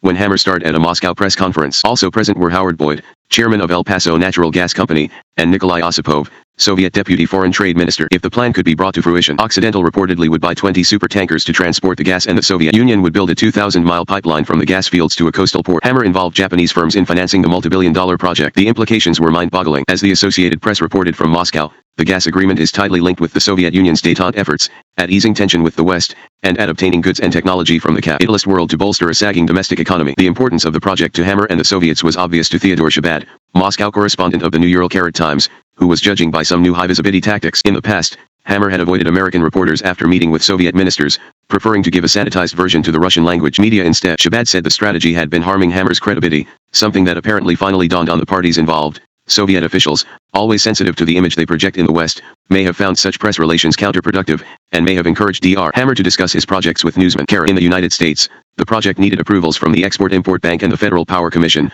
among other agencies. Senator Frank Church, an Idaho Democrat who chaired the subcommittee scrutinizing the deal, understood the scope of Hammer's plan. We are here examining something that is quite different from the ordinary intercourse of normal trade relationships. The projects which we propose to examine require huge magnitudes of investments. They are a claim on scarce capital and human resources in the United States, or they involve advanced technology not generally available in the communist bloc nations. By their very nature, they have a high visibility factor, and thus have a tendency to become symbolic of the state of relations between the United States and these countries. Moreover, in some instances these projects involve our European or Latinese allies, either as competitors or collaborators. Hence our ties with these countries can be drawn into the web of relationships as well. There is consequently a strong public interest in careful examination of precisely in what way do these large investment projects fit into the process of détente. Church opposed Hammer's plan, saying the proposed U.S. government loan guarantees and credits would be underwriting a project that violated the country's attempt to become independent of foreign energy supplies. When Church learned that Hammer had donated $1,000 to his campaign committee, the senator returned the money. Undeterred, Hammer visited Japan, where he announced that the Tokyo Gas Company would join Occidental and El Paso in the Siberian project. Furthermore,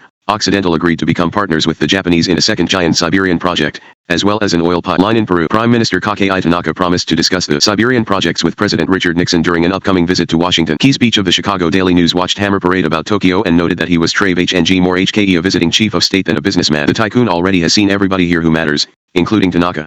In the early going, the project suffered a setback with the death of Raphael Dorman, the executive at the Bechtel Corporation assigned to help Hammer realize the dream, just as Bechtel had helped in Libya the previous decade. Dorman's death resulted from a heart attack in Moscow while he was there with Hammer. In the end, though, the natural gas project gradually fell of its own weight. It might have been a good idea for all nations involved, but it was too big and too complex for American officials, who lacked Hammer's vision. By 1980, the project had become so much a hostage to the vagaries of international politics that it was effectively dead. A Commerce Department memorandum commented, since its inception, this project has faced tremendous financial and political hurdles, and in the wake of the Soviet invasion of Afghanistan has been moved even further onto the back burner. Hammer was disappointed but undaunted. He had already shifted his attention to a separate Occidental-Soviet project, the International Trade Center and Hotel for Foreign Business People in Moscow. The preliminary drawings showed office space for 400 companies, a 600-room hotel, and living space for 625 families. The Soviet Union attached such importance to the project that Anatoly Dobrinin, its ambassador to the United States, had attended the contract signing in New York. Drawings for the proposed complex contained a pool so Hammer could take the early morning swim that was part of his routine in every other city. Once again, Hammer was planning a Soviet project with U.S. government assistance in mind. The commitment from the Export-Import Bank would be $36 million. As the plans took shape and inflation took hold, costs soared from $110 million to $180 million. Skeptics appeared, but Hammer proved them wrong this time. 9 years after the unveiling of the drawings, 7 years after the laying of the cornerstone, Hammer gave his dedication speech. Among those present at the festivities were U.S. Ambassador Arthur Hartman, Senator Robert Dole, Secretary of Transportation Elizabeth Hanford Dole, and Soviet dignitaries by the score. Occidental and 47 other foreign corporations that previously had occupied inadequate office space became ensconced in the new 20-story building. A travel guidebook said of Armand Hammer's hotel that it was the closest thing to a Moscow Hyatt. The hotel caters almost exclusively to the foreign business community and offers conferences and secretarial services, Russian language courses, a health club, and the businessman's club with live entertainment. There are 2 restaurants, 1 self-service cafeteria, a Japanese restaurant, and 3 bars. Philip Taubman, a New York Times Moscow correspondent, presented a different perspective, calling Hammer House a modern complex on the banks of the Moscow River that has every amenity the Russians imagine a Westerner could want, including flocks of prostitutes roaming the bars after dark. The only people not welcome at the hotel are Russians, and the only currency not readily accepted is the ruble. The trade center remained the place to be in 1989 for business executives in Moscow, and it provided the Soviet government with a great deal of much-needed hard currency. Reports abounded, however, that the government refused to spend any of the profits on maintenance. The complex's director, Fyodor Kryakko, complained publicly of broken elevators, dirty ceilings, faulty air conditioning, and unappetizing restaurants in what had been Hammer's pride. Hammer wanted foreign business people to have a golf course to accompany the other Western amenities. The game was unavailable in the Soviet Union. Although not a golfer himself, Hammer liked the symbolism of the ultimate capitalist sport in a communist nation. Hammer said, "The idea came to me as I was flying into Moscow. The countryside, a scant half-hour's ride outside Moscow, is beautifully suited to a country club, and I thought, why not?" Some people informed about the project, however, gave credit to Robert Dwyer, a Portland, Oregon, lumber tycoon, and avid golfer. Dwyer knew Hammer and suggested that Occidental become involved in a plan to build a course. He told a newspaper reporter how Hammer liked the thought that golf was a great equalizer among people as soon as they stepped up to the first tee. "He had me write it up as a proposal. It took me 4 hours to condense it to 1.5 pages, and he presented it to Brezhnev, hoping to impress the Soviets." Hammer retained internationally known golf course designer Robert Trent Jones, Jr. Worried about delays, Jones discussed the project with Brent Scowcroft, President Ford's national security advisor, then followed with a plea for help in making Hammer's dream a reality. "This project is an outgrowth of an offer made to and accepted by Brezhnev in connection with the Moscow World Trade Center. It certainly has gained widespread attention, helping to prove that golf is a 600-year-old sport of Scottish origin rather than an ideological symbol. At the moment, although fully approved by authorities in Moscow, this project is simmering on the back burner for a variety of reasons, including preparation of the 1980 Olympics, which are consuming the energies of the Moscow people. Should President Ford care to indicate any interest in the golf course project to the appropriate diplomatic people, that would, I am told, nudge the golf project onto the front burner now." Hammer exploited the news-making potential of the plan. When the media picked up the story again in 1978, it was as if the idea were brand new. Normally serious New York Times columnist James Reston had fun with it, commenting that perhaps it would be named the Hammer and Sickle Country Club.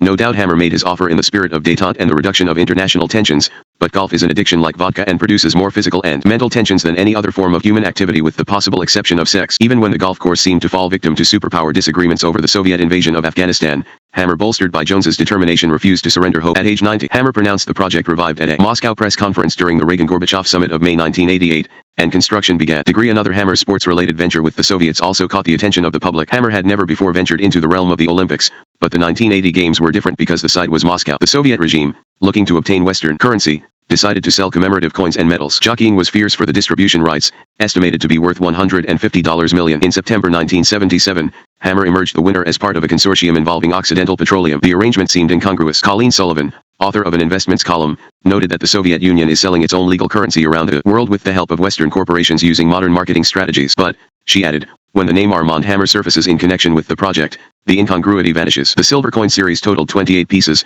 supplemented by 6 gold coins and 5 platinum coins. The total price to an investor was $3,665. Hammer promised 3% of the face value sold in the United States to the nation's Olympic team. That contribution was expected to reach $5 million. On the surface, it looked like a great deal for everyone concerned. Armand's mother, Rose, in her native Russia with her father, Armand, as a schoolboy. From left, brothers Harry, Armand, and Ister vacationing at the beach in Belmar, New Jersey. Armand's father, Julius, serving time in Sing Sing prison after being convicted in 1920 of performing an abortion that caused a patient's death. Kriwi Armand left, and Harry in Berlin during the 1920s. Armand on an outing in Russia during his residency there in the 1920s. The Brown House, Moscow, where the Hammers lived in palatial splendor during the 1920s. U.S. American Relief Administration, Russian Unit, Collection/Hoover Institution Archives. Olga, Armand's white Russian wife, with their son, Juhan, about 1931. Armand's parents, Rose and Julius, in Russia with /Ikcher's son, Armasha, and Armasha's mother, Vavra, early 1930s. Armand's beloved Greenwich /Isledge home at 183 West 4th Street and Fulham, the 50th wedding anniversary of Rose and Julius,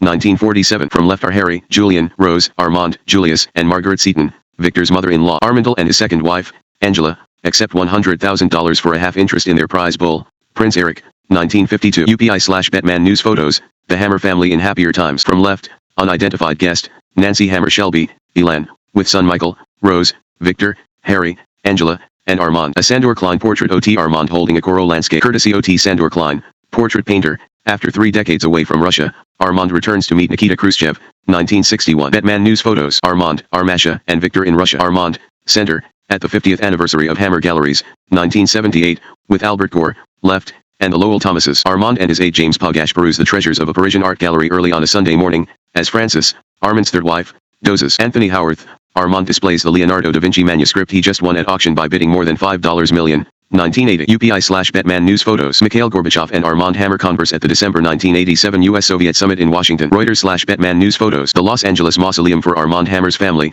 in a celebrity cemetery. Victor Cook, the Los Angeles home of Francis and Armand Hammer. Victor Cook. The arrangement was not trouble-free. However, there were the usual charges from fervent anti-communists in Congress and elsewhere that Hammer was giving assistance to the enemy. Another problem, the Soviets reportedly squeezed Hammer, asking for a larger share of the consortium's revenue as the value of gold and silver rose in the world market. According to the same reports, when Hammer resisted, the Soviets held back coins, which caused the consortium to fall behind on filling its orders. Hammer was in a bind. He needed the Soviet government's goodwill on many other projects. He agreed to pay more to the Soviets. A New Ural Post account put it baldly, saying Hammer caved in. As a result, Hammer's coin group reportedly raised its prices to consumers. Still another problem, because of international diplomatic tensions, the United States withdrew from the Moscow Olympics, hurting coin sales. Hammer believed President Jimmy Carter had made the wrong decision in withdrawing. I went to those games and I was disappointed that our athletes were not there. I felt very badly about it, and I can tell you frankly that I do not believe boycotts work. It turned out that Hammer's acquisition of the distribution rights had a dark underside, at least according to the claims of Leo Hensel, president of United Uram Corporation. In late 1979, Hensel sued Occidental Petroleum and the New York investment banking firm of Loeb Rhodes,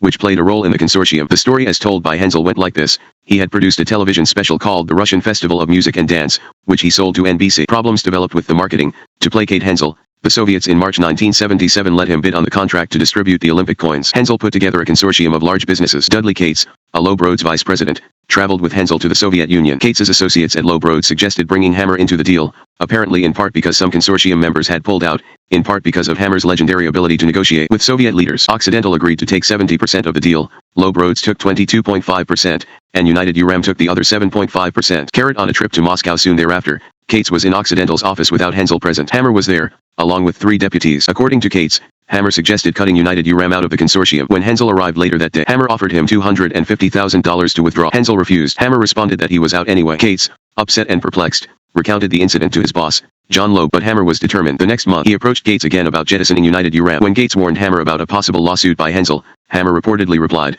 "I will hire Louis Nizar and I will be glad to pay him 5 times as much to defend such a lawsuit as I would ever pay Hensel." After Hammer succeeded in dumping Hensel, Cates said, "There is a term for what Hammer has tried to do to Hensel, and it is simply that Hensel has been defrauded. I think it is reprehensible." Hammer fought back with high-priced legal talent and introduced Hensel's criminal record into the case. Occidental said it never would have signed a contract with Hensel if his past had been known. Hensel responded that his criminal record was the result of a mistake and, anyway, was irrelevant to the main issue of his having been cheated by Hammer. Hensel added that Hammer was not exactly clean, having pleaded guilty in the Watergate campaign contributions case and having signed consent decrees with U.S. government agencies concerning Occidental's business practices. Hensel's partner, Peter Yamanov, testified that when Hammer had offered to buy out United Uram, "It was my impression. Hammer thought of Hensel and me as discardable baggage now that the contract had been won." Hammer's explanation that they had to make room in the deal for a Mr. David Carr and his associate/friend Gvishiani, who happened to be the Soviet premier's son-in-law, did not convince me that Hammer was being fair. "I still cannot get over the greed of that man Hammer." Hensel asked the court to force Occidental to disclose all payments to Gvishiani. Occidental denied making any payments. Much of Hensel's pending case appears weak legally, but his allegations hurt Hammer at least temporarily by linking him more publicly than before to David Carr. The coming together of Hammer and Carr in the Olympic coin consortium was extraordinary, as was their entire relationship. Carr, who had changed his name from Katz, had written for the American communist newspaper Daily Werf, ER, researched for muckraking Washington columnist Drew Pearson, managed a public relations firm, and become chief executive at a diversified corporation called Fairbanks Whitney. Eventually, Carr moved to Paris, where he put together business deals, including many with the Soviet Union. Carr and Hammer met in about 1970. Carr reportedly told Hammer, "You're always talking about your old friend Lenin. Why not go to the Soviet Union and do some business?" Hammer was trying to do just that. Carr helped negotiate the huge fertilizer deal and renegotiate Occidental's financially disastrous Libyan oil tanker rates. Like Hammer, Carr cultivated world leaders. In a 1975 letter to President Gerald Ford, he offered advice on U.S.-Soviet relations, mentioning his 48 trips to Russia in the past 3 years. In his cover letter, Carr invited White House Press Secretary Ron Nessen for a vacation on his yacht. Carr also had ties to President Lyndon Johnson, Greek tycoon Aristotle Onassis, and numerous American senators. When the Soviet Union insisted Hammer and Carr join in the Olympic coins transaction, the two men did so but with great reluctance because of recent disagreements. Charles Simonelli, an American businessman approved by Hammer to market the Soviet coins, remembered a Carr anecdote about the Russians telling him and Hammer they were partners, putting them in a room, and ordering them to iron out the details. Carr turned to Hammer and said, "Okay, we're in the coop together now, who's the chicken and who's the fox?" Shortly before Carr's death, in 1979, he told New York Times reporter Jeff Girth he had secretly testified against Armand Hammer during an investigation by the Securities and Exchange Commission and alleged, among other things, that Mr. Hammer had made payoffs inside the Soviet Union. Carr died suddenly in Paris just after a trip to Moscow. There were rumors of poisoning whispered by Carr's widow. Girth and Roy Roanoy Fortune magazine investigated, and each wrote a major article about Carr's complex life. The official pronouncement, however, was that he died of natural causes. Carr's son, Andrew, said that there was a lot of tension in the last years between my father and Armand Hammer, but he rejected rumors of foul play involving Hammer or others. John Tunney, former senator from California, was in business with Carr after the falling out with Hammer. I prefer not to talk about what Carr said to me about Armand Hammer. That is not fair to a dead man. They definitely were not getting along, although Carr still respected him. The widespread publicity about the Hammer-Carr relationship at the time of Carr's death convinced anti-communists all the more that Hammer was the devil incarnate. After all, Carr was perceived by some self-proclaimed patriotic groups, rightly or wrongly, as one of the most significant communist agents in the West. Hensel's allegations about the roles of Carr and Hammer in the Olympic coins caper caused trouble for Hammer the next time around. The tempest over his participation in the marketing of 1984 Los Angeles Olympic coins made the Moscow allegations appear to be a tiny squall. This time, Occidental was teamed with investment banker Lazard Frères in an entity called the Coin Group. The drama began in 1980, when the Los Angeles Olympic Committee solicited bids for marketing commemorative coins. The Hammer Group won partly because of its experience with the Moscow coins, combined with its willingness to put up a $50 million guarantee. Congress began considering legislation to mint the coins, but disagreements among legislators caused costly delays that led Hammer's group to reduce its guarantee by $20 million. Hammer's leading opponent was Representative Frank Annunzio, an Illinois Democrat who chaired the subcommittee with jurisdiction over the program. Annunzio was concerned about reports that the Coin Group had melted down some of the Moscow collectors' items, attempted to manipulate the market, and hidden excess profits in secret bank accounts. Annunzio also was critical of the Hammer Consortium's slow delivery of Moscow coins to American consumers, citing 50 complaints to postal authorities. Fernand St. Germain, a Rhode Island congressman who chaired the full committee,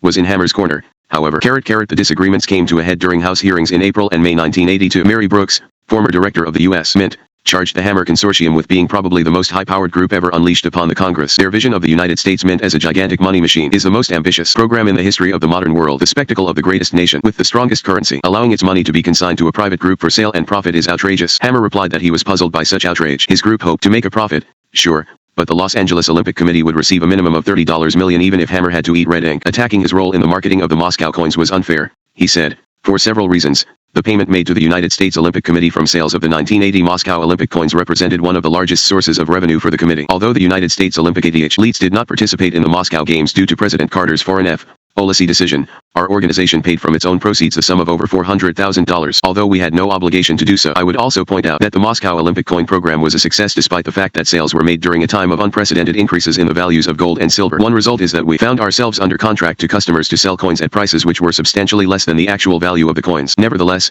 all such contracts were fulfilled. I cite this not only to demonstrate the propriety with which we carried out the Moscow coin program, but also because it is the very kind of problem which creates risks and dangers which are best borne by the private sector. In an attempt to demonstrate his concern for the public interest, Hammer noted that he had torn up his first contract with the Los Angeles Olympic Committee to permit rebidding, so that there could be no accusation of favoritism and so that everybody would have a fair chance to bid on this coin program. And I remember you thanked me for that. The Coin Group entered into a new contract with the Olympic Committee in which we agreed to reduce our guarantee from $50 million to $30 million because of the reduction in the number of coins. And then when nothing happened and there were further delays, my partners particularly felt frustrated and they asked me to join them in withdrawing from the program and cancel our contract, to which I reluctantly agreed. But I want you to know that I am a loyal American and I am also dedicated to my city of Los Angeles and I felt it was my duty to come before you today even though we at the present time have no agreement with the Los Angeles Committee. Hammer said the $30 million guarantee by the Coin Group was generous. We have already invested $2.50 million, $1 million of which was forfeited when we canceled and $1 million or more which we lost in interest on the $5 million we gave the committee and on our expenses. Congressman Annunzio showed no sympathy, scolding the Coin Group for its intensive lobbying, which had cost $500,000. Annunzio referred to a meeting with Hammer at which I asked you to fire the lobbyists. Hammer responded, well, unfortunately we cannot do without them in this era. Annunzio, they are doing a good job for you now. Hammer, well, that is what they are paid for. Happy face. When members of Annuncio's subcommittee attacked Hammer's patriotism, Hammer distributed testimonials from Representative Patricia Schroeder and Senators William Proxmire, Bill Bradley, and John Glenn. Robert Gray, a well-connected public relations executive from Washington, apparently had solicited the testimonials. Glenn's was typical. Armand Hammer is certainly a remarkable example of our free enterprise system. His outstanding achievements are a credit to himself and the nation. After the acrimonious hearings ended, Hammer appeared to be victorious. Annuncio's Stop Hammer movement lost in the full committee by a vote of 32-7, but he had no intention of quitting. The congressman took the debate to the full House of Representatives, saying his plan would allow the U.S. Mint to offer 3 coins, with all profits going to the Olympic Committee. There is no middleman to siphon off profits under my bill. There are no lobbyists who have to be paid fat salaries to get my bill passed. He termed the opposition's bill the Occidental Relief Act. Other members of the House brought up Hammer's less than exemplary conduct during Watergate, criticized Occidental's environmental record, and repeatedly questioned his loyalty to the United States. In a surprise, the House overturned its own committee's recommendation, supporting Annunzio 302-84. When the Senate Committee on Banking, Housing, and Urban Affairs called a hearing to debate the anti-Hammer House version, the Coin Group threw in the towel. Senator Alan Cranston tried to soften Hammer's defeat by telling the committee that I am sure Occidental Petroleum would like to have received the profits generated by the Senate-passed Coin Act, But profit is not Dr. Hammer's only motive in this or in many other matters. I am confident that at this stage Dr. Hammer's real interest is to help the Olympic athletes and the Olympic Committee stage the best Summer Olympics possible. Dr. Hammer is one of California's finest citizens. His altruism is widely known. Occidental executive Angelo Leporello read a statement in which Hammer said Annunzio had won only because of misrepresentations. More attention was given to vitriolic attacks upon Occidental and me personally than the merits. Happy face. Of all Hammer's dizzying transactions with the Soviet Union, it was his $20 billion, 20-year fertilizer deal that continued to cause the largest ripples in the world order. The commodities involved kept getting mixed up in the constant sparring between the two superpowers, assuring that Hammer would be in the position either of power broker or suppliant, depending on the situation. Because Hammer wanted the commodities to flow smoothly, he had an interest in America's granting most favored nation trading status to the Soviet Union,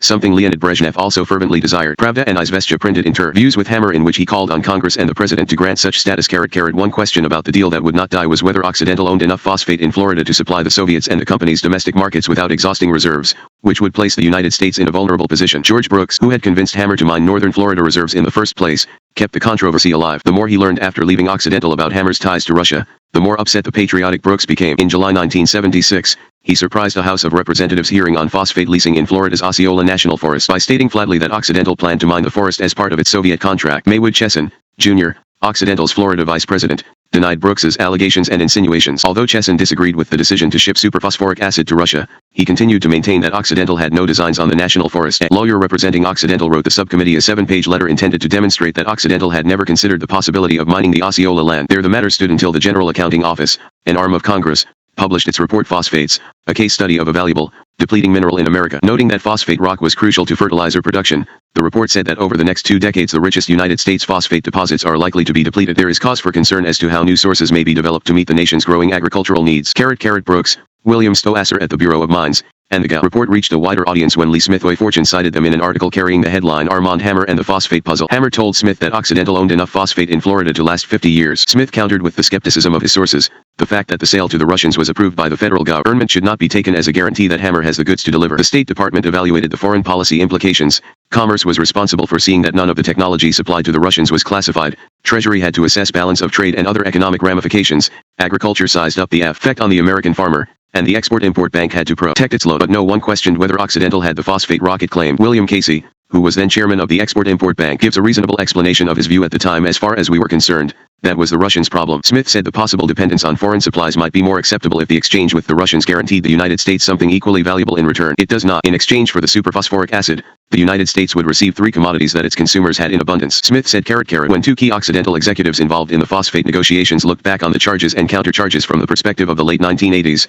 they were unable to put to rest the controversy over whether Occidental actually had sufficient resources to fill the Soviet contract without exploiting U.S. reserves. A. Guffey, one of Occidental's phosphate pioneers, remembered being summoned from Florida to Hammer's Los Angeles home on a Sunday morning sometime in 1972, right after the doctor returned from Moscow. The doctor asked us if we had sufficient reserves to deal with the Soviet Union, then explained the details to us. He wanted to offer the Soviets the latest, newest thing in fertilizer. We spent several $1 million on drilling and computerizing to prove our gut feeling that we had enough reserves. We proved more than 100 million tons of mineable reserves. The 20-year Occidental-Soviet deal required about 60 million tons. The doctor wanted to feed the world. It might not be highly profitable, but it could make money and do some good toward meeting world hunger. I had put together a white paper within Occidental answering questions like what do we do if the Russians do not take the spot tonnage. It was well thought out, not just one of the doctor's schemes. It had the approval of the board of directors. Happy face, James Galvin, who chaired the Phosphate Rock Export Association after leaving Occidental, said negotiating with the Soviets was tricky. What is the market for superphosphoric acid when there is only one producer? Which shipping rate and destination do you use? We had to make money on the superphosphoric acid to break even on the rest, especially when you look at the huge capital outlay. I have to assume that Occidental has been breaking even on the deal. Then you ask the question, if it is only break even, could you not just put the money in the bank and get interest? But negotiating the deal of the century was something Hammer was driven to do, and hang the opposition. Galvin said avowed anti-communists looked at the ammonia side of the equation, as well as the phosphate side, and became angered at what they saw. One of those anti-communists, columnist Phyllis Schlafly, commented that the Soviet government was stealing the ammonia market from American producers. Russia was offering 10-year contracts with fixed prices for the first 3 years, coupled with a clause stating any increase after that would be no more than 3%.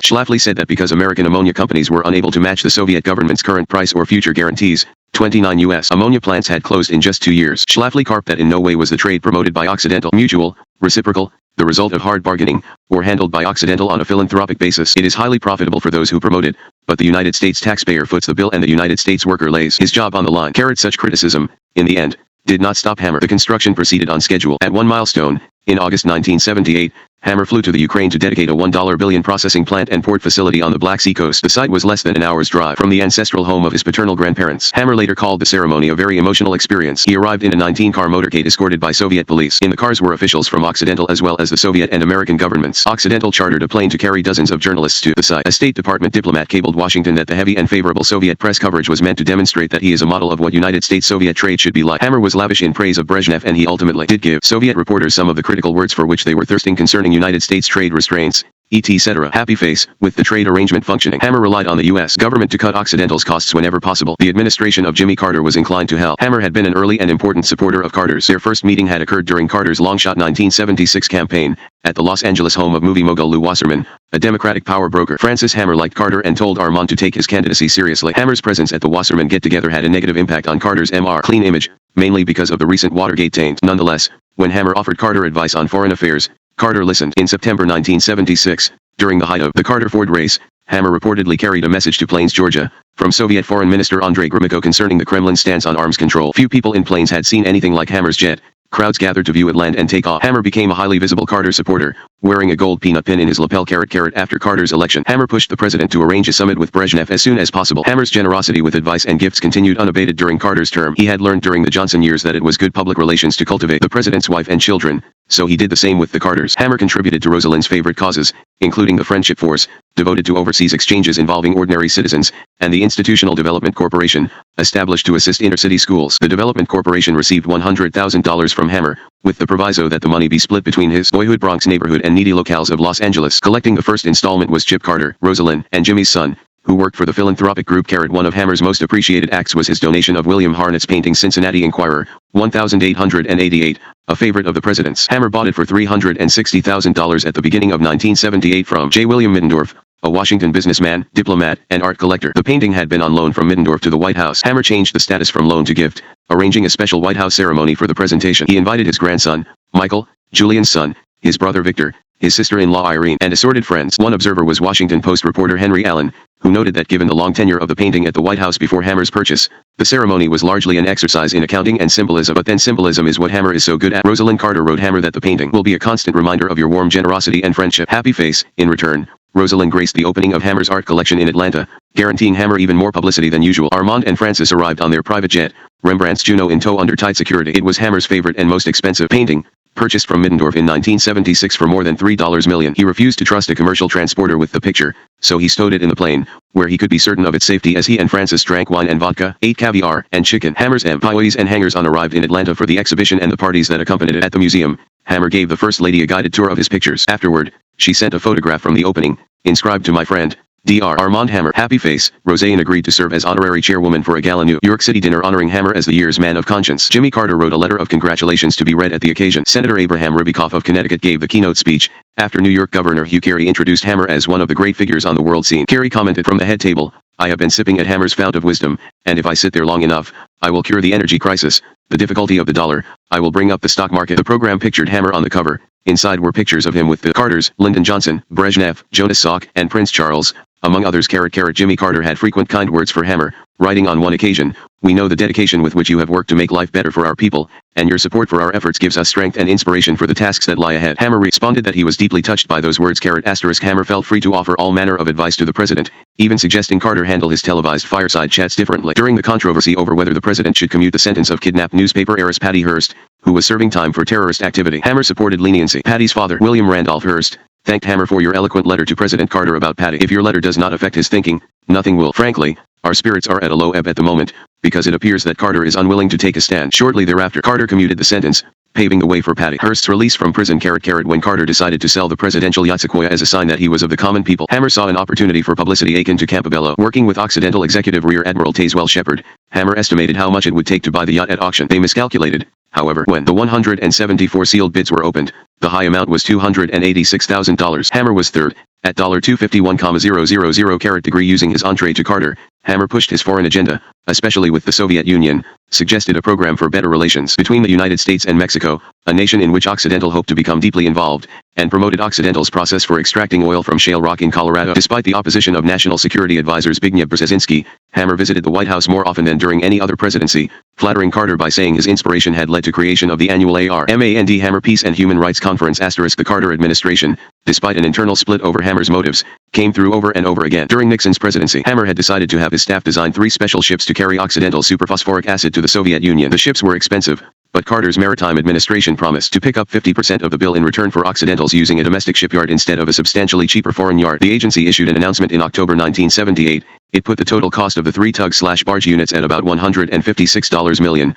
making the government's share about $78 million. One vessel carried the name Francis Hammer on Armand's orders. Another operated under the name Julius Hammer. Journalist Tom Gilroy, writing in the Washington Monthly under the headline "Tapping the Federal Till the Occidental Way," took issue with the deal, which he viewed as another memorial to Hammer's greed and vanity. Gilroy said the only thing the subsidies will do is guarantee healthy profits to what otherwise would have been a shaky deal for Occidental. Hammer called the article very biased and slanted, but in his letter to the editor failed to provide convincing evidence for that charge.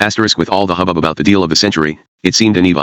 Hammer's access offended many White House staffers besides Brzezinski. At one point, aide Stuart Eisenstadt drafted what was to be a personal reply to Hammer from the president. Carter's secretary, Susan Clough, objected, as you can tell from attached files. Hammer is a frequent letter writer to the president because of this and the fact that it is not appropriate for him to have reason to infer influence. Each time he writes, Clough asked Eisenstadt to sign the letter with his own name. White House Central Files, General, Box E5, Jimmy Carter Library, Adonta. Hammer had plenty of White House aides in his corner, though, having flattered them over the years with his gifts and his charm. Press Secretary Jody Powell asked the president to see Hammer, commenting, "He has been extremely supportive, and I have the impression that his desire to meet with you privately and the various rebuffs he has received continue to bother him quite a bit." Hammer to the president, April 18 and May 27, 1980. Powell to the president, May 13, 1980. Carter Library. Carter's advisors at his re-election committee pushed for a meeting, too. They wanted Hammer to continue giving generously. Hammer got his meeting, although Carter aides scheduled it as off the record and omitted it from the White House schedule. Robert Strauss and S. Lee Kling to Phil Wise, May 29, 1980. Carter Library table that legal challenges would arise. They did. Domestic ammonia producers petitioned the U.S. International Trade Commission to halt Occidental's ammonia imports from the Soviets. The 12 producers, who accounted for about half of all domestic ammonia, raised the specter of dependency on Soviet supplies. Hammer responded that the opposition was based on avarice and inefficiency, that the domestic market was weak because of overexpansion and rising production costs. The case divided the 5 presidential appointees on the International Trade Commission, just as it split the industry and the nation. The agency voted 3-2 against Occidental, recommending that Jimmy Carter impose a 3-year quota on ammonia from the Soviet Union. Hammer knew the president possessed the authority to disregard the commission, and he hoped the goodwill he had accumulated, combined with the president's substantial intellect applied to the facts, would lead to a reversal. Eventually Carter did decide that the nation was not under siege from the Soviet ammonia. Wasting no time, Hammer jetted to Moscow, where he signed a contract giving Occidental additional ammonia imports. But Hammer's victory was short-lived. When the Soviet Union invaded Afghanistan weeks later, Carter looked for ways to express his displeasure at what he believed to be a moral outrage. The president asked the International Trade Commission to re-examine ammonia imports, noting that recent events have altered economic conditions. The commission reopened the case. Hammer, just back from a Moscow meeting with Brezhnev, testified at the hearing. Network television cameras recorded the proceedings for the evening news, an unusual occurrence at the obscure agency. Hammer hit away at the alleged greed of the domestic producers, wondering, should our American farmers be required to pay unreasonably high prices for their ammonia fertilizer? One of the commissioners listening was Michael Calhoun, who had replaced Joseph Parker after the decision against Occidental. Calhoun found Hammer's case persuasive this time. Occidental prevailed, in a 3-2 vote. Again, Hammer's joy was cut short. Although the ammonia imports seemed to be secure, the president lighted on Occidental superphosphoric acid exports as a way to send a message to the Soviets. Carter already had curtailed grain exports to the Soviets. Targeting phosphate was the next logical step because the Russians needed it to grow their own grain. Carter had no desire to get on the wrong side of Hammer, but the pressure to do something was intense. Longshoremen in Florida were refusing to load superphosphoric acid onto Occidental ships bound for Russia, as a protest against the Afghanistan invasion. Occidental, losing about $500,000 each day, obtained a court order requiring the laborers to load the ships. The two sides fought all the way to the United States Supreme Court, where Occidental prevailed. Carter kept Hammer informed about the administration's position. On January 29, 1980, the president promised that the special trade representative and secretary of commerce would be in touch with Hammer. "We cannot do business as usual with Russia if they continue their flagrant use of military force. I express my appreciation for your continued support as we take those decisions that we believe are best for our country and for the world." Hammer replied the next day,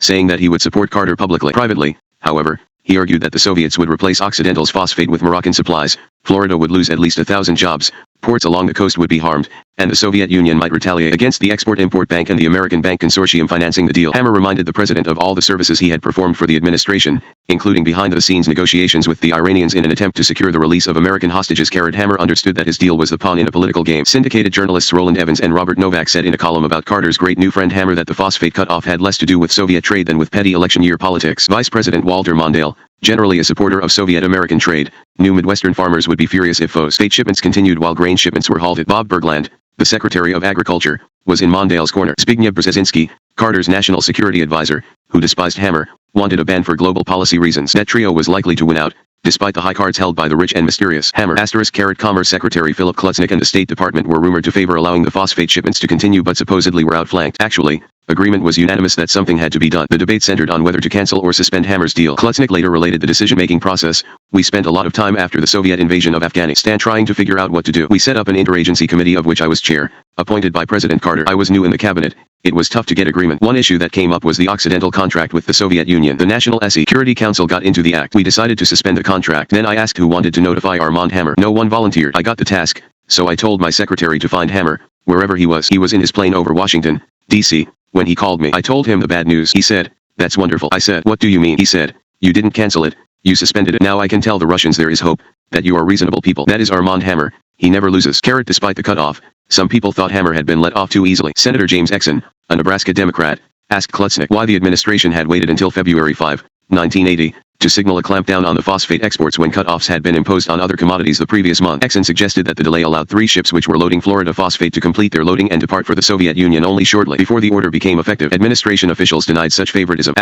In his time of crisis, Hammer met with Brezhnev and other Soviet officials. He asked them to keep shipping ammonia to the United States. If the Soviet ammonia stopped in retaliation, he said, prices for farmers might double. When Brezhnev expressed puzzlement at the president's harsh reaction to the Soviets' Afghanistan adventure, Hammer replied that Carter felt betrayed and was worried Afghanistan would be a stepping stone for an invasion of the Persian Gulf. According to Hammer, Brezhnev replied that such thinking was sheer nonsense. Although Hammer might have agreed with Brezhnev's assessment, he supported Carter for re-election. Ronald Reagan is a neighbor and a good friend, but I think the times are too perilous to make a change. Hammer's tolerance for Carter's worldview was not infinite. However, one-time Occidental executive James Galvin recalled Carter's picture disappearing for a while from the collection of leaders' photographs in Hammer's office. Ironically, it was the next president, the anti-communist Reagan, who reinstated Occidental's shipments of phosphate to the Soviet Union. Hammer began lobbying as soon as it became clear who would be the key players in the new administration. He met with Secretary of State Alexander Haig in February 1981, reminding him of the Nixon administration's special commitment to the deal of the century. Haig had been an influential Nixon advisor. Hammer told Haig that resuming shipments would be a positive signal to the Soviets during a time of international tension over Afghanistan. Hammer was talking to Soviet officials in Moscow even as the American public learned of the policy change. It appeared that Hammer had advanced knowledge of the Reagan decision. Within 6 weeks of the announcement of the decision, the phosphate was moving overseas again. Not everybody was delighted. An editorial in the Gainesville, Florida, Sun said Hammer was taking unpatriotic advantage of Amer. Icahn know how to improve the communist diet, and is providing a rapidly depleted American resource to do just that. The communists in turn provide marginally useful products and skim enough profit to repay the American loans with American money. With friends like Occidental around, Americans do not need enemies. Happy face. 20. The world is made of oil. Armand Hammer's wheeling and dealing in the Soviet Union overshadowed everything else he did in the public mind. But during the 1970s and 1980s, Occidental was expanding into dozens of other nations, influencing their economies and their governments. Hammer understood the importance, after the Libyan Revolution, of never again becoming dependent on any one volatile nation. So Occidental pushed harder to go global. Latin America was one of the prime exploration areas. As Occidental began looking for oil there, accompanying the drilling rigs were Hammer's usual one-man diplomacy and the usual controversy. Nowhere was the controversy more intense than in Venezuela. Hammer had visited there in 1966 and had apparently tried to sell the government paintings by Venezuelan artists owned by Hammer Galleries. While there, he had talked to oil ministry officials about drilling someday. About the same time, John Askew, a Fayetteville, Arkansas resident who had worked in the Venezuelan oil industry since 1945, was conducting similar discussions independently of Hammer. Askew heard that the government wanted to stimulate bidding for drilling areas, so he sounded out U.S. oil companies. The reaction was unenthusiastic. Then he heard from the Wall Street firm of Loeb Rhodes that Occidental might be interested. He arranged to meet Hammer. The two men signed an agreement under which Askew would help Occidental obtain exploration rights for one or more of 5 drilling areas. Occidental paid Askew $3 million for his services. The money went through a Swiss bank account to guard against competitors learning about it. Askew allegedly paid half his receipts to influential Venezuelans to work on Hammer's behalf. In return, Askew and his associates gathered intelligence about the plans of competing oil companies,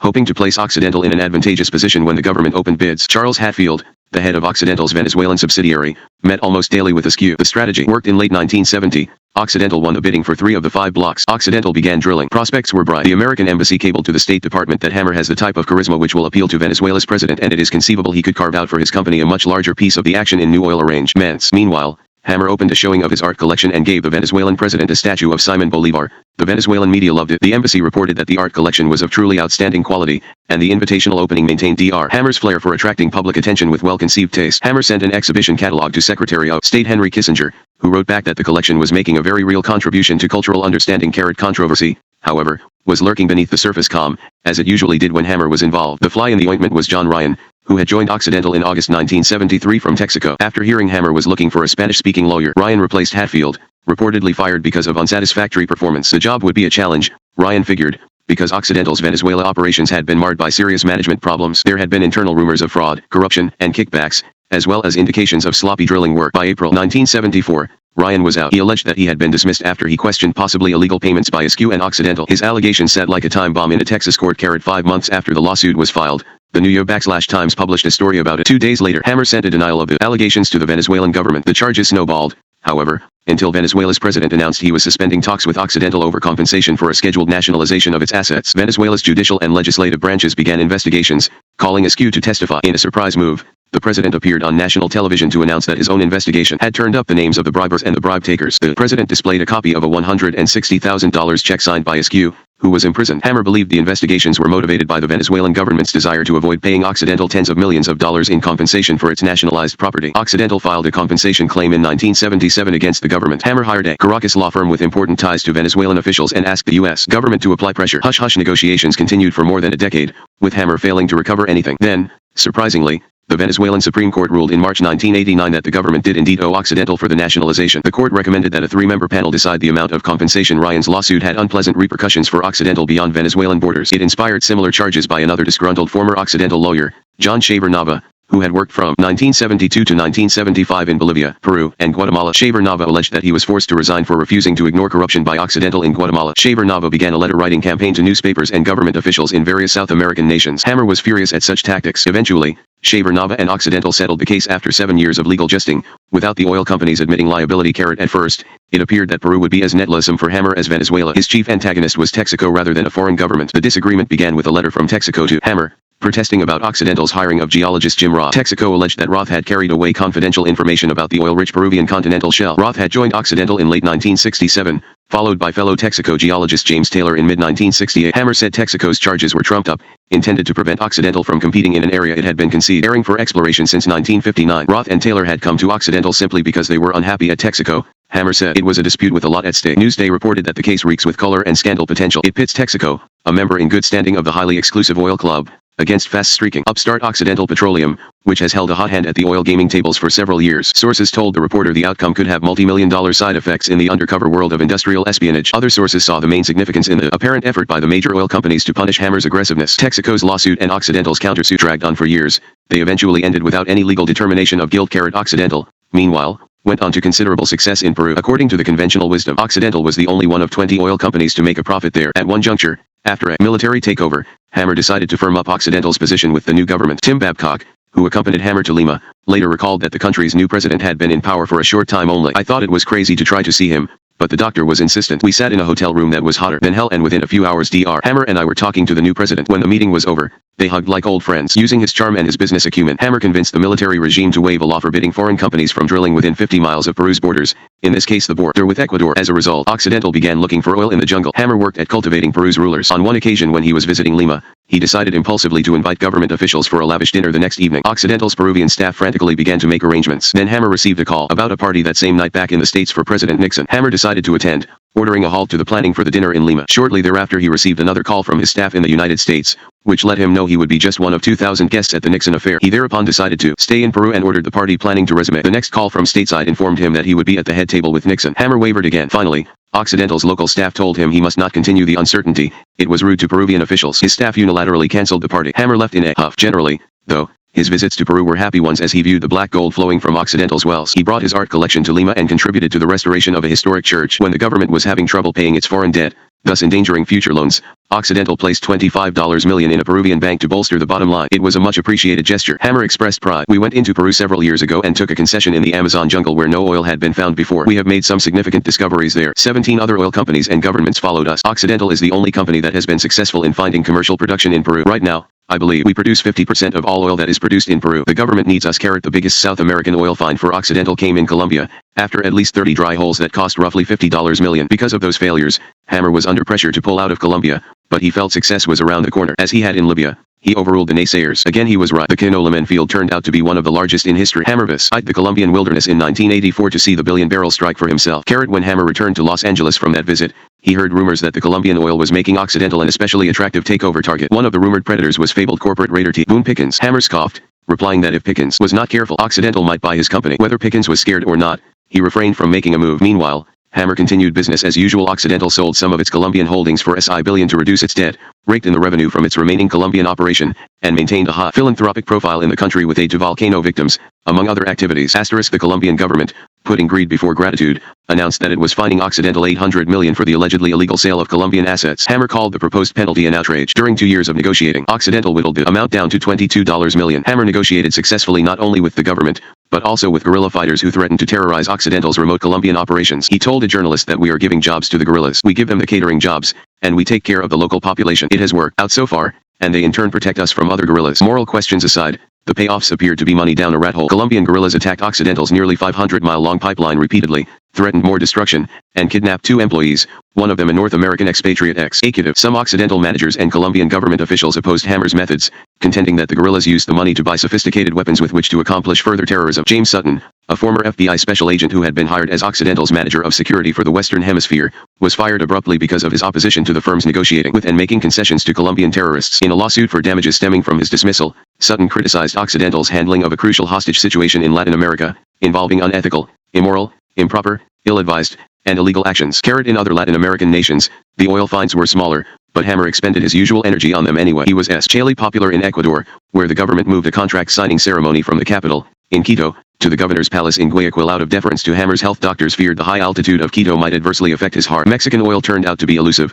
despite repeated initiatives there. Hammer loved to be appreciated, and the Mexican hierarchy was most grateful for his attention. As he encouraged the Mexican and American governments to stop bickering about the particulars of oil exploration and start drilling, he built goodwill with his art collection. Hammer was not content to stop there. He wanted improved U.S.-Mexican relations, the better to enhance Occidental's chances of oil exploration. When, accordingly, he talked with State Department experts, the diplomats were struck by his optimism. One noted in a memorandum, Hammer observed that if he could do business with the Russians, he should certainly be able to work out something with the Mexicans. To that end he devised a detailed plan to remove obstacles to Mexican drilling, placing it in the context of America's desire for energy independence. Moreover, with more dollars from exploration, Hammer claimed, Mexico could purchase additional goods from the United States. Everybody would win. The State, Treasury, and Energy Departments and the National Security Council analyzed Hammer's plan and spent countless days preparing responses. Hammer disliked their slowness and their lack of enthusiasm. He warned Zbigniew Brzezinski that America was underestimating President José López Portillo's impatience to build further bridges on his own. Hammer paid a reported $750,000 to transport precious stones and art objects from Mexico to Washington for a showing at the Smithsonian's Museum of Natural History. López Portillo and Hammer arranged to publish the color plates for the 205-page exhibition catalog. Washington Star art critic Benjamin Forgey commented on the speed with which the show was put together, thanks to a rich one-man band named Armand Hammer. Smithsonian Institution Director S. Dillon Ripley called the show the most impressive and important group of pre-Columbian objects ever to be taken out of Mexico for showing in the United States. Hammer sent the catalog to key aides in the Carter White House. Later, Rosalind Carter viewed the exhibit with Hammer as her guide. When the show left Washington, its next stops were the Hammer and Nodeler galleries, which thus increased Armand's visibility and cachet in New York. Hammer held himself up as a good example of improved relations between the neighboring countries, philosophizing that the role of the multinational corporation was to profit not at the expense of another country, but to profit with it. He related how Occidental had Mexicanized its chemical operations there by selling 51% of a subsidiary to local investors. No Americans work for Quimica. The company has done better since Mexicanization, and Mexican law is such that we have a wider range of industrial opportunities than we would have if Quimica had remained foreign-owned. Hammer said everybody won with the change of ownership. Mexican investors profited, Mexican workers found some relief from unemployment, and Occidental gained revenues. The oil discoveries in Latin America helped turn Occidental Petroleum into one of the world's largest, most newsworthy companies, but not one of those successes matched in importance the discoveries in the British North Sea. For Hammer, Occidental's breakthrough there was a dream come true. North Sea oil provided Occidental with freedom from dependence on its Libyan operation at a crucial time. It also meant a foothold in a nation perceived as politically stable, giving investors confidence in Occidental's long-range outlook for the first time. Last but not least, the North Sea operation allowed Hammer to develop a relationship with the British royal family, the most glamorous world leaders of them all. In his book, At the Outset, Hammer himself had questioned the advisability of investing hundreds of millions of dollars searching for North Sea oil. It seemed the great discoveries were occurring in unbearably hot deserts or unbearably cold regions of less developed nations. That a highly developed, energy-dependent industrial nation might be the custodian of vast oil fields contradicted the conventional wisdom. When the Seven Sisters began to make sounds about exploring the North Sea, the British government harbored such doubts about the potential that it failed to negotiate advantageous terms. By 1971, however, Some successful wells caused Britain to suspect the extent of its treasure. It opened bidding for unexplored portions of the sea to all comers, on terms more favorable to its treasury. Hammer focused his attention on what were to become known as the Piper and Claymore Fields, northeast of Scotland's coast. A winning bid was more likely if the company formed a consortium with somebody who had Scottish connections. Hammer approached Roy Thomson, the media magnate whom he had met during the dispute over Alcuin, when, as Thomson recalled, Dr. Hammer came to see me, not being able to understand what the British government were doing. The two tycoons formed a bond, and Thomson, with his Scottish ties, was flattered to join the oil consortium. He was eager to diversify his empire in any case and perhaps move from multimillionaire to billionaire in the process. Thomson sometimes despaired over working with what appeared to be an obstinate British government, but Hammer, as usual, found ways to surmount obstacles. One English policymaker, Lord Harold Lever, provided British oil man author Gary Cordy with an account of Hammer's approach. It was 1975, and Lever had invited Hammer and Thomson to his home for a working lunch. The two tycoons had been grousing about British exploration restrictions. According to Cordy in the book The Nation's Oil, when the two of them turned up, they started a tremendous tirade against the whole of the government's oil policy proposals. Harold Lever says he interrupted to say that they were enjoying a lunch with him under false pretenses. They understood the government's proposals perfectly well, and they were raising arguments against them that he had heard 30 times already. He had expected them to come to seek clarification, and that was not what they were doing. Apparently this put something of a damper on the lunch, and Dr. Hammer put some straightforward questions whilst Lord Thomson looked flabbergasted. After a reasonable interval, Harold Lever launched into a low-key explanation of the purposes and numbers. The guests left with thanks. Lord Lever believes that after they left, Roy Thomson told Armand Hammer that was the end of it. The government was determined,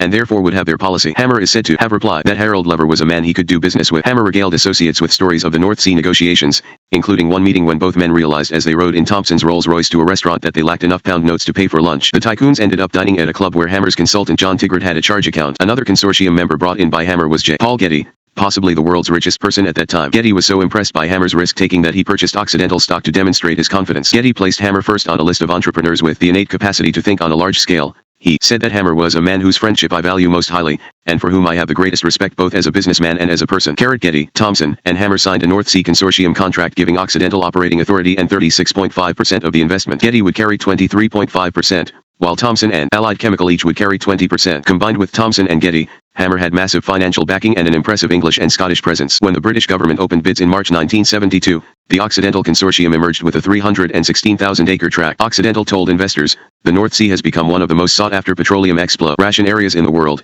as multi-billion-barrel discoveries by British Petroleum, Shell, and the Phillips Group have confirmed. Large reserves of low-sulfur oil, rapidly growing European markets, and political stability have attracted all of the world's important oil COM20 panics. Surprisingly, finding and marketing oil turned out to be almost as complicated in the United Kingdom as in nations hostile to capitalism. When the Labour government replaced the Conservatives, there were calls to nationalize the North Sea operations. Even without nationalization, it appeared that newly imposed taxes on oil would cut deeply into any revenues realized by Occidental. The Scots, concerned the English would siphon off revenue from any discoveries, developed their own brand of nationalism, which threatened the Occidental Consortium. Difficult negotiations with British labour unions, opposition from environmentalists, and rough weather on the North Sea did nothing to ease Hammer's mind. Hammer was rewarded for his daring. However, when the consortium discovered retrievable oil in the Piper field it was time to call the Bechtel Corporation again. Hammer needed an engineering feat equal in complexity to the one accomplished in Libya. The consortium ordered construction of a massive drilling platform on rough waters far from land, an underwater pipeline for transporting the oil to land, and a terminal for processing, storing, and shipping the oil. Bechtel proposed laying a pipeline on the floor of the North Sea that would stretch 135 miles from the Piper field to Flata,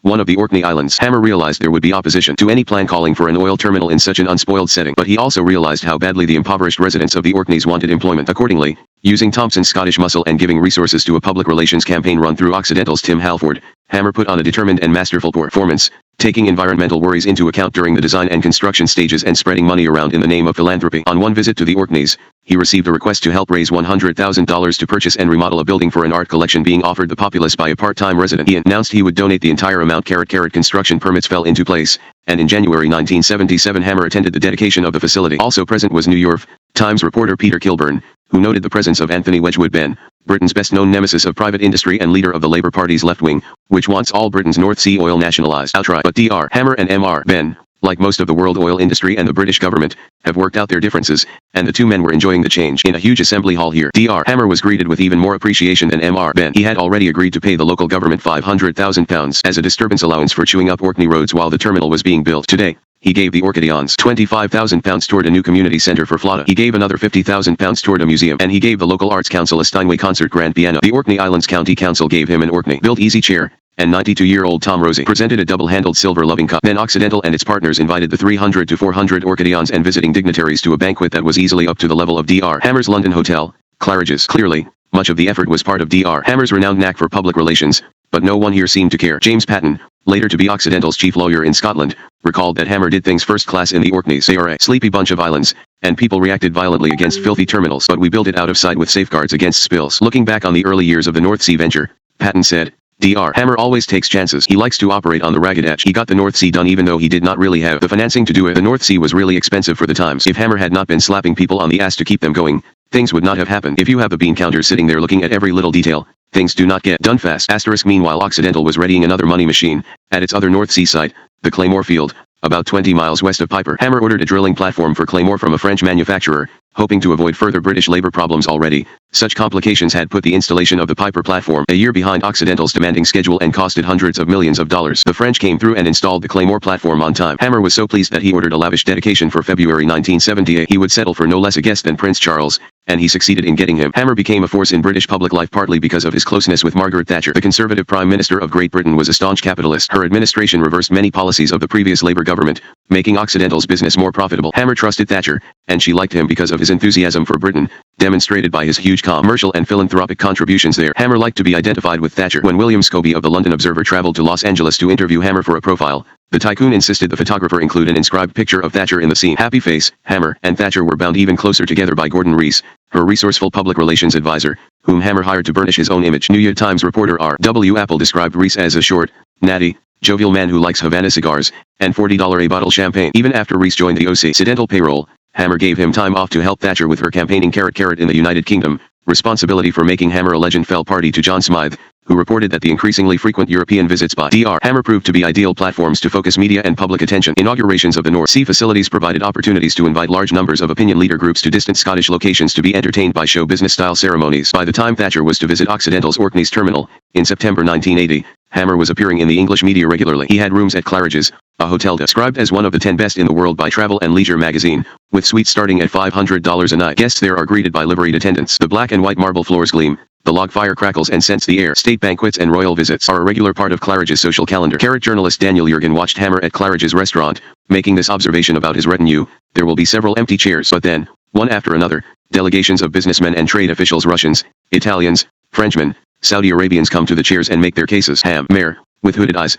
attends like a tortoise, giving nothing away from under his impenetrable shell. Finally, the tortoise asks the question or two that the delegation did not want to hear. If the tortoise likes their answers, he keeps them for a few more minutes and plans the next step. Otherwise, he waves them away immediately, making room for the next 28 group. Meanwhile, as Thatcher was on her way to the Orkneys, Hammer had surprised his staff by saying he planned to announce 3 big projects during her visit. None of the projects was ready to begin, but Hammer was in no mood to hear cautionary words. He immediately told Thatcher that Occidental would invest another $1.50 billion in Britain for a Claymore field floating rig, a gas processing plant on Scotland's east coast, and a refinery at Canvey Island, less than an hour's drive from London. Thatcher was delighted. Turning to the assembled journalists, she said, "Get that down. It's news." She called Occidental's North Sea operation a tremendous success story and complimented Hammer by telling him, "The minute there is a hint of a smell, you take it and build a successful enterprise faster than anybody else." Happy face, British government agencies and Occidental's London staff privately expressed shock at the spontaneous commitment of such a huge sum by Hammer. Afterward, the staff spent months unruffling the hurt feelings of British bureaucrats, who could not understand why they had been kept in the dark. It was beyond the comprehension of the bureaucrats that Hammer's top executives truly had no inkling either. One of Hammer's aides told a Times of London reporter that 2 of the 3 projects were still at the internal planning stage. The reporter,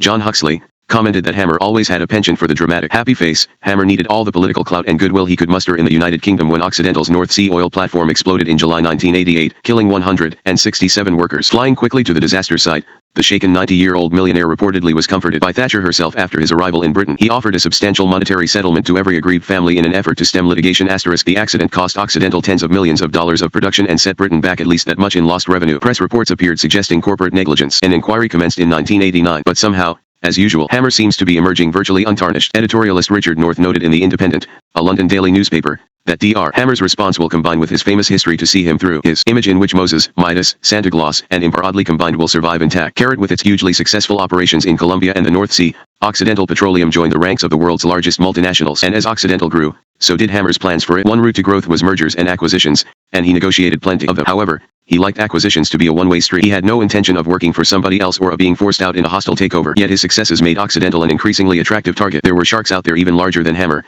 and they wanted to devour his company. The prospect of surrendering to the sharks and retiring would have tempted many other executives Hammer's age, who would have relished unimaginable wealth in their retirement. Hammer was not such a man. The thought of surrendering the helm at Occidental, giving up the base from which he conducted his citizen diplomacy, cultural exchanges, and relationships with princes, prime ministers, and presidents was awful. So the eternally energetic Hammer set out to vanquish the sharks circling around him. As 1989 has progressed, it appears that many FAMUs will accept the settlement offer. Families of the 31 men whose bodies remain lost seem less than enthusiastic. However, they have asked for further undersea searches, but Hammer has responded that the risks were lucrative. Gavin Cleland, speaking for the families, said, "We expected so much more from Dr. Hammer, who has a reputation of being a very humane man." Daily Telegraph London, February 17 and 21, 1989. 21 Teflon tycoon. The first serious threat to Occidental Petroleum's independence came from Standard Oil of Indiana. It began in November 1974 with an innocent-sounding telephone call to Armand Hammer from John Swearingen, Standard's chairman, who asked for an appointment to talk. Hammer, who says he assumed that Swearingen wanted to discuss a joint venture in Colorado, where Occidental was extracting oil from shale, agreed to the meeting. In fact,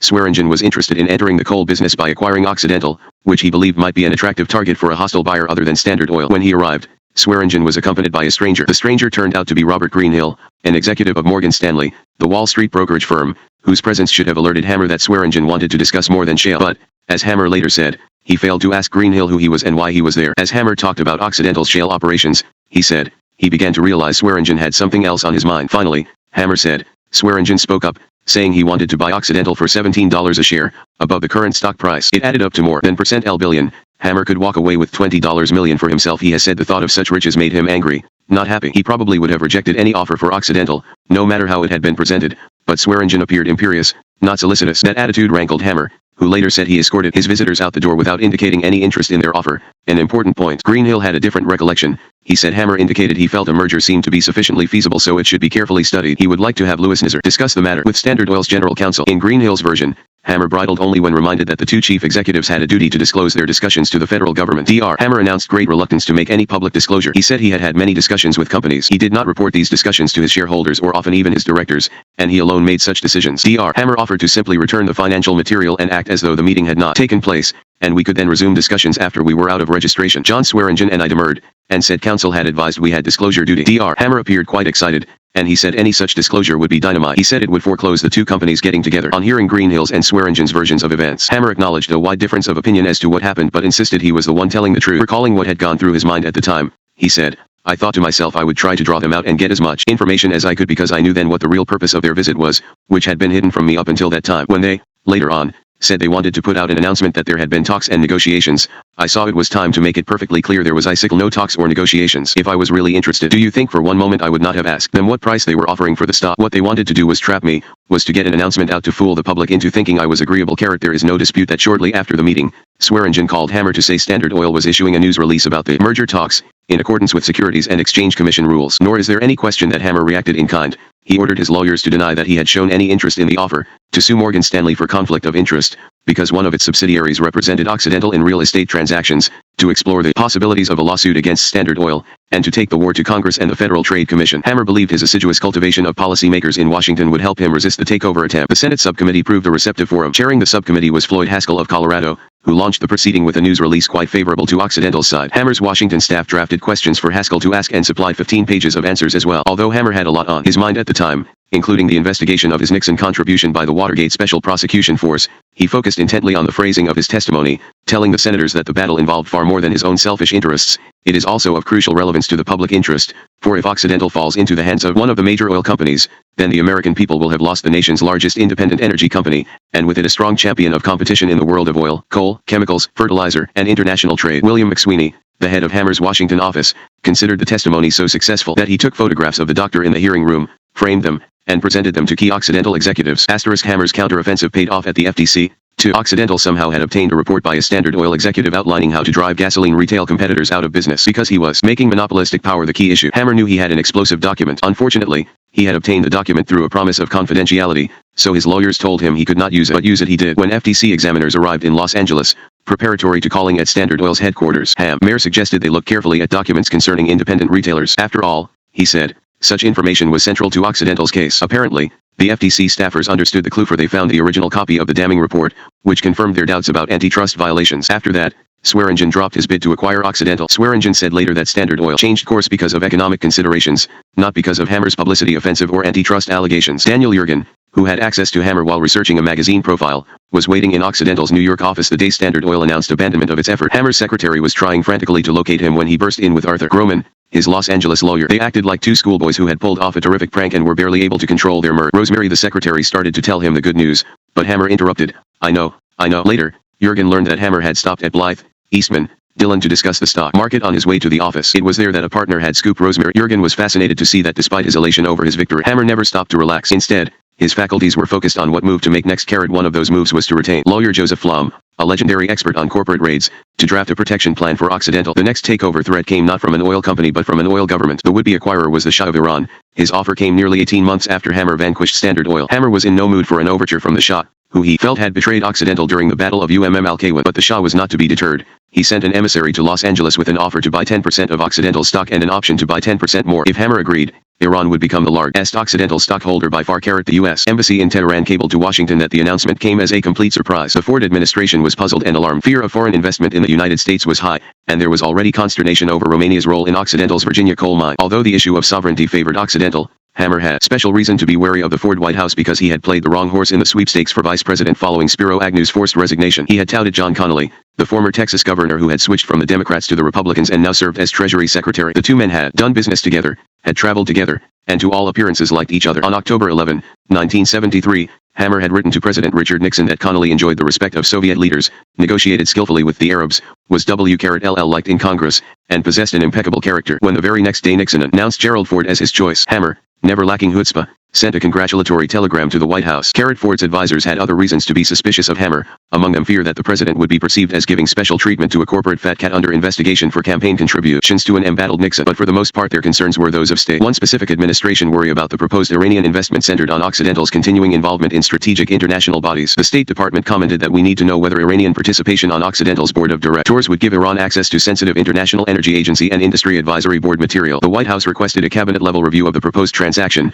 a rare move stemming from the unusually sensitive nature. In terms of possible public and congressional reaction, the Washington Post noted that if the Iranian deal went through, it might be the last big deal of Hammer's unusual career. Observers who have seen Ham degree or recently believe that Hammer's heart may indeed be giving him trouble. This, along with the litigation and investigations, may cause Hammer to spend more and more time with doctors and lawyers, and less with the foreign potentates whose company and business he so enjoys. The Office of Foreign Investment in the United States began asking questions. Gerald Parsky, an assistant secretary of the Treasury, met with Iran's U.S. ambassador, who explained his nation's interest in Occidental by saying the company possessed expertise in agriculture, petrochemicals, fertilizers, and cattle raising. With respect to the PNC, Parsky reported, the ambassador noted the obvious benefits of having a partner with an established relationship with the Soviet Union. Occidental's participation would take some of the pressure off any move towards a joint Iranian-Soviet venture to develop oil and gas. The next day, Parsky met with Hammer and McSweeney. Hammer said he liked the idea of exploring the Caspian's energy potential and the possibility of obtaining crude oil for Occidental's European refineries. He emphasized, however, that Iran had initiated the discussions. Although distrustful of the Shah, Hammer decided to close the deal. After 2 months of negotiations involving about 30 lawyers,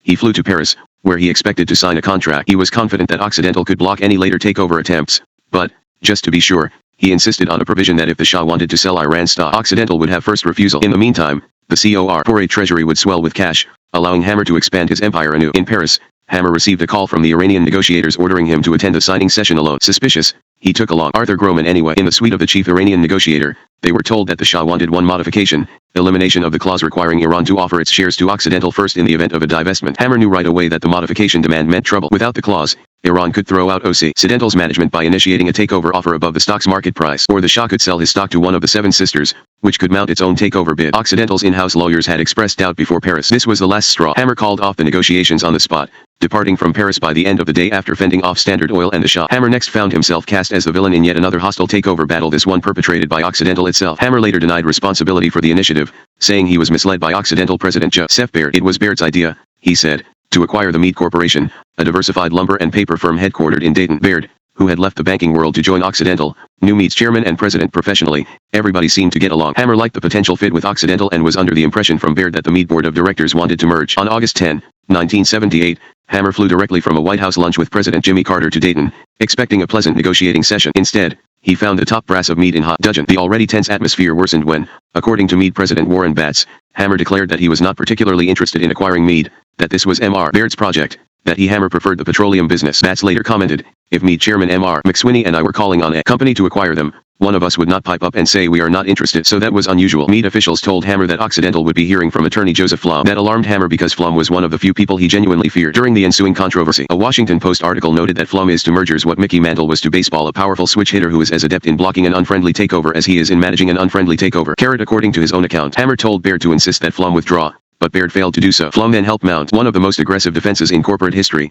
sending lawyers around the world to dig up information on Occidental. They gathered every piece of paper in sight. Meade's photocopying expenses alone reportedly topped $300,000. Then Meade's lawyers petitioned the Ohio Division of Securities to call hearings under a state law meant to protect Ohio companies from hostile takeovers. The state complied. During questioning of Hammer and other Occidental executives, Meade's lawyers sought to portray Occidental as corrupt. They introduced into evidence documents about Occidental's failure to write down the costs of a proposed oil refinery in England, saying the papers established conclusively that M.R. Baird and D.R. Hammer had direct knowledge and direct intention of deliberately deceiving the prospective purchasers of stock of Occidental, and that this is another act in a long line of acts, commencing back in early 1975. Relative to deceptive statements. After the hearings, Meade said the transcript demonstrates that Hammer's credibility and integrity have not improved. He was a key participant in the refinery fraud, made intentional misrepresentations to Occidental's accountants in that connection, and approved the sale of hundreds of millions of dollars of Occidental securities pursuant to prospectuses he knew were false. Moreover, any person who sat through his testimony, involving as it did representations and predictions concerning Occidental's financial condition and business prospects, observed the remarkable phenomenon of repeated reversals and virtually complete abandonments of Hammer's grand claims about Occidental when they were addressed in cross-examination,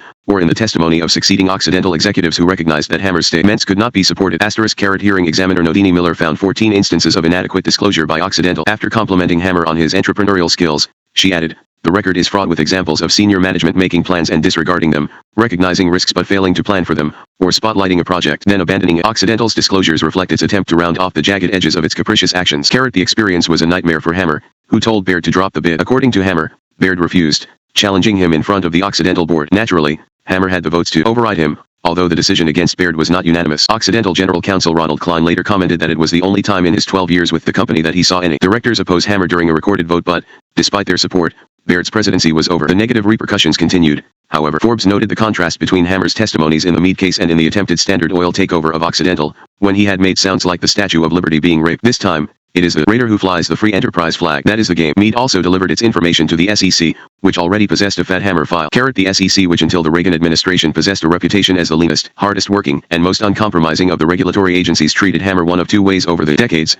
depending on the viewpoint of the observer. Hammer partisans believed the commission persecuted him for imagined crimes, that the regulators failed to appreciate how a brilliant, global entrepreneur must operate in the real world. Hammer detractors believed the SEC was too lenient, that it uncovered serious wrongdoing only to cave in time after time by letting its target sign meaningless consent decrees. Hammer railed against the agency in private but in public dismissed its investigations as harmless inconveniences. In his 1987 autobiography, he failed to mention any of the 4 major investigations it conducted into his affairs. Hammer had employed in his early business ventures many of the same practices he employed at Occidental, but it was only when he became an officer and director of Occidental, whose stock was traded on public exchanges, that he came under SEC jurisdiction. The commission's lawyers were amazed at what they saw. Few if any chief executive officers at public companies were so bold, so omnipresent, so vain, so, self-promotional. For a while, SEC lawyers just watched, collecting evidence. Their first move against Occidental came in 1966, after Hammer announced that his company had discovered an iron ore deposit at the Walker River Indian Reservation, about 60 miles southeast of Reno, Nevada. As the stock market opened the next day, Occidental jumped nearly 5 points. The SEC thought it detected promotional hype. Nevada mining experts said Hammer's announcement was over-optimistic, premature, or both. They wondered how and where Occidental would sell the iron ore,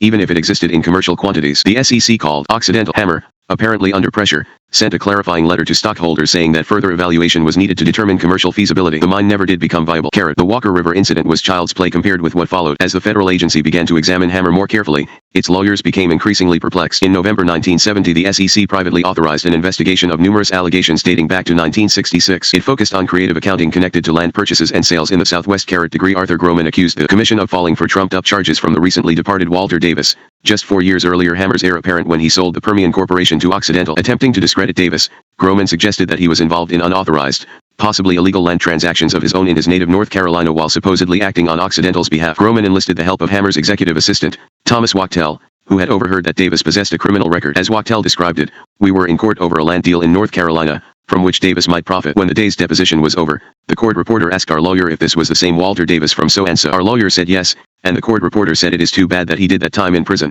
Occidental staffers began digging, turning up charges against Davis of attempted kidnapping, assaulting policemen, and gambling. They determined that Davis had served time in prison for his failure to file an income tax return. The alleged transgressions had occurred decades earlier. Davis certainly had rehabilitated himself, but Hammer showed no hesitation about impugning him now. After all, Hadn't Davis tried to destroy Hammer's empire? Davis viewed it differently, saying it would have been dishonest to keep silent about Hammer's practices. Occidental's witnesses and lawyers implored the SEC to drop the investigation before it became public. Dorman Commons, Occidental's chief financial officer, vigorously sought to deny that the company had been unfaithful to promises made about reforming its accounting practices during meetings in 1966 and 1967. Commons said it was urgent that the agency allow Occidental to release its 1970 financial statements, the veracity of which was in dispute. The delay was making it difficult to market a European bond issue and execute a domestic convertible debenture sale. As evidence mounted against Occidental, the Commission was in no mood to be sympathetic. It filed suit against both Occidental and Hammer in March 1971, alleging that they had issued false and misleading earnings reports for the last 3 quarters of 1969 and the first 2 quarters of 1970. More specifically, Occidental supposedly had structured certain financing transactions to take on the appearance of land sales,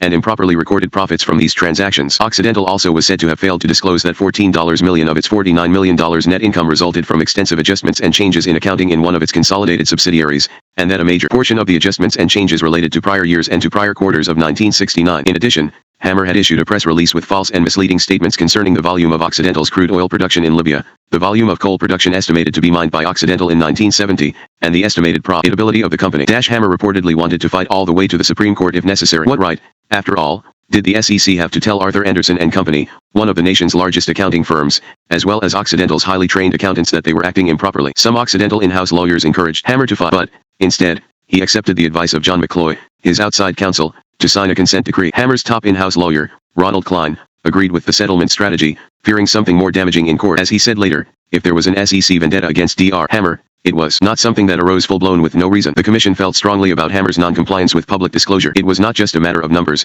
of accounting. I left Occidental after 12 years because of my disagreements with Dr. Hammer over public disclosure. The doctor was not evil or immoral. He was amoral beyond morality. Happy face. Many of Hammer's employees, stockholders, and acquaintances accepted at face value his explanation for failing to fight. Tim Babcock said Hammer definitely felt that the SEC was out to get him, that the agency had a hidden motive. But you have to take his style into account. He was a plunger. He could not ever get the authorities to move fast enough for him. Still, it was very unlike Hammer to surrender. As his longtime, insightful lawyer Louis Nizar once wrote, if Hammer feels he has been wronged, he is no respecter of powerful forces arrayed against him. He is unabashedly litigious. When principle is involved, he rejects compromise. It does not matter how great the gamble.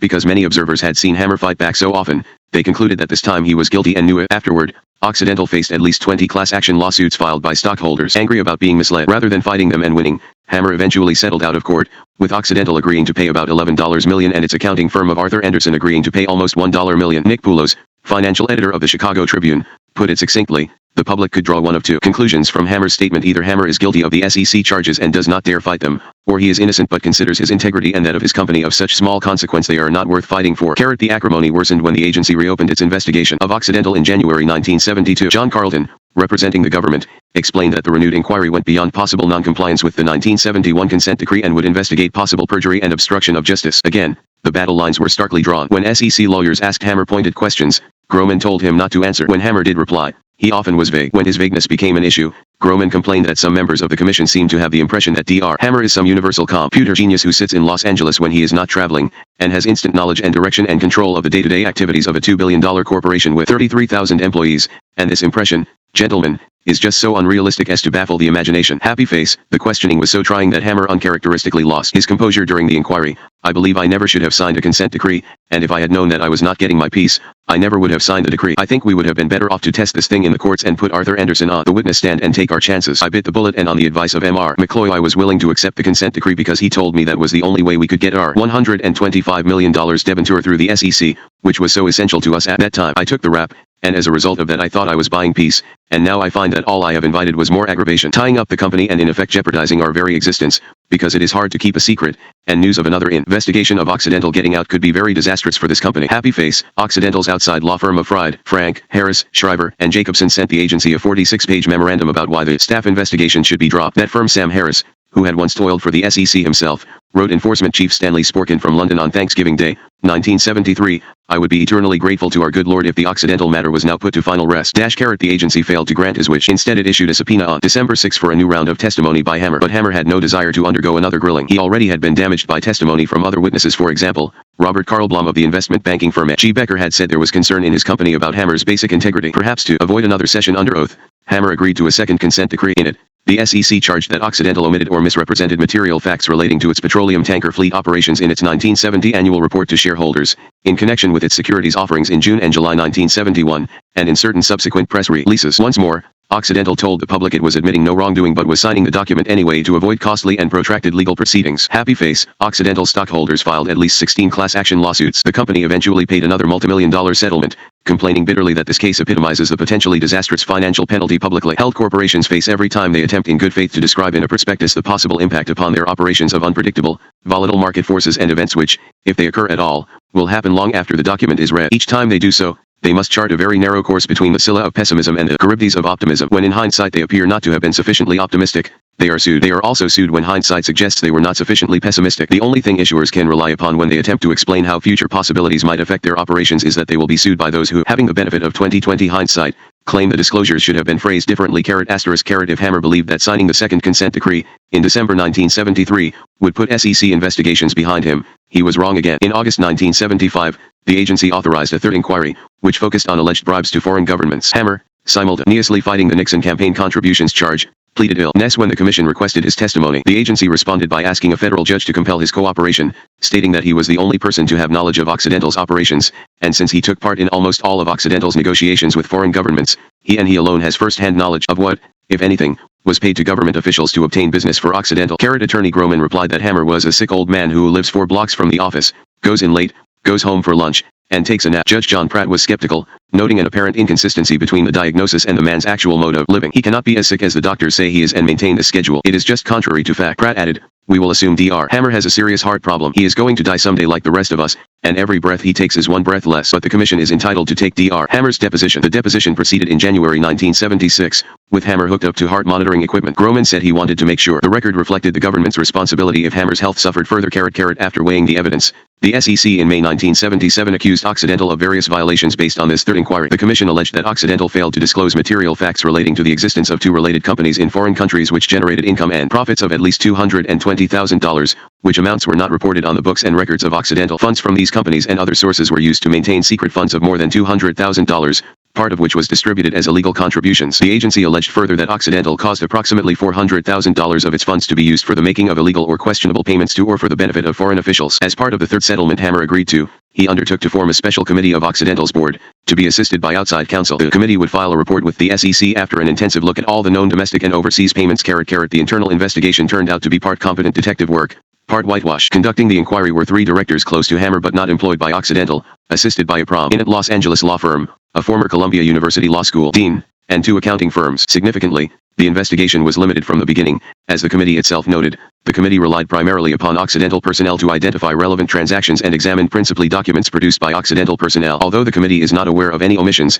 it is possible that some questionable payments or practices were not identified. The special committee did not attempt to conduct a complete audit of all of the company's books and records, or even to perform an audit of all transactions of a selected type. The committee lacked power to issue subpoenas or to compel testimony under oath. It had no power to penalize any person not employed by Occidental for failing to cooperate with it. It was unable to compel testimony from persons who were known or believed to be officials of foreign governments or who were no longer employed by Occidental. At the committee's request, Hammer sent a questionnaire to 195 senior managers. A second questionnaire went later from Hammer to the same group, as well as to about 500 other persons with check-signing authority. When the answers were tabulated, the committee had information on more than 100 separate payments or related groups of payments. It determined that 33 of those were either definitely illegal or of questionable legal status. Those payments totaled about $1.50 million. One category of payments involved domestic political contributions. Those illegal payments added up to slightly more than $21,000. Another category concerned payments to persons possibly officially connected with foreign governments. 15 nations showed up on this list, with the case of Nigeria most flagrant. Payments there were intended to help Occidental win oil and gas drilling rights. Occidental had agreed to pay Nigerian official Joseph Tanko Yusuf for arranging introductions to other officials,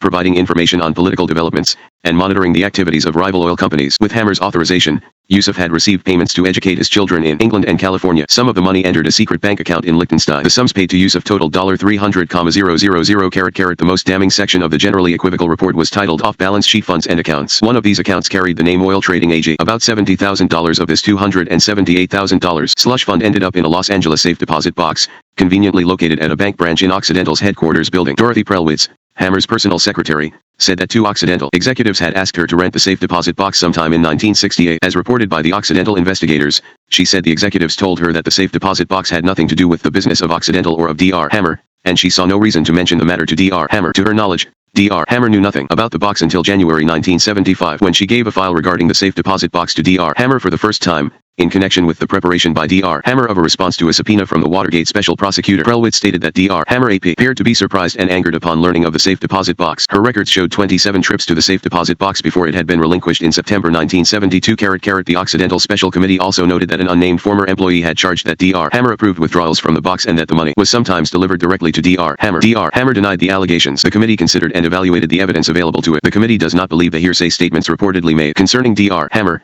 and has concluded that Dr. Hammer did not have knowledge of the safe deposit box until January 1975. The committee nevertheless roundly condemned the OTAG fund, and two similar funds, calling it in clear violation of the policy of Occidental. It could create distortions in the company's accounts, its financial reports to the SEC, and its reports to stockholders because it is outside of normal channels. Disbursements made from such funds are unexplained and unaccounted for. This risks embezzlement of funds by unscrupulous employees as well as the making of unlawful or unethical payments. Three persons with direct knowledge of the safe deposit box said later that they found the committee report difficult to believe on the question of Hammer's role. Others gave Hammer the benefit of the doubt. Dudley Miller recalled $5,000 bundles of cash moving from I.X., Endon and Basel, Switzerland, to Los Angeles, where they were handed over to one of Hammer's top aides. Ronald Klein said he himself was unaware of the safe deposit box during its use, so it is conceivable that the doctor did not know about it. Obviously, some people even within Occidental thought he knew, and later told me so as general counsel. It had to go into the report. To this day, I do not know what he knew. Prelwitz politely refused to discuss the matter, even though she had been dismissed later on by Hammer after decades of loyal 39 service. The Board of Directors report, although ambiguous in spots, was still a remarkably damning document. Its mea culpas and promises of reform might have been expected to put an end to SEC investigations for a time, but in November 1978, the agency authorized its fourth inquiry in 8 years. The impetus was information turned up by the Meade Corporation while defending itself against Occidental's unfriendly takeover attempt. The agency began to examine whether Occidental had made untrue statements of material facts or omitted to state material facts about undated resignation letters demanded by Hammer from executives and directors, and 6 other matters involving accounting, environmental pollution, and oil exploration. In July 1980, Occidental and Hammer signed a fourth settlement with the SEC. This last settlement was the broadest environmental pollution case ever filed by the Commission. It found that Occidental was involved in at least 90 legal proceedings with governmental units relating to the protection of the environment, but that stockholders were inadequately informed about such liabilities. One more time, angry stockholders sued their company. One more time, Hammer agreed to pay a multimillion-dollar sum. Yet, despite the costly setbacks, his grip on the reins remained as sure as ever. 22 Through the revolving door at times, it seemed as if Armand Hammer could do no wrong. At the helm of Occidental Petroleum. Without his daring and his persistence, the oil finds in Libya, the North Sea, and Colombia might never have happened. Most people become more deliberate as they age. Not Hammer. As Occidental entered the 1980s and Hammer approached 90, he played the entrepreneur more forcefully than ever while trying to guide the company's stock price to new heights. After the Meade Corporation takeover debacle, he paid closer attention to his targets. As a result of his renewed concentration, he completed a new run of multi-billion-dollar acquisitions in the 1980s. The deals greatly expanded the already gigantic Occidental and also changed its character. The most significant acquisition for Occidental's oil operations was City Service Company of Tulsa. Overnight, that deal turned Occidental from a large oil company with most of its resources outside the United States to a huge company with substantial resources inside America's borders. At first, the deal pursued Hammer rather than Hammer pursuing it. To be precise, takeover wizard T. Boone Pickens wanted City Service in his stable, and he wanted Hammer to help with the financing. The talks extended over many months, with plenty of ups and downs. At one point, Pickens met Hammer and Occidental President A. Robert Abood late at night in Los Angeles. The abrasive Abood was so negative about the deal that,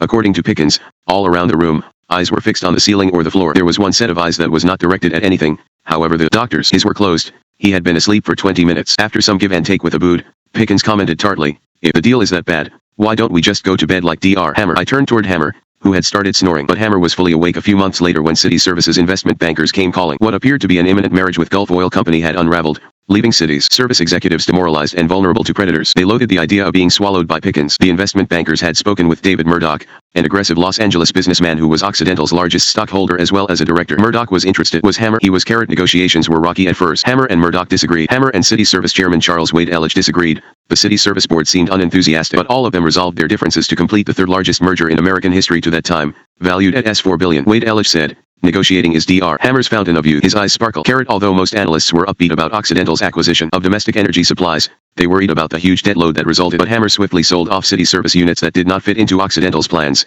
and within several months of the merger those spin-offs allowed him to present a check for $4/billion to Occidental's bankers. It was done with his usual flair, in front of the media. An industry newspaper commented that functions like Friday mornings are all but unheard of in the banking industry. Bankers generally shun such publicity unless demanded by a customer. Hammer slashed operations in Tulsa, which made him unpopular there. When the American Association of Petroleum Geologists invited him to speak at its annual convention, there were protests from MEM bears who had been laid off or whose colleagues had been. When they contemplated Hammer's annual compensation of nearly $2 million and his unlimited use of a customized, converted Boeing 727 with a reported value of $9 million, their anger increased. A Dallas member complained to the association's executives that Hammer had put 400 geologists out of work. He may have made millions on the deal and thereby be lauded as a successful entrepreneur, But by no stretch of our collective imagination can he be called a humanitarian when he so casually devastates so many in our profession. Hammer eventually cancelled his appearance at the annual convention, citing unavoidable travel. The city service workforce dropped from about 20,000 to 4,000. An in-house joke made the rounds. What is a city service optimist? An employee who brings his lunch to work. Congressman James Jones of Tulsa met with Hammer to discuss the reductions. Jones had served President Lyndon Johnson at the White House and knew Hammer from those years. He understood my concerns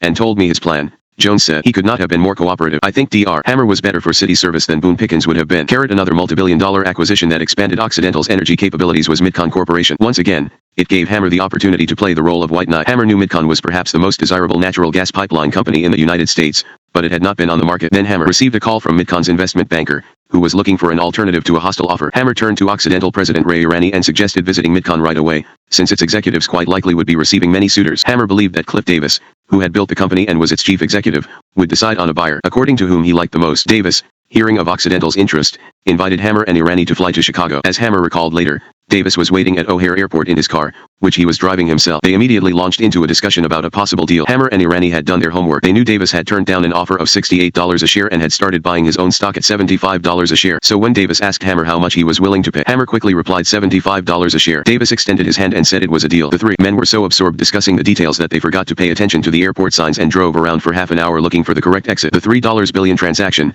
consummated in a matter of minutes, surprised Wall Street analysts. Oil companies generally dislike the pervasive regulation of the gas pipeline industry, but, as one analyst noted, Occidental does things its own way. That was a euphemistic way of saying that Hammer was a deal junkie, and the bigger the better. Sometimes his impulsiveness made no sense in the context of Occidental's long-term plans, but he plunged ahead on his own, ignoring the memorandums from the cautious M.B.A.S. on his staff. When Hammer negotiated yet another billion-dollar deal, acquiring Kane Chemical, he was excited about expanding that segment of Occidental's business. Stagnant for years, it was beginning to turn around, partly because of Ray Irani's expertise. Irani had entered the Occidental presidency from the chemical side rather than from banking or oil. Analysts worried that the completion of another huge deal would increase Occidental's debt load beyond all reason. Hammer preferred to look at the positive side, emphasizing the $100 million addition to his company's net income. Besides, a highly leveraged, debt-heavy company made Occidental less vulnerable to would-be acquirers. But of all the billion-dollar deals, the one that most altered Occidental's character was the purchase of Iowa Beef Processors. Suddenly, a company earning virtually all its income from oil and gas became a company heavily dependent on meat packing. The Fortune 500 changed Occidental's category from oil to foods. Wags altered the company's long-established nickname from Oxy Pete to Oxy Meat. On his own, Hammer might never have considered expanding into meat packing. The idea came from David Murdoch, whose office at the time was one floor above Hammer's in the building mostly occupied by Occidental. Murdoch, chairman of Pacific Holding Corporation, owned 19% of Iowa Beef stock and mentioned the possibility to Hammer of acquiring the largest company in the industry. Hammer, regularly attracted to the largest of anything in business, listened. Hammer looked upon Iowa Beef as a challenge, to be sure, but also as an opportunity. When Occidental announced its bid, an Iowa Beef official said, "I understand that in the merger meetings, Hammer really talked about expansion and sales in the Soviet Union. He was talking millions," to which our response was that we cannot fill all our orders in this country. Hammer is apparently after some other big food people besides us, and I believe that he truly believes that food is a negotiable world commodity. Murdoch commented that Hammer operates all over the world, and he has said more than once that food will be in the 1990s what oil has been in the 1980s. He thinks there will be a worldwide shortage of food. Once again, the federal government voiced no antitrust objections, and the merger went through. Within months, Hammer had treated the Soviets to a cookout and announced a meat processing venture with them. The announcement was greeted with skepticism even within Occidental, where executives wondered how the Soviets, strapped for foreign exchange, would pay for meat imports. The Iowa Beef acquisition quickly confronted Hammer with new obstacles to surmount. Occidental generally had experienced little trouble with labor unions, but Iowa Beef was a company with a history of worker management strife, especially at the main packing plant, in Dakota City, Nebraska. There were protracted, sometimes violent strikes over pay and working conditions. Hammer soon became the focus of the Iowa Beef Unionists. After his article on the humanitarian lessons of Chernobyl appeared in the Los Angeles Times, the newspaper received a response from David Berry of the United Food and Commercial Workers Union. Berry said Hammer might be a global peacemaker, but he has utterly failed in his responsibility to meet the challenge of correcting inhuman conditions in his own backyard. Hammer's ventures were heavily financed by the savage exploitation of workers in a single labor-intensive Occidental subsidiary. Berry tartly observed that perhaps amid his global interests, the trivial matter of the broken bodies and damaged lives of his workers has simply escaped his attention. Ronald Asquith, Occidental's vice president for employee relations, responded that the company had few troubles with its 40 labor contracts. Hammer places great importance on positive, progressive employee relations. We believe that the labor situation at this one IBP plant is an aberration, and it presents a picture of failed union leadership that did nothing to placate the union. When Hammer spoke at the National Press Club, in Washington, union members picketed the building. They handed out brochures that were a takeoff on his art, titled The Living Armand Hammer Collection at the IBP plant in Dakota City, Nebraska. The type was superimposed on Rembrandt's study of a beggar man and woman on the street. The last line said, "Enjoy Dr. Hammer's art, but remember, It was purchased with money stained by the blood of workers in Dakota City. The union received some satisfaction when the Occupational Safety and Health Administration levied a record fine against Iowa Beef, more than $2.50 million, for at least 1,038 unreported or misreported violations. Another problem had its genesis within management, as Hammer and Iowa Beef chairman Robert Peterson clashed over who was in charge. To resolve that question, Hammer engineered the removal of Peterson from the Occidental board and sold 49% of Iowa Beef stock in one of the largest public offerings ever. Hammer billed the sale as another step in Occidental's strategy of improving its balance sheet and concentrating on its main lines of oil and gas, chemicals, and coal. But because Iowa Beef was so lucrative in its way, Hammer made sure Occidental retained a controlling interest. Hammer could afford to undertake only so many billion-dollar acquisitions, but there were other ways to make money for Occidental and bring attention to himself in the process. On March 28, 1980, he called a news conference that left even veteran Hammer watchers open-mouthed. He announced a $119 million profit for Occidental from his speculation in silver, at the expense of the Hunt brothers, who had tried but failed to corner the market and nearly caused international financial disaster. Occidental operated gold and silver mines in Nevada, so Hammer had a natural interest in the market and thus had sensed what Nelson Bunker Hunt was trying to do. Accordingly, he had invested heavily but prudently in silver futures and enjoyed a free ride. When the market collapsed, Hammer had already made his bundle and gotten out. Zoltan Merzey, Occidental's president at the time, remembered Hammer's calling with the plan one morning before sunrise. He was sure the silver bubble was going to burst, that we must get in on it. It was entirely his idea. The company had never been in this business, and the rest of us were a little leery and nervous about it. Los Angeles Times reporter Linda Grant said Hammer gave the order to buy, and thereafter, with the intensity for which he is noted when a project captures his fancy, he tracked purchases hourly. Similarly, he traded sales. Such a huge, quick profit was welcome to Hammer, whose critics charged him in lawsuits and in the media with using assets to satisfy his whims. It is unarguable that occasionally he used his absolute control within the company to favor ventures motivated by nostalgia or some other caprice. Examples were legion. One venture harking back to Hammer's past was cattle breeding. After the death of his prize bull, Prince Eric, in 1953, and the dispersion of his herd, Hammer remained involved in the Aberdeen Angus industry. His partner, Senator Albert Gore, had joined Occidental at a handsome salary after leaving Congress to manage the firm's coal subsidiary, Island Creek. Hammer also had a business arrangement with Mac Cropsey, the one-time veterinarian at Shadow Isle Farm, in New Jersey. For a while, though, Hammer pursued his cattle business completely apart from Occidental. Then, in the mid-1970s, Hammer and Cropsey bought a herd for their 23,000-acre spread near Loyalton, California, across the border from Reno, Nevada. Hammer involved Occidental in the sideline. The operation grew, opening an office in Colorado and running a state-of-the-art ranch in western Nebraska. Hammer again became visible in Aberdeen Angus circles. He was the lunch speaker at the 1981 All-American Angus Futurity in Louisville, Kentucky, where a champion heifer of his had been the talk of the show 30 years before. Governor John Brown made the introduction. The advertising in cattle industry publications was shameless. One advertisement carried the headline, Dr. Armand Hammer, the most dedicated American to mankind and his world. The text recited his accomplishments, ending, "Colleagues say Armand Hammer's genius is the ability to maintain an open mind. He is brutally honest with himself, while demanding the same from others. He searches for the truth, and makes his final decisions based on fairness and integrity." What that had to do with cattle was anybody's guess. Hammer, the frustrated doctor, had a penchant for investing in animals, which he could watch over. After David Murdoch told Hammer about the value of Arabian horses, Hammer started acquiring them. As usual, he was unable to go halfway. Within a year,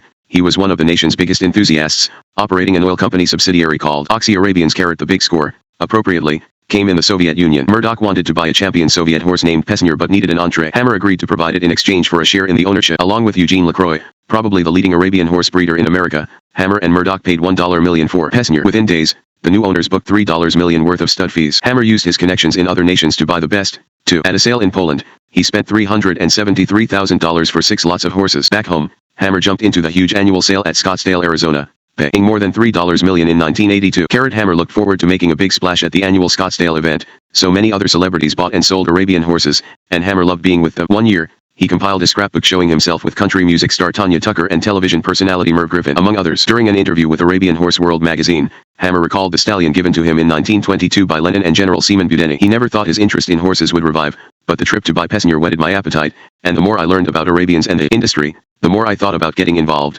So I went to the sale in Poland. I had seen some El Paso champion horse daughters and was impressed, and I asked Dr. LaCroix what he thought of El Paso, since Laszlo LaCroix's company had him on lease. He said he was the best Stillhahn in Poland, but he was not for sale. I had already made up my MMD to buy him, but Dr. LaCroix's opinion confirmed it. Degree after making news in Poland and the United States because of the purchase, Hammer sold at least 30 shares in an El Paso syndicate, asking $65,000 a share. The purchasers met at a dinner, with California Governor Jerry Brown as the speaker. Hammer said profit was only part of his motive. "I think it would take a pretty insensitive person not to respond to an Arabian horse. There is a presence, a look, a bearing that you do not find in other animals. I see that. I feel it." Hammer invoked his cattle background, from which he had learned that to get the best you have to breed the best. Quality is the key to success. Hammer announced he would promote Arabian racing in the United States as an alternative to thoroughbred racing. 2 years later, the first annual Armand Hammer Arabian Classic race was run at Pompano Beach, Florida, with a purse of $50,000. Armand and Francis presented the winner's check. Hammer advertised that Oxy Arabians is committed to the future of the breed Arabian racing. In Europe, Arabians have starred on the racetracks. Their beauty is matched by their speed and endurance. In the past few years, racing has grown phenomenally in the United States. We will continue to increase the racing pace with the bloodstock of El Paso. To Tom Chauncey,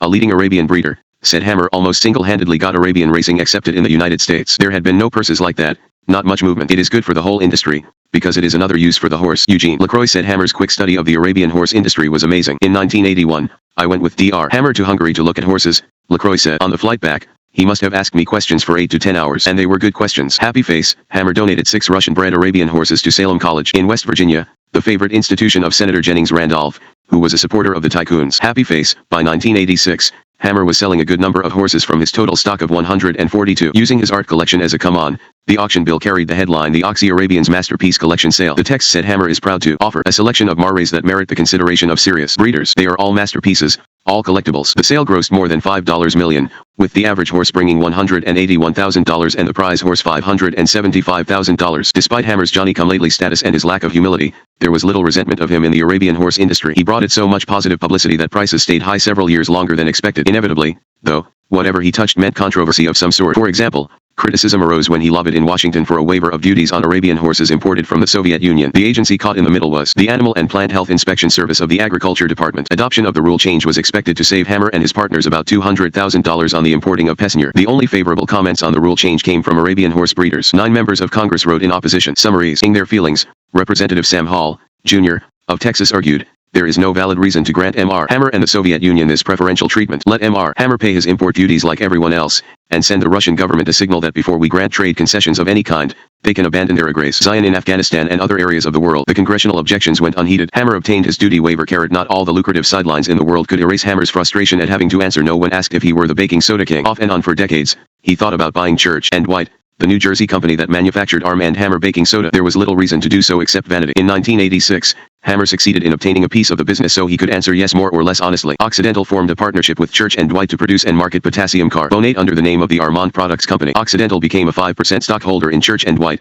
and Hammer joined the board of directors. The Wall Street Journal headline joked, Armand Hammer and Arm and Hammer finally arm in arm. Happy face, Church and Dwight over the decades had spread the word that its brand name was unrelated to communism but instead represented Vulcan, the Roman god of fire and metalwork. The company had taken specific measures especially after Hammer's guilty plea in the Watergate case to disassociate itself from him. Now, after all the attempts at distancing, it was caught in his embrace. Hammer sometimes failed in his attempts to acquire companies. Probably the most devastating failure involved Diamond Shamrock Corporation. The proposed $3 billion merger, announced in 1985, would have put Occidental much closer to the ranks of the Seven Sisters. Occidental President Ray Irani had served at Diamond Shamrock, so he was an obvious link. Several days after the merger announcement, the companies called a news conference. Journalists expecting details about the merged company instead received a news release stating that the agreement was off. Almost everybody attributed the surprise COL lapse to a clash of egos between Hammer and William Bricker, Diamond Shamrock's chairman. Bricker denied those reports, blaming instead a lack of enthusiasm from Wall Street, dissent on the Occidental board, and Diamond Shamrock's concern about the quality of Occidental's management. Barron's, the Financial Weekly, published a front-page column attacking Hammer in the wake of the deal's collapse. The headline said,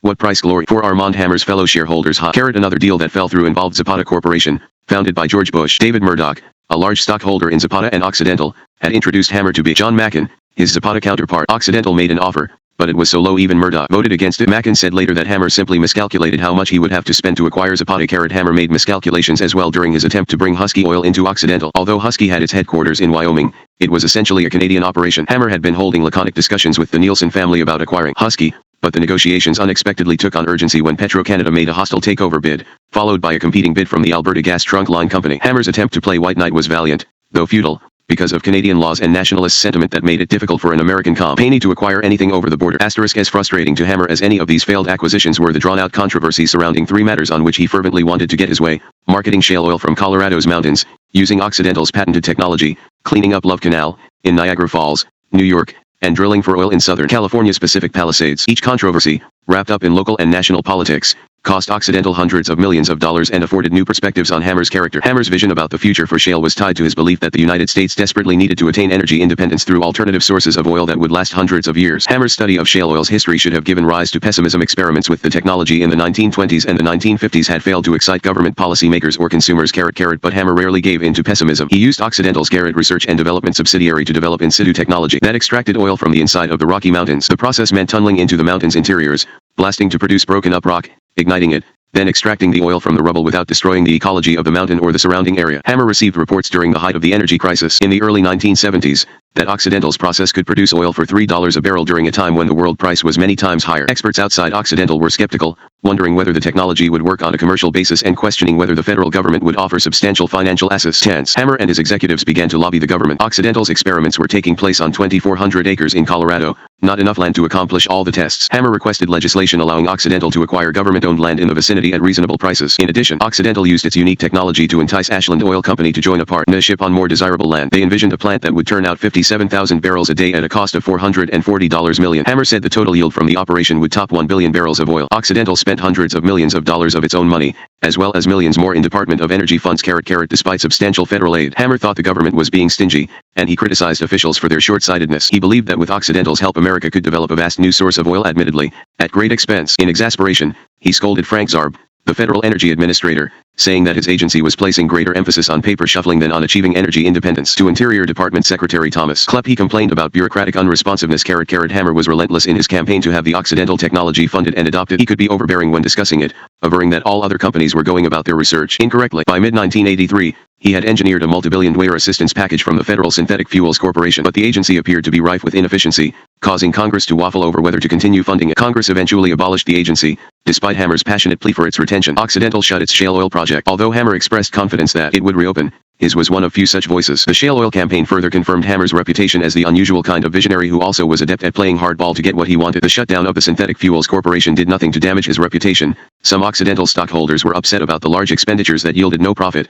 but their dismay was moderated by Hammer's obvious good intentions on the issue. Happy face, Hammer's reputation fared less well in the Love Canal matter. It was a thicket he had entered unwittingly as a result of Occidental's buying Hooker Chemical in 1968. Unknown to Hammer, Hooker had deposited toxic waste at the Love Canal landfill site in Niagara Falls between 1942 and 1953, then deeded the land to the local Board of Education, which disposed of it to developers. They in turn built a residential area adjacent to the unrecognized poisonous dump. All manner of illnesses began to show up among area residents. About a decade after Occidental's acquisition of Hooker, Hammer learned of the seriousness of the problem he had inherited. He was disturbed. After all, he had donated millions of dollars to the crusade against cancer, and here he was presiding over a carcinogenic dump. Hammer did not want to pay cleanup costs as the successor corporation of Hooker Chemical, yet somebody clearly had to pay. Local residents, the state government, and the federal government became involved in litigation against Occidental as Hooker's parent company. Hammer's case suffered from the public perception that Occidental was a major national polluter. Throughout the country, the firm was being charged with lackluster pollution control, often paying substantial penalties as a result. While Love Canal suits filed by governments and private citizens piled up, straining Occidental's legal budget, Hammer announced in October 1983 that the personal injury claims of 1,345 residents, about 95% of those outstanding, had been tentatively settled. Occidental's liability would be about $6 million. Hammer expected insurance to cover the rest. He emphasized that the proposed settlement was not an admission of negligence. In fact, he said, no link between the landfill and the claimed injuries had been proved. The announcement did little to end the battles. The lawyer for the vast majority of the plaintiffs contested Occidental's clear characterization of the proposed terms. Environmentalists were enraged at Hammer's statement that no cause and effect had been established. Shortly thereafter, the federal government sued Occidental for another $45 million in cleanup and relocation costs. In 1988, Occidental suffered a further setback when a federal judge ruled that it had to pay hundreds of millions in costs assessed by the state. New York State Attorney General Robert Abrams called the decision a resounding defeat for Occidental's strenuous and expensive public relations campaign to shift the entire blame. The litigation continued into 1989. Throughout the controversy, Hammer, while conceding that LXVE Canal was causing him considerable grief, maintained that Occidental had done more than its share to guard the environment in general and to compensate Love Canal residents in particular. Occidental's operations in the Los Angeles area, meanwhile, had caused an even greater furor. Hammer's authorized biographer, Bob Considine, wrote in 1975 that the Pacific Palisades debate, as it was called, makes Occidental's Libyan acquisition appear routine. 14 years later, the controversy over whether Occidental should be allowed to drill for oil next to a Los Angeles area neighborhood a stone's throw from a beautiful residential area in one direction and an ocean beach in another was still unresolved. The controversy originated in the late 1960s, when the city and Occidental swapped pieces of land. The city received 4.5 acres at the mouth of Potrero Canyon, near Palisades Park, and Occidental received 2 acres from the city, plus $175,000. The land Occidental gave up was not suitable for oil drilling. The land it received was. The transaction led to inconclusive grand jury and state legislative investigations, followed by years of litigation in California courts. Los Angeles City Councilman Joel Walks charged that municipal officials had engaged in a highly irregular and improper series of actions whereby they in effect served as an agent for Occidental in acquiring the 2 acres in question at a fraction of its potential value, without public notice, without competitive bidding, and against the public interest. Council member Tom Bradley, later to play a major role in the controversy as Los Angeles mayor, testified against Occidental, disclosing that he had asked the Environmental Protection Agency and Governor Ronald Reagan to block oil drilling at the site on environmental grounds. Bradley termed the land swap Watergate West. Hammer was so outraged at opposition from area residents, grouped under the name No Oil Incorporated, that he lobbied McGeorge Bundy, head of the Ford Foundation, to withdraw funding from the public interest lawyers representing the homeowners. Bundy refused Hammer's unusual request, at which point Arthur Groman suggested that No Oil's lawyers were violating federal regulations for nonprofit groups, with the result that they might be endangering the tax-exempt status of the Ford Foundation. The lawyers group, known as the Center for Law in the Public Interest, charged that Groman's veiled threat raised serious ethical and professional questions. The No Oil lawyers filed a complaint with the Los Angeles County Bar Association Ethics Committee on the grounds that Hammer and Groman were employing a calculated strategy of harassment designed to subvert the integrity of the judicial process. The Bar Association ruled that conduct of that kind was ethically improper. Happy face, Hammer, increasingly frustrated, became more involved himself, calling on city council members, targeting recipients of campaign contributions, and auditioning commercials that advocated drilling. Explaining why he had spent so much valuable time on a local rather than global matter, he said, "I don't care who it is, anyone who steps on my toes and tries to kick me in my lower regions and take advantage of me, and I think that is what is happening. I think this is the greatest injustice in my 60 years of business experience in the United States." Happy face, Occidental had a majority of the Los Angeles City Council on its side, but Mayor Bradley kept exercising his veto to stymie Hammer, and the council majority was one vote shy of the number needed to overturn the veto. The Los Angeles Times commented that getting the additional vote has been tougher for Hammer than negotiating with the Soviet Union. It was quite a different ball game from that in the preceding administration, in which Mayor Sam Yurdi had helped Hammer. Yurdi traded in Occidental stock through his broker and accepted favors from Hammer. Later investigations of his conduct turned up no actionable offense. One dramatic revelation came after Hammer hired private detective Herbert Itkin, a one-time informer for the FBI and the CIA, to conduct surveillance of the No Oil deliberations. Hammer also was using Itkin to pry into the life of Tim Babcock in connection with the Watergate campaign contributions case. Itkin, living in Los Angeles under an assumed identity as a federally protected witness, reportedly received $120,000 for his efforts, part of which he paid to his friend Sandra Downs to infiltrate No Oil. Downs attended the group's meetings, purporting to be an interested neighborhood resident. The FBI interviewed Itkin at length after one of his associates reported the Hammer arrangement, but, again, nobody was charged with a criminal offense. Decisions by the city council, state agencies, and the courts kept switching the momentum from one side to the other. Hammer tried to influence the course of events by doing favors, including helping local leaders with the 1984 Olympics. Just as the U.S. government had boycotted the Moscow Olympics, the Soviets had decided to stay away from the Los Angeles competition. Mayor Bradley, hoping to change that decision, asked Hammer to intervene. Hammer failed to turn the Soviets around, but he made a determined effort, eventually receiving a personal reply from Ambassador Anatoly Dobrynin. Bradley went deeper into Hammer's debt when the tycoon helped dispel some of the gloom connected to the Soviet PUU out by engineering the visit of Chinese pandas to Los Angeles during the Olympics. To accomplish that, Hammer had gone directly to Chinese leader Deng Xiaoping. Hammer even provided $150,000 toward the cost of transporting the pandas to and from Los Angeles. As usual, he wanted maximum recognition. Peter Uber wrote, director of the Los Angeles Olympic Organizing Committee, recalled Hammer's insistence that he be given an organizing committee title special assistant to the president and business cards and stationery to that effect. He scribbled a personal postscript on every note he sent me, wondering where his office supplies were. I did not think the title was necessary, so I finally told him, you fly in on your private jet wherever you go, and everybody knows who you are. I do not think Olympic Committee business cards can possibly enhance your international stature. But Hammer persisted, so we gave him the cards and stationery. Perhaps the accumulated good deeds and visibility helped. Occidental's drilling plans for the Pacific Palisades received an important boost in early 1985 when the mayor changed his position, saying the environmental safeguards promised by Hammer had been improved. The Los Angeles Herald-Examiner commented that the mayor's flip-flop was tied to the mystique of Hammer, who may be the most powerful non-government figure in the world today. Bradley called his shift of position the toughest decision of my political career. Los Angeles resident Elizabeth Mortimer, complaining that Occidental's preliminary drilling was offensive, said she was writing a book tentatively titled My Dinner with Oxy Smells. Neighborhood residents James Garner and Ted Danson, both Hollywood stars, called the proposed drilling by Occidental the most dangerous project to ever come before the city. We all have things we hold dear. Armand Hammer loves art. He would not appreciate our placing several thumbtacks into one of his Monets or Picassos. We feel just as protective of the natural beauty of the Pacific Palisades and the Santa Monica Bay.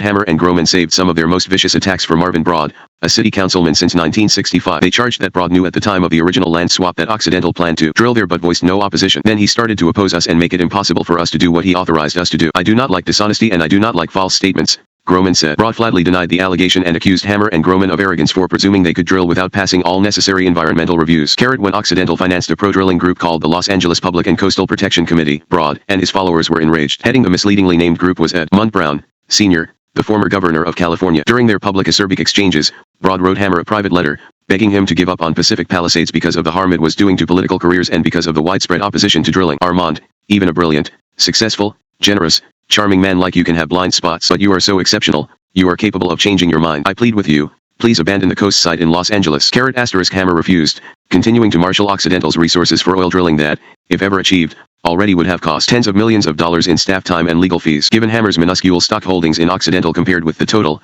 his whims underwritten at corporation expense, and his very advanced age, observers marveled that he continued to reign. The key was his control of the board of directors and the company's top executives, whom he kept in constant fear. With so many of Occidental's presidents and directors summarily dismissed, the perception arose of a revolving door in the boss's executive suite. James Pagash, Hammer's executive assistant in the early 1980s, remembered being told by Hammer's secretary as he reported for work, Dr. Hammer has the highest estimation of you today that he will ever have. You had better accept that. It will be all downhill from here. **. The opprobrium of the revolving door was only partly deserved. However, Occidental's executive turnover was not unusual among Fortune 500 companies, nor, considering that so many top executives came to Occidental through acquisitions, was it surprising that many failed to adjust. But, that said, Hammer's fickleness toward potential successors was rightly legend. He would meet a younger man who looked like a hotshot, woo him until the object of his affection could no longer resist, praise him to the skies, consult him on major decisions, perhaps even accept his advice from time to time, and then cashier him. In a twinkle the wunderkind was out the door with a generous settlement that included his agreement to keep quiet about what had happened. These people would then become non-persons in Occidental literature. Many rated not a single mention in Hammer's hefty 1987 autobiography. After one such departure, that of Occidental President William Bolano, Hammer himself assumed the post of president, making the betting on a successor even more problematic. Speculation centered mostly on the triumvirate of Marvin Watson, the Lyndon Johnson insider brought to Los Angeles after running Hammer's Washington office, Thomas Wachtel, a lawyer working as Hammer's executive assistant and said to be like a son to the old man, and Dorman Commons, Occidental's chief financial officer. Commons said later that he knew he was doomed when his name started appearing in the media as a contender. He was right. Soon he was ushered out the door only to become chief executive of another multinational. He was successful by any standard, but a full 15 years after his departure from Occidental, he still dreamed of Hammer at night. He said, "I loved my father, and was influenced by him. When he died, I dreamed about him for a while. Eventually, those dreams stopped. My dreams about Dr. Hammer never did stop." Wachtel, after his departure, told an interviewer, "You do not have any real idea how many people went in and came out. He is an acquisitor of people. Once you are in his camp he is continually looking for somebody else, because the grass is always greener, and because he figures if somebody else has a guy, then that guy must be all right. He would make promises that are impossible, or for one reason or another are not kept. A man comes aboard and Hammer says you are going to be number one man, you are after me, and you are going to know everything and do this, that, and the other thing. Then it does not turn out that way 6 months or 2 years later and the man leaves, and he bitterly blames the doctor for having misled him or having brought him aboard under false pretenses or taking his company away from him.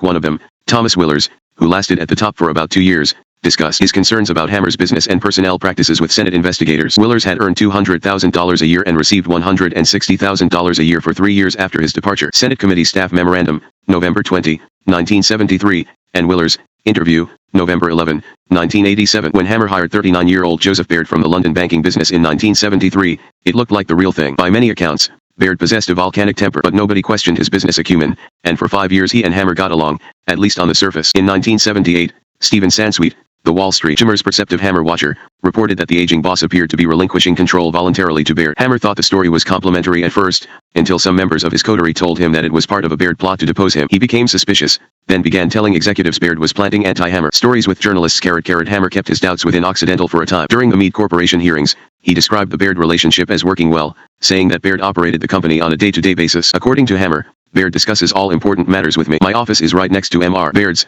so he just walks into my office at the close of each day when I am there and we discuss matters of importance, including planning, and then of course I sit at the board meetings. In the same forum, Baird said, Dr. Hammer has a very active mind. He continuously thinks of ways to further the interest of Occidental, many of which involve very long-range planning. 5. The failure of Occidental's Meade takeover attempt helped seal Baird's fate, however, along with his increasingly bold disagreement with Hammer in public. A Wall Street Journal reporter saw that disagreement firsthand during a joint interview when Baird scolded Hammer for predicting, in answer to a question, that Occidental expected to be in the black for all of 1978. "You know we do not make projections, Armand Mr. Baird reminded his boss. The next day, Mr. Baird issued in the company's name a clarification of Dr. Hammer's remark, stating it is too early to make an estimate. After Baird's firing in July 1979, Zoltan Merzey took over that office, expecting to succeed Hammer in short order. Merzey had spent 30 years at Dow Chemical Company, where he rose to president, then chairman. 57. Merzey was of Hungarian extraction, smart, handsome, and as outgoing as Baird was dour. The romance with Hammer was soon in full bloom. In a speech 5 months after becoming president, Merzey said that on leaving Dow, Occidental Petroleum attracted me like a bee to flowers for a basic reason. Dr. Armand Hammer and I think and work in much the same way. He called Hammer's success at Occidental probably without equal in the history of business, citing the tycoon's hard work, a highly unusual vision of the world, and a healthy reliance on individuals instead of on rigid organization. Not long afterward, as usual, the honeymoon seemed to be over. Within months, rumors of a rift were flying. Hammer denied them emphatically. People cannot stand the idea that we are getting along. We have never had a quarrel or a fundamental disagreement. I think people would be disappointed if they did not hear such things. Happy face. It sounded like a vote of confidence, but it was the kiss of death. 3 months later, Merzey was replaced as president by Robert Abood, an intense, controversial, recently fired Chicago bank chief. Abood brought to Occidental a reputation as one of the toughest chief executive officers in America. Subordinates feared him, but Hammer was not even slightly intimidated. Magazine writer Edward J. Epstein, arriving at a hotel suite early for an interview, witnessed Hammer glaring at Robert Abood with a focus that could wilt flowers. Abood himself was on the telephone to Occidental's man in London, discussing a proposed British plan to increase the tax on Occidental's concession in the North Sea. Hammer instructed Abood, sentence by sentence, as if he was dictating a letter, exactly how he should respond. Abood lasted 4 years. Under his contract he left with a minimum income from Occidental of $500,000 a year for 4 years. The news release announcing his departure was unusually revealing, acknowledging honest differences between him and Hammer. The candor ended there, however, as Abood remained silent under the terms of his settlement. One thing was for sure, Abood had found himself caught between Hammer and director David Murdoch in their battle to control the company. Commenting on Abood's firing, Murdoch said, "I believe Bob was the conservative member in the Hammer organization. His desire to pay down the debt, to stay out of new adventures, and bring more conservative operating methods to the company was in the best interests of all shareholders. But unfortunately this was in conflict with Dr. Hammer's more flamboyant method of operation. As in the past, no one has ever dared stand against his singularly autocratic rule. Nobody challenged Hammer more seriously than Murdoch, 26 years his junior, until they became acquainted, in 1981. During Mersey stayed at Occidental nearly 6 more years but never regained the top spot. He left with a consulting contract worth $500,000 a year for 2 years, a guarantee given him when he joined Occidental. Publicly, he said he and Hammer were on good terms. Privately, he was disappointed by Hammer's refusal to relinquish the top spot. Mersey, interview, February 22, 1989. Negotiations to buy the Arabian horse Pessinger. They knew each other almost solely by reputation. They were attracted to each other, as many great salesmen are. Then Murdoch gained a seat on the Occidental board by becoming the largest stockholder as a result of the Iowa beef acquisition. It was no secret that he was ambitious. Hammer called him a business barracuda and street fighter, but few people foresaw his challenging Hammer for control of Occidental. Yet Murdoch did just that. He quickly became a divisive force on a board that Hammer once had bragged voted unanimously every time. Murdoch opposed Hammer's speculative shale oil project in Colorado and risky coal mine project in China. Eventually, he insisted Hammer amend their contract, which placed a cap on how much Occidental stock Murdoch could acquire. Hammer said no but started looking over his shoulder, wondering if Murdoch had found a loophole allowing him to mount a serious threat. It is uncertain from currently available evidence whether Hammer or Murdoch or both ever found usable dirt on the other. Hammer hired a private detective to look for skeletons in Murdoch's closet,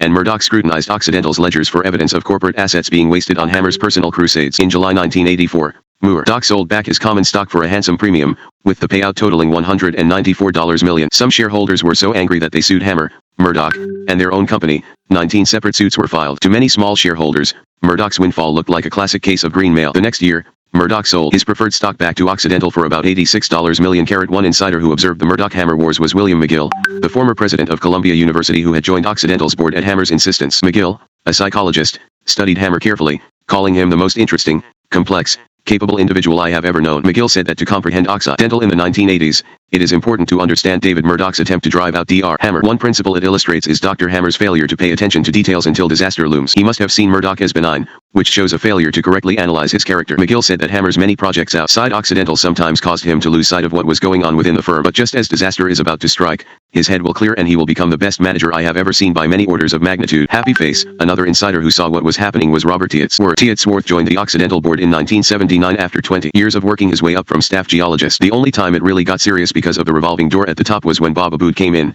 Tietzworth said you could not be sure whose side Abood was on, and Murdoch wanted to control the board. Dr. Hammer was fighting for his life. He revered Murdoch at first because of Murdoch's wealth. Dr. Hammer is a romantic, falling in love with the man of the moment. Murdoch and Abood were out to get him. When I warned him, he said, "Don't worry, Bob, I have eyes in the back of my head." Approaching 90, Hammer clearly remained in command. Like many people at the top, though, he sometimes failed to receive the best possible information, and as he aged it became more difficult for him to cut through to the truth. James Pogash, his executive assistant, said that often Hammer failed to receive reliable information from his underlings because they were intimidated. Before going in to see him, they would talk to me first about the bad news they were bringing, Pogash said. Then we would enter his office. Dr. Hammer would start the session by saying what he expected to hear, which was usually good news. The messenger would then agree with Dr. Hammer, contradicting what he had told me just minutes earlier. A handful of top executives began the Occidental Mousekeeters Club, with various ranks such as Chevalier. To learn if he qualified, an executive had to ask himself, am I a man or a mouse? When describing how he responded when Hammer called with an urgent request at an inopportune time, if the answer was a mouse, membership was assured. The certificate of membership included a drawing of a mouse on a red carpet,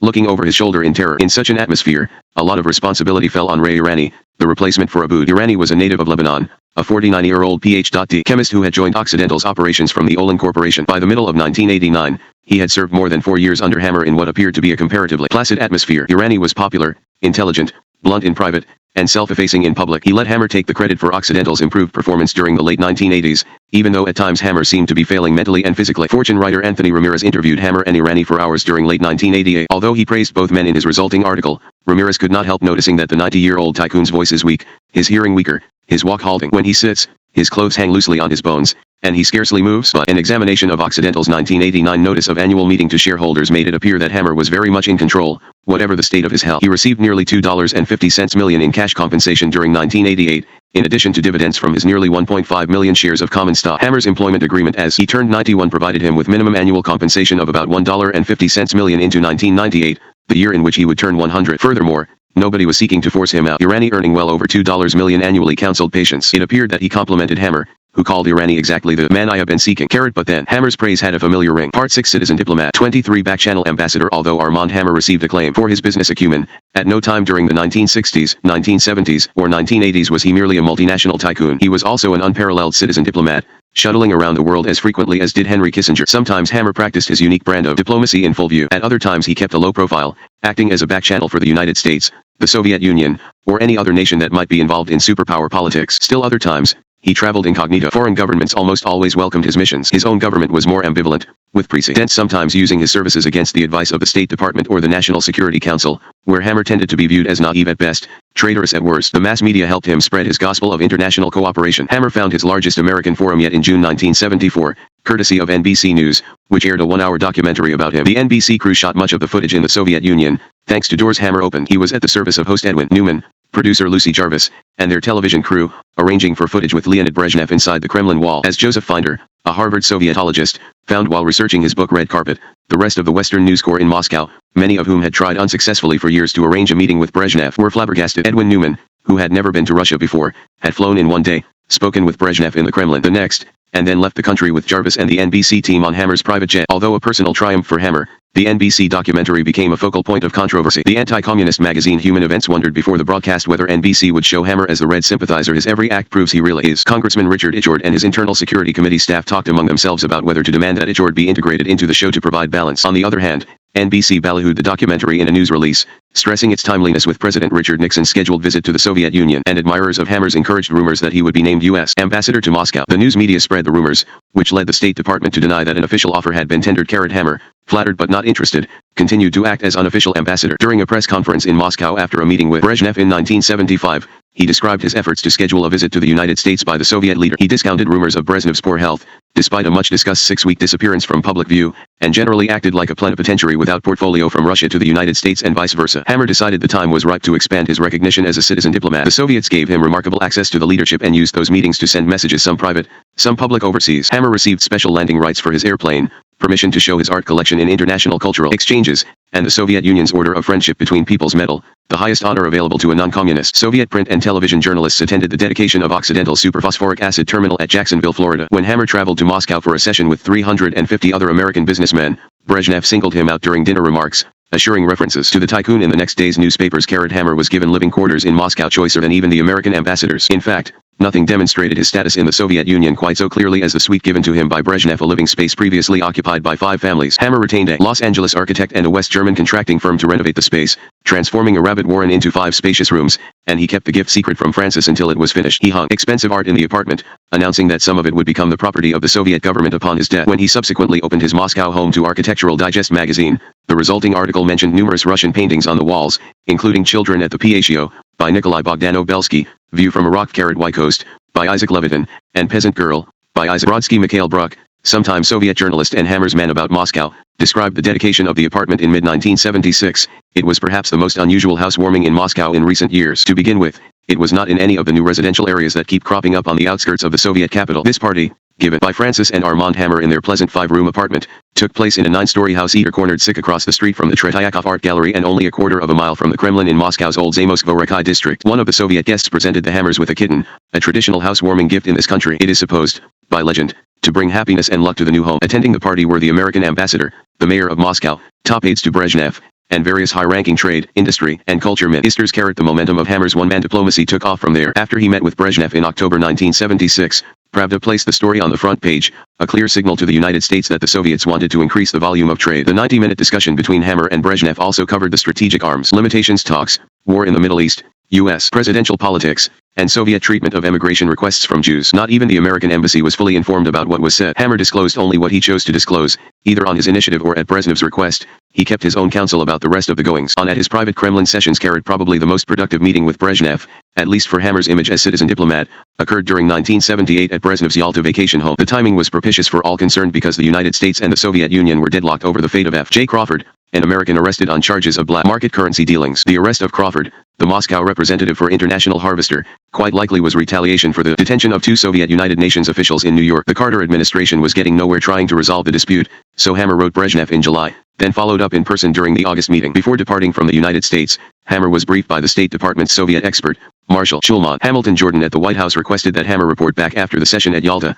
Hammer asked Brezhnev to allow Crawford to leave the Soviet Union. Brezhnev replied that the evidence against Crawford was solid. What if it is? Countered Hammer. Is the matter so important that you want to hurt Soviet-American relations irreparably and lose trade with American corporations in the process? Hammer predicted to U.S. Ambassador Malcolm Toon at a post-midnight Moscow airport talk that Crawford would be expelled unharmed after a brief show trial. That is exactly what happened. The next week, a Soviet court convicted Crawford, gave him a 5-year suspended sentence, and let him leave the country. A relieved Crawford later commented that he had begun to feel confident about obtaining his freedom when he heard Hammer's optimistic post-Yalta prediction about his fate. Like many other Americans, Crawford assumed that when Hammer spoke about Soviet intentions, he knew precisely what Kremlin rulers thought. Peter Maggs, a University of Illinois law professor on retainer to International Harvester, recalled meeting a Soviet KGB general in Moscow soon after Hammer's Yalta session. The officer told Maggs he was authorized by the highest authority to comment on the press report about Armand Hammer, and that the information about Crawford was essentially accurate. To this day, the debate continues about Hammer's role in the Crawford release. Ambassador Toon said Hammer carried messages but was not influential in obtaining the release. Toon believed the Soviets trumpeted Hammer's virtues at every opportunity because of his value as an apologist for the Kremlin. Marshal Shulman was less skeptical,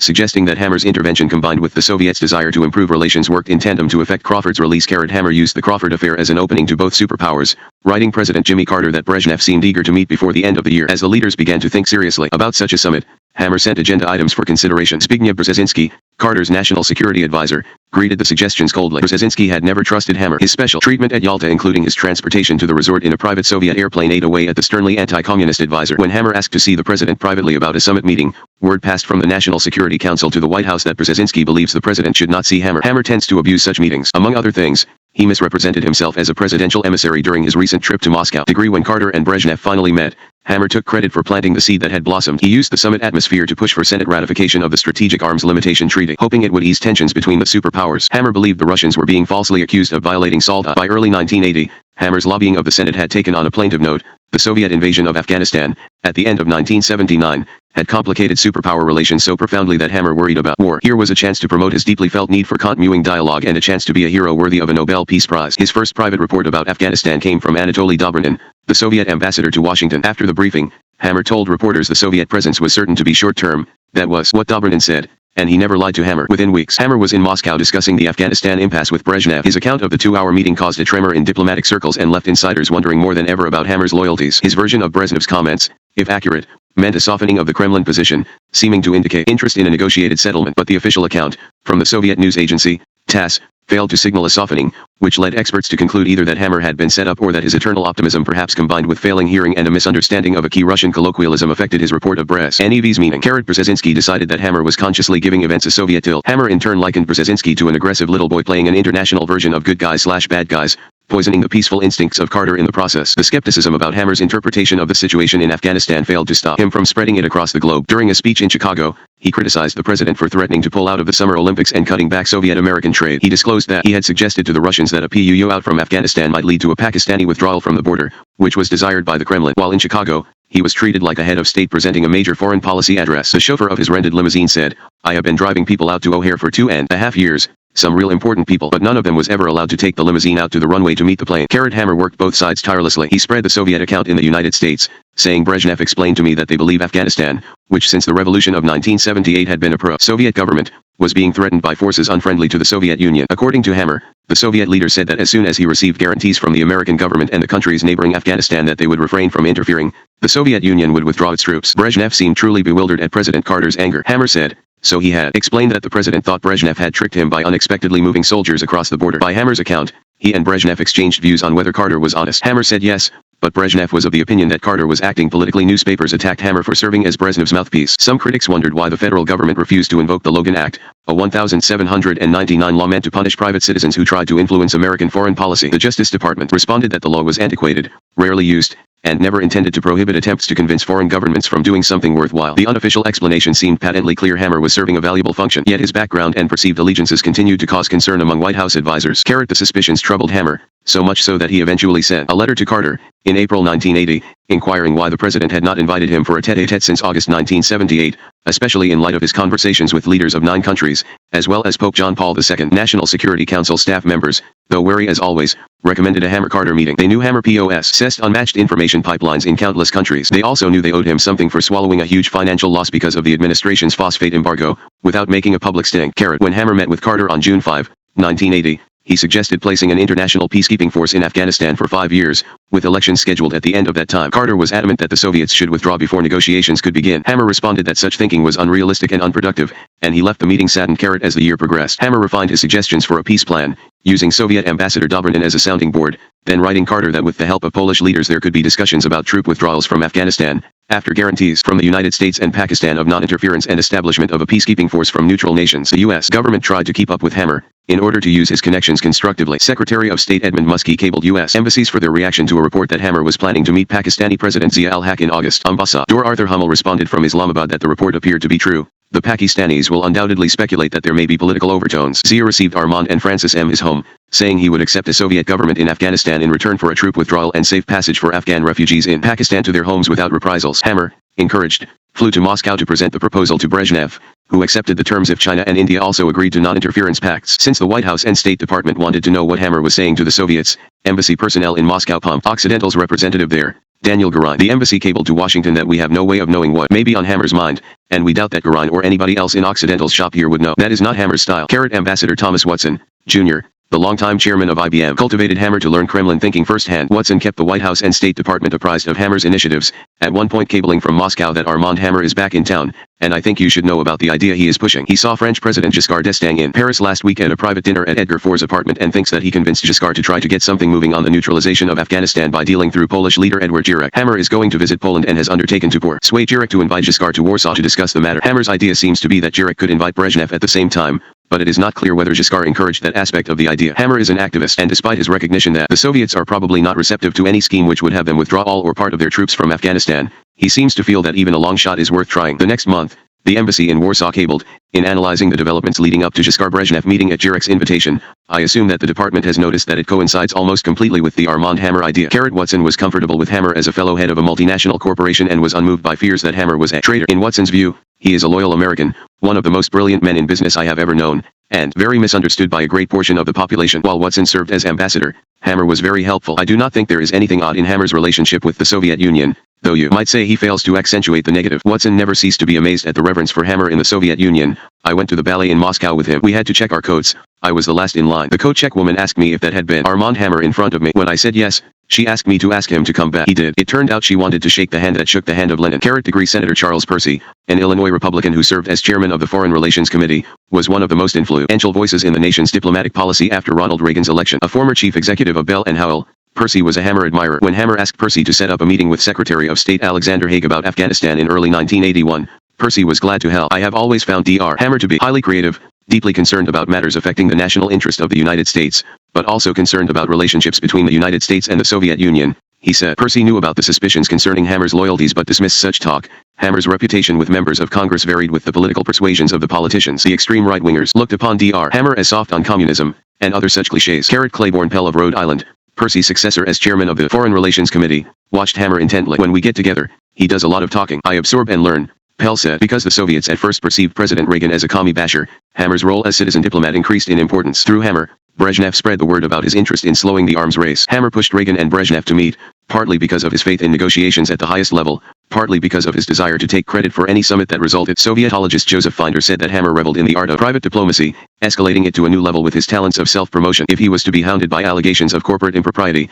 and even questionable connections to the Soviet leadership, at least he would make a concerted effort to create the image of a statesman. Hammer's detractors were fighting an uphill battle. He received the kind of attention most self-promoters only dream of, thanks in part to items like an Ann Landers column read by millions of people. Landers and her twin sister, fellow advice columnist Abigail Van Buren, were friends of Hammer's. In May 1982, Landers wrote about the horrors of nuclear war, suggesting that readers use the column as a basis for letters to Reagan. The president, though, proposed that readers send the column to Brezhnev. Landers told her audience she liked Reagan's suggestion so much that she had asked Hammer to deliver the column personally to the Kremlin. Hammer agreed to do so. By then, he was a Russian institution. When a Soviet actor portrayed a younger Hammer in the Moscow stage play Thus We Shall Triumph, about the last year of Lenin's life, Hammer went backstage to meet the cast. Finder, in Moscow doing research, heard a Hammer joke making the rounds. It seemed Hammer went to Red Square to visit Lenin's mausoleum but found it closed for repairs. The guards forbade Hammer's entry, infuriating him. "Don't you know who I am?" he asked. When the guards remained intransigent, Hammer drew a yellowed, wrinkled piece of paper from his pocket. "This is a personal letter to me from Vladimir Ilyich himself. It says to come visit me anytime. After Brezhnev's death, in late 1982, Hammer read a eulogy at the grave,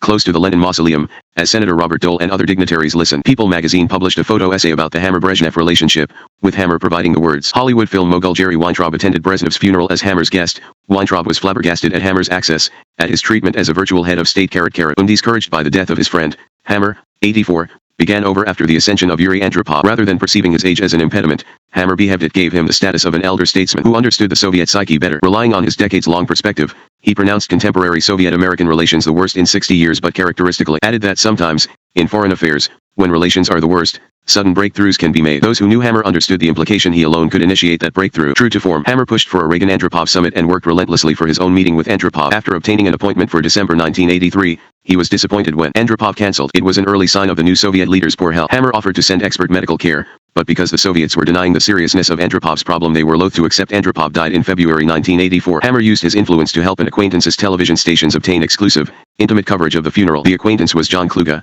a billionaire who served on the Occidental board of directors. Kluge wanted entry visas into Moscow for his journalists, but the Soviets reportedly were denying all requests. Hammer said he would make arrangements, so Kluge put New York journalists John Parsons and Christopher Jones on an airplane to London, where they met Hammer's luxury jet. During the flight, Hammer showed film footage about himself and gave Parsons a book and articles about his exploits. Upon landing in Moscow, the two journalists passed through Russian customs without any visas and with almost no delay. Before they knew it, Hammer had arranged for a Soviet film crew to help them. Parsons and Jones shot extraordinary footage of the funeral. Kluge had his scoop. Later, Parsons and Jones ate dinner in Hammer's Moscow apartment, where they interviewed him for a favorable profile that appeared on Kluge's station's at the Andropov funeral. Hammer became acquainted with Konstantin Chernenko, the new Soviet leader, slipping him a piece of good luck jade from his Wyoming mine. Before long, Hammer had achieved with Chernenko what shortness of time had denied him with Andropov: a highly publicized, face-to-face meeting. It took place at Chernenko's Communist Party office, a more relaxed setting than the Kremlin. Hammer had built up to it, sending messages to the White House and the Kremlin and writing a commentary published in the Nevia-Times that urged senators to ratify a strategic arms limitation treaty as a conciliatory sign. Since Andropov's funeral 10 months earlier,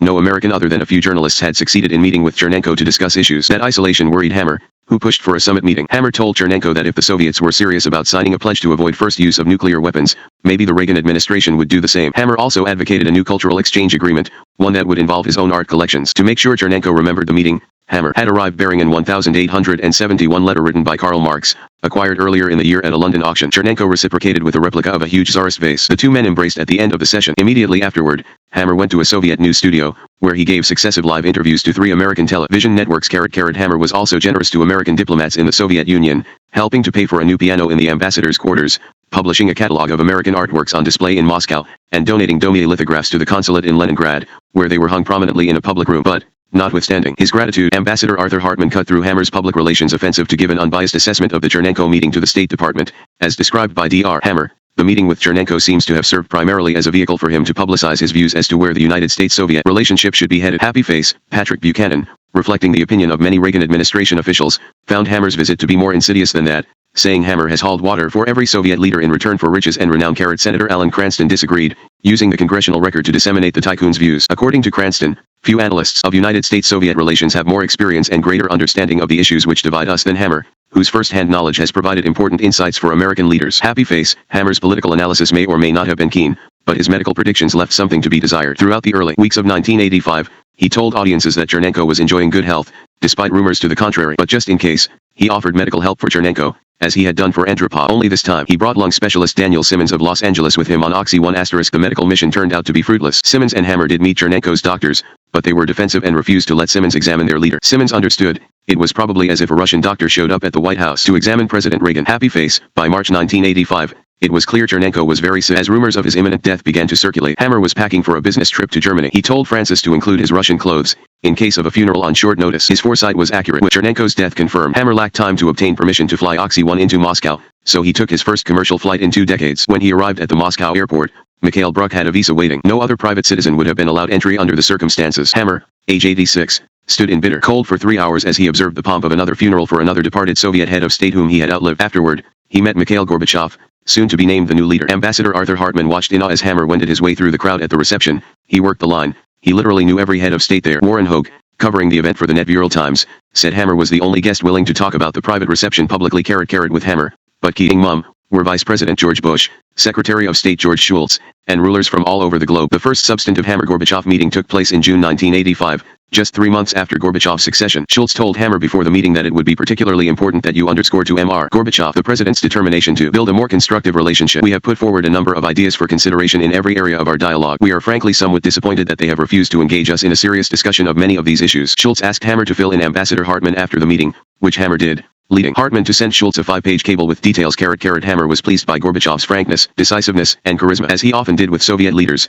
he conducted some of *. Simmons was impressed by the lavishness of Hammer's airplane and by Hammer's clout once they landed in Moscow. When I had to take a taxi to Dr. Hammer's apartment during our stay, all I had to say to the driver was Hammer, and he took me right there. Simmons, interviews, January 8 and January 19, 1988. The conversation in Russian, speaking in an accented, largely correct manner. Hammer was distressed, however, at Gorbachev's poor understanding of American governance and his pessimism about being able to negotiate meaningfully with Reagan. The session produced at least 2 news items. First, Gorbachev revealed that he planned to skip the autumn opening session of the UN General Assembly. Second, as some MIT later in the year seemed certain if a site could be arranged. Hartmann warned the State Department that Hammer is clearly taken with his self-appointed role as midwife to a summit, and we expect he will argue vigorously upon his return to the United States that we should not stand on ceremony in insisting on a meeting outside the Union of Soviet Socialist Republics. Happy face. After the talk with Gorbachev, Hammer met with Reagan at the White House to share his impressions. Reagan's advisors were adamant that the president should refuse to visit Moscow for the summit. It was the Soviet leaders' turn to visit Washington, they said. Hammer urged Reagan to disregard such inflexible advice, telling him the need for a face-to-face meeting as soon as possible overrode concern over the site of such a summit. The New York Times printed Hammer's plan for the Reagan administration to share its strategic defense initiative,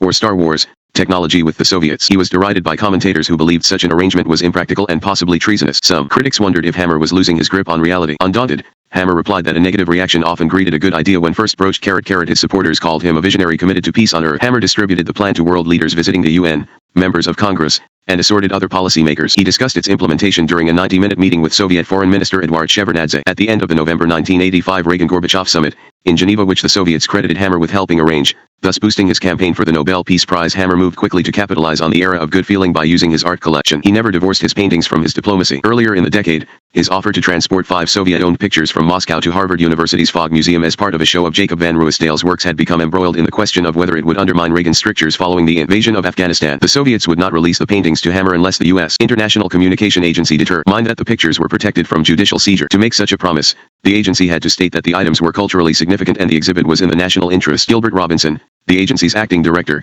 worried that such a ruling would cause the Soviets to believe it was business as usual. To complicate matters, the Soviets had rejected an earlier request by the Fogg Museum to ship the pictures, agreeing to do so only after Hammer's intervention. The State Department told Robinson to let Hammer have his way despite U.S. policy to the contrary. After that decision, the international situation improved, and Hammer wanted to use his pictures to continue the thought he termed an art exchange scheduled for 1986, the first under the cultural exchange provisions agreed to by Reagan and Gorbachev in Geneva. American art lovers would see 40 Impressionists from the Hermitage and Pushkin museums. Soviet citizens would see Hammer's old masters collection plus additional paintings from the National Gallery of Art. Hammer, as usual, found significance that transcended art. This is a first step in people-to-people exchanges, which, hopefully, will be followed by cooperation in other areas, such as arms reduction and the avoidance of nuclear war. Earl Powell, director of the Los Angeles County Art Museum, was delighted, saying of the exhibition when comparing it with the 1973 exchange arranged by Hammer, "This is the real show. The first was just hors d'oeuvres. This is a deeper and richer assembly. Are 40 or pictures." Hammer described the tough stance that got him his way. "I was in Moscow for 5 days, and then I refused to leave until I got the signed agreement. And every day I went to the ministry after the minister himself had agreed,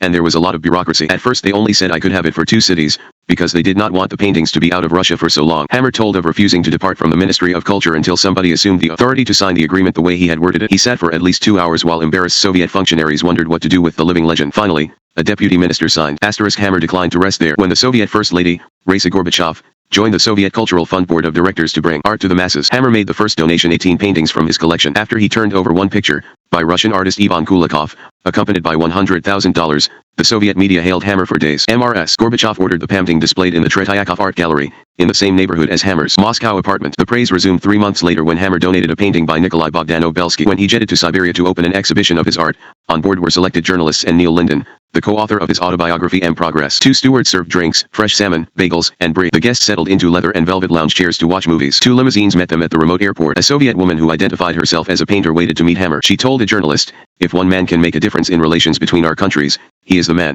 Hammer tried to make that difference not only through art, but also by donating $200,000 and pledging many times that amount to the International Foundation for the Survival and Development of Humanity, which had offices in the United States, the Soviet Union, and Sweden. Hammer joined its international board, sitting alongside Robert McNamara and Andrei Sakharov, among other notables. The foundation promised to make grants to tackle major global problems, with a special focus on the environment, international security, and social and economic development in areas such as health, education, and culture. As part of the startup, Hammer journeyed to Moscow, where he attended the historic meeting between Gorbachev and Sakharov, the Nobel Prize-winning scientist who for years had been an outcast in his own land as the leader of Soviet dissidents. Hammer and Gorbachev talked privately for a half-hour after Sakharov's departure. Through the vicissitudes of Soviet-American relations, Hammer continued his shuttle diplomacy on world problems, including the situation in Afghanistan. Using his art and his wealth were not enough. He was a man of action. He received unprecedented permission to enter the Soviet-occupied nation. At the Kabul airport, 5 Afghan officials and a Soviet diplomat met him. The official news agency called him one of the outstanding personalities of the social, economic, and trade circles of the United States. After a round of meetings, he spoke to a news agency reporter, who wrote that Hammer acclaimed the measures taken under the leadership of Najibullah to end the bloodshed. Mike Hoover, an independent Los Angeles filmmaker hired by Hammer to document the Afghanistan trip, said, "I have not got a clue what makes him tick. He is phenomenal. He defies death, eats everything in sight, never gets jaded, has a little boy attitude." On the way to Kabul, he exulted about going somewhere nobody else was going. He was not at all worried. He was enjoying it. The Soviets were excited about Hammer going to Afghanistan, because they figured if they could convince him, it would help in the court of world opinion. You should have seen Soviet Foreign Minister Shevardnadze's face fall when Hammer told him if the Russians pull out, the current Afghan government will have to go also, because they are thought of as traitors. They may be nice people, Hammer said, but no one can govern in that atmosphere. Hammer wrote an article for the NetAsia Times that touted his importance, perhaps because he believed he was failing to receive appropriate credit from the Western news media for his role in the Afghanistan negotiations. He expressed his pleasure at being a contributing factor in the signing of the April 1988 Geneva Accords meant to solve the Afghanistan dispute. He said his citizen diplomacy on behalf of Afghanistan had been spurred by a February 1987 visit from Diego Cordovez, a high-ranking UN official. After that flattering visit, Hammer had begun new rounds of self-styled shuttle talks with government officials in Afghanistan, Pakistan, the United States, and the Soviet Union. Hammer said he had detected doubt within the Reagan administration about the sincerity of the Soviet leadership when Gorbachev talked about withdrawing his troops from foreign territory. Therefore, Hammer wrote, "I relayed this uncertainty to Mr. Gorbachev in the Kremlin. I also told him that I felt sure the Pakistanis would not enter fully into the quickening peace process until and unless he dispatched Deputy Foreign Minister Yuli Vorontsov to negotiate personally with President Zia in Islamabad." Gorbachev asked Hammer to tell President Reagan that the Soviet Union would withdraw its troops by 1989 but wanted to avoid a bloodbath as a result of the withdrawal. Although the Soviet leader did not reply directly to Hammer's suggestion of a Vorontsov mission to Islamabad, when Hammer talked with Vorontsov the next day, the Soviet official reportedly said,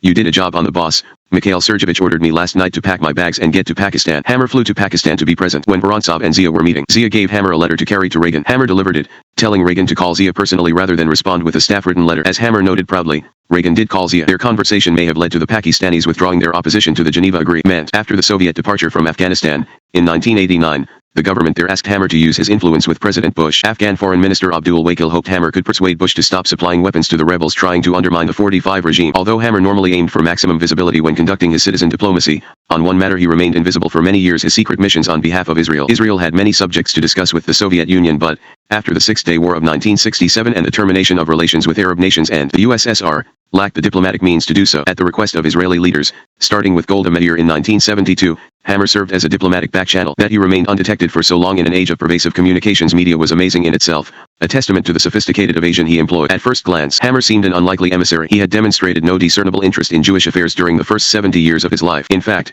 he denied his Jewish heritage while conducting business in Libya and other anti-Semitic countries. When pushed to state his religion, he replied that he was Unitarian. So the 1972 contact from Golda Meir perhaps surprised him as much as it surprised others when they learned of it years later. A primary concern of Meir's was the emigration of Soviet Jews. Hammer was uncomfortable with human rights issues, believing that one nation had no business trying to serve as a moral model for another. He knew the Soviets heatedly denied mistreating Jews, and thus he understood that discretion was vital if he were to serve Israel effectively. Wolf Blitzer, apparently the first journalist to publish anything about the initial Hammer mission, more than a decade after it occurred, called it one of the most spectacular but unpublicized incidents in Israel's history of diplomatic backchannels. Blitzer's curiosity had been stimulated by a 1984 trip by Yitzhak Shamir to honor Hammer at a dinner in Los Angeles. It seemed like an unlikely journey for the Israeli foreign minister. When Blitzer asked questions, he was told the government was deeply appreciative for Hammer's services over the years, and not just because he bought $1 million or $2 million in Israeli bonds. Happy face. The background turned out to be this, Hammer has said. Meir wrote him on September 5, 1972, then asks Zvi Dinstein, her deputy finance minister, to make personal contact. Dinstein has said he was unaware of any letter from Meir to Hammer. Hammer and Dinstein eventually met in Houston, reportedly commenting that he had been a bad Jew.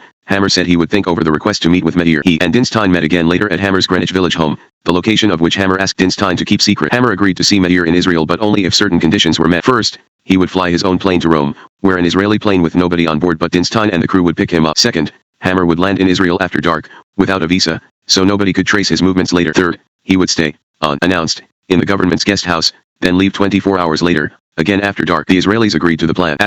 All went smoothly until Hammer's arrival at the guest house, where he became convinced that the dark-skinned guards were Arabs, despite Dinstein's assurances that they were trustworthy Israelis. Hammer insisted that Dinstein stay with him. Together they drove to Dinstein's home, where Dinstein picked up pajamas and accompanied Hammer back to his government sleeping quarters. During meetings the next day, Hammer agreed to carry messages to Moscow. Hammer then rejoined his own airplane in Rome and returned to his point of departure, without even Francis's knowing where he had been. In his own account, which differs from Dinstein's in many particulars, Hammer emphasized Medeir's desire to have the Soviets lift the onerous education tax on Jews wishing to emigrate, a tax few could afford. Hammer has said he raised that issue with Brezhnev in their meeting of February 1973. His autobiography suggested cause and effect between his plea and the removal of the tax by the Soviets in April, something that may or may not be true. The Israelis gave Hammer the code name Patishi, which translates literally as my hammer. They continued to deal with the Soviets through him, although after a time Hammer decided there was too great a risk of being detected. He began sending emissaries to Israel in his place, first Paris lawyer Samuel Pisar, then international lawyer Harry Simon Levi, whom Israeli diplomat Eli Mizrahi described as an unlikely courier for Hammer. They were a strange combination, an old Jewish revisionist working for a friend of Lenin. Levi became an especially valuable contact after the surprise election of Menachem Begin in 1977 as Israel's head of government. The two men went way back in the Israeli resistance movement. Hammer had retained Levi as a counsel in the early 1970s, when he also hired two top Occidental executives from Yardney Electric Corporation, whose owner Hammer apparently knew through art collecting. Levi was ending a career at Yardney until his death, in 1979. He remained Hammer's confidant and linked to the Jewish world. Levi's widow, Mara, recalled flying secretly to Israel with her husband and Hammer, where General Ariel Sharon escorted them on a helicopter tour of the troubled nation. She also remembered early morning telephone calls from Hammer when the Jewish Defense League was picketing his home or office to protest his ties to anti-Semitic governments. Hammer would yell to Levi, "Get them to stop this demonstrating." With a few well-placed telephone calls, Levi would do just that. Degree after Levi made the introductions, Begin developed a genuine fondness for Hammer, addressing him as my friend. The feeling was mutual. Hammer admired Begin's intellect and his drive to change the world. With Begin's blessing, Hammer worked to develop the economies of Israel and Egypt, sometimes through joint ventures based on his immutable belief that business partners are less likely to make war. On a personal level, Hammer provided medical experts for Begin's dying wife, Eliza. In return, Begin defended the tycoon at the White House, telling Reagan to disregard intelligence reports questioning Hammer's loyalty. Begin asked his ambassador in Washington, Ephraim Evren, to write Secretary of State Alexander Haig on Hammer's behalf.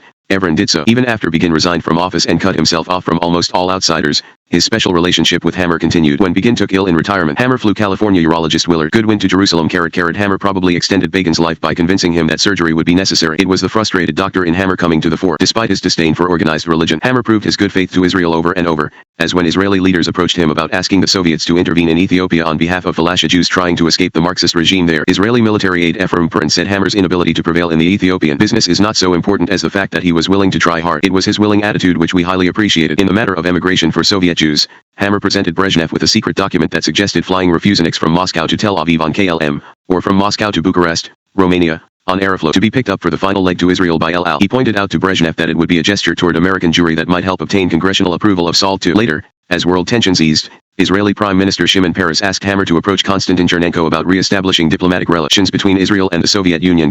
While Hammer carried on his behind-the-scenes diplomacy, he also began to contribute to Israeli philanthropic causes, especially as Occidental's dependence on Middle East oil waned. But even his philanthropy stirred controversy. Hammer's name had been anathema to Jews for so long that a decision by the Jewish Federation Council of Greater Los Angeles granting him its Maimonides Award caused unusual debate in the normally congratulatory philanthropic world. Writing in the newspaper Israel Today, journalist Yehuda Leff commented that if any Jew in America were less deserving of recognition and honor from the Jewish community, I am not aware of his existence. Leff laid responsibility for the award on Arthur Groman, Hammer's lawyer, and a power in the Los Angeles Jewish community. An explanation and apology were in order. Leff said, I do not think that either will be forthcoming. But when someone sells you like a common whore, you have at least the right to know for how much you were peddled. Responding to the criticism, the Jewish Federation convened to reconsider the award but let it stand. That opened the floodgates. Afterward, Hammer received honors from Jewish organizations virtually every month. Jewish newspapers were filled with articles and advertisements about the latest dinner in his behalf. One of the biggest galas was sponsored by Bar Ilan University in Israel, which awarded Hammer an honorary doctorate. Novelist Elie Wiesel, the 1986 Nobel Peace Prize winner, attended the $L000 couple dinner in Los Angeles, where Frank Sinatra serenaded Hammer with the song M.R. Wonderful, That Is You. The program said Hammer had been a confidant of every American president since Herbert Hoover. Happy Face, one of Hammer's most visible philanthropies in Israel was the Armand Hammer Fund for Economic Cooperation in the Middle East, conceived by Haim Ben-Shahar while he was president of Tel Aviv University. Its purpose was to foster economic cooperation between Israel and her neighbors. The fund churned out reports on topics such as water supplies, fertilizer production, and gas pipelines. One board member was Guilford Glazer, a Los Angeles real estate developer generally credited with bringing Hammer into Judaism's fold. As Occidental increasingly withdrew from Middle Eastern ventures, and as Hammer increasingly campaigned for the Nobel Peace Prize, Glazer became more vocal on his behalf. For example, after a favorable profile of Hammer in the Los Angeles Times, one Joseph Rybakov wrote to the editor and criticized Hammer's apparent failure to help with individual dissident Soviet Jews. The letter carried extra significance because of Rybakov's position as executive director of the Southern California Council for Soviet Jews. Springing to the defense, Glazer replied that Hammer gave priority to the countless requests we make of him to aid us in securing exit visas for Jews who wish to leave the Soviet Union. Dr. Hammer is highly respected in the Soviet Union, and he does not hesitate to go right to the top in matters concerning Soviet Jews. After a separate controversy spawned by a Jerusalem Post article, Glazer wrote that Hammer had visited Israel many times incognito, where he stayed at the homes of Golda Meir and Moshe Dayan, had contributed to the United Jewish Appeal, had given $600,000 to Tel Aviv University and raised another $1 million for it. This was news to most observers of Hammer. Neil Sandler, reporting from the Middle East for Business Week, picked up on the rumors of Hammer's investment in oil exploration, noting that the Israelis believe that major oil companies and oil equipment suppliers have shied away from Israeli prospecting because of pressure from Arab oil-producing countries. Negotiations between Hammer and the Israelis had been hush-hush until he mentioned them in Los Angeles. After Hammer visited Israel in mid-September to open his art collection, General Ariel Sharon, former defense minister and now industry and trade minister, took time out from his libel suit against Time magazine to fly to Los Angeles to talk with him about Israeli development projects. Longtime Hammer watchers are puzzled by the apparent switch in his allegiances. Israelis were pleased to have Hammer's name and money behind one of their first serious efforts to achieve energy independence. Hammer's investment vehicle was not Occidental Petroleum, because of the problems that could have caused for the company in Arab nations. Instead, he invested privately, acting on encouraging assessments from Occidental geologists. Hammer claimed credit for raising $12 million from friends, supplemented by $2 million from private Israeli sources and $4 million from the Israeli government. The resulting partnership used the name Isramco. It announced a $20 million oil and gas exploration program covering 3 million acres. Hammer told Los Angeles Times correspondent Dan Fisher in Jerusalem that I am determined to find oil for Israel. I think when the Lord put oil in the world, he did not mean to keep it from Israel and give it all to the Arabs. Happy face. Despite Hammer's investments, philanthropy, and diplomacy on behalf of Israel, his identification with Judaism was known to only a limited audience until a dramatic event in 1986, the release of David Goldfarb by the Soviet Union. Goldfarb, a war hero and eminent scientist, had been denied permission to emigrate for years. He was diabetic, blind, and an amputee. The Soviets put forth their reasons for the denial, but human rights activists rejected the explanations, believing it was another case of Soviet discrimination against Jews. In 1983, Joseph Rybakov had criticized Hammer for his inaction on emigration cases, including Goldfarb's. Gilford Glazer's assurances seemed hollow. If Hammer was doing so much behind the scenes, why was he uncharacteristically refusing credit? Whatever the answer, in the Goldfarb case Hammer was spurred to effective action by Alex Goldfarb, David's son, who had left Russia in 1975. In one of life's ironies, Alex became a microbiology professor at Columbia University, Hammer's alma mater, where his office building had been underwritten by a $5 million donation from Hammer and named for Armand and his father, Julius degree. Alex's mother, Cecilia, who had remained in the Soviet Union, had suggested contacting Hammer as a desperation measure. Unless somebody helped, David Goldfarb appeared quite likely to die in a Moscow hospital. Accordingly, Alex tried to reach Hammer by letter and telephone but was unable to get through, so he tried his court of last resort, the media. The Wall Street Journal published an editorial page plea to Hammer in July 1986. The strategy worked. Whether Hammer truly was moved, feared public embarrassment, or saw a chance to bolster his campaign for the Nobel Peace Prize, he acted. Alex received a call that same day. Hammer promised to help but provided no details about how he planned to proceed. The next day, Richard Jacobs, Hammer's executive assistant, told Alex that Occidental would handle all media inquiries. Alex was to say nothing except to confirm that he and Hammer had talked. For weeks Alex heard nothing else. He decided that Hammer had never intended to provide assistance and gave up on him. Hammer has said he had no chance to argue the case until a meeting in Moscow with Anatoly Dobrinin, 1 month after publication of Goldfarb's plea in the Wall Street Journal. In any case, Hammer called Alex again, saying there was reason for hope. Just be patient. Soon thereafter, Secretary of State Schultz announced the upcoming emigration of several Soviet Jews. Alex's hopes rose, only to be dashed when David Goldfarb's name was not on the list. Again, Alex gave up on Hammer. Instead, he traveled to the Reagan-Gorbachev summit in Iceland himself to plead his father's case to anybody who would listen. Vainly, it turned out he returned to New York on October 14, 1986, empty-handed. On October 16, Hammer called Alex from Oxy 1, high over Russia. Incredulous, Alex heard that David and Cecilia were on board, sipping champagne and watching the movie My Fair Lady. Next, Alex received a call from William McSweeney, the head of Hammer's Washington office, saying a limousine would pick him up to take him to Newark Airport to meet his parents. Alex was speechless with disbelief and elation. So were the Goldfarbs, riding in luxury on Oxy 1. To be on the flight himself, Hammer had cancelled an appearance in Kiev, where he was supposed to open his art collection at a local museum. That same night in Kiev, American singer John Denver was performing in a benefit arranged by Hammer for victims of the nuclear power plant disaster at Chernobyl earlier in the year. But the Goldfarb mission took precedence, for humanitarian and publicity reasons. So Hammer had called Robert Gale, a Los Angeles physician who had traveled to Moscow with him to study Chernobyl's aftermath, and told him to fly with Denver to Kiev on an Occidental backup plane. The Goldfarb mission was so secret that Hammer said nothing about the reason for the change in plans. It was only when Gale flew out of the Soviet Union several days later that he read about Goldfarb. As David Goldfarb told it later, He had started receiving improved hospital care in September 1986 because of unspecified orders from the highest levels of the Kremlin. A pleased but puzzled Goldfarb said the pieces began to fit only when he read in the Soviet press about a meeting between Hammer and Dobrynin. After the President and the Secretary of State, Armand Hammer is the best-known American in Russia, the mysterious foreigner who mingles with the top members of the Soviet hierarchy. After a lifetime's experience with proper political evaluations, I still would be at a loss if asked to give a Marxist assessment of Armand Hammer. Is he the friendliest of our adversaries or the most independent of our friends? Whichever is true, his status in Moscow is unique. In the subculture of Moscow refuseniks, Dr. Hammer's visits were watched with special attention. Each time he appeared in the news together with Soviet leaders, we wondered whether somebody's release had been negotiated behind the scenes. This time it was Goldfarb's turn. He received 2 hours notice that Hammer would be arriving at the hospital. Hammer's first words were, Dr. Goldfarb, I want to take you to New York tomorrow. When Goldfarb replied he would not leave without his wife, Hammer went to see Mrs. Goldfarb at her apartment, persuading her to leave her native land on the very next day. The publicity was immense. Alex Goldfarb had not been the only recipient of a telephone call from Oxy 1. Journalists, including the editor of the Wall Street Journal, received Madare calls as well. Quickly, Hammer was awash in praise. When David Goldfarb landed at Newark, one of the people who greeted him was his friend Nicholas Danilov, who earlier in the year had been arrested in the Soviet Union by the KGB, jailed, questioned, and finally released, but not before the case became an international cause célèbre that involved Hammer. Danilov, a Moscow correspondent for U.S. News and World Report, barely knew Hammer, although he had written articles about Occidental Soviet ventures and knew members of Hammer's Washington staff. Danilov knew David Goldfarb well. They had developed a professional relationship, then become friends. Soviet intelligence agents had approached Goldfarb about framing Danilov as a spy, with the implicit promise that cooperation could mean approval of his emigration request. Goldfarb had refused to participate in the plan. 5 days after Alex Goldfarb's open letter to Hammer appeared in the Wall Street Journal, Danilov also had written Hammer, asking him to intervene on David Goldfarb's behalf. Unbeknown to Danilov, at the same time the KGB was plotting to frame him. Without Goldfarb's help, the KGB carried out its plan using a different decoy, and arrested Danilov. Hammer did nothing but observe at first. He happened to be in Moscow when the arrest became public knowledge but failed to realize its overarching significance right away. It seemed like yet another trumped-up charge by the Soviets in retaliation for the U.S. government's arrest of an alleged Soviet spy in New York the week before. The Soviet media gave little attention to the Danilov case, so Hammer simply was not focusing on it during his previously scheduled discussions with Soviet leaders. He decided to become involved in the Danilov affair only after it was obvious the incident indeed was important, that in fact it was imperiling the Reagan-Gorbachev summit scheduled for Iceland. Since Hammer had political, diplomatic, and emotional capital invested in that summit's taking place,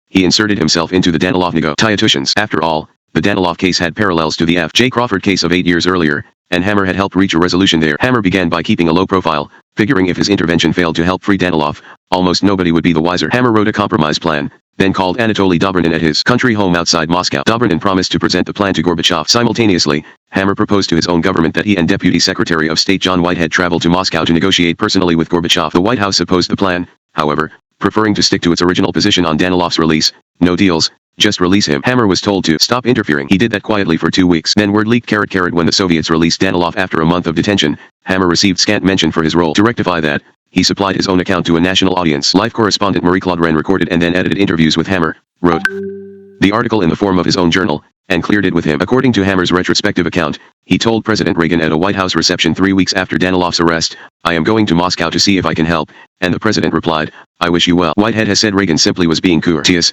although Hammer apparently interpreted the remark as permission to get involved. The next day, Hammer met with the Soviet ambassador and the Soviet representative to the UN in New York, entering through the back door of the mission to avoid being noticed by journalists. Then Hammer jetted to Moscow to see Dobrynin, who set the table in his office with cookies because he knew how much Hammer loved sweets. Happy face. After talking with Dobrynin, Hammer drafted a letter to Gorbachev in Occidental's Moscow office, staying up almost all night despite the rigorous demands of the past 2 days on his 88-year-old body. Hammer told Gorbachev that if he released Danilov, the Reagan administration probably would release Gennady Zakharov, the accused Soviet spy. Hammer also suggested that the U.S. government might delay its order to expel 25 Soviet UN employees suspected of spying. Dobrynin delivered the letter to Gorbachev, calling Hammer the next day to express the Soviet leader's appreciation. Where does Hammer get his energy? Gorbachev reportedly had inquired of Dobrynin. In his account of the Danilov affair, Hammer stopped short of claiming full credit, but his words shouted for the interpretation that he was vital to the happy ending. Danilov himself was uncertain, saying Hammer might have exaggerated his role, but he added, "I am grateful to Armand Hammer. Don't get me wrong." Hammer soon strengthened his image as the savior of Soviet prisoners and refuseniks with the release of Ida Nudel. She had been trying to leave Russia for 17 years. Politicians, movie stars, and human rights activists had worked hard for her release. During that time,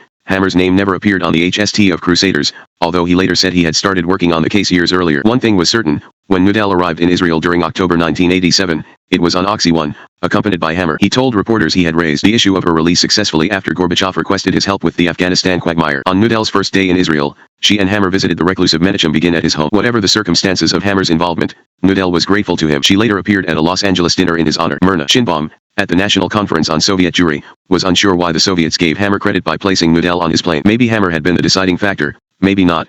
We know who brought her out, but we do not know who got her out. Hammer inserted himself into other emigration tangles that had defied resolution by others for years. One such case was that of Abe Stoller, an elderly Soviet resident with American citizenship. He had moved with his parents from Chicago to Russia in 1931. When he requested permission to leave in 1974, the Soviets refused to allow his Russian wife to go with him. Stoller called on Senator Paul Simon, an Illinois Democrat, who in turn requested Hammer's help. Hammer wrote to Soviet Ambassador Yuri Dubinin, who responded positively, although Stoller would not be released until 1989. Hammer also helped Inessa Weintraub obtain freedom from the Soviet Union for her brother Naum Kogan and his family. Representative Bill Lowry of California said Hammer served as a back channel to the Kremlin during any negotiations. Hammer gained further acclaim from world Jewry by intervening in the case of John Demjanjuk, who had been extradited by the United States to Israel to stand trial on charges of Nazi war crimes. To aid its prosecution, the Israeli government needed the World War II identification card of Demjanjuk, who had served as a Ukrainian soldier before his capture by the Nazis for whom he allegedly put Jews to death. The Soviet Union had refused to deliver the identification card to Israel because the nations did not have diplomatic relations with each other, but the Soviets agreed to lend the card to Hammer for use in the case,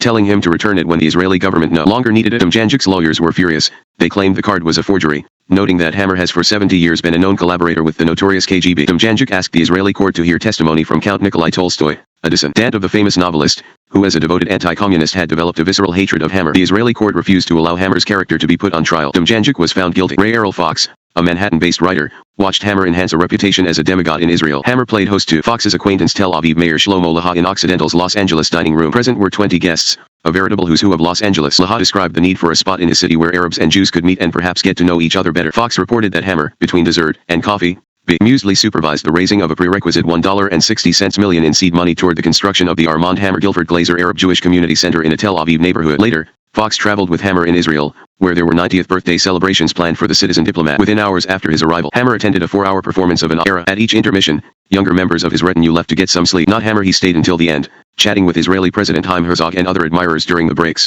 Such diplomatic coups by Hammer, as a bridge between hostile nations, were enough to make the mind reel. But the greatest goodwill gesture of all was still to run its course. Hero of the Soviet people, nothing else that Armand Hammer had attempted in the diplomatic realm was as dramatic, and as meaningful to so many people so quickly, as his role in the nuclear disaster at Chernobyl. Hammer saw it as his life coming full circle, from his medical aid to Russia as a young doctor in 1921, to another mission of mercy there 65 years later. After hearing about the disaster at Chernobyl, about 50 miles northwest of Kiev, Hammer almost certainly would have taken the initiative to try to help, but before he could act on his own, he received a call from Dr. Robert Gale, a University of California Los Angeles bone marrow transplant specialist. Gale had met Hammer by chance 8 years earlier in Russia, where he was vacationing after a Moscow medical conference. The hotel where he had planned to stay in Odessa was in turmoil when he arrived. Dozens of guests had been thrown out of their rooms because an American dignitary and his entourage had shown up unexpectedly. The dignitary turned out to be Hammer. Gale saw him in the hotel restaurant and introduced himself as a fellow Angelino and fellow physician. They became better acquainted in 1984, when Hammer asked Gale to fly with him to Israel to inspect a hospital seeking money from Hammer's foundation. Gale replied that his passport was tied up at the Chinese consulate in San Francisco,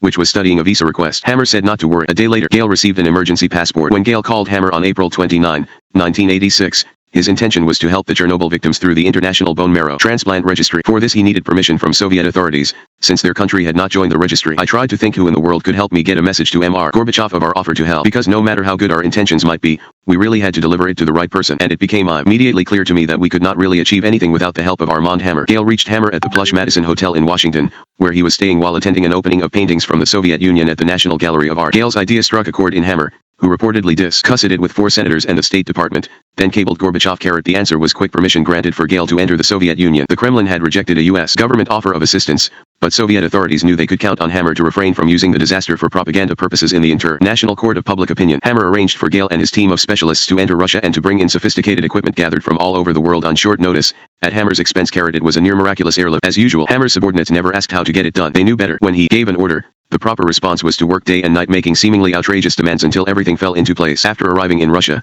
Gale was on the telephone regularly to Hammer's executive assistant Richard Jacobs. They discussed needs ranging from fresh bagels, so the doctors could eat quick, palatable lunches in the Russian hospital between surgeries, to technologically advanced equipment costing hundreds of thousands of dollars. Jacobs arranged for all of it to reach Gale. Another facilitator was Mikhail Bruck, Hammer's mysterious Moscow representative. As Gale noted, Bruck was variously identified as a KGB official, a high-ranking member of the Soviet Army, a higher-ranking member of the Communist Party, and just about anything else good or bad people could think of. Ask Bruck what his job was, and he would say he was an editor for Novosti Press. What he edited, I do not know, but he was very well connected. Whether he was paid by Occidental Petroleum or the Soviet government, I do not know and doubt I could find out. 2 weeks after Gale's arrival in Moscow, Hammer was on his way to see the rescue effort for himself. Coincidentally, he had scheduled the trip before the Chernobyl tragedy in order to open his art collection in Moscow, The timing could not have been better to reap maximum publicity. Oxy 1 left Los Angeles filled with medical supplies as journalists swarmed around Hammer at the airport. On arrival, Hammer insisted on visiting hospital number 6 right away. The Soviet authorities said no. They preferred to avoid the publicity about the disaster that such a visit would mean. They also worried about the strain on the elderly Hammer, not to mention the health hazards. The resulting negotiations between a stubborn government and an even more stubborn Hammer were almost comical. Hammer finally told Soviet officials he would camp outside the hospital until admitted inside, and he would have. Gale commented characteristically, Hammer went to the top when he failed to achieve what he wanted from mid-level bureaucrats. After appealing to Anatoly Dobrinin, he received permission to enter. The tour lasted 30 minutes. Hammer, saying he was moved beyond words by the sight of the dying Chernobyl victims, decided to make a gift of the doctor's efforts and the massive imported supplies. That meant the Soviets would not have to spend their scarce Western currency. It was a goodwill gesture meant to counteract attempts by Western governments to capitalize on the accident for propaganda purposes. Hammer used his announcement as a platform from which to spread his views on the importance of world peace. If governments were unable to cope with treating several hundred victims of a reactor malfunction, how could they hope to handle the casualties from a neutron bomb? He asked. As Gale and Hammer were holding a joint news conference, a call came from the foreign ministry. Would Hammer meet later that day with Mikhail Gorbachev? Gale could come.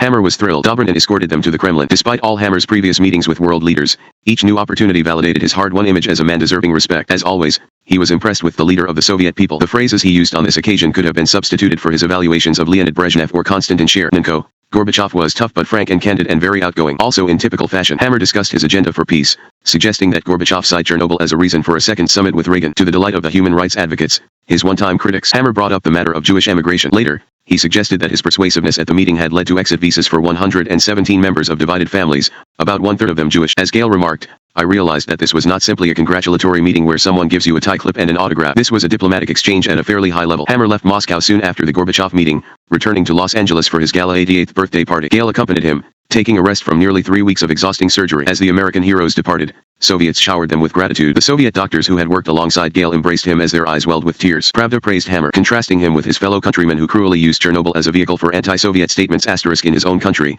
Hammer received accolades just as lavish. Charlotte Curtis of the Net Bureau Times wrote a column praising his humanitarianism. Hammer encouraged the praise by announcing he had spent $600,000 on the Chernobyl effort. A few detractors asked prickly questions, like whether that money had come from Occidental's treasury, but they were very few and Hammer ignored them. The Occidental board of directors supported such uses of company funds with the theory that Hammer represented the corporation in the minds of the public, so anything reflecting positively on him helped Occidental's image. After a hero's welcome in Los Angeles, Hammer and Gale boarded Oxy 1 for Washington, where an Occidental limousine met them at the airport and whisked them to the Madison Hotel. The next day, Gale accompanied Hammer to a meeting with Secretary of State George Shultz. After some three-way talk, Gale was ushered outside while Hammer and Shultz met privately for 30 minutes. President Ronald Reagan, on the other hand, did not receive Hammer and Gale, despite an apparent recommendation from Shultz that he do so. Hammer attributed the snub to a feud between Shultz and National Security Advisor John Poindexter. What Hammer perhaps failed to realize was that he himself was the issue, that many presidential advisors considered him a Soviet agent and a shameless self-promoter. Hammer bounced back quickly from his disappointment at the Reagan rejection. He found ways to keep his name in the headlines because of Chernobyl. Occidental issued a news release that he and Gale were winging back to the Soviet Union to implement a long-term study of Chernobyl's effects. The formal mechanism would be called the ARMAND Hammer Center for Advanced Studies in Nuclear Energy and Health. The Gale's 3 children traveled with their father, mother, and Hammer. Ella,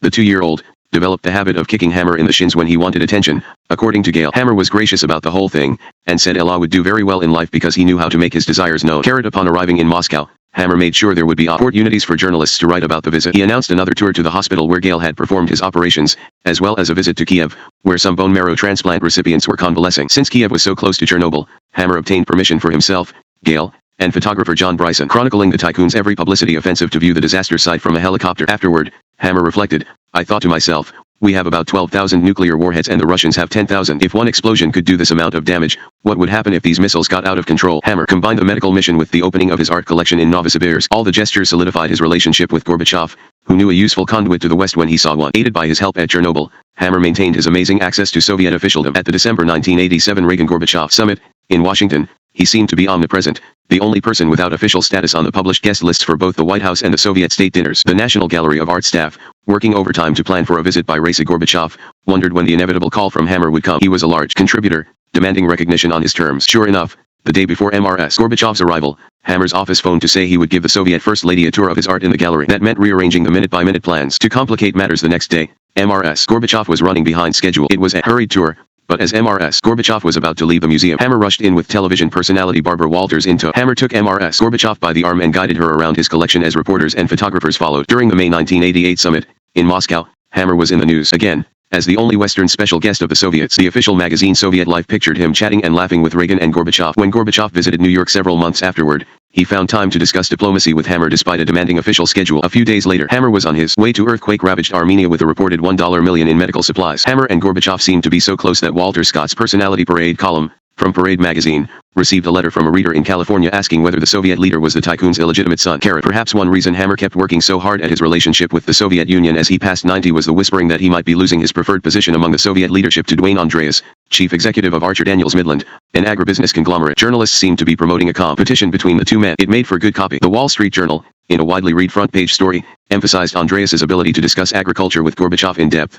Unlike Hammer, reporter Mark D'Anastasio wrote that at a December 1985 Kremlin reception for U.S. business leaders, the moment Mr. Gorbachev spied Mr. Andreas, he sped across the polished agate jasper floor, past Dr. Hammer and others, and asked the grain and oilseed magnate to sit with him at dinner. Happy face, the net virile heightened the perception of rivalry with the profile of Andreas, which noted that a recent Gorbachev biography had contained more references to Andreas than to Hammer. Andreas tried to discourage the comparisons, saying Hammer had been criticized a lot for getting involved in so many things with the Russians, but I think he does great work. I try to stick to my knitting. My role is strictly one of trade and business, and that is enough for me. John Crystal, a Des Moines banker and citizen diplomat in American-Soviet affairs, questioned the validity of the comparison. He said Hammer's main motive seems to be headlines, while Andreas's seems to be more profit-oriented. Without question, Andreas's influence was narrower. Americans of all sorts approached Hammer when they hoped for hard-to-win favors from the Soviet Union. Louisiana State University basketball coach Dale Brown wanted to recruit 7'3" Soviet star Arvydas Sabonis but knew the Kremlin would oppose losing a sports hero. A Baton Rouge friend suggested that Brown contact Hammer. Brown, flamboyant and well-connected, nonetheless hesitated about approaching so august a figure. He called Senator Russell Long and religious leaders Robert Schuyer and Norman Vincent Peale, all known to have ties to Hammer. Hammer received Brown's message, contacted him, and agreed to cable Gorbachev about the situation. Then Hammer offered Brown the use of Occidental's Moscow office when the coach made his recruiting trip. Once in Russia, Brown was amazed at doors that opened because of Armand Hammer. Everybody knows him, even the cab drivers. I'll bet he's more popular there than any U.S. president. When Los Angeles ear surgeon Howard House wanted to visit Soviet hospitals in 1987, he asked Hammer for help in arranging the trip. Hammer was glad to do it for his physician friend. The trip was going nicely until House reached Leningrad, where he suffered a heart attack. His traveling companion, worried about care for House in a foreign land, roused Hammer at 1:00 a.m. in Los Angeles. Without hesitating, Hammer made calls that resulted in an examination of House by top Soviet cardiologist Andrei Pulatov. The Soviet physician noticed House was carrying a copy of Hammer's recently published autobiography and looked at it longingly. House presented it to Pulatov as a gift. You would have thought I had given him the hospital. He was so pleased. When a vastly improved House returned to Los Angeles, he received a fresh, autographed copy of the book from Hammer. Often Hammer did not wait to be asked for help. His commitment to peace combined with his incessant need for recognition led to such trips as the one to Bonn and East Berlin during September 1987. He had been fretting that delayed destruction of U.S. controlled warheads on West German missiles might sabotage Soviet-American arms reduction talks. West German Chancellor Helmut Kohl received Hammer for a private meeting,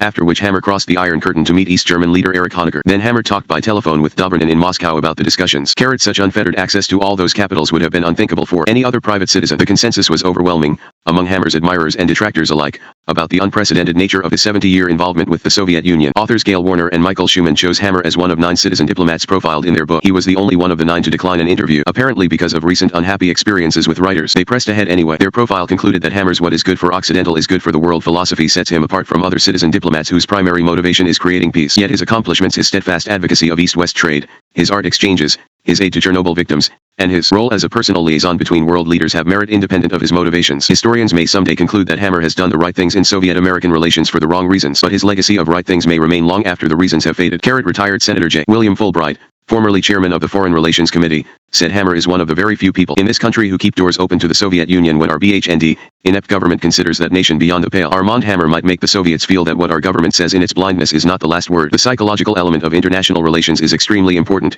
It colors everything else. Degree. Gorbachev has stated that it is always a pleasure to meet Dr. Armand Hammer. He does much to promote understanding and friendly contacts between our two countries. For Hammer's 90th birthday, Soviet television aired a 1-hour documentary about his life, the ultimate gift for somebody so image-conscious. Hammer in China. Armand Hammer had unmatchable ties to the Soviet Union. He eventually could make the same claim about his connections with the People's Republic of China, even though he did not start cultivating the leaders of the world's most populous country until he was past 80. Hammer began his rapid climb to the top of citizen diplomacy with China on February 2, 1979, as Deng Xiaoping visited Houston for a barbecue during a tour of the United States. Before Deng's visit, Occidental Petroleum's only link with China had been forged through sales there by its subsidiary International Ore and Fertilizer Company. But Hammer had grander designs. China was rich in coal. Another Occidental subsidiary, Island Creek, possessed advanced technology that the Chinese might find attractive. Albert Gore, whom Hammer had hired to run the coal subsidiary after his departure from the Senate, helped plan a major incursion into the Chinese market. The time was right. The United States and China had just upgraded their diplomatic relations.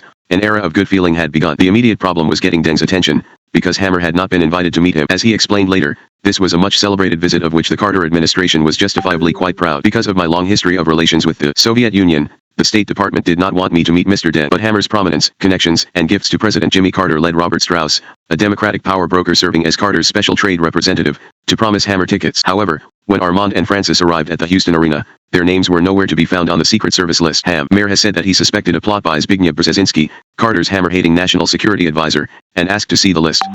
Scanning it, he noticed the name Robert McGee. A person by that name was an executive in Hammer's Washington office, the son of a senator. Hammer has said he told the list's custodian that McGee had arranged for the tickets. His name must have been included by mistake in place of Hammer's. The Secret Service let Armand and Francis through. According to Hammer, they proceeded to their table, where they introduced themselves to a couple already there, MR and MRS. Robert McGee, no relation to the Occidental executive. Undaunted by his own account, Hammer excused himself from the table to enter the receiving line for Deng. He related what happened next. When I was introduced to him, Deng, he said, I know about you. You were a friend of Lenin. We want you to come to China to help us the way you have helped Russia. I replied, I will be glad to come if you let me land in my own plane. He said, it can be arranged. Robert Strauss has said it happened differently from Hammer's oft-repeated version. Hammer's name was omitted from the Secret Service list through a simple snafu. Strauss said he took care of the misunderstanding on the spot, then escorted Hammer to sit with Deng. Dr. Hammer clearly captivated Deng. Strauss said, I turned to somebody and said in a few minutes they'll be friends. Strauss said he has scolded Hammer for telling the embellished tale, but Hammer keeps relating it his own way. Within weeks, Hammer received unprecedented permission to arrive in China. His private jet. With him were Occidental energy and agriculture experts ready to negotiate deals. The most ambitious involved a coal mine. Hammer knew the China Coal Society had sent a 19-person delegation to America. Its hope was to double Chinese coal production within a decade. In exchange, James Schlesinger, Carter's energy secretary, had visited China and had heard of the government's interest in working with American coal companies. It was no secret that the Chinese wanted to develop a mine in the coal-rich Pingshuo region of Shaanxi province, approximately 300 miles west of Beijing.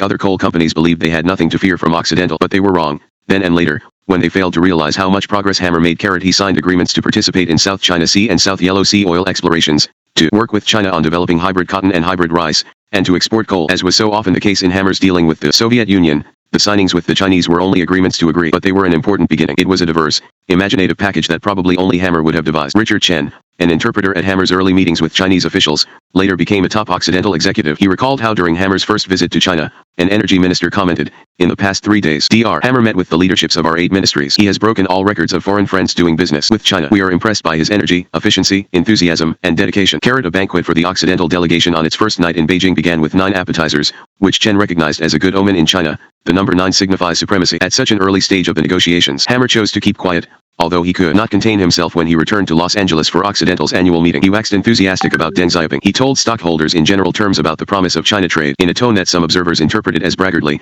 he said he had engineered the sale of 50,000 tons of Russian urea to China, the Soviet Union's arch-rival. Hammer's next sleight of hand came 2 weeks after the annual meeting, when Chinese Vice Premier Kang Xian visited the United States. Waiting for Kang was a detailed schedule of his trip, covering 14 cities. Kang and his delegation would be guests at numerous receptions paid for by U.S. Steel, Amoco, Exxon, Pennzoil, Texaco, Amex, and Arco. Occidental had not been included, and Hammer was angry about it. The schedule, which had been carefully arranged over several months, showed the evening of June 3 to be one of the few unplanned segments of the trip. On that day, Kang's delegation would fly from New Orleans to Houston after touring an offshore oil platform, proceeding to the Whitehall Hotel for an informal, unsponsored dinner. So federal officials and those of the National Council for United States-China Trade accompanying Kang were surprised, on arriving in Houston, to receive an engraved invitation. It read, Dr. Armand Hammer requests the pleasure of your company at a reception and dinner in honor of His Excellency Kang Xian. The 3rd of June at half after 6 o'clock, the concourse rooms, Whitehall Hotel. At the elaborate meal, Hammer gave an interminable speech from the head table, stressing his decades of accomplishments and how much he could do for the Chinese. But what members of the audience recalled years later was their wonderment at how he had worked the dinner into the schedule. To this day they remain unsure, but they have an idea. Richard Chen, listed as the State Department's interpreter for Kang's delegation, quietly arranged the dinner at Hammer's behest. Throughout the remainder of 1979 and into 1980, almost nothing appeared in print about Hammer's China dealings. If competitors had been worried at all, they relaxed. As always when dealing with Hammer, that was a mistake. He was building bridges. One clue came in mid-1980, when the China Business Review reported that China was on the verge of helping feed the world's starving hordes, with assistance from Ring Around Products, Occidental Seed Division. The company's researchers in conjunction with Chinese scientists were developing ways to mass-produce and distribute Chinese hybrid rice seeds, with a per-hectare yield reportedly 20% higher than that currently achieved by any other seed varieties. Ring Around's 17-year licensing agreement grants it exclusive rights to market Chinese hybrid rice in 5 countries: the United States, Brazil, Italy, Spain, and Portugal. Ring Around has not disclosed the potential worth of the agreement, but has compared the Chinese invention to the effect of corn hybrid technology on its output and commercial value over the last 25 years. The conclusion of a second agreement to introduce Ring Around's recently developed hybrid corn to textile-conscious China is just around the corner, as well as a third one covering seed genetics. It was all part of Hammer's mosaic for even bigger contracts, involving coal and oil. By mid-1981, Occidental was one of 24 American companies with a registered representative's office in China. Oil diplomacy seemed to be more on Hammer's mind than coal. When Hammer met Deng in Beijing, They discussed promises by the U.S. government that an Internal Revenue Service team would visit China to clear up tax questions before China opened bidding for offshore oil leases. Hammer also called on Arthur Hummel, the new American ambassador to China, whom Hammer already knew from Hummel's tour in Pakistan, where Occidental had business interests and where Hammer had practiced shuttle diplomacy after the Soviet invasion of Afghanistan. Hammer's patience paid off on the oil front. In August 1983, Occidental announced that China had awarded the company 2 contract areas in the South China Sea, each area covering approximately 312,000 acres. Our contract was the first awarded to a United States company under China's competitive bidding procedure. It soon turned out that Occidental was in the running for the Pingshuo coal mine, too. Hammer viewed the project as the equivalent of his fertilizer deal with the Soviet Union. Nearing 90, he figured he did not have forever to make a big impact in China. If he could become the #1 trading partner and the coal mine would be the biggest Sino-American joint venture ever, perhaps he could influence Sino-American diplomacy as well. So, in March 1982, he surprised the coal industry and diplomats by winning permission to conduct a feasibility study on developing the world's largest open-pit mine. The Chinese government agreed to build railroads and highways to transport the coal. That commitment was important because the lack of an infrastructure had scared away larger American coal firms. The government also promised to construct a city to house 17,000 mine workers and their families. Occidental said it would contribute $250 million initially, with profits to be split 50-50 until the company recovered its investment, after which China would receive 60% of any profits. All of a sudden, Occidental Petroleum had the advantage, but Hammer had no intention of relaxing. To cement his special standing, he shipped his art collection to Beijing. The Armand Hammer Foundation and Occidental shared the costs. Hammer meanwhile began to build other cultural bridges. He and Hollywood producer Jerry Weintraub announced a partnership to promote entertainment exchanges with China and the Soviet Union. Entertainment industry analysts immediately expressed doubt about the venture. The market seemed weak, and neither Hammer nor Weintraub was likely to be comfortable in a secondary role. The analysts were right about the soft market. The venture never realized a profit as far as anybody knows. They were wrong, however, about the personality clash. Hammer and Weintraub got along. In fact, Weintraub became one of the few business associates who could tell Hammer off without severing the relationship. Hammer demonstrated the same diplomatic prowess with China that he had achieved with Russia. On one occasion he sat for 90 minutes with Deng Xiaoping, afterward conveying to Washington Deng's message that China, upset about American arms sales to Taiwan, had no intention of moderating its opposition to the sales. He followed up that meeting with a letter to the Reagan White House, in which he offered to help negotiate with China on issues dividing the superpowers. When the State Department listed people who might accompany Secretary of State George Shultz to China, Hammer's name was at the top. Hammer sent Shultz a letter accompanied by 16 news clippings about his special status with the Chinese asterisk. In the meantime, Occidental executives, contractors, subcontractors, and government trade experts were wondering how Hammer would raise the money to develop the proposed coal mine. Hammer had the answers. Although he was a government unto himself, he never hesitated to enlist the U.S. government when he thought he could benefit. So Occidental applied to the U.S. Export-Import Bank for financing help. The bank eventually approved a $28 million credit that would support $43 million of exports. The interest rate was a favorable 7.4%. A decade earlier, a credit to assist Occidental's Soviet fertilizer deal had unleashed a firestorm of criticism. The China credit passed nearly unnoticed despite Hammer's well-thought-out plan. There were delays. By summer 1983, press reports started sounding skeptical, even in the face of Hammer's reassurances. Perhaps the most pessimistic was the most widely read, appearing as it did in the Wall Street Journal. Dateline Beijing and written by Amanda Bennett, it said, 4 years of negotiations brought Occidental Petroleum Corporation and China close to building a major open-pit coal mine in this country, but plummeting coal prices have sent them back to the drawing board. Hammer was quoted as saying that all costs have to be reduced if the venture was to succeed. So, Bennett reported, in the past several days dozens of bankers,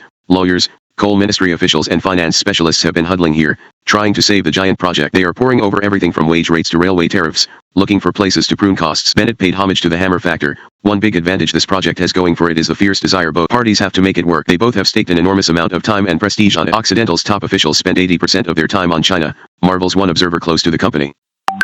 Hammer fancies himself a pioneer and an entrepreneur, having successfully completed many business deals in the Soviet Union and other communist countries. The China venture could be the last hurrah for the octogenarian industrialist. China, for its part, needs a successful conclusion to the project to persuade those waiting in the wings. Since Hammer is such a China booster, the reasoning goes, if China can not successfully conclude a deal with him, there is not much hope for others. The reports continued into 1984 that the project was in trouble. Hammer was having none of it. In March 1984, he reassured Deng that Occidental had no intention of pulling out. Hammer's contacts with Deng impressed everybody involved. The relationship helped Occidental's negotiators overcome obstacles in the Chinese bureaucracy. In a speech at the National Press Club, in Washington, Hammer said, "We are very, very close to closing our deal with China." On April 5, 1984, Occidental executive John Dorgan and Chinese officials signed an agreement that included Bank of China loan guarantees, which caused skeptics to rethink their concern about the financing. The Chinese made concessions over pay scales for miners and purchases of excess coal if Occidental failed to sell it all in export markets. Peter Kiewit's Sons, a construction company based in Omaha, joined Occidental as a 50-50 partner. Bankers took heart at Kiewit's participation and inquired about joining a consortium of lenders. But just when the financing seemed assured, the deal went sour again. Near the end of 1984, Peter Kiewit's Sons withdrew as Occidental's partner. Its reasons were vague. Ken Stinson, Kiewit's manager of business development, said, We just could not get arrangements to our satisfaction with the Chinese coal ministry. Occidental's financing was on a parallel track. The financing and the coal ministry negotiations were dependent on each other. With the pullout of Kiewit, a 7-bank consortium thinking of helping with the financing backed off from its $120 million letter of credit and its $40 million bridge loan. At least one bank identified with the consortium pulled out. Hammer and Deng refused to let the project fail. It had come so far despite so many obstacles. The Bank of China announced it would pick up the slack, something insiders attributed to Hammer's clout at the top. China Daily, a government newspaper, praised Hammer extravagantly, saying the mention of his name in the world's most populous land is likely to trigger a train of associations in the minds of well-informed Chinese. The 1982 Armand Hammer Collection exhibition remains a fresh memory.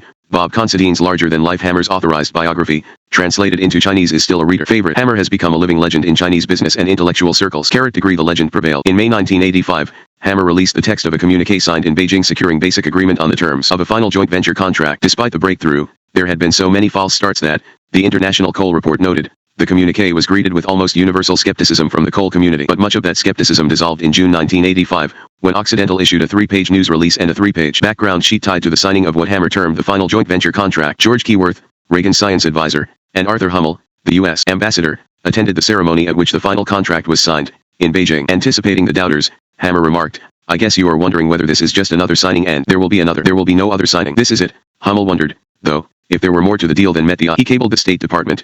Both Occidental and the Chinese are keeping this very close. Few details have been allowed to leak. Aside from a vague tidbit or two concerning financing and the relative position of the several participants, the Occidental representative has either given a no comment or referred all questions to the United States office. Wall Street analysts and Occidental stockholders expressed skepticism, too, noting how many of Hammer's communist bloc megadeals had brought attention for the doctor but seemingly little profit to the company. The United Mine Workers and congressional representatives complained about the depressing effect the mine could have on world markets for U.S. coal when Occidental began sending its Chinese output to Japan and Korea. Hammer rebutted the criticisms while he willed the mine to happen. At the end of 1986, in a full-length mink coat and beaver hat to ward off the cold, he watched as 100 tons of explosives detonated 240 feet below the ground at the mine site, in Shaanxi Province. A trial production period followed. The Chinese government, proud of the progress under difficult conditions, devoted a large chunk of China Pictorial magazine to the venture, showing off the new roads to the mining site, the new railroad to haul out the coal, high-voltage electric transmission lines strung across the countryside, a river diversion project, 3 apartment buildings of 14 stories each to house workers and their families, an office building, movie theater, department store, and airport. The big dedication party took place in September 1987. Hammer flew his entourage to the mine site in the Chinese countryside. Among those in that group was Abigail Van Buren,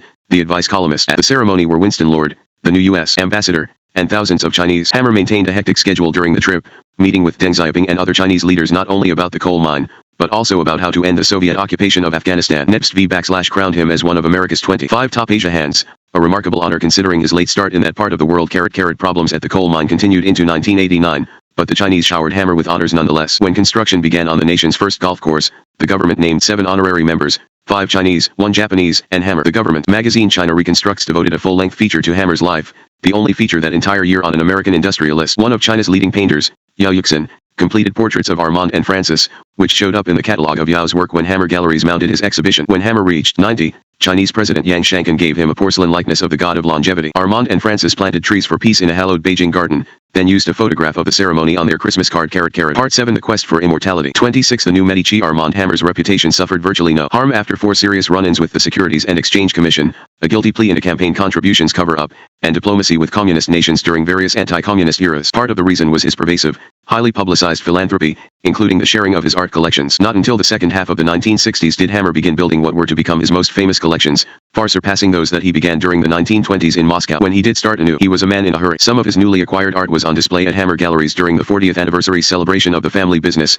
In November 1968, Victor Hammer, who did much of the purchasing, told a visiting reporter that Armand did not trust him completely with money. "I would buy up every painting. I see. There are so many millions of dollars that Armand and Harry now have to concentrate on giving it away. I am buying Renoirs, Monets, Utrillos, Russells, and Western art." Recognizing Armand's stature as a collector and gallery owner, the Los Angeles County Museum of Art invited him onto its board of trustees at about the same time that he donated a Modigliani, a Renoir, and $1 million in cash to the institution in his adopted home city. Part of the museum, known as the Special Exhibitions Gallery, became the Francis and Armand Hammer wing. His purchases of artworks for high prices at national and international auctions began to make headlines. His improved collection had a showing at the Brooks Memorial Art Gallery, in Memphis, thanks to the influence of Hammer Gallery's client and Occidental director Maury Moss. By 1970, Hammer had spent millions and felt he had accomplished what the experts thought impossible, building a quality assemblage of old master paintings despite their scarcity on the market. Hammer was ready to take the pictures to Washington to impress the policy makers. The occasion started off well, with a gala dinner in the Gem Hall of the Smithsonian Museum of Natural History, where the collection would be displayed. In attendance were ambassadors, senators, a Supreme Court justice,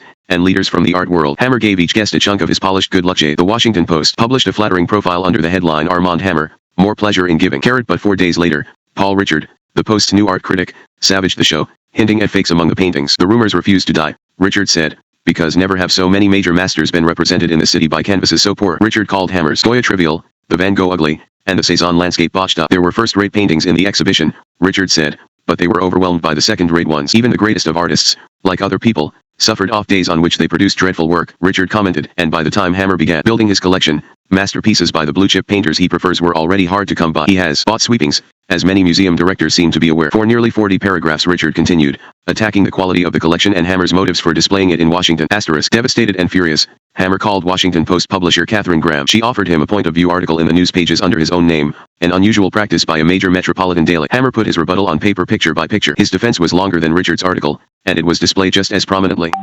He accused Richard of incompetence and misrepresentation. A knowledgeable art critic would have understood that the uniqueness of the collection lies largely in the fact that it shows the first thoughts of many of the great masters. Richard was astonished at the length and heat of Hammer's reply. I am embarrassed at my lead beginning paragraphs today, Richard said in retrospect. I was new at being a critic, but the story was based on solid research. Despite his angry rebuttal, Hammer took Richard's criticism to heart. Swallowing his pride, he approached John Walker, the recently retired director of the National Gallery of Art. They knew each other slightly from their common trustee position at the Los Angeles County Museum. Walker was reluctant to help Hammer. As he strolled through the Smithsonian exhibition, he realized that half the pictures were mediocre, a few unauthentic, but a number were of acceptable quality, with a scattering of masterpieces. He warned Hammer that he might recommend discarding up to half the paintings and in fact did so. As Walker commented later, Hammer did accept my judgments, not 100% as he is fond of saying, but about 90%. I have known very few collectors as willing to recognize mistakes. With his brilliant mind, he quickly grasped why he had erred. He had been a colossal bargain hunter. There is no better way to be an unsuccessful collector. Pride played a role in Hammer's drive to revamp his collection, but he had other reasons as well for his refusal to be discouraged. Walker observed that Hammer was not like other collectors. His delight is in the quest,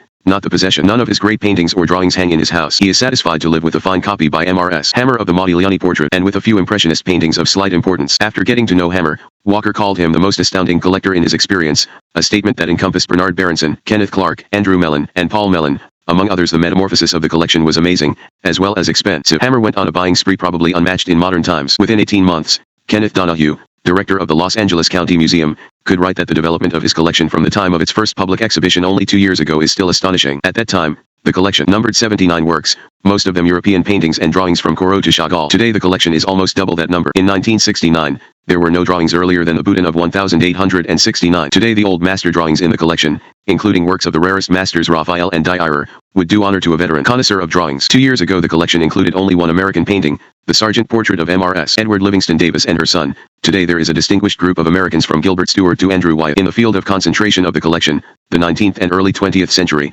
master works of Moreau, Pissarro, Monet, Degas, Renoir, Van Gogh, and Cezanne have been added. The Los Angeles County Museum showed the revamped collection at the end of 1971. To positive reviews, the show traveled to London and Dublin, then to Leningrad and Moscow. It did not stop touring until the end of 1987. Commentators looked for clues to Hammer's character in his collecting. Bernard Denvier, writing in the magazine Art and Artists, said, "Here we have an enigma. Unlike his predecessors, he collects paintings not for private pleasure but for public consumption. They are basically peripatetic pictures charged with some mission which eludes the comprehension even of those to whom they give so much pleasure. This indeed gives us a clue to one of the dominant characteristics of the collection. It has none of those quirky eccentricities of taste, none of those inexplicable lapses which so often throw an unexpected light on the personality of the owner. There is an impeccable quality about the Hammer collection which seems to transpose it from the private into the public domain. There are of course certain accents perceptible. Of the 109 paintings and drawings, some 90 are of human figures. When the lithographs of Honore Daumier first attracted Hammer's fancy, he bought 6,000 at once from George Longstreet, who had spent 50 years assembling them. Immediately, Hammer vaulted to the top of Daumier collectors. He said he wanted the public to share in the timeless quality of Daumier's work and the universal news of his vision. Daumier's comments on the social and political situation in 19th century France are as humorous and perceptive today as they were when they were created. It is his deep compassion for the human condition that has made Daumier's works the preoccupation of my collecting. When Hammer donated some of his Daumier collection to the Corcoran Gallery of Art,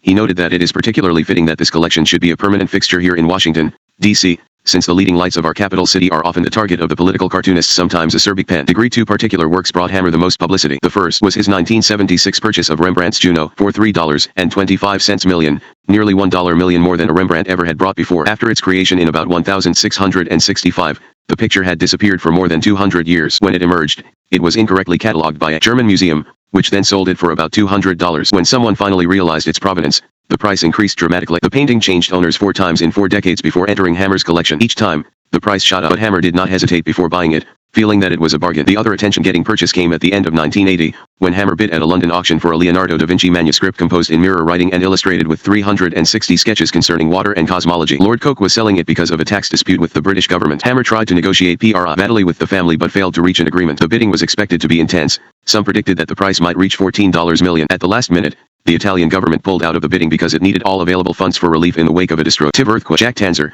one of Hammer's art gallery executives, accompanied the tycoon to the auction. He recalled how relaxed Hammer seemed. There was a long wait in a hot room. He dozed off, telling me first to wake him when the bidding started. When I did, he was as alert as could be. The opening bid was $1.40 million. 85 seconds later it was over, with Hammer the winner at $5.28 million, plus a 10% commission to the auctioneer. Part of the reason for Hammer's success was the element of surprise. He kept his interest quiet until the auction began. Apparently not even Francis knew his intentions. It was only when he bid successfully for an old master painting earlier in the auction that a knowing buzz spread among the several hundred people packed into the sales room. According to Washington Post correspondent Leonard Downey, they realized then that Hammer would be a bidder for the Da Vinci. The British government tried to persuade Hammer to keep the treasure in the country and even considered denying him an export license when he refused. Hugh Leggett, secretary of the group Heritage in Danger, protested that the government had a weak case, since it had bungled the opportunity to buy the manuscript for the entire nation. Leggett also pointed out that Hammer was a generous benefactor to England. Hammer finally compromised with the government, promising to display the manuscript in England every year during his life and for 10 years after his death to solidify his place in Da Vinci lore and attach his name in perpetuity to yet another institution. Hammer donated $1 million to the University of California at Los Angeles to establish the Armand Hammer Center for Leonardo Studies and Research. The money funded the salary of Da Vinci expert Carlo Pedretti, an annual award for the best Da Vinci studies, and a scholarly journal. Citing research that the Da Vinci manuscript never was intended to be bound, Hammer ordered the 18 double-sided sheets, with 4 pages a sheet, split into 36 pages for display purposes. He renamed it the Codex Hammer. Despite the revision, when he took the renamed manuscript to Italy for its return after a 265-year absence, he was treated like a national hero. In fact, Hammer was treated like a hero everywhere he took any part of his collection. The critics had changed their tune since the 1970 debacle at the Smithsonian. When the collection returned to Washington in 1980, this time at the Corcoran Gallery, Paul Richard wrote, "In its present incarnation, Dr. Hammer's art collection is a trove of treasures." In Smithsonian Magazine, Frank Getline compared the two exhibitions, admitting that in 1970 I myself was then art critic on the Washington Star and led the Hoots. Today, all in all, the collection is museum-worthy and may well be the last substantial private collection to be amassed in the CLAS 114 area. Museum-worthy indeed. Across the United States, museums were fighting for any or all of Hammer's holdings. The first big gifts came during 1971, when Hammer promised 60 paintings with a total value of $10 million or more to the Los Angeles County Museum. In monetary terms, Hammer's gift is the most significant the museum has ever received,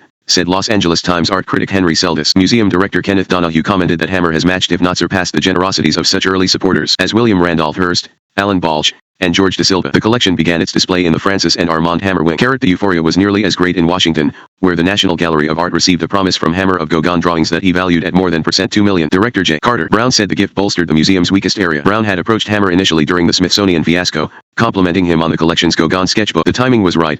Hammer needed praise just then. After reflecting on Brown's praise, Hammer impulsively sprang into action, flying from Los Angeles to the East Coast, pulling Brown from a dinner party, and taking him to his Greenwich Village carriage house to strike a bargain for the sketchbook. At Harvard University, Hammer gave so liberally to the Fogg Art Museum that his name became attached to galleries 4 through 8, but no other major American museum would rely so heavily on Hammer's generosity as the Corcoran Gallery of Art. In Washington, it was a wise choice for somebody who wanted recognition from policymakers. The National Gallery already claimed so many wealthy, prominent donors that Hammer never could have stood alone at the top there. The Corcoran, by contrast, boasted few extremely large contributors, but it still offered visibility among the power set in Washington. Hammer and the Corcoran were no strangers. He had featured the museum in the March 1943 issue of his magazine Complete Collector. Hammer's involvement as the museum's leading light began in 1979, when David Krieger, a Washington insurance mogul and art collector, invited him to join the board of directors. Hammer's first suggestion was that the museum stop charging its $1.50 admission fee. To compensate for the loss of income, free entry would mean Hammer pledged more than $1 million. The museum's old guard was dubious about ending the admission charge, since even Hammer's generous contribution apparently would fail to cover the lost income **. But Hammer was right,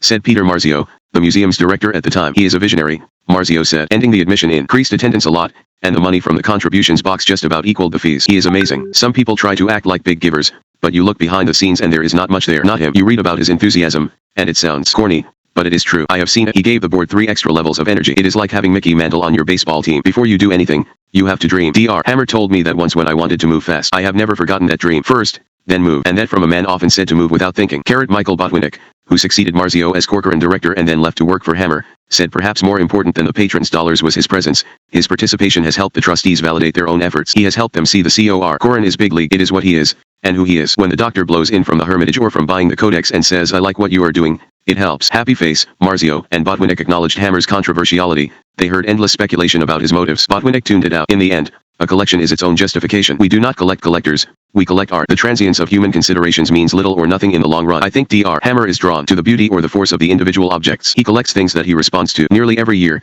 the Corcoran staged a party in Hammer's honor, which the cream of Washington society attended. He always made a splash, announcing a new gift, revealing a previously secret discussion with a Soviet ruler. To be sure, he was appreciated in the New York museum world as well as in Los Angeles and Washington. Hammer gave $1 million to renovate the Arms and Armor Gallery at the Metropolitan Museum of Art. Considering Hammer's horror of war, observers were puzzled by his decision to help display the very stuff of war. He had an answer, saying of the objects, "While we shall never praise their use, they are valuable to us in historical terms as we seek to preserve the world from the war and the battle they represent." Once again, his name went up on a structure. The museum christened the gallery the Armand Hammer Equestrian Court. When in New York, Hammer occasionally used it as a stage for lavish parties. To Hammer's lasting credit, he took his collection to the hinterlands as well as major metropolitan centers. Often his choice was dictated by a political or a business connection, but whatever the motive, residents of towns across the country saw great art free because of him. Almost everywhere the collection went, Hammer showed up to be showered with adulation. In return, he used the occasion as a forum for talking about superpower relations and often left behind a large contribution for the local museum. During 1981, the collection made a trip to the Norton Gallery of Art, in West Palm Beach. The state of Florida,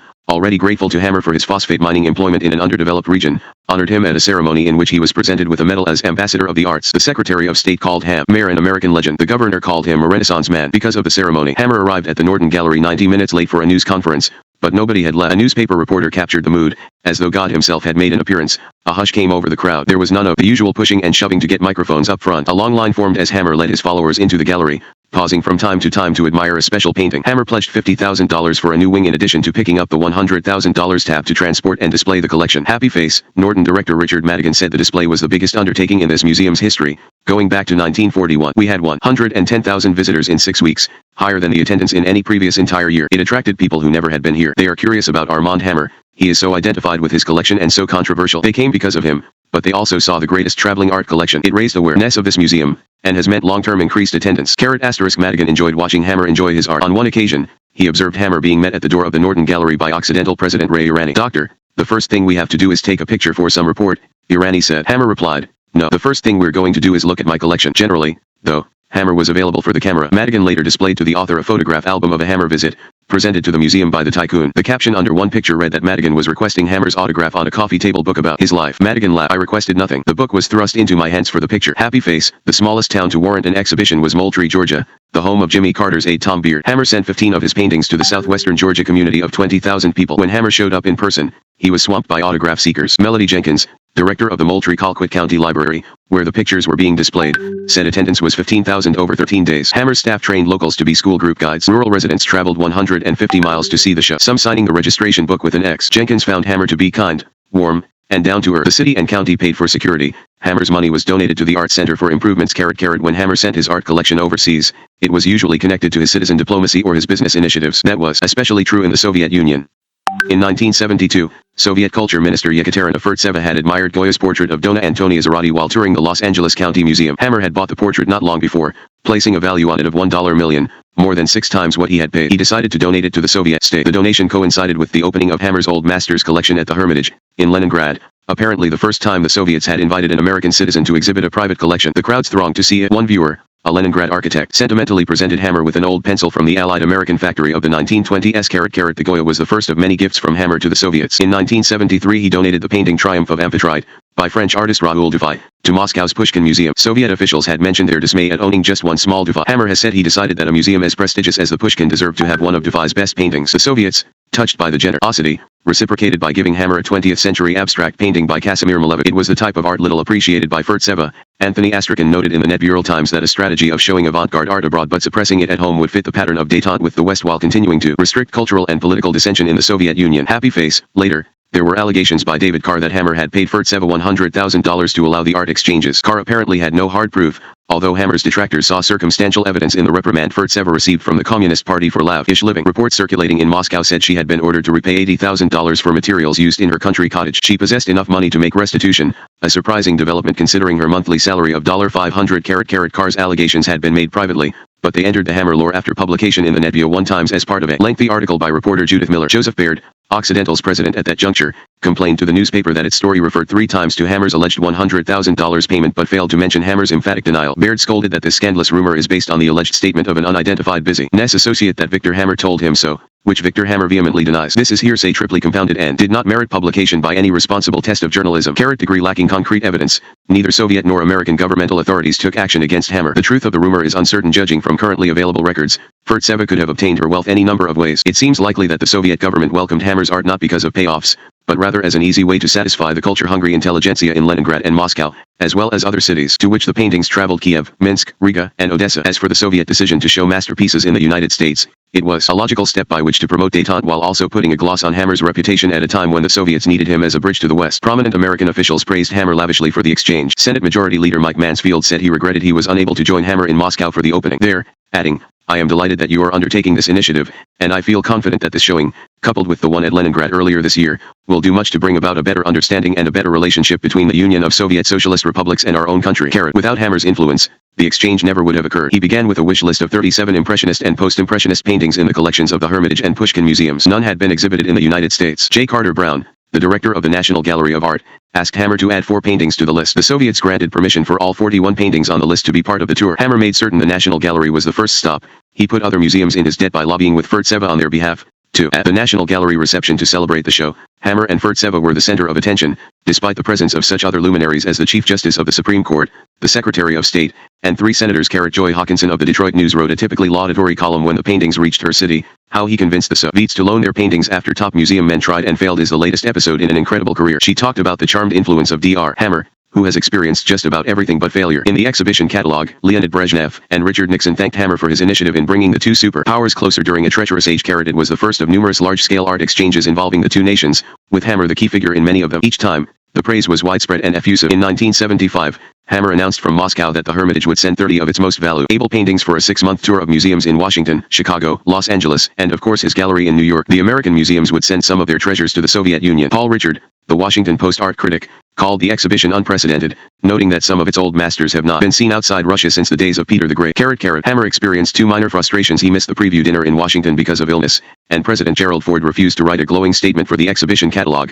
even though Nixon had written one 2 years earlier for a similar catalog. Hammer discussed the matter personally with Ford. J. Carter Brown composed a follow-up request when the National Security Council advised against a Ford letter. Despite Brezhnev's agreement to contribute an introduction, Hammer asked Senate Minority Leader Hugh Scott, a Pennsylvania Republican, to plead the case. Scott did, but the National Security Council stood firm, charging that Brezhnev's words carried political overtones and recommending that Ford avoid being drawn into a propaganda exercise. Later in the decade, Hammer persuaded Soviet authorities to send their only painting by Leonardo da Vinci, the priceless Madonna Tivitha Flotver, to the United States. As Hammer related the story of his coup, "I was talking to Mr. Brezhnev and he asked me, what can I do for you now? I asked him, let us have the Leonardo. Some of his assistants shook their heads and said nyet, but Mr. Brezhnev said I asked for the Leonardo and a small group of paintings from the period. We got a list from Carter Brown and they gave us everything we asked for except a few pieces whose condition would not allow them to be moved." Hammer was the guest of honor at the Soviet embassy in Washington, where the ambassador read a letter from Brezhnev congratulating him on the exhibition of the Da Vinci as well as his long-standing friendship with the Soviet Union, and presented him with a sculpture of himself by a Soviet artist.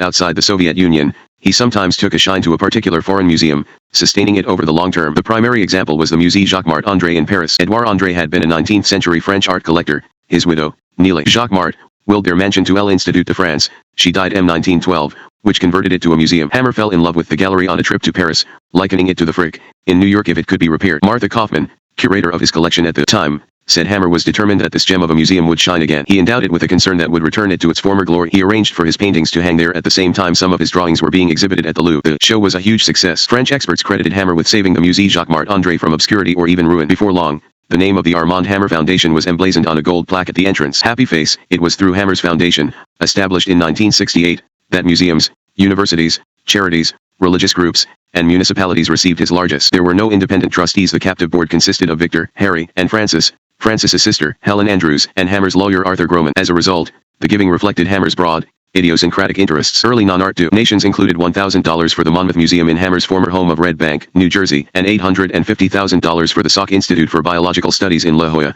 California.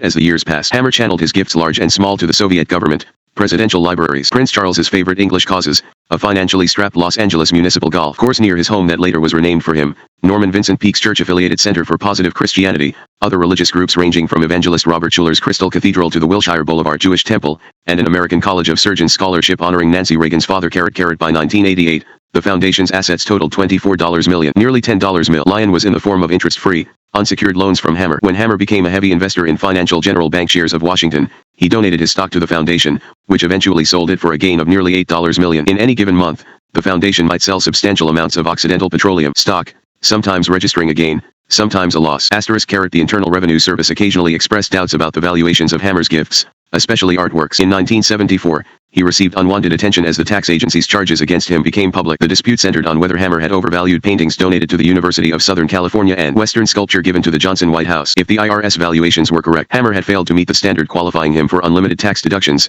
Such unlimited deductions were available only to persons who gave away at least 90% of their income in 8 of 10 previous years. The IRS wanted a substantial sum from Hammer as a result of the allegedly incorrect values on the donations, plus an even larger amount as a result of his failing to qualify for the unlimited deductions. When Newsfeed suggested Hammer might be a tax cheat, Louis Nizar sprang into action, notifying the magazine that there were wide disagreements on just 2 of many donations and that, anyway, the government was wrong. Hammer had valued a Rubens painting, Venus Wounded by a Thorn, at $75,000 when donating it to USC, but the government believed the value to be just $2,000. When Dr. Hammer protested the absurdity of this ruling, a government art expert appointed by the Internal Revenue Service, Professor Seymour Slive of Harvard University, after spending a week studying the painting, joined with the 2 greatest living authorities on paintings by Rubens in agreeing that the painting was genuine. Nizar said. As for the Frederick Remington bronze sculpture, the Bronco Buster, Nizar said the 2 sides were $45,000 apart. The amounts in dispute are relatively small compared to the $6.5 million which Dr. Hammer donated to charities during the years in question, and which the Internal Revenue Service has not disputed. If a citizen's right to test in an appropriate court the evident arbitrariness of a disallowance is to be characterized as fudging, then every disagreement with a government department would automatically subject the citizen to condemnation. In 1976,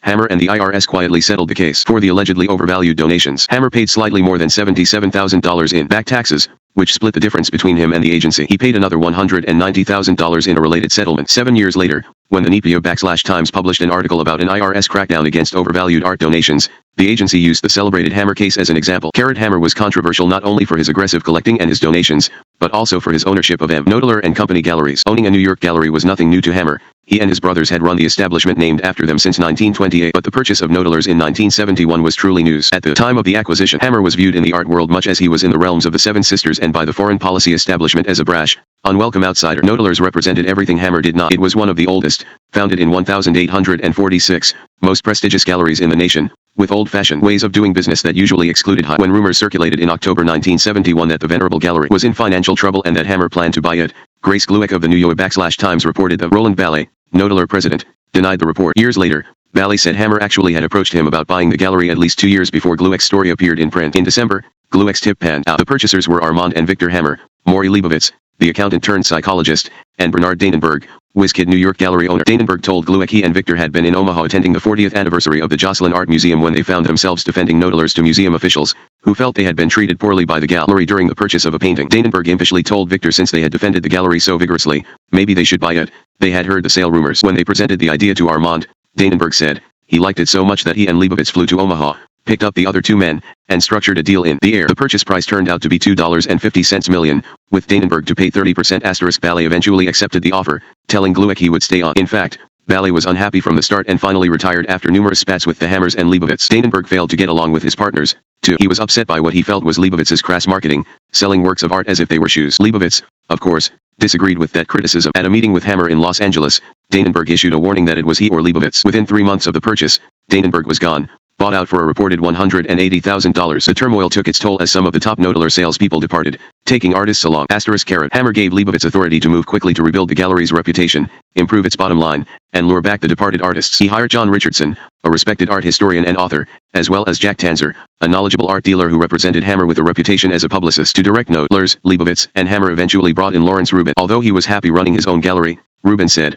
when I met Dr. Hammer, I was bowled over in many ways. The notion of working with Knoedler's intrigued me. I liked Dr. Hammer, and I felt I would lose none of my freedom by getting involved. Also, a lot of money would be available to do things that I had not been able to do on my own, such as dealing with the work of earlier 20th century painters like Ledger, Miro, Picasso. I wanted to show those artists simultaneously with American post-World War II painting. In 1973, we formed a joint venture, a 50-50 partnership, called Knoedler Contemporary Art, which went on for a few years. The older business of Knoedler and Company had not been going too well, so Dr. Hammer asked if I would take over the whole thing and give it a new direction. After dealing in American art for 15 years, I had come to feel a little stale. Knoedler's gave me the opportunity to get a much broader mix. Hammer expanded the gallery, spending more than $1 million on an adjoining building and renovation of the existing quarters. The gallery acquired significant works, such as the 88-piece collection of movie actor Edward G. Robinson for more than $5 million. The biggest step came in 1977, when Knoedler's merged with M.O. Darko, an art investment fund based in Switzerland. Modarco was managed by two banks that invested in paintings, selling them at a profit when the timing seemed right. Its worth was estimated at $20 million. Hammer,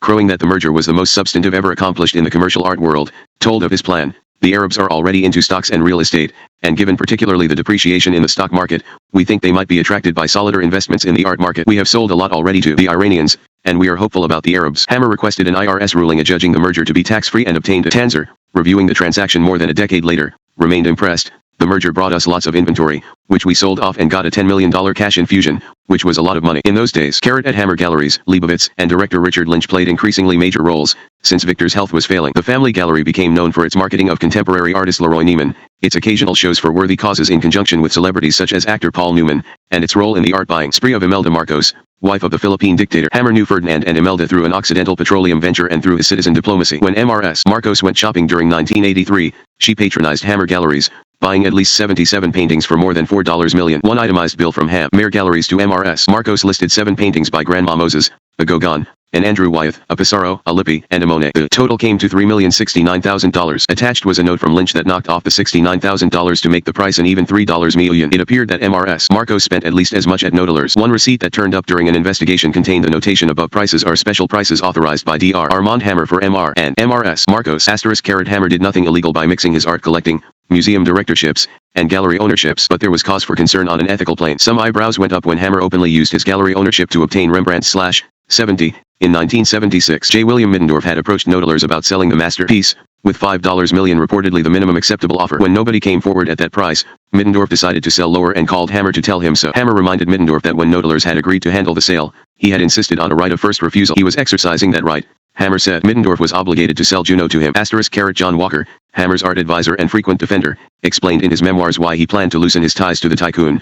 I decided he no longer needed my advice, for his collection had begun to rank with the most important in the country. Moreover, he had started to curtail his own private collecting, and had further complicated his position as an amateur by purchasing the oldest firm dealing in art in the United States, Nodeler and Company. I thought it was time for me to bow out in the friendliest manner. His ownership of the Hammer Galleries was from my point of view questionable enough, but his deeper involvement in dealing made my position as a former museum director even less tenable. Carrot Walker continued to respect Hammer, but elsewhere in the museum world, Hammer's reputation was muddied by testy negotiations and broken promises concerning the resting place for his various collections. The doubts struck first at the National Gallery of Art. Hammer's relationship with the leading museum in the nation's capital never had been contractually well defined. His promises of gifts were viewed skeptically. Hammer's relationship with the Corcoran made his loyalty suspect anyway, although nobody at the National Gallery wanted to discourage his largesse. His insistent demands kept him on the minds of the museum's administration. When Larry Van Dyne profiled National Gallery Director J. Carter Brown in the Washingtonian, he began the article with a telling scene involving Hammer. Brown was returning from an exhausting day in Detroit when he learned Hammer was waiting to meet him in a VIP lounge at National Airport. Brown would have preferred to avoid a meeting until he could prepare, but knew Hammer waited for nobody. Brown had used Hammer's services to help arrange otherwise impossible exchanges with the Soviet Union.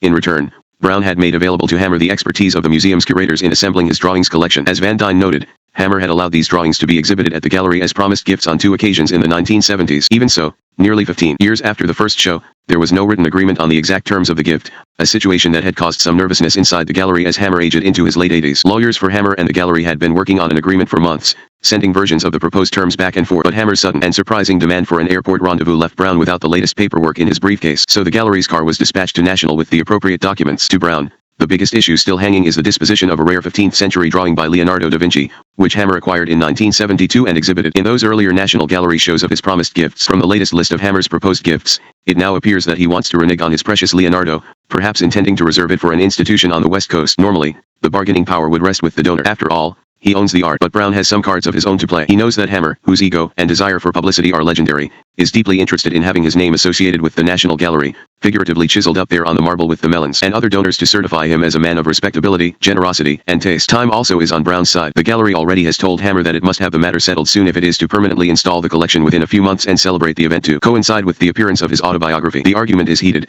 and swings back and forth between the two skillful negotiators. Negotiation, Brown understands, is a game that Hammer enjoys, and as always the old man blusters and postures to the hilt. Hammer is holding out on the Leonardo, and Brown is being just as insistent, giving the impression that he might take a walk. In that case, there would be no deal, no special installation, no opening night party, and no publicity. The whole thing would go back to the lawyers. Finally Hammer relents. The news release announcing the gift was just in time for a major exhibition of Hammer's art at the museum and for the publication of his autobiography. In the lush 134-page exhibition catalog, Brown recounted his adventures with Hammer. During an interview, he stressed the intoxicating unpredictability of working with Hammer but admitted to occasional exasperation. It was Brown's counterpart at the Los Angeles County Museum of Art, Earl Powell, who ended up more exasperated. In 1988, Hammer decided to withdraw his artworks from the major museum in his adopted hometown and to place them in his own museum, which he would build a stone's throw from Occidental's headquarters just a few miles from the county museum. In so doing, he broke a previous pledge to the museum. 8 months earlier, he had reacted angrily to a newspaper report that he wanted an entire museum with his name on it, responding, "I have repeatedly stated that on my death, the paintings in my collection will be given to the Los Angeles County Museum of Art. I have never considered establishing a private museum of my own." Hammer understandably did not refer to that letter when he announced a $30 million art museum and cultural center that would house his collections,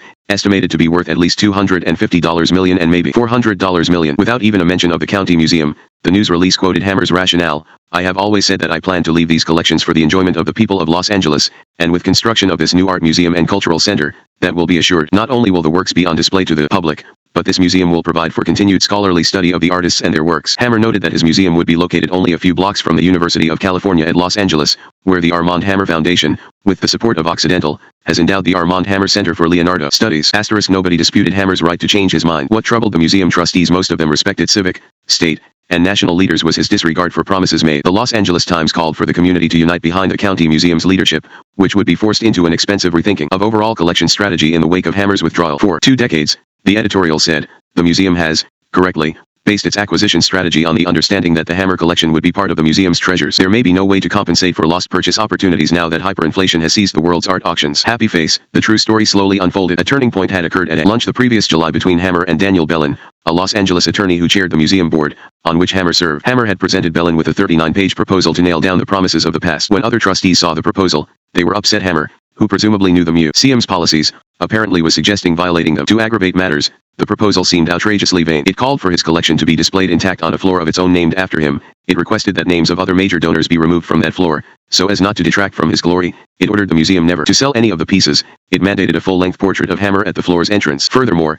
Hammer would hire and fire the curators, effectively creating a museum within a museum. Happy face. Some trustees were especially angry about the loss of the Daumier lithographs. Hammer had bid for them against the museum while he was a trustee. That seemed to be a breach of museum policy, but the board went ahead and accepted it. Now he was withdrawing his collection and keeping the Daumiers, too. The trustees decided to play hardball over the proposal, apparently believing Hammer would respect forceful business negotiators, being one himself. The trustees were wrong. As Robert Jones explained in the Los Angeles Times magazine, the trustees' response missed something. To Hammer, giving his art collection away was not business. It was everything that business was not. It was the thing that won him love in Beijing and Moultrie, Georgia. Chinese boys sold their bicycles to buy tickets, and they were grateful for the chance. Hammer might bargain over the details of his gift, just as he had bargained with the National Gallery of Art, but the bargainers could damn well be grateful for the chance. This letter was not grateful. As Hammer read it through, he was hurt and outraged. Hammer got the last word. After announcing the plans for his own museum, he showed up at the county museum with a high-ranking Soviet minister in tow. Museum director Powell accompanied them on the tour. Hammer was friendly. As it ended, according to Jones's AC account, Hammer turned to Powell and asked if the museum owned any Daumiers. Powell, wondering if this was a joke,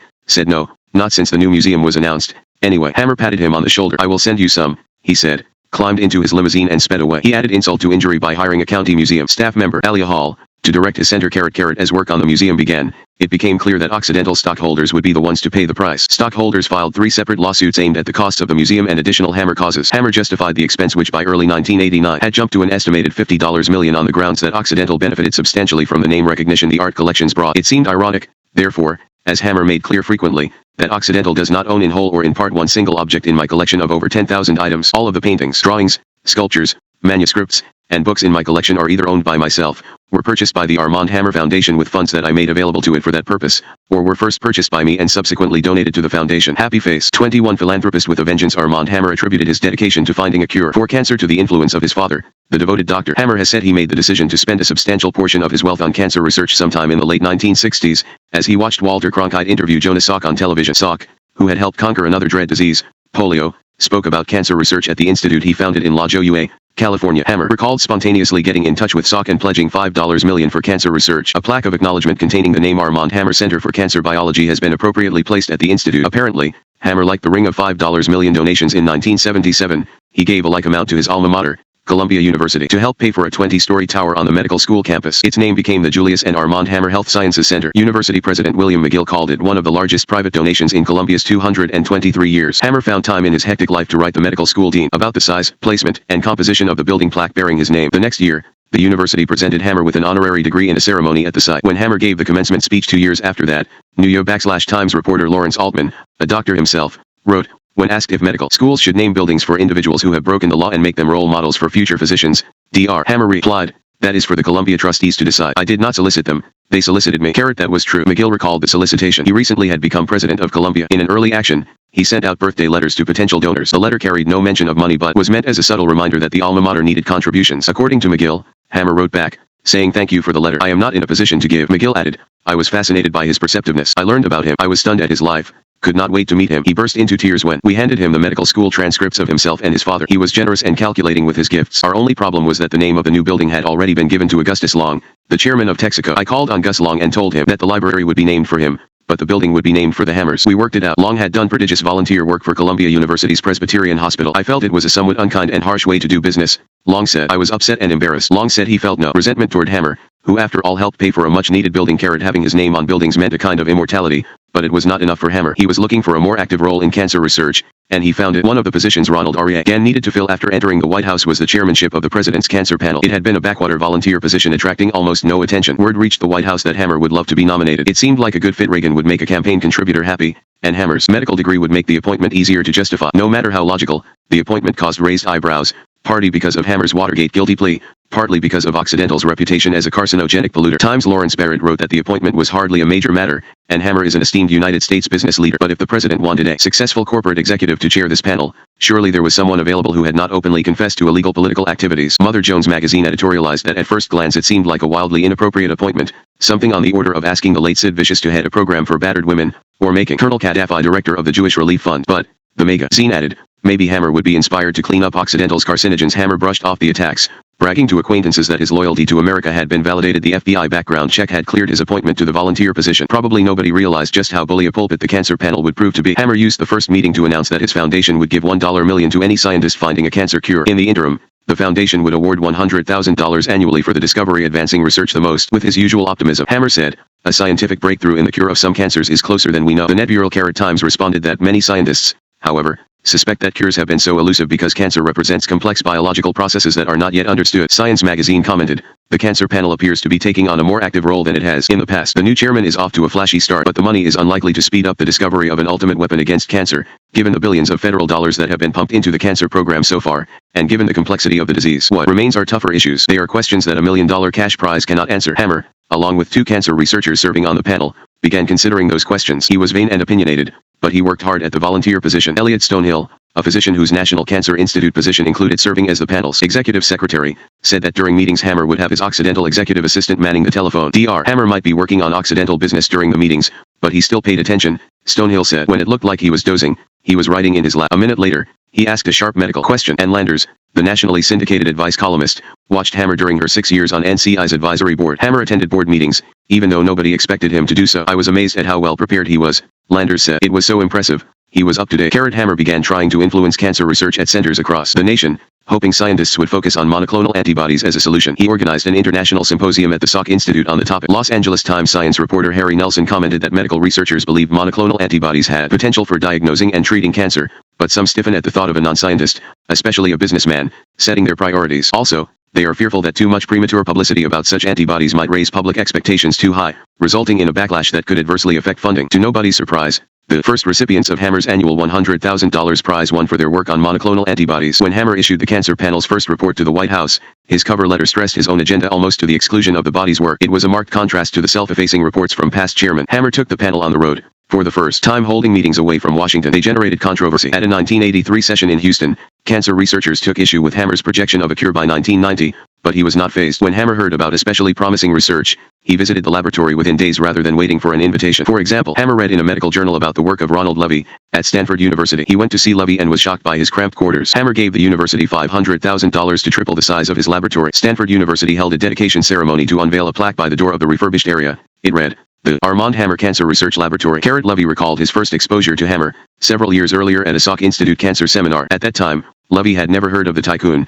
He came to lunch and talked about how great he is, passed out autographed copies of a book about him. Levy thought it was bizarre behavior for a scientific conference. It wasn't long before Levy came to know Hammer better. I won his cancer prize, and later served as a judge. It is not that well known, but it has the potential to stimulate cancer research because it's designed to recognize very recent advances. Due to their association, Hammer would call Levy in the middle of the night and say, Ron, I have been reading your article, and do not understand one of the words. Levy was amazed and pleased at Hammer's interest and comprehension. When Levy observed Hammer at a subsequent conference, the researcher was fascinated as people would come up one by one to ask for his favor in getting an audience in the Soviet Union. getting his political campaign support, or whatever. Sherry Lansing, a Hollywood movie producer deeply affected by her mother's death from cancer, helped Hammer seek out researchers deserving of money. Steven Rosenberg at the NCI became one of the favored recipients. Hammer heard Rosenberg's name during a discussion with Vincent DeVita, the head of the institute, about the researcher's work with a colon cancer patient. When I got the news, I immediately left for Bethesda, Maryland to see Dr. Rosenberg and to see for myself what he was doing in his laboratory. I then immediately asked him, "What do you need to repeat this work, to do more in this regard?" Hammer thought the answer would be millions of dollars. Rosenberg said $100,000.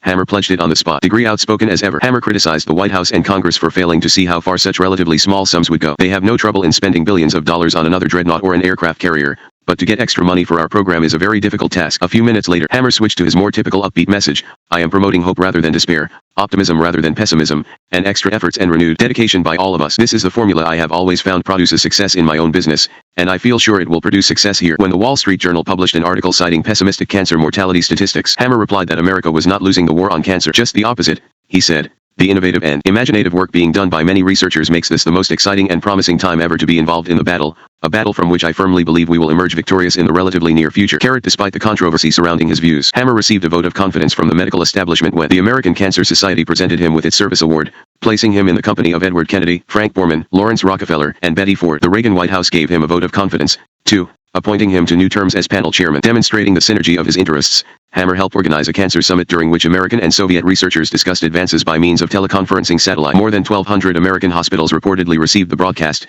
as did sites in 43 foreign cities. Steven Rosenberg, Vincent DeVita, and Robert Gale spoke. Ronald Reagan offered videotaped greetings, while Mikhail Gorbachev had a spokesman read a message. Actor Bill Cosby and Hammer provided commentary. Hammer had convinced Cosby to take a special interest in cancer research. 2 months earlier, Hammer made a guest appearance on the popular Cosby Situation comedy aired by NBC. He played a generous donor to a hospital where his fictional high school-age grandson was a cancer patient. Cosby, a doctor on the show, was lobbied by Hammer, as part of the plot, to write members of Congress for more research money. When Dr. Cosby told Hammer, "You're pushy," Hammer replied with a grin, "Thank you." The guest spot demonstrated that he liked to have fun, to try new experiences. Many chief executives would have been too stodgy to appear in a situation comedy. It was great public relations. Hammer used the visibility from the television appearance to launch a $1 billion campaign for cancer research. He addressed a star-studded lunch in New York, attending were Cosby, Netvia / Times publisher Arthur Sulzberger, prominent medical researchers, Wall Street leaders, and members of Congress. Hammer made a personal pledge of $100,000 and announced he had persuaded 9 other people to pledge an equal amount. Later in the year he raised about $2 million in one evening at a dinner concert to which tickets cost $2,500. Featured were Mstislav Rostropovich conducting the National Symphony Orchestra and violinist Isaac Stern. New York Governor Mario Cuomo said that if anybody could raise $1 billion for cancer, it was Hammer. Hammer's support of an experimental school in the wilds of New Mexico was a different sort of crusade, something that had its genesis in his desire to help Prince Charles. The tycoon's relationship with Charles surprised even the most seasoned Hammer watchers. The two met in 1977, when the London branch of Nodelers presented an exhibition of Winston Churchill's art to celebrate Queen Elizabeth II's Silver Jubilee. Charles, an amateur painter, attended. Hammer was so taken with the prince's enthusiasm for Churchill's work that he offered a picture as a gift. It was the beginning of something special. Hammer, old enough to be Charles's grandfather, talked about the joy of being close enough to observe this remarkable young man as he has grown to full manhood. More than that, I have seen him emerge completely from the chrysalis of his late youth as a man who stands ready to impress the stamp of his character upon the world. When the prince gave a controversial speech decrying the decline of entrepreneurial spirit in Britain, Hammer defended Charles against criticism by calling him a wise man with vision and a conscience. Hammer showered him with personal gifts, contributed heavily to his philanthropies, and advised him on business and world diplomacy. Charles had to do nothing in return but grace Hammer's life with his presence from time to time. Many people who viewed the relationship from close up concluded that Prince Charles could tap the doctor for his causes. Here was this little man from Los Angeles who came over and gave the prince lots of money to play with. But when they were together, there seemed to be genuine affection between them. Not long after they met, Hammer invited Charles to visit Occidental's North Sea drilling operation. In early 1978, Buckingham Palace informed Hammer that Charles would make the journey on February 24. Occidental staff worked around the clock to plan the affair. Public relations counselor John Smythe recalled that in military style, final schedules were exchanged in sealed boxes a week before the visit, and traveling instructions were mailed under confidential cover to our guests. The visit meant publicity for the special relationship between Hammer and Charles. It was hard to ignore Hammer in England because of his relationships with Prince Charles and Margaret Thatcher. His ties appeared to influence the civil servants who had to make decisions about North Sea contracts. Shortly after Charles's North Sea visit, Hammer exhibited his art collection at the Edinburgh Festival, in Scotland. Armand and Francis carried Rembrandt's Juno on their jet, unwrapping it for the inspection of reporters at the foot of the airport steps, standing proudly by and waving as cameras rolled, according to an account in the Daily Telegraph of London. At a gala meal with Charles present, Hammer announced 3 gifts of more than $50,000 each to causes held dear by the prince. Charles commented, "Doctor, that was an expensive lunch." Hammer settled his largesse on other favorite causes of Prince Charles. One was the Mary Rose Trust, dedicated to raising the British ship sunk in 1545 during a battle with the French Armada. Charles made numerous dives as part of the salvage effort. The trust lifted the remains of the ship during 1982. Another was rebuilding the Old Globe Theatre, famous because of its affiliation with William Shakespeare, on the site where it had been torn down in 1644. During a reception in Los Angeles, Hammer announced his donation of $250,000, along with like amounts from 4 of his wealthy acquaintances. Attending were Prince Philip, Cary Grant, Elizabeth Taylor, and Richard Burton, who did a reading. Additional recipients of Hammer's Charles-inspired gifts were the decaying Wells Cathedral, in Somerset, for restoration, Salisbury Cathedral, in Wiltshire, also for restoration, and such London institutions as the Royal Opera House and the Royal Academy. After Hammer won a libel case from Private Eye, an English magazine, he donated the $41,000 settlement to business in the community, a philanthropy of the princes. When Charles married Diana Spencer, Hammer gave them a creation by the California sculptor Pascal. There was a story behind the gift. Hammer had introduced Charles to Pascal at a gala for the Royal Ballet in New York. That night, the sculptor was wearing a jewel openly admired by the prince. As a result, Hammer commissioned Pascal to fashion a glass horse's head, 2½ inches high, with topaz eyes and a mane of gold chains. It could be worn as a jewel on a gold collar or could hang from a gold stand. Hammer's generosity seemed to be limitless. Princess Diana happened to mention to him that Neil Diamond was her favorite singer, so he arranged for Diamond to give a birthday concert for her in England, with proceeds going to charity. Hammer, taken with Charles's paintings and seeing a way to publicize his art galleries, asked the prince to exhibit his watercolors at Nodeller's. Charles refused, saying he was too much of an amateur. Not missing a beat, Hammer offered to bring watercolorist Bob Timberlake to Buckingham Palace to give him private lessons. Timberlake, from a tiny North Carolina town, had seen little of the world. He had begun painting professionally late. After a year of filling canvases, he carried them by train to New York, loaded them in a taxicab, and got out at Hammer Galleries because he knew somebody who once exhibited there. Timberlake arrived without an appointment, but, luckily, Victor Hammer was free. Victor liked Timberlake's work and, on the spot, agreed to exhibit it. That was the beginning of a long-term artist-patron relationship. Armand's call to Timberlake to visit England came on a Saturday. During 1979, the artist was vacationing away from home, but Occidental switchboard operators tracked him down. "I don't even know how he found me," Timberlake said. "He wanted me to meet him in London the next Tuesday. I went on a commercial flight because he was already there. I had just got to Claridge's when he phoned my room. He wanted to see the prince right away. I was tired, but he didn't even give me time to wash up." Within hours, Timberlake was touring Buckingham Palace with the prince and Hammer. He observed the truly warm relationship between the old man and the royal youth. Timberlake gave the prince some tips on watercolors, then was on his way back to North Carolina. Hammer is amazing," Timberlake said. "I'm not sure we will see this kind of man pass by us again. I thank my lucky stars he passed my way. I cannot be around him without feeling the electricity, that positive attitude." Profiling Hammer for the London Telegraph Sunday magazine, Andrew Duncan said the tycoon's admiration for the royal family is boundless, and he has given about £14 million to charities associated with Prince Charles. Yet he is not, it must be said, a parvenu royal groupie on the make. When a Los Angeles Times columnist asked Francis and Armand what royal personage they would like to be, Francis answered Queen Elizabeth, because of her wealth. Armand replied, "I would be a Grand Duke, an advisor to kings." Happy Face, Tim Halford, hired in 1975 to handle public relations for Occidental in Europe, became the pathway between Hammer and the prince. He performed his job so well that Hammer's increasingly close identification with Charles started to cause consternation in some quarters. A Chicago Tribune gossip column reported that as Hammer had approached Princess Diana at a lunch, she had muttered, "Oh no, please, no," just before he seated himself next to her. Other gossip columns claimed that Prince Philip was upset about the possibility of Charles's naming Hammer godfather to Prince Henry, his second son. At Henrysburg, Hammer sent Charles a baby stroller designed especially to be pushed by joggers. When the prince wrote a thank you, Hammer sent a copy to Phil Beekler,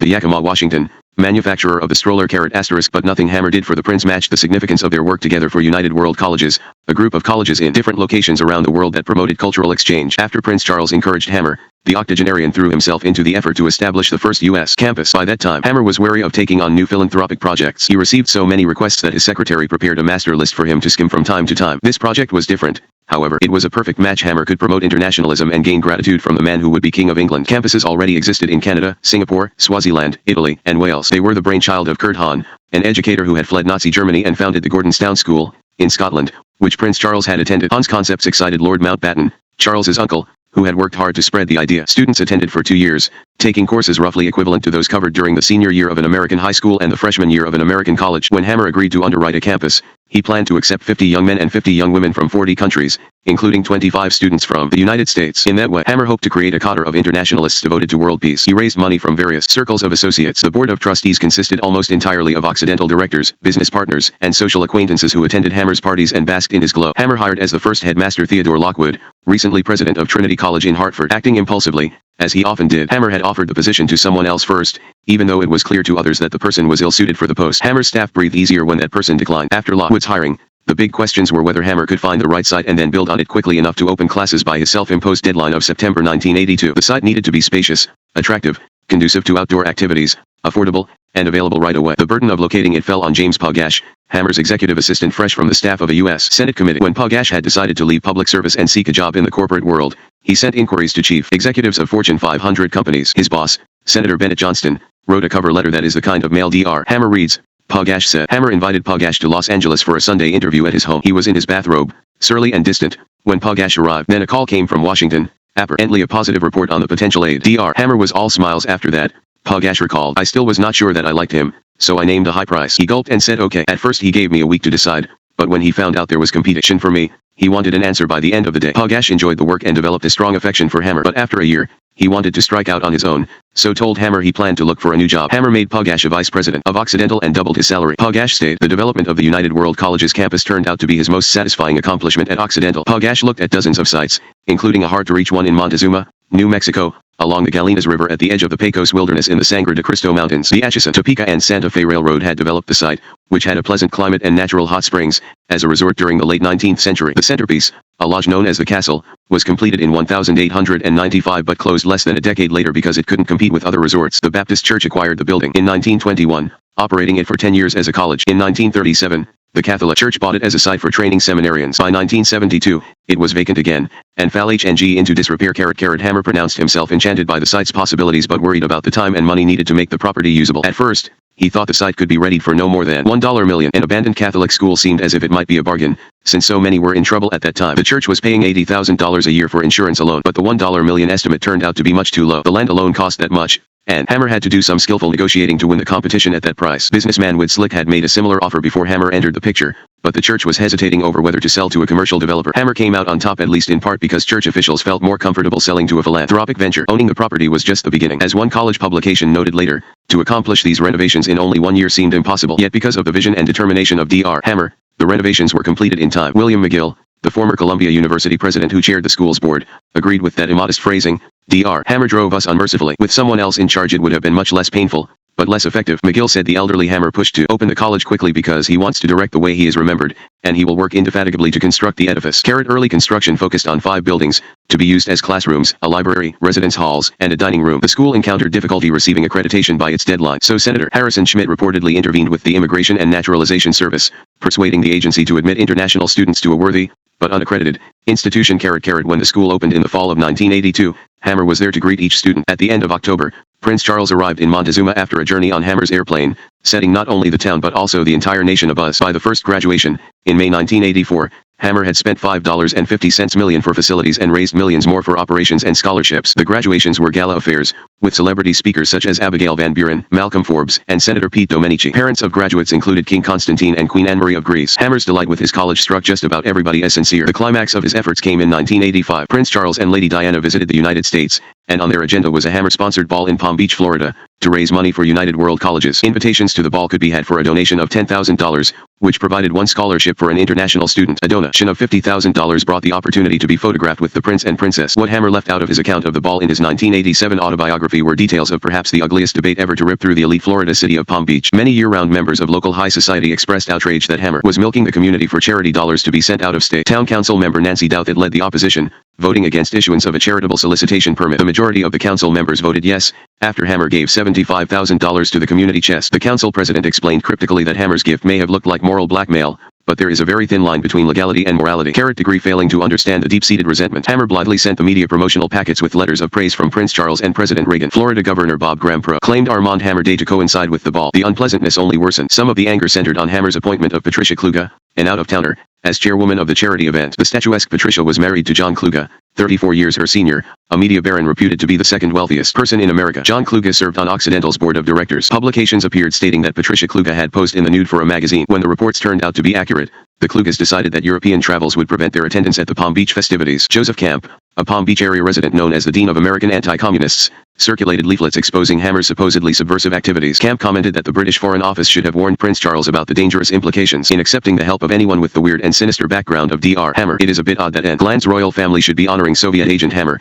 who has probably done more damage to England than all of these KGB agents put together. Happy face. In the end, the ball was a success. On one level it raised millions of dollars for United World Colleges, but that institution was almost completely overshadowed by the heaping of praise on Hammer. A tribute book produced by Hammer's staff and given to every guest contained a full-page color photograph of the tycoon, accompanied by this quotation from him: "During my lifetime, I have been a man of many dreams, and have been fortunate that so many of them have come true. But my greatest dream, for which I have been working throughout my life, is to help to secure a lasting peace in the world." A letter on Charles's Buckingham Palace stationery thanked Hammer for his support. Then came sugary letters from President Reagan, Governor Graham, Senators Lawton Chiles and Paula Hawkins, California Governor George Duke Magian, Los Angeles Mayor Tom Bradley, and many other notables. The booklet included a 12-page synopsis of Hammer's life and ended with a purportedly inspirational poem by Edgar Guest on accomplishing the impossible. The evening of self-promotion was a reminder of Hammer's penchant for writing roughshod over even important people, of his gauchiness when headlines were at stake. Mary Louise Gates, a columnist for the Los Angeles Times, captured Hammer's excitement when she accompanied him to the New Mexico campus in 1986. The last time we saw Dr. Armand Hammer, he was in the middle of an African folk dance line, winding its way conga-like through a former Jesuit seminary secluded in the New Mexico highlands. None of this should surprise anyone. Gates told of the ubiquitous industrialist and his wife that morning boarding their private jet in Los Angeles. On the flight, Hammer waxed enthusiastic about his college, spinning stories about the son of a former Greek king volunteering as a fireman with the school's brigade, about an Israeli student saving an Arab classmate who had fallen into a stream. A television film crew traveled with Hammer, Gates said, to produce a fundraiser for the college. The cameras rolled as cheering students greeted Hammer entering the castle. After lunch, the audience interrupted Hammer's speech with cheers that appeared to surprise even him. He announced that 2 students and a teacher from the Soviet Union planned to participate during the next term. After Gates returned to Los Angeles, she received from Hammer a scrapbook commemorating her visit to the campus.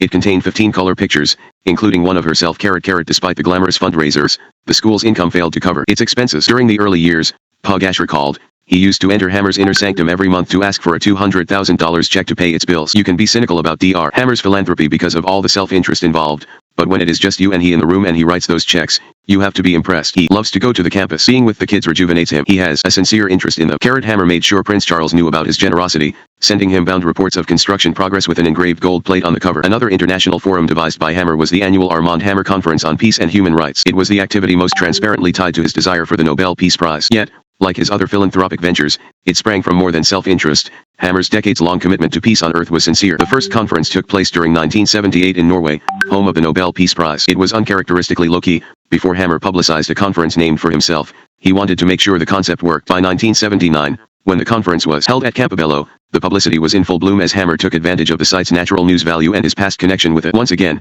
Hammer's dizzying life had become a seamless whole. President Jimmy Carter sent a warm message, and a representative from the White House, Samuel Zivs, one of the Soviet Union's 3 representatives present, noted that Hammer has done much to make United States-Soviet relations stable and positive. All his long and tireless life, Dr. Hammer has actively promoted economic and cultural cooperation between the United States and the Soviet Union. 20 other nations were represented by the 29 delegates, whose ranks included 2 Nobel Peace Prize winners. Their conclusions were mostly platitudinous, their key theme being that the right to peace should be recognized as a human right. For the most part, the purpose seemed to be the glorification of Armand Hammer. Over and over, he recalled his ties to Franklin and Eleanor Roosevelt, his proud decade of owning Campobello. The 1980 conference, in Poland, was spicier, for delegates became embroiled in debate over the Soviet invasion of Afghanistan and the Polish government's suppression of unionists and intellectuals. During the conference, Hammer met Polish leader Edward Gierek and praised him for demonstrating the independence that allowed the conference to be held behind the Iron Curtain. Polish dissidents were aghast at Hammer's remarks, criticizing him for supporting a government that refused to respect human rights. To them, Hammer was mistaken in believing that the conferences helped hold communist nations accountable on human rights. The State Department disapprovingly commented that the message emanating from Hammer's Warsaw session complements the current Soviet peace campaign in Europe. Hammer held the 1981 conference at Aix-en-Provence,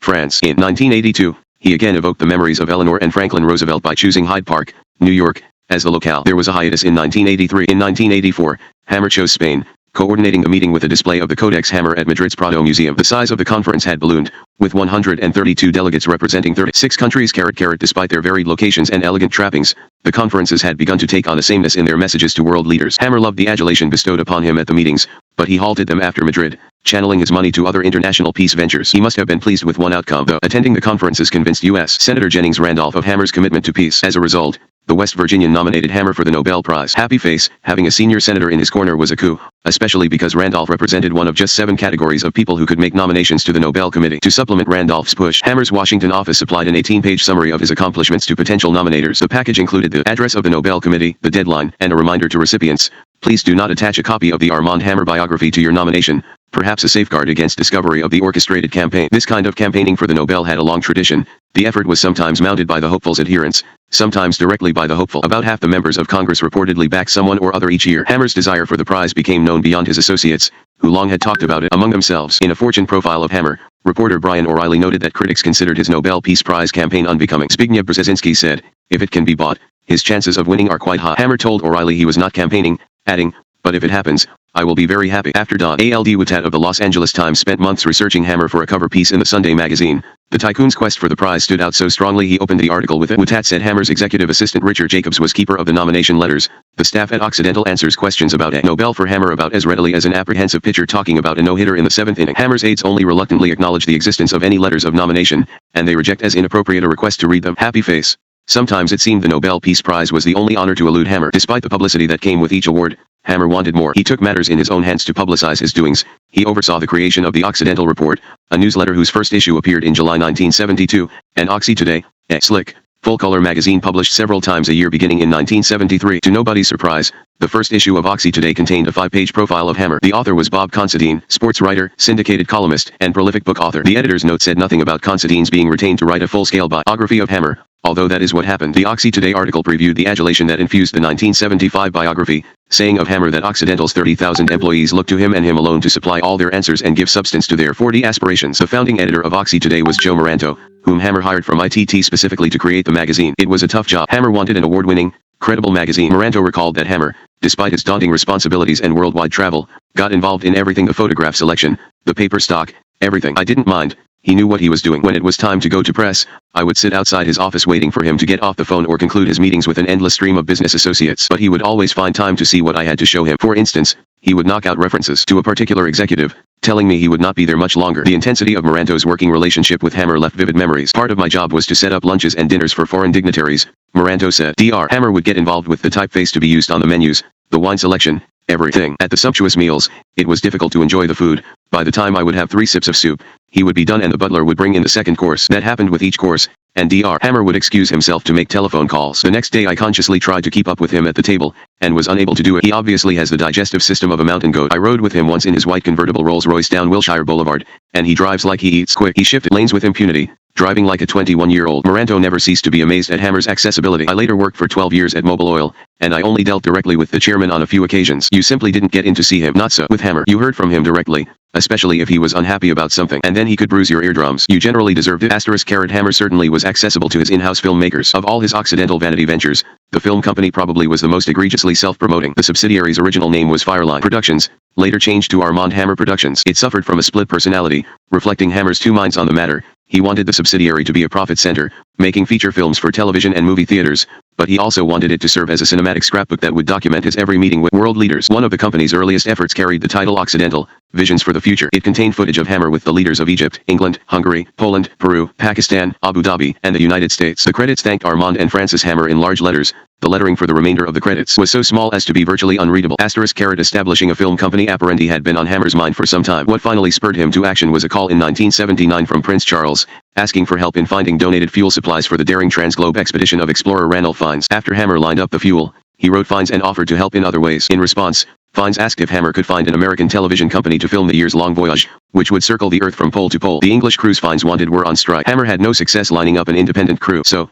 as Fiennes said, the doctor formed his own film company, and started hiring a team to join us. One filmmaker Hammer wanted was Mike Hoover, but he was on the Red Sea shooting footage for the National Geographic Society. Hammer sent a messenger to the location and had him row out every day to wherever Hoover was shooting to repeat the job offer. Finally Hoover agreed. The record of the Fiennes expedition eventually became the subsidiary's earliest feature, To the Ends of the Earth, with Richard Burton narrating. Hammer made 2 cameo appearances with Prince Charles, at different stages of the expedition. Fiennes later cut back on his exploring to become Hammer's spokesman in London. As one British journalist noted, "Tore a superfit adventurer and comic strip hero like Ranulph Fiennes to act as Dr. Hammer's clerk says a lot about the man's power." Fiennes said Hammer was perhaps the only man alive for whom I would willingly have subjected myself to office life. Another feature, Backstage at the Kirov, was an inside look at a Soviet ballet company, filmed in Russia thanks to Hammer's entree. Although it and some other Armand Hammer Productions films were of high quality, the venture reportedly lost money for Occidental. That failed to stop Hammer. During 1988, the subsidiary launched work on a miniseries for home box office that was based on the saga of a Russian family. Derek Hart, president of the film company, said the project demonstrated Hammer's continuing commitment to better Soviet-American relations. Periodically,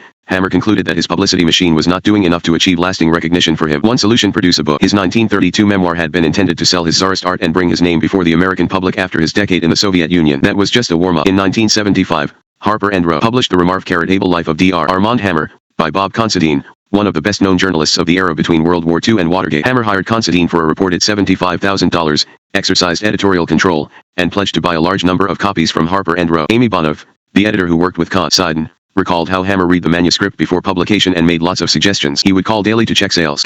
As serious biography, it was an embarrassment, characterized by careless research, one-sided arguments, glaring omissions, and a lack of documentation. In Considine's defense, the book was done near his death and to some extent beyond his control. The reception from readers and reviewers was mixed. Those who already worshipped Hammer thought it a classic.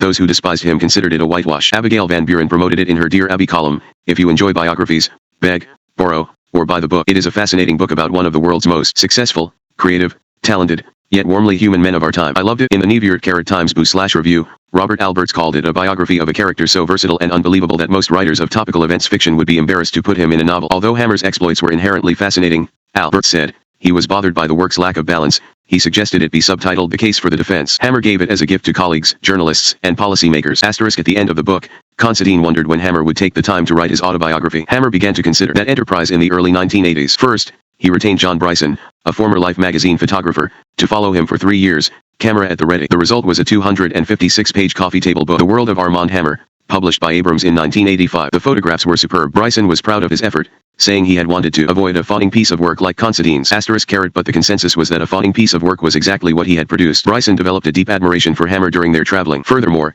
he operated under Hammer's approval and took money from him. Michael Kinsley, writing in the Washington Post and the Net Republic, savaged the book as executive porn, described Walter Cronkite's introduction as sycophantic, and noted that the vanity of this enterprise almost defies description. Apart from one obvious customer, is there a market for this preposterous book? Kinsley feared there might be. In this age of the glamorized businessman, even serious business magazines feed their readers gray flannel fantasies with salacious photographs of high-powered executives posed with suggestive self-importance against a background of corporate luxury. On the one hand, the important executive has overwhelming duties and works all the time. On the other hand, he socializes incessantly with famous people. Hammer is a sad man, measuring his self-worth by the size of his airplane, attracted to people solely because they are rich or powerful or famous, and unaware or indifferent that his so-called friends are attracted to him for the same shallow reasons. Hammer's concept of heaven, Kinsley said, would be a party attended by dictators and duchesses, magnates, and movie stars, who journeyed from all over the world specifically to drink a champagne toast on his 150th birthday. Not incredible, Kinsley said. Just pathetic. Bryson led the counter-attack on Kinsley, replying that The World of Armand Hammer was an honest recording of what had taken place before his eyes. During the controversy over the Bryson book, it became known that Hammer was working on a full-scale autobiography, also partially financed by Occidental Petroleum. Ray Irani, then the company's president, seemed perplexed about the uproar over Occidental's underwriting the books. Hammer's first priority always has been the shareholders. It is fitting, then, that the company's directors chose to make the story of Armand Hammer, which is in many ways the story of Occidental, available to the shareholders and the general public in the form of photographic and historical books. Irani noted that public relations budgets of other companies exceeded what Occidental was spending on the volumes and that any profits from book sales would replenish the treasury. Both books rewrote the histories of Hammer and Occidental, mostly by omission. Key men and women received no mention in the text, no place in the hundreds of photographs. James Pogash, by then departed as Hammer's executive assistant, was shown once. Bryson told him he had been included only because Bryson insisted, thus saving him from the status of non-person. Key clerical staff, completely loyal to Hammer despite his seemingly unreasonable demands, appeared nowhere in the photographs. For the autobiography, titled simply Hammer, the tycoon had sought an eminent collaborator. He approached Robert Kaiser, a former Moscow correspondent for the Washington Post. Surprised at the feeler, Kaiser suggested Hammer read his Russian dispatches before proceeding, since he realized some would be perceived as negative. Soon thereafter, Kaiser received a note telling him he would receive a copy of the book upon publication. Negotiations went further with Clay Blair, a prolific, respected author of books and magazine articles. Blair flew to Los Angeles, where Hammer's limousine met him at the airport. He and Hammer liked each other, and they signed a tentative agreement to produce the book. Hammer wanted to pay Blair with Occidental funds or personal funds, but Blair suggested drafting a proposal and selling it to a publisher that would give the book more credibility. Hammer, who apparently never had thought of such an approach, agreed. As Blair began his research, Hammer started calling in the very early morning hours, inviting him to travel to exotic places on short notice. But worries arose in Blair's mind as Hammer continued to be vague about access to his files. Rather than granting access, Hammer sent Blair a videocassette recorder and tapes from Armand Hammer Productions. They were nearly useless to a serious biographer. It looked more and more as if Hammer wanted a book of self-promotion, not a candid biography or autobiography. When Hammer objected to Blair's outline, the two men amicably ended the relationship. Eventually, Hammer settled on Neil Linden, a talented British journalist. Linden, on his own, had tried to in early 1989. Occidental reported that royalties from the autobiography topped $600,000. Those royalties went into the corporate treasury as reimbursement for book expenses. Occidental proxy statement, 1989. Interest English publishers in a Hammer biography in years past but found no takers. It was only when London Sunday Times needed an article to go with Bryson's photographs that Linden received a call to write a profile. Hammer liked the published result, so he approached Linden about collaborating. Linden reportedly was offered $200,000 plus royalties. He began traveling the world with Hammer, writing as he went. With the massive manuscript in draft form, Hammer hired high-powered literary brokers from the William Morris Agency to find a publisher. Putnam ended up acquiring the manuscript for a reported $1 million. When the book appeared, in May 1987, sales soared. Hammer bought copies to distribute. Stockholders at Occidental's annual meeting received coupons to buy the book at a discount.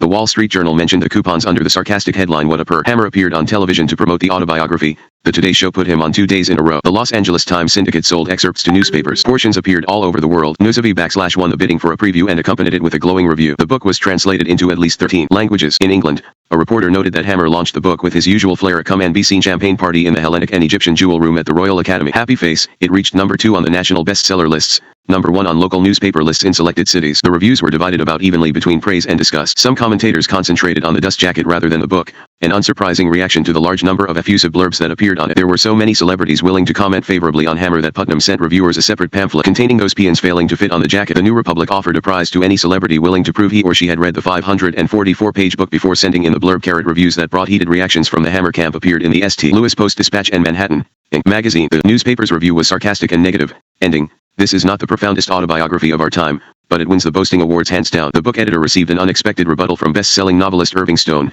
a member of Hammer's social circle. Stone slammed the newspaper's prejudiced review and called the autobiography a testimonial to a life lived on a grand scale, most of it contributing to the economic, political, and cultural well-being of our one world. Stone argued with the criticism of Hammer's vanity. Armand Hammer is a man filled with delight in himself and his 70 years of astonishing accomplishment. He has no time for humility. He would find it a waste of energy in his indomitable concept that one person can help. Happy face, the Manhattan Inc. review was longer and nastier. Joseph Nocera called the book a consumer fraud. Nocera homed in on the omissions, listing some in a lengthy paragraph. To him, Hammer seemed to be saying to the reader, "You have to trust me. I was there." But Nocera said, "You do not trust him. By the end of the book, you just cannot." The omissions, the distortions, the convenient oversights and lapses of memory, piling up as they do for page after page after page. Finally, it is just too much. Even a reader accepting the book at face value, he wrote, would find Hammer to be a fairly unpleasant character, somebody lacking any kind of moral compass. Happy face, Bruce Kaufman, a Philadelphia lawyer working on the Watergate pardon for Hammer, expressed his outrage at Nocera's review. He wrote a letter to Manhattan Inc., but the magazine refused to publish it unless Hammer signed it. Otherwise, said editor Clay Felker, it would be akin to giving public relations practitioners free space for their clients. Shut out of the letters column,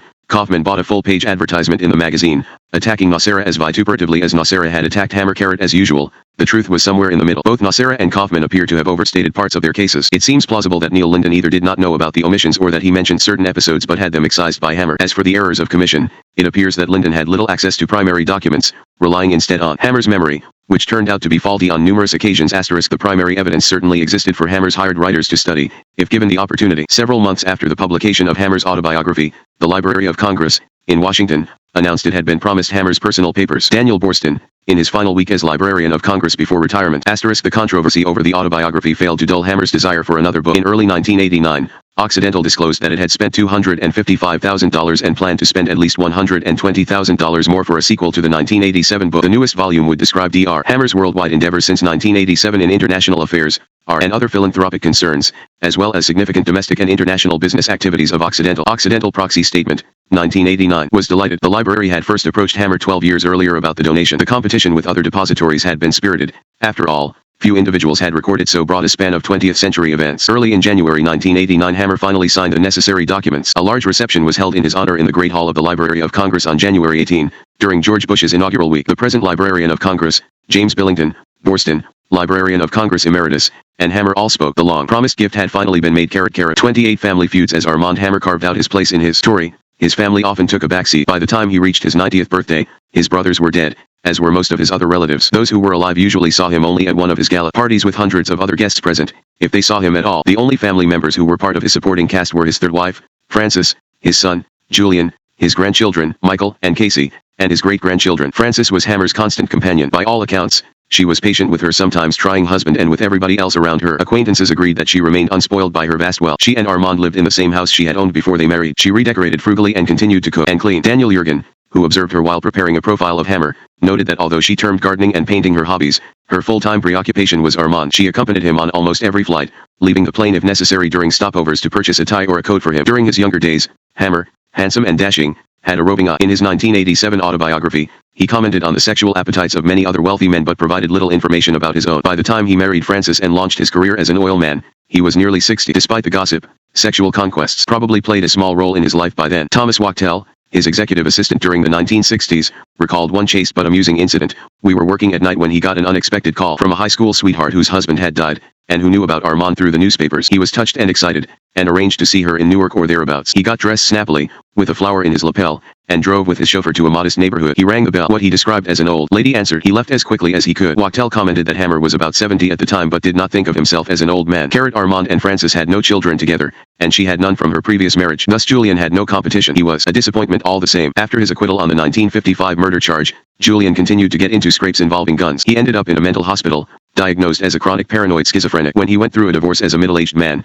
his lawyer said he had been unemployed for 5 years, living on funds loaned him by his father. Occasionally Hammer tried to enhance his son's self-esteem, as well as his image, by making him sound successful. In a 1980 magazine interview, he was quoted as saying that Julian works with me. He is an electronics engineer and a scientific writer. Julian distributed a business card that read, Consultant Audio, Graphics, Video, the Armand Hammer Foundation. Occidental and Hammer Foundation employees recalled Julian's copying television shows that mentioned his father and keeping the tapes in a storage room that held shelves of footage documenting Armand's life. They said that in later years Julian exhibited fewer symptoms of the mental illness that had led to violent episodes and hospitalization during the 1960s. Armand occasionally allowed photographers to capture him with Julian. In the glitzy commemorative booklet published by Hammer for his 90th birthday bash, sandwiched between the dozens of congratulatory letters from world leaders, was a picture showing 4 generations of Hammer men: Armand, Julian, Armand's grandson, Michael, and great-grandson Armand. But it was revealing that in Armand's hefty 1987 autobiography, there are no more mentions of Julian after the story of his acquittal for murder in 1955 is told. Michael filled a gap in Armand's life that Julian never could. Occidental staff lawyer James Patton remembered being in a meeting when the doctor took a telephone call. As he hung up,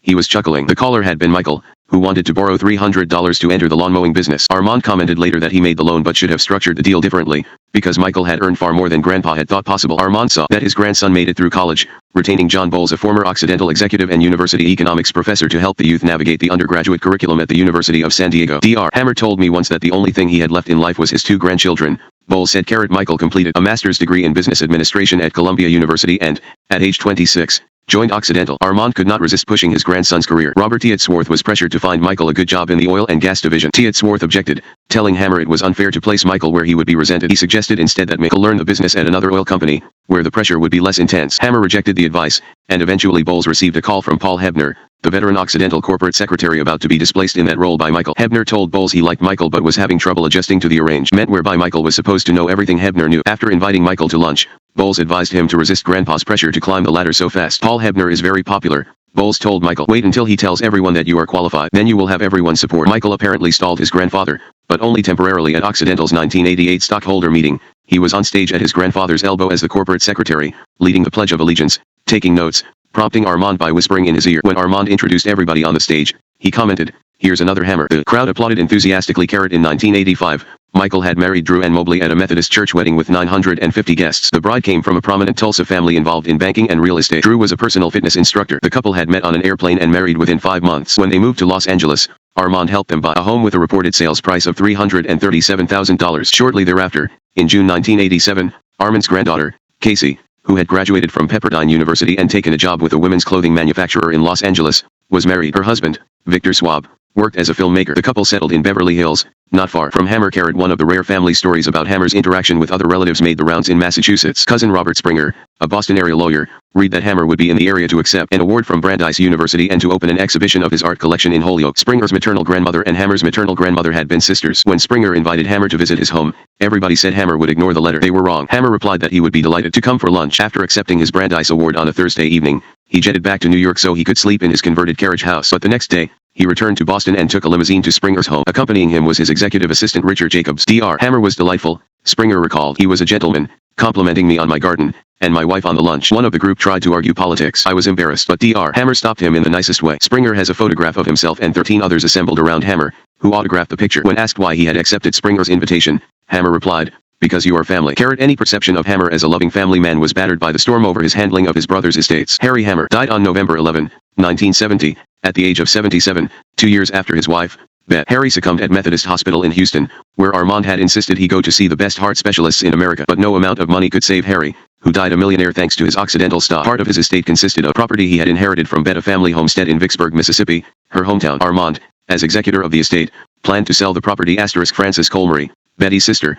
recalled Armand's offering to sell her the family property for $40,000. She was shocked and angry, especially because she possessed a letter from Bet pledging that the family home would one day belong to her. Colmery could not and would not pay Armand's price for a home she felt was rightly hers. So Armand put the house on the market and sold it to an outsider for a reported $22,000. Nearly 20 years later, Colmery said his decision is a very painful thing for me to write about or talk about, and, in fact, to think about. The bitterness over Harry's estate was little known, but the claim that Armand filed in 1985 against the estate of his brother Victor became exceedingly public. That claim was one of the most inexplicable acts of Hammer's career, something that caused even his closest associates to shake their heads. Here was a wealthy, self-proclaimed humanitarian who professed to love his brother making a claim that not only threatened to leave Victor's seriously ill widow and adopted daughter penurious, but also sullied his hard-won image. Throughout his life, Victor had been content to serve his older brother however he could. Armand sometimes treated him coldly, but there were moments of warmth. For example, after Victor wrote Armand about the Soviets changing the flowers daily in front of the Goya painting that was Armand's gift to the Soviet Union, his big brother replied that he had never dreamed he would be paired with Lenin in the minds of the Russian people. He then commented that their parents would have been proud. Armand signed the letter lots of love. Happy face, however.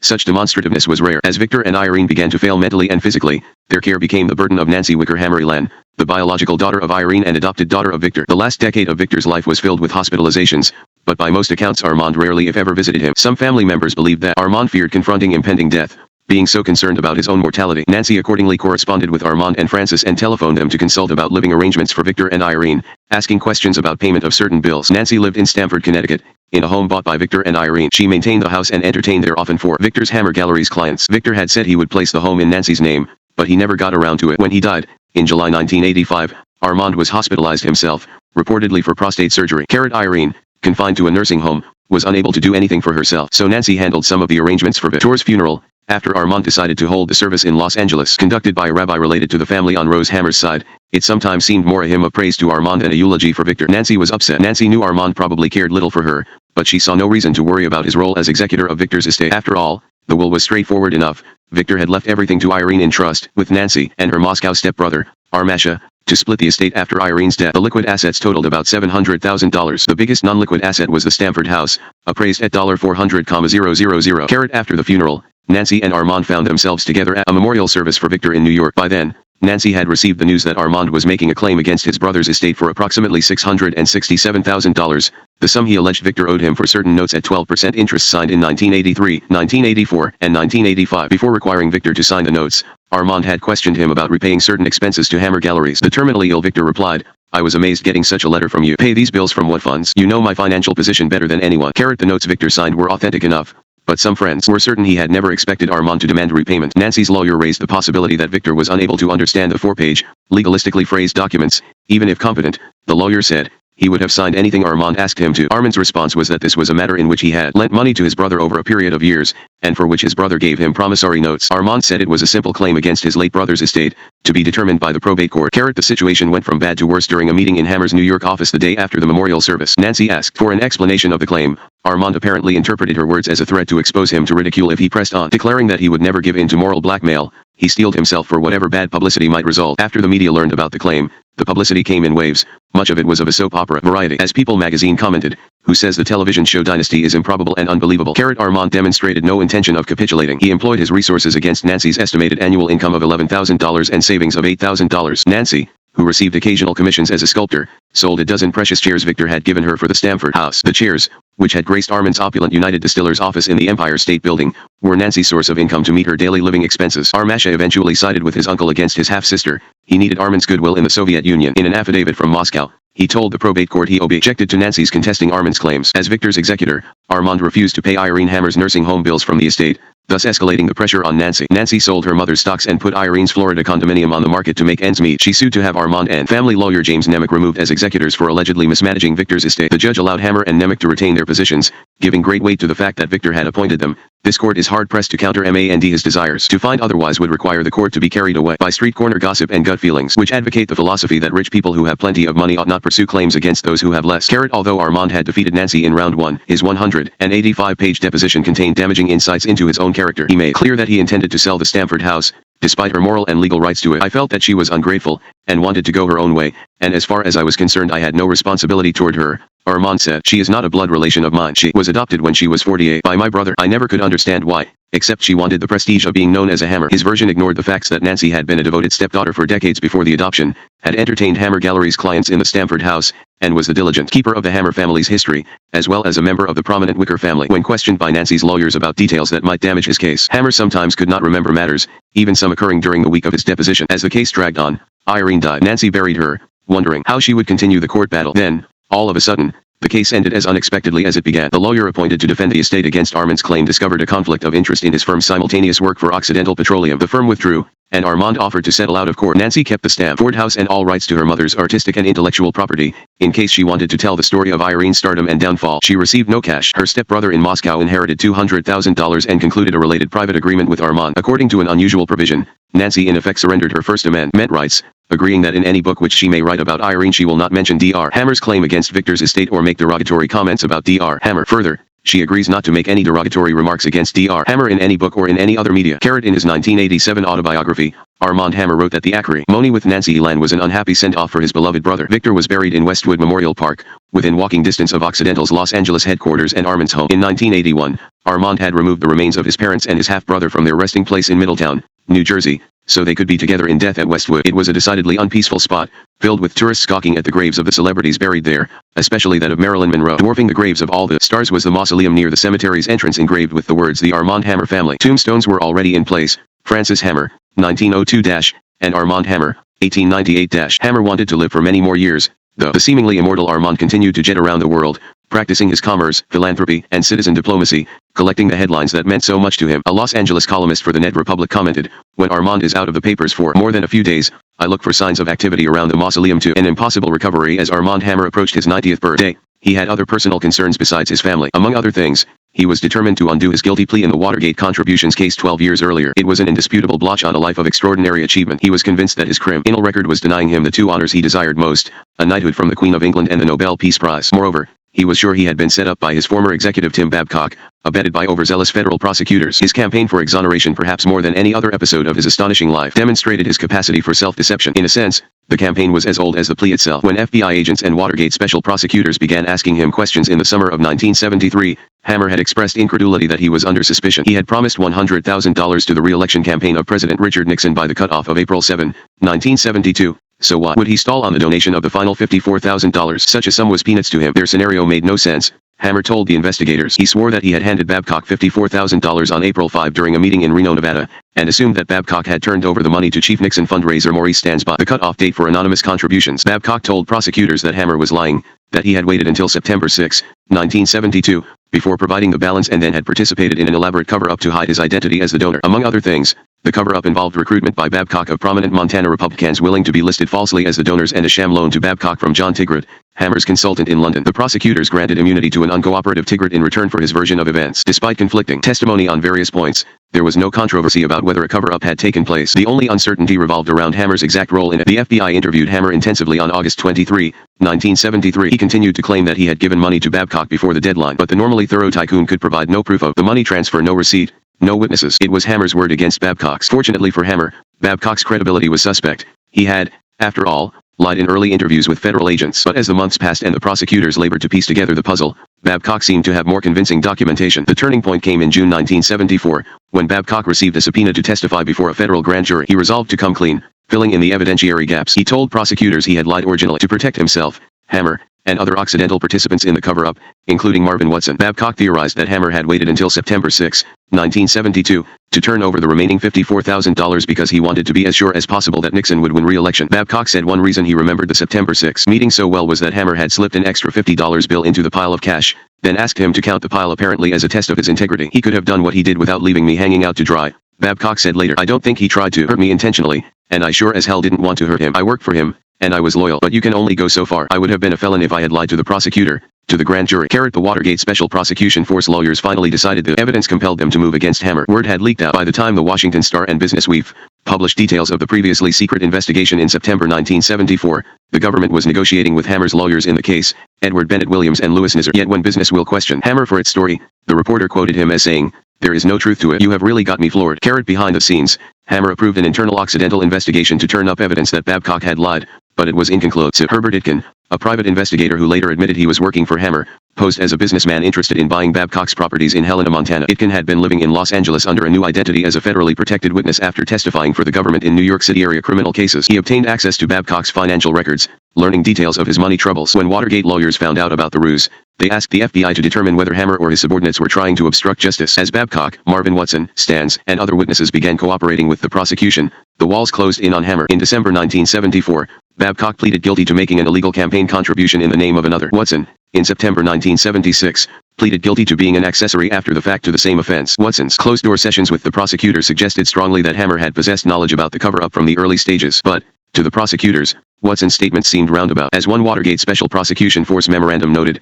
generally, Woodson couches all references to discussions with Hammer with phrases such as "I believe," "I assume," "as best as I can recall," while in referring to discussions with other persons involved in the transactions he appears to be much more certain. There is no explanation for Watson's clear recollection with respect to discussions with lesser staff members of Occidental than with discussions with Dr. Hammer, other than the fact that Watson is still in fear of Hammer and refuses to directly implicate him. Watson later said he had been straightforward and certainly never was in fear of Hammer. Uncharacteristically discouraged, Hammer agreed to a plea bargain in September 1975, but he never accepted the veracity of his participation in the cover-up. In a remarkable 20-page letter to his probation officer 3 weeks after the apparent settlement, he blamed only his memory, which might have played a trick on me. Did my intention to make the payment before April 7 become confused with the actual deed? In the hectic life I lead, with problems of global scope often engaging me day and night, this matter could conceivably have been overlooked, although I had it checked off in my mind as done. He told James Walker, the probation officer, that the prosecution's case contained legal and factual flaws throughout, but fighting the charges, which would put a strain on his heart, might finish him. He did not want to die. He also did not want to go on living under a legal cloud. He felt he was Babcock's victim, not the perpetrator of a crime. I cannot describe the anguish I am suffering by being placed in this humiliating position, he wrote. It is as if a whole life of usefulness is being wiped out by the making of an anonymous political contribution of my own money, an act which conceitedly was perfectly legal prior to April 7, 1972. This event threatens to terminate my hopes to be of continued service in the final years of my life. The situation I find myself in is a nightmare. I trust the court will be compassionate and mindful of my efforts through my entire life to contribute to society in a positive and helpful way and to make use of my wealth for worthy charitable purposes. Attorney Edward Bennett Williams warned Hammer that sending the letter would intensify his nightmare rather than end it. Williams was right. The chief federal judge in Washington, presiding in the case before it was moved to Los Angeles because of Hammer's poor health, withdrew the guilty plea on the basis of the letter. Williams resigned as Hammer's lawyer. The Watergate Special Prosecution Force began preparing for a full-scale trial. Hammer responded by pulling out the stops. He did not want to go on trial or to serve a prison sentence. The sight of his father going to prison 55 years earlier still burned in his memory. He hired eminent physicians to certify his failing health, solicited famous friends to testify to his sterling character. Nizar tried a novel argument, telling prosecutor Thomas McBride that Hammer should not go to jail because he was a national resource. McBride said later, "I will never forget that phrase." Nizar had a lot of chutzpah to say that, when we had been thinking of prosecuting the President of the United States. Legal fees in the case approached $1 million. On the one hand, Hammer was stressing the private nature of his contribution to Nixon, made from his own funds. On the other, he was emphasizing the propriety of Occidental's paying the legal bills because he had contributed the money to help the corporation. The executive committee of Occidental's board approved payment of the legal expenses on March 3, 1975. The full board agreed in May. Later, while defending that decision against a lawsuit by stockholders, Occidental's lawyers explained that Hammer was responsible for the company's phenomenal growth. His prosecution presented the real danger that Occidental might lose Dr. Hammer's services should he be sentenced to prison. Occidental was entitled to defend against such a possibility as it would have been entitled to defend against a legal challenge to any of its other assets. Nicholas von Hoffman commented in his syndicated column that such obtuse and comic indifference to the moral sentiments of others has seldom been seen outside the brutal, upper-class cynics of Moliere's theater. As the prosecutors considered whether to charge Hammer with a felony rather than a misdemeanor, Hammer apparently decided it was prudent to reinstitute his guilty plea. That is what occurred on March 4, 1976, in Judge Lawrence Leidick's courtroom. Ironically, Leidick had been associated in law practice with Richard Nixon. 19 days later, Hammer again was wheeled into the courtroom,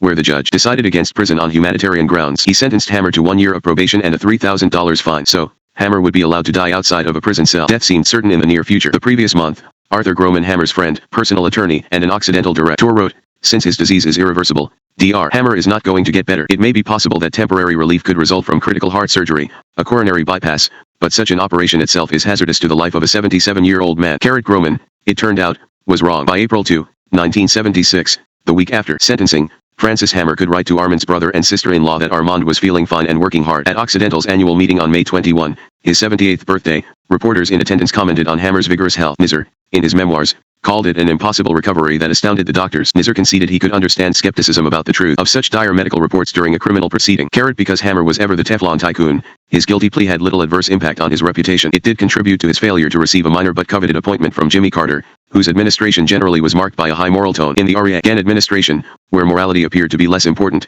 Hammer had been named chairman of the president's cancer panel. Hammer liked to tell interviewers the campaign contributions guilty plea involved a technical violation no more serious than a speeding ticket, but the guilty plea still rankled Hammer, despite the passage of time, despite the dozens of honors he later received from the federal government, foreign nations, museums, and universities, and despite the media coverage that made him a household name. Hammer began to spread the theory that his prosecution had occurred not because of a solid case, but because of the Watergate atmosphere. He accused Tim Babcock of lying and mounted a renewed investigation of him. One day in early 1987, a Houghton, Michigan, banker named Alex Sample received a telephone call at his home from Hammer. Sample never had spoken to Hammer in his life, so naturally he was surprised to hear the world-famous tycoon asking about the condition of his throat cancer. Hammer obviously had done his homework on Sample before placing the call. Finally, he came to the point. He was writing his autobiography and needed information about Babcock. Sample, previously a banker in Nevada, had done business with Babcock many years earlier. Would the loan records still be available? Sample told Hammer where he might find such records in Nevada. Hammer made the follow-up calls. Sample verified from his old Nevada sources, but the old records had been discarded. It was only later that Sample realized Hammer's purpose in making the calls might have been to dig up new evidence for a pardon. In addition to focusing on Babcock, Hammer accused Watergate Special Prosecution Force lawyers of misconduct. At least 2 members of the prosecution team received requests from Hammer to support or refrain from opposing a pardon application. Those 2, Thomas McBride and Henry Ruth, Jr., refused to help. Part of Hammer's argument for a pardon was based on a seemingly similar case, one in which the prosecutors had failed to press charges. Ironically, that case involved Dwayne Andreas, the agribusiness tycoon being portrayed in the media as Hammer's arch-rival for the attention of Soviet leader Mikhail Gorbachev. Hammer asked the Justice Department to recommend a pardon by President Ronald Reagan and hired top-flight lawyers to pave the way. Until he had a pardon in hand, even if obtained through a technicality, using the best attorneys money could buy, he would not rest. Perhaps the knighthood, the Nobel Peace Prize, maybe even his place in history, depended on the outcome. As a result, he worked to win friends at the Reagan White House. It was a formidable task. There was no reason Reagan should have granted Hammer favors. Hammer had supported a second term for Carter in 1980. Even after Carter's defeat, Hammer had stayed in touch with the Georgian, contributing heavily, for example, to the former president's library in Atlanta. With the advent of the Reagan presidency, Hammer definitely had lost his insider status at the White House. Although he and Reagan were more or less of the same generation and were fellow transplanted Californians, they never had been close. During Reagan's governorship of California, Hammer had made campaign contributions, but that was about all. He had supported Reagan's Democratic predecessor as Governor Edmund Brown, Sr., and Reagan's successor, Edmund Brown, Jr. Finally, Reagan had too much staked on his reputation as a hardline anti-communist to be identified with Hammer. Just as Zbigniew Brzezinski was suspicious of Hammer, so was Richard Allen, Reagan's first national security advisor. Allen's attitude was summarized by an unidentified Reagan administration official who talked to Robert Lenzner of the Boston Globe. Where do his loyalties lie? When he goes to the great beyond, will he be buried inside or outside the Kremlin walls? Hammer bitterly blamed Allen for stifling his access to President Reagan, something Allen acknowledged in an interview with Edward J. Epstein, author of a widely read profile of Hammer that appeared in a November 1981 New York Times magazine. That profile reinforced the feeling of many Reagan administration officials that Hammer was untrustworthy and maybe treasonous. Freelancer Epstein had approached Hammer at the suggestion of the magazine's editors. He was enthusiastic. Epstein said he could envision seeing himself on the cover. He was friends with New Year's/Times publisher Punch Sulzberger, so expected the article would turn out well. Hammer instructed his key aides to talk with Epstein, but Epstein's in-depth research began to irritate Hammer, who tended to rely on memory while repeating his own well-crafted life story. Hammer suggested he write the article himself, with Epstein simply adding color from his extensive travels on Oxy 1. Hammer took everything away from his aides, started calling me from all over the world, Epstein said. He said, hey, I thought we had a continuing relationship. He said that I could write a book about him under my name and make millions of dollars. He was trying to control the piece. He took me to the Royal Ballet to meet Prince Charles, and sat me next to Punch Sulzberger. It was his way of showing me he thought he had Sulzberger in his hip pocket. When I asked Hammer questions he did not expect, he just did not hear me. He had programmed what he would tell me on the plane, like a pre-recorded cassette. He seemed perplexed and upset when I would change the subject. After Epstein's article appeared, Hammer responded by writing a complaint of more than 25 pages to the Times, demanding the magazine printed in full. The editors found nothing requiring a correction. They finally ran a long excerpt of Hammer's rebuttal, devoting the entire letters page to it.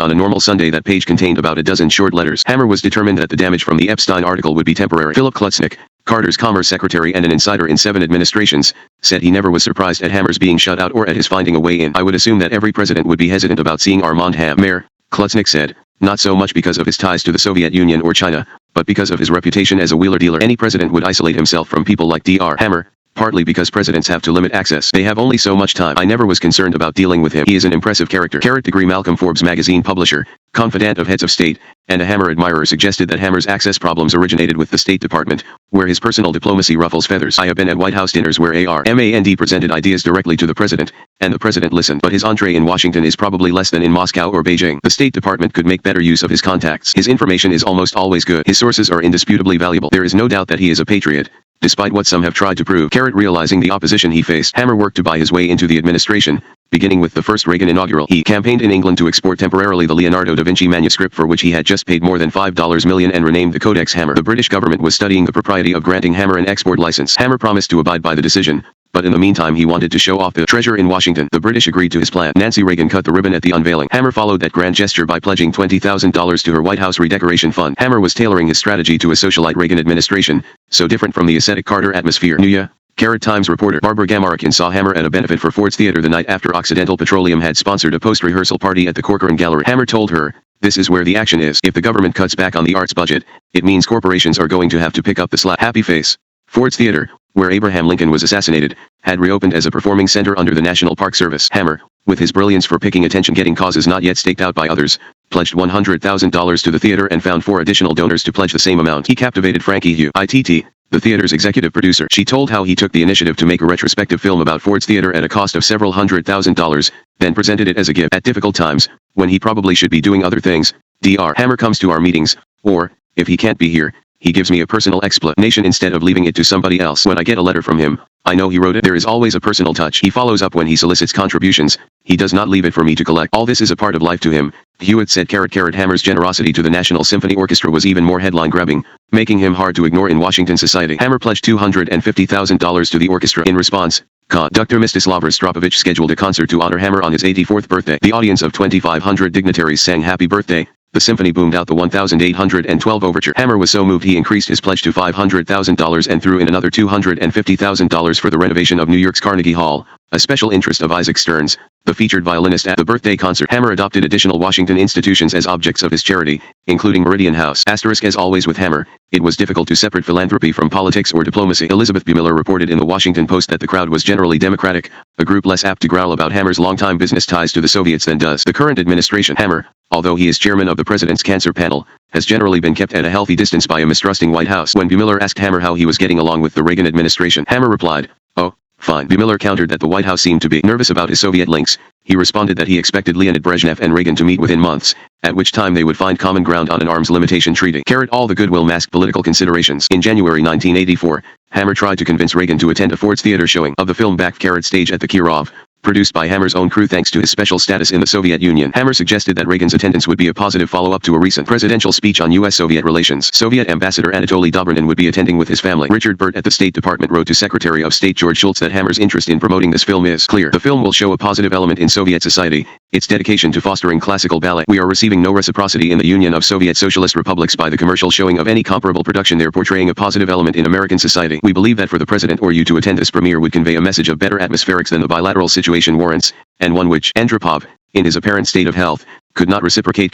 By the time of Reagan's second inaugural, Hammer had made himself impossible to ignore. To celebrate Reagan's re-election, he decided on an exhibition of his American paintings at the National Gallery of Art. The black tie reception brought together Supreme Court justices, cabinet members, ambassadors, and other dignitaries, with Hammer at center stage. Paul Richard, the Washington Post art critic, observed that the exhibition was perplexing. It mixes splendors and embarrassments. It suggests the man himself at ease with contradictions. He is a generous philanthropist and a ceaseless self-promoter. Richard said the National Gallery and the Corcoran were hosting Hammer's inaugural celebrations largely because of his financial largesse. The showing would appear to be an embarrassing payoff to a donor were it not subtitled an inaugural celebration. Indeed, frivolity is permissible at parties. With Reagan entrenched in the White House for a second term, he worried less about any criticism he might receive for consorting with an apparent pro-communist like Hammer. The president wrote Hammer, "I value your insights on our policy toward the Soviet Union." Hammer framed copies of a separate praiseworthy letter from Reagan and displayed them in Occidental offices around the country. At the president's request, National Security Advisor Robert McFarlane met with Hammer to hear his views on world peace. Reagan awarded Hammer a coveted National Medal for the Arts at a White House ceremony. When the president spoke to the World Affairs Council in Los Angeles, Hammer was on the dais with him. When Reagan supporters held a lunch at which each attendee was asked to pledge $100,000 for a Reagan library,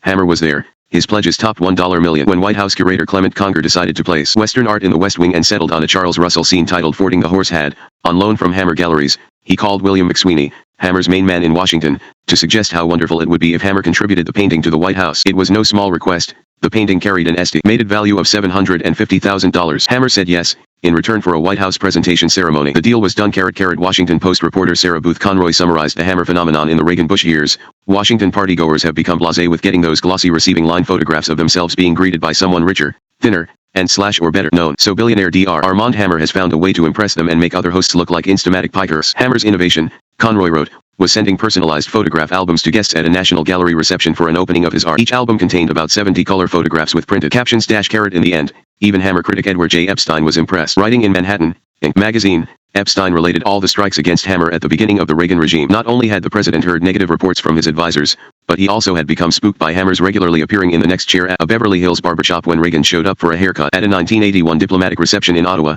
Reagan had given Hammer the cold shoulder as Epstein watched. Epstein could see the hurt, yet he saw, too, the determination. After Hammer obtained his appointment to the president's cancer panel, Epstein said, the rest of the scenario was predictable. Once he got his proverbial camel's nose into the tent, Hammer proceeded to ingratiate himself further through his usual mixture of art, charity, and charm. By 1988, the determination had paid off. Hammer again was a force at the White House. Epstein concluded that Hammer can take considerable pride in this achievement. He has against all odds charmed the Reagan administration. But all of Hammer's inroads failed to produce the presidential pardon he so desperately wanted from Reagan in the end.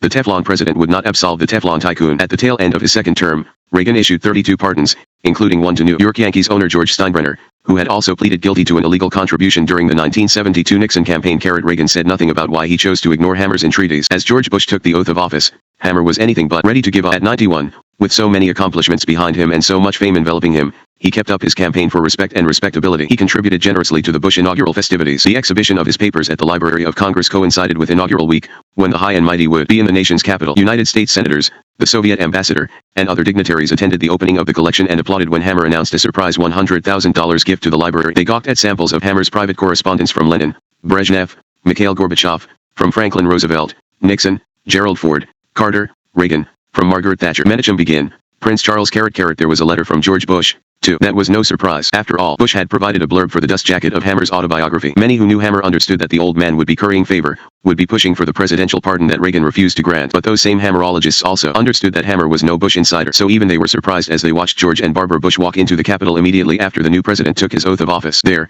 at the top of the Capitol steps, with the Reagans, Quayles, and congressional leaders, was Hammer. The president and the first lady shook hands with him and chatted. Hammer had done it again. Not long afterward, on August 14, 1989, Hammer received a pardon from President Bush. I talked with more than 700 people for this biography, either face-to-face, by telephone, or by letter. The conversations and correspondence that I have used in the text are cited in the notes. To those persons whose names fail to appear in the text or notes, my thanks as well. Books, dissertations, and certain other standalone works are cited in the notes using a short form, with fuller citations found in the bibliography. Articles from general circulation or specialized newspapers, magazines, and newsletters are cited in the notes only, not in the bibliography. Uncited anywhere in this book are thousands of additional articles that I read but relied on little or not at all. As for primary documents, I located hundreds of thousands of pages within government agencies, some of which required me to use the Federal Freedom of Information Act or similar state access laws, and within library special collections, private archives, and personal papers. The primary documents on which I relied heavily are cited in the notes. To keep the notes manageable, I sometimes cited selected sources when I could have cited many more. In such instances, I chose the most authoritative or the most accessible information. In the interest of readability, I sometimes omitted detailed document location numbers from archival references. I have tried to provide enough detail so that other researchers can locate the information on their own. More specific location information is available from me on request when it exists. When I cite secondary sources, such as newspaper or magazine articles, I usually do so for one of three reasons: to convey a useful opinion stated by the writer, to share an eyewitness account, or to provide a citation when no other verifiable information is available. Author's Note 1. Ronald Kessler, Washington Post.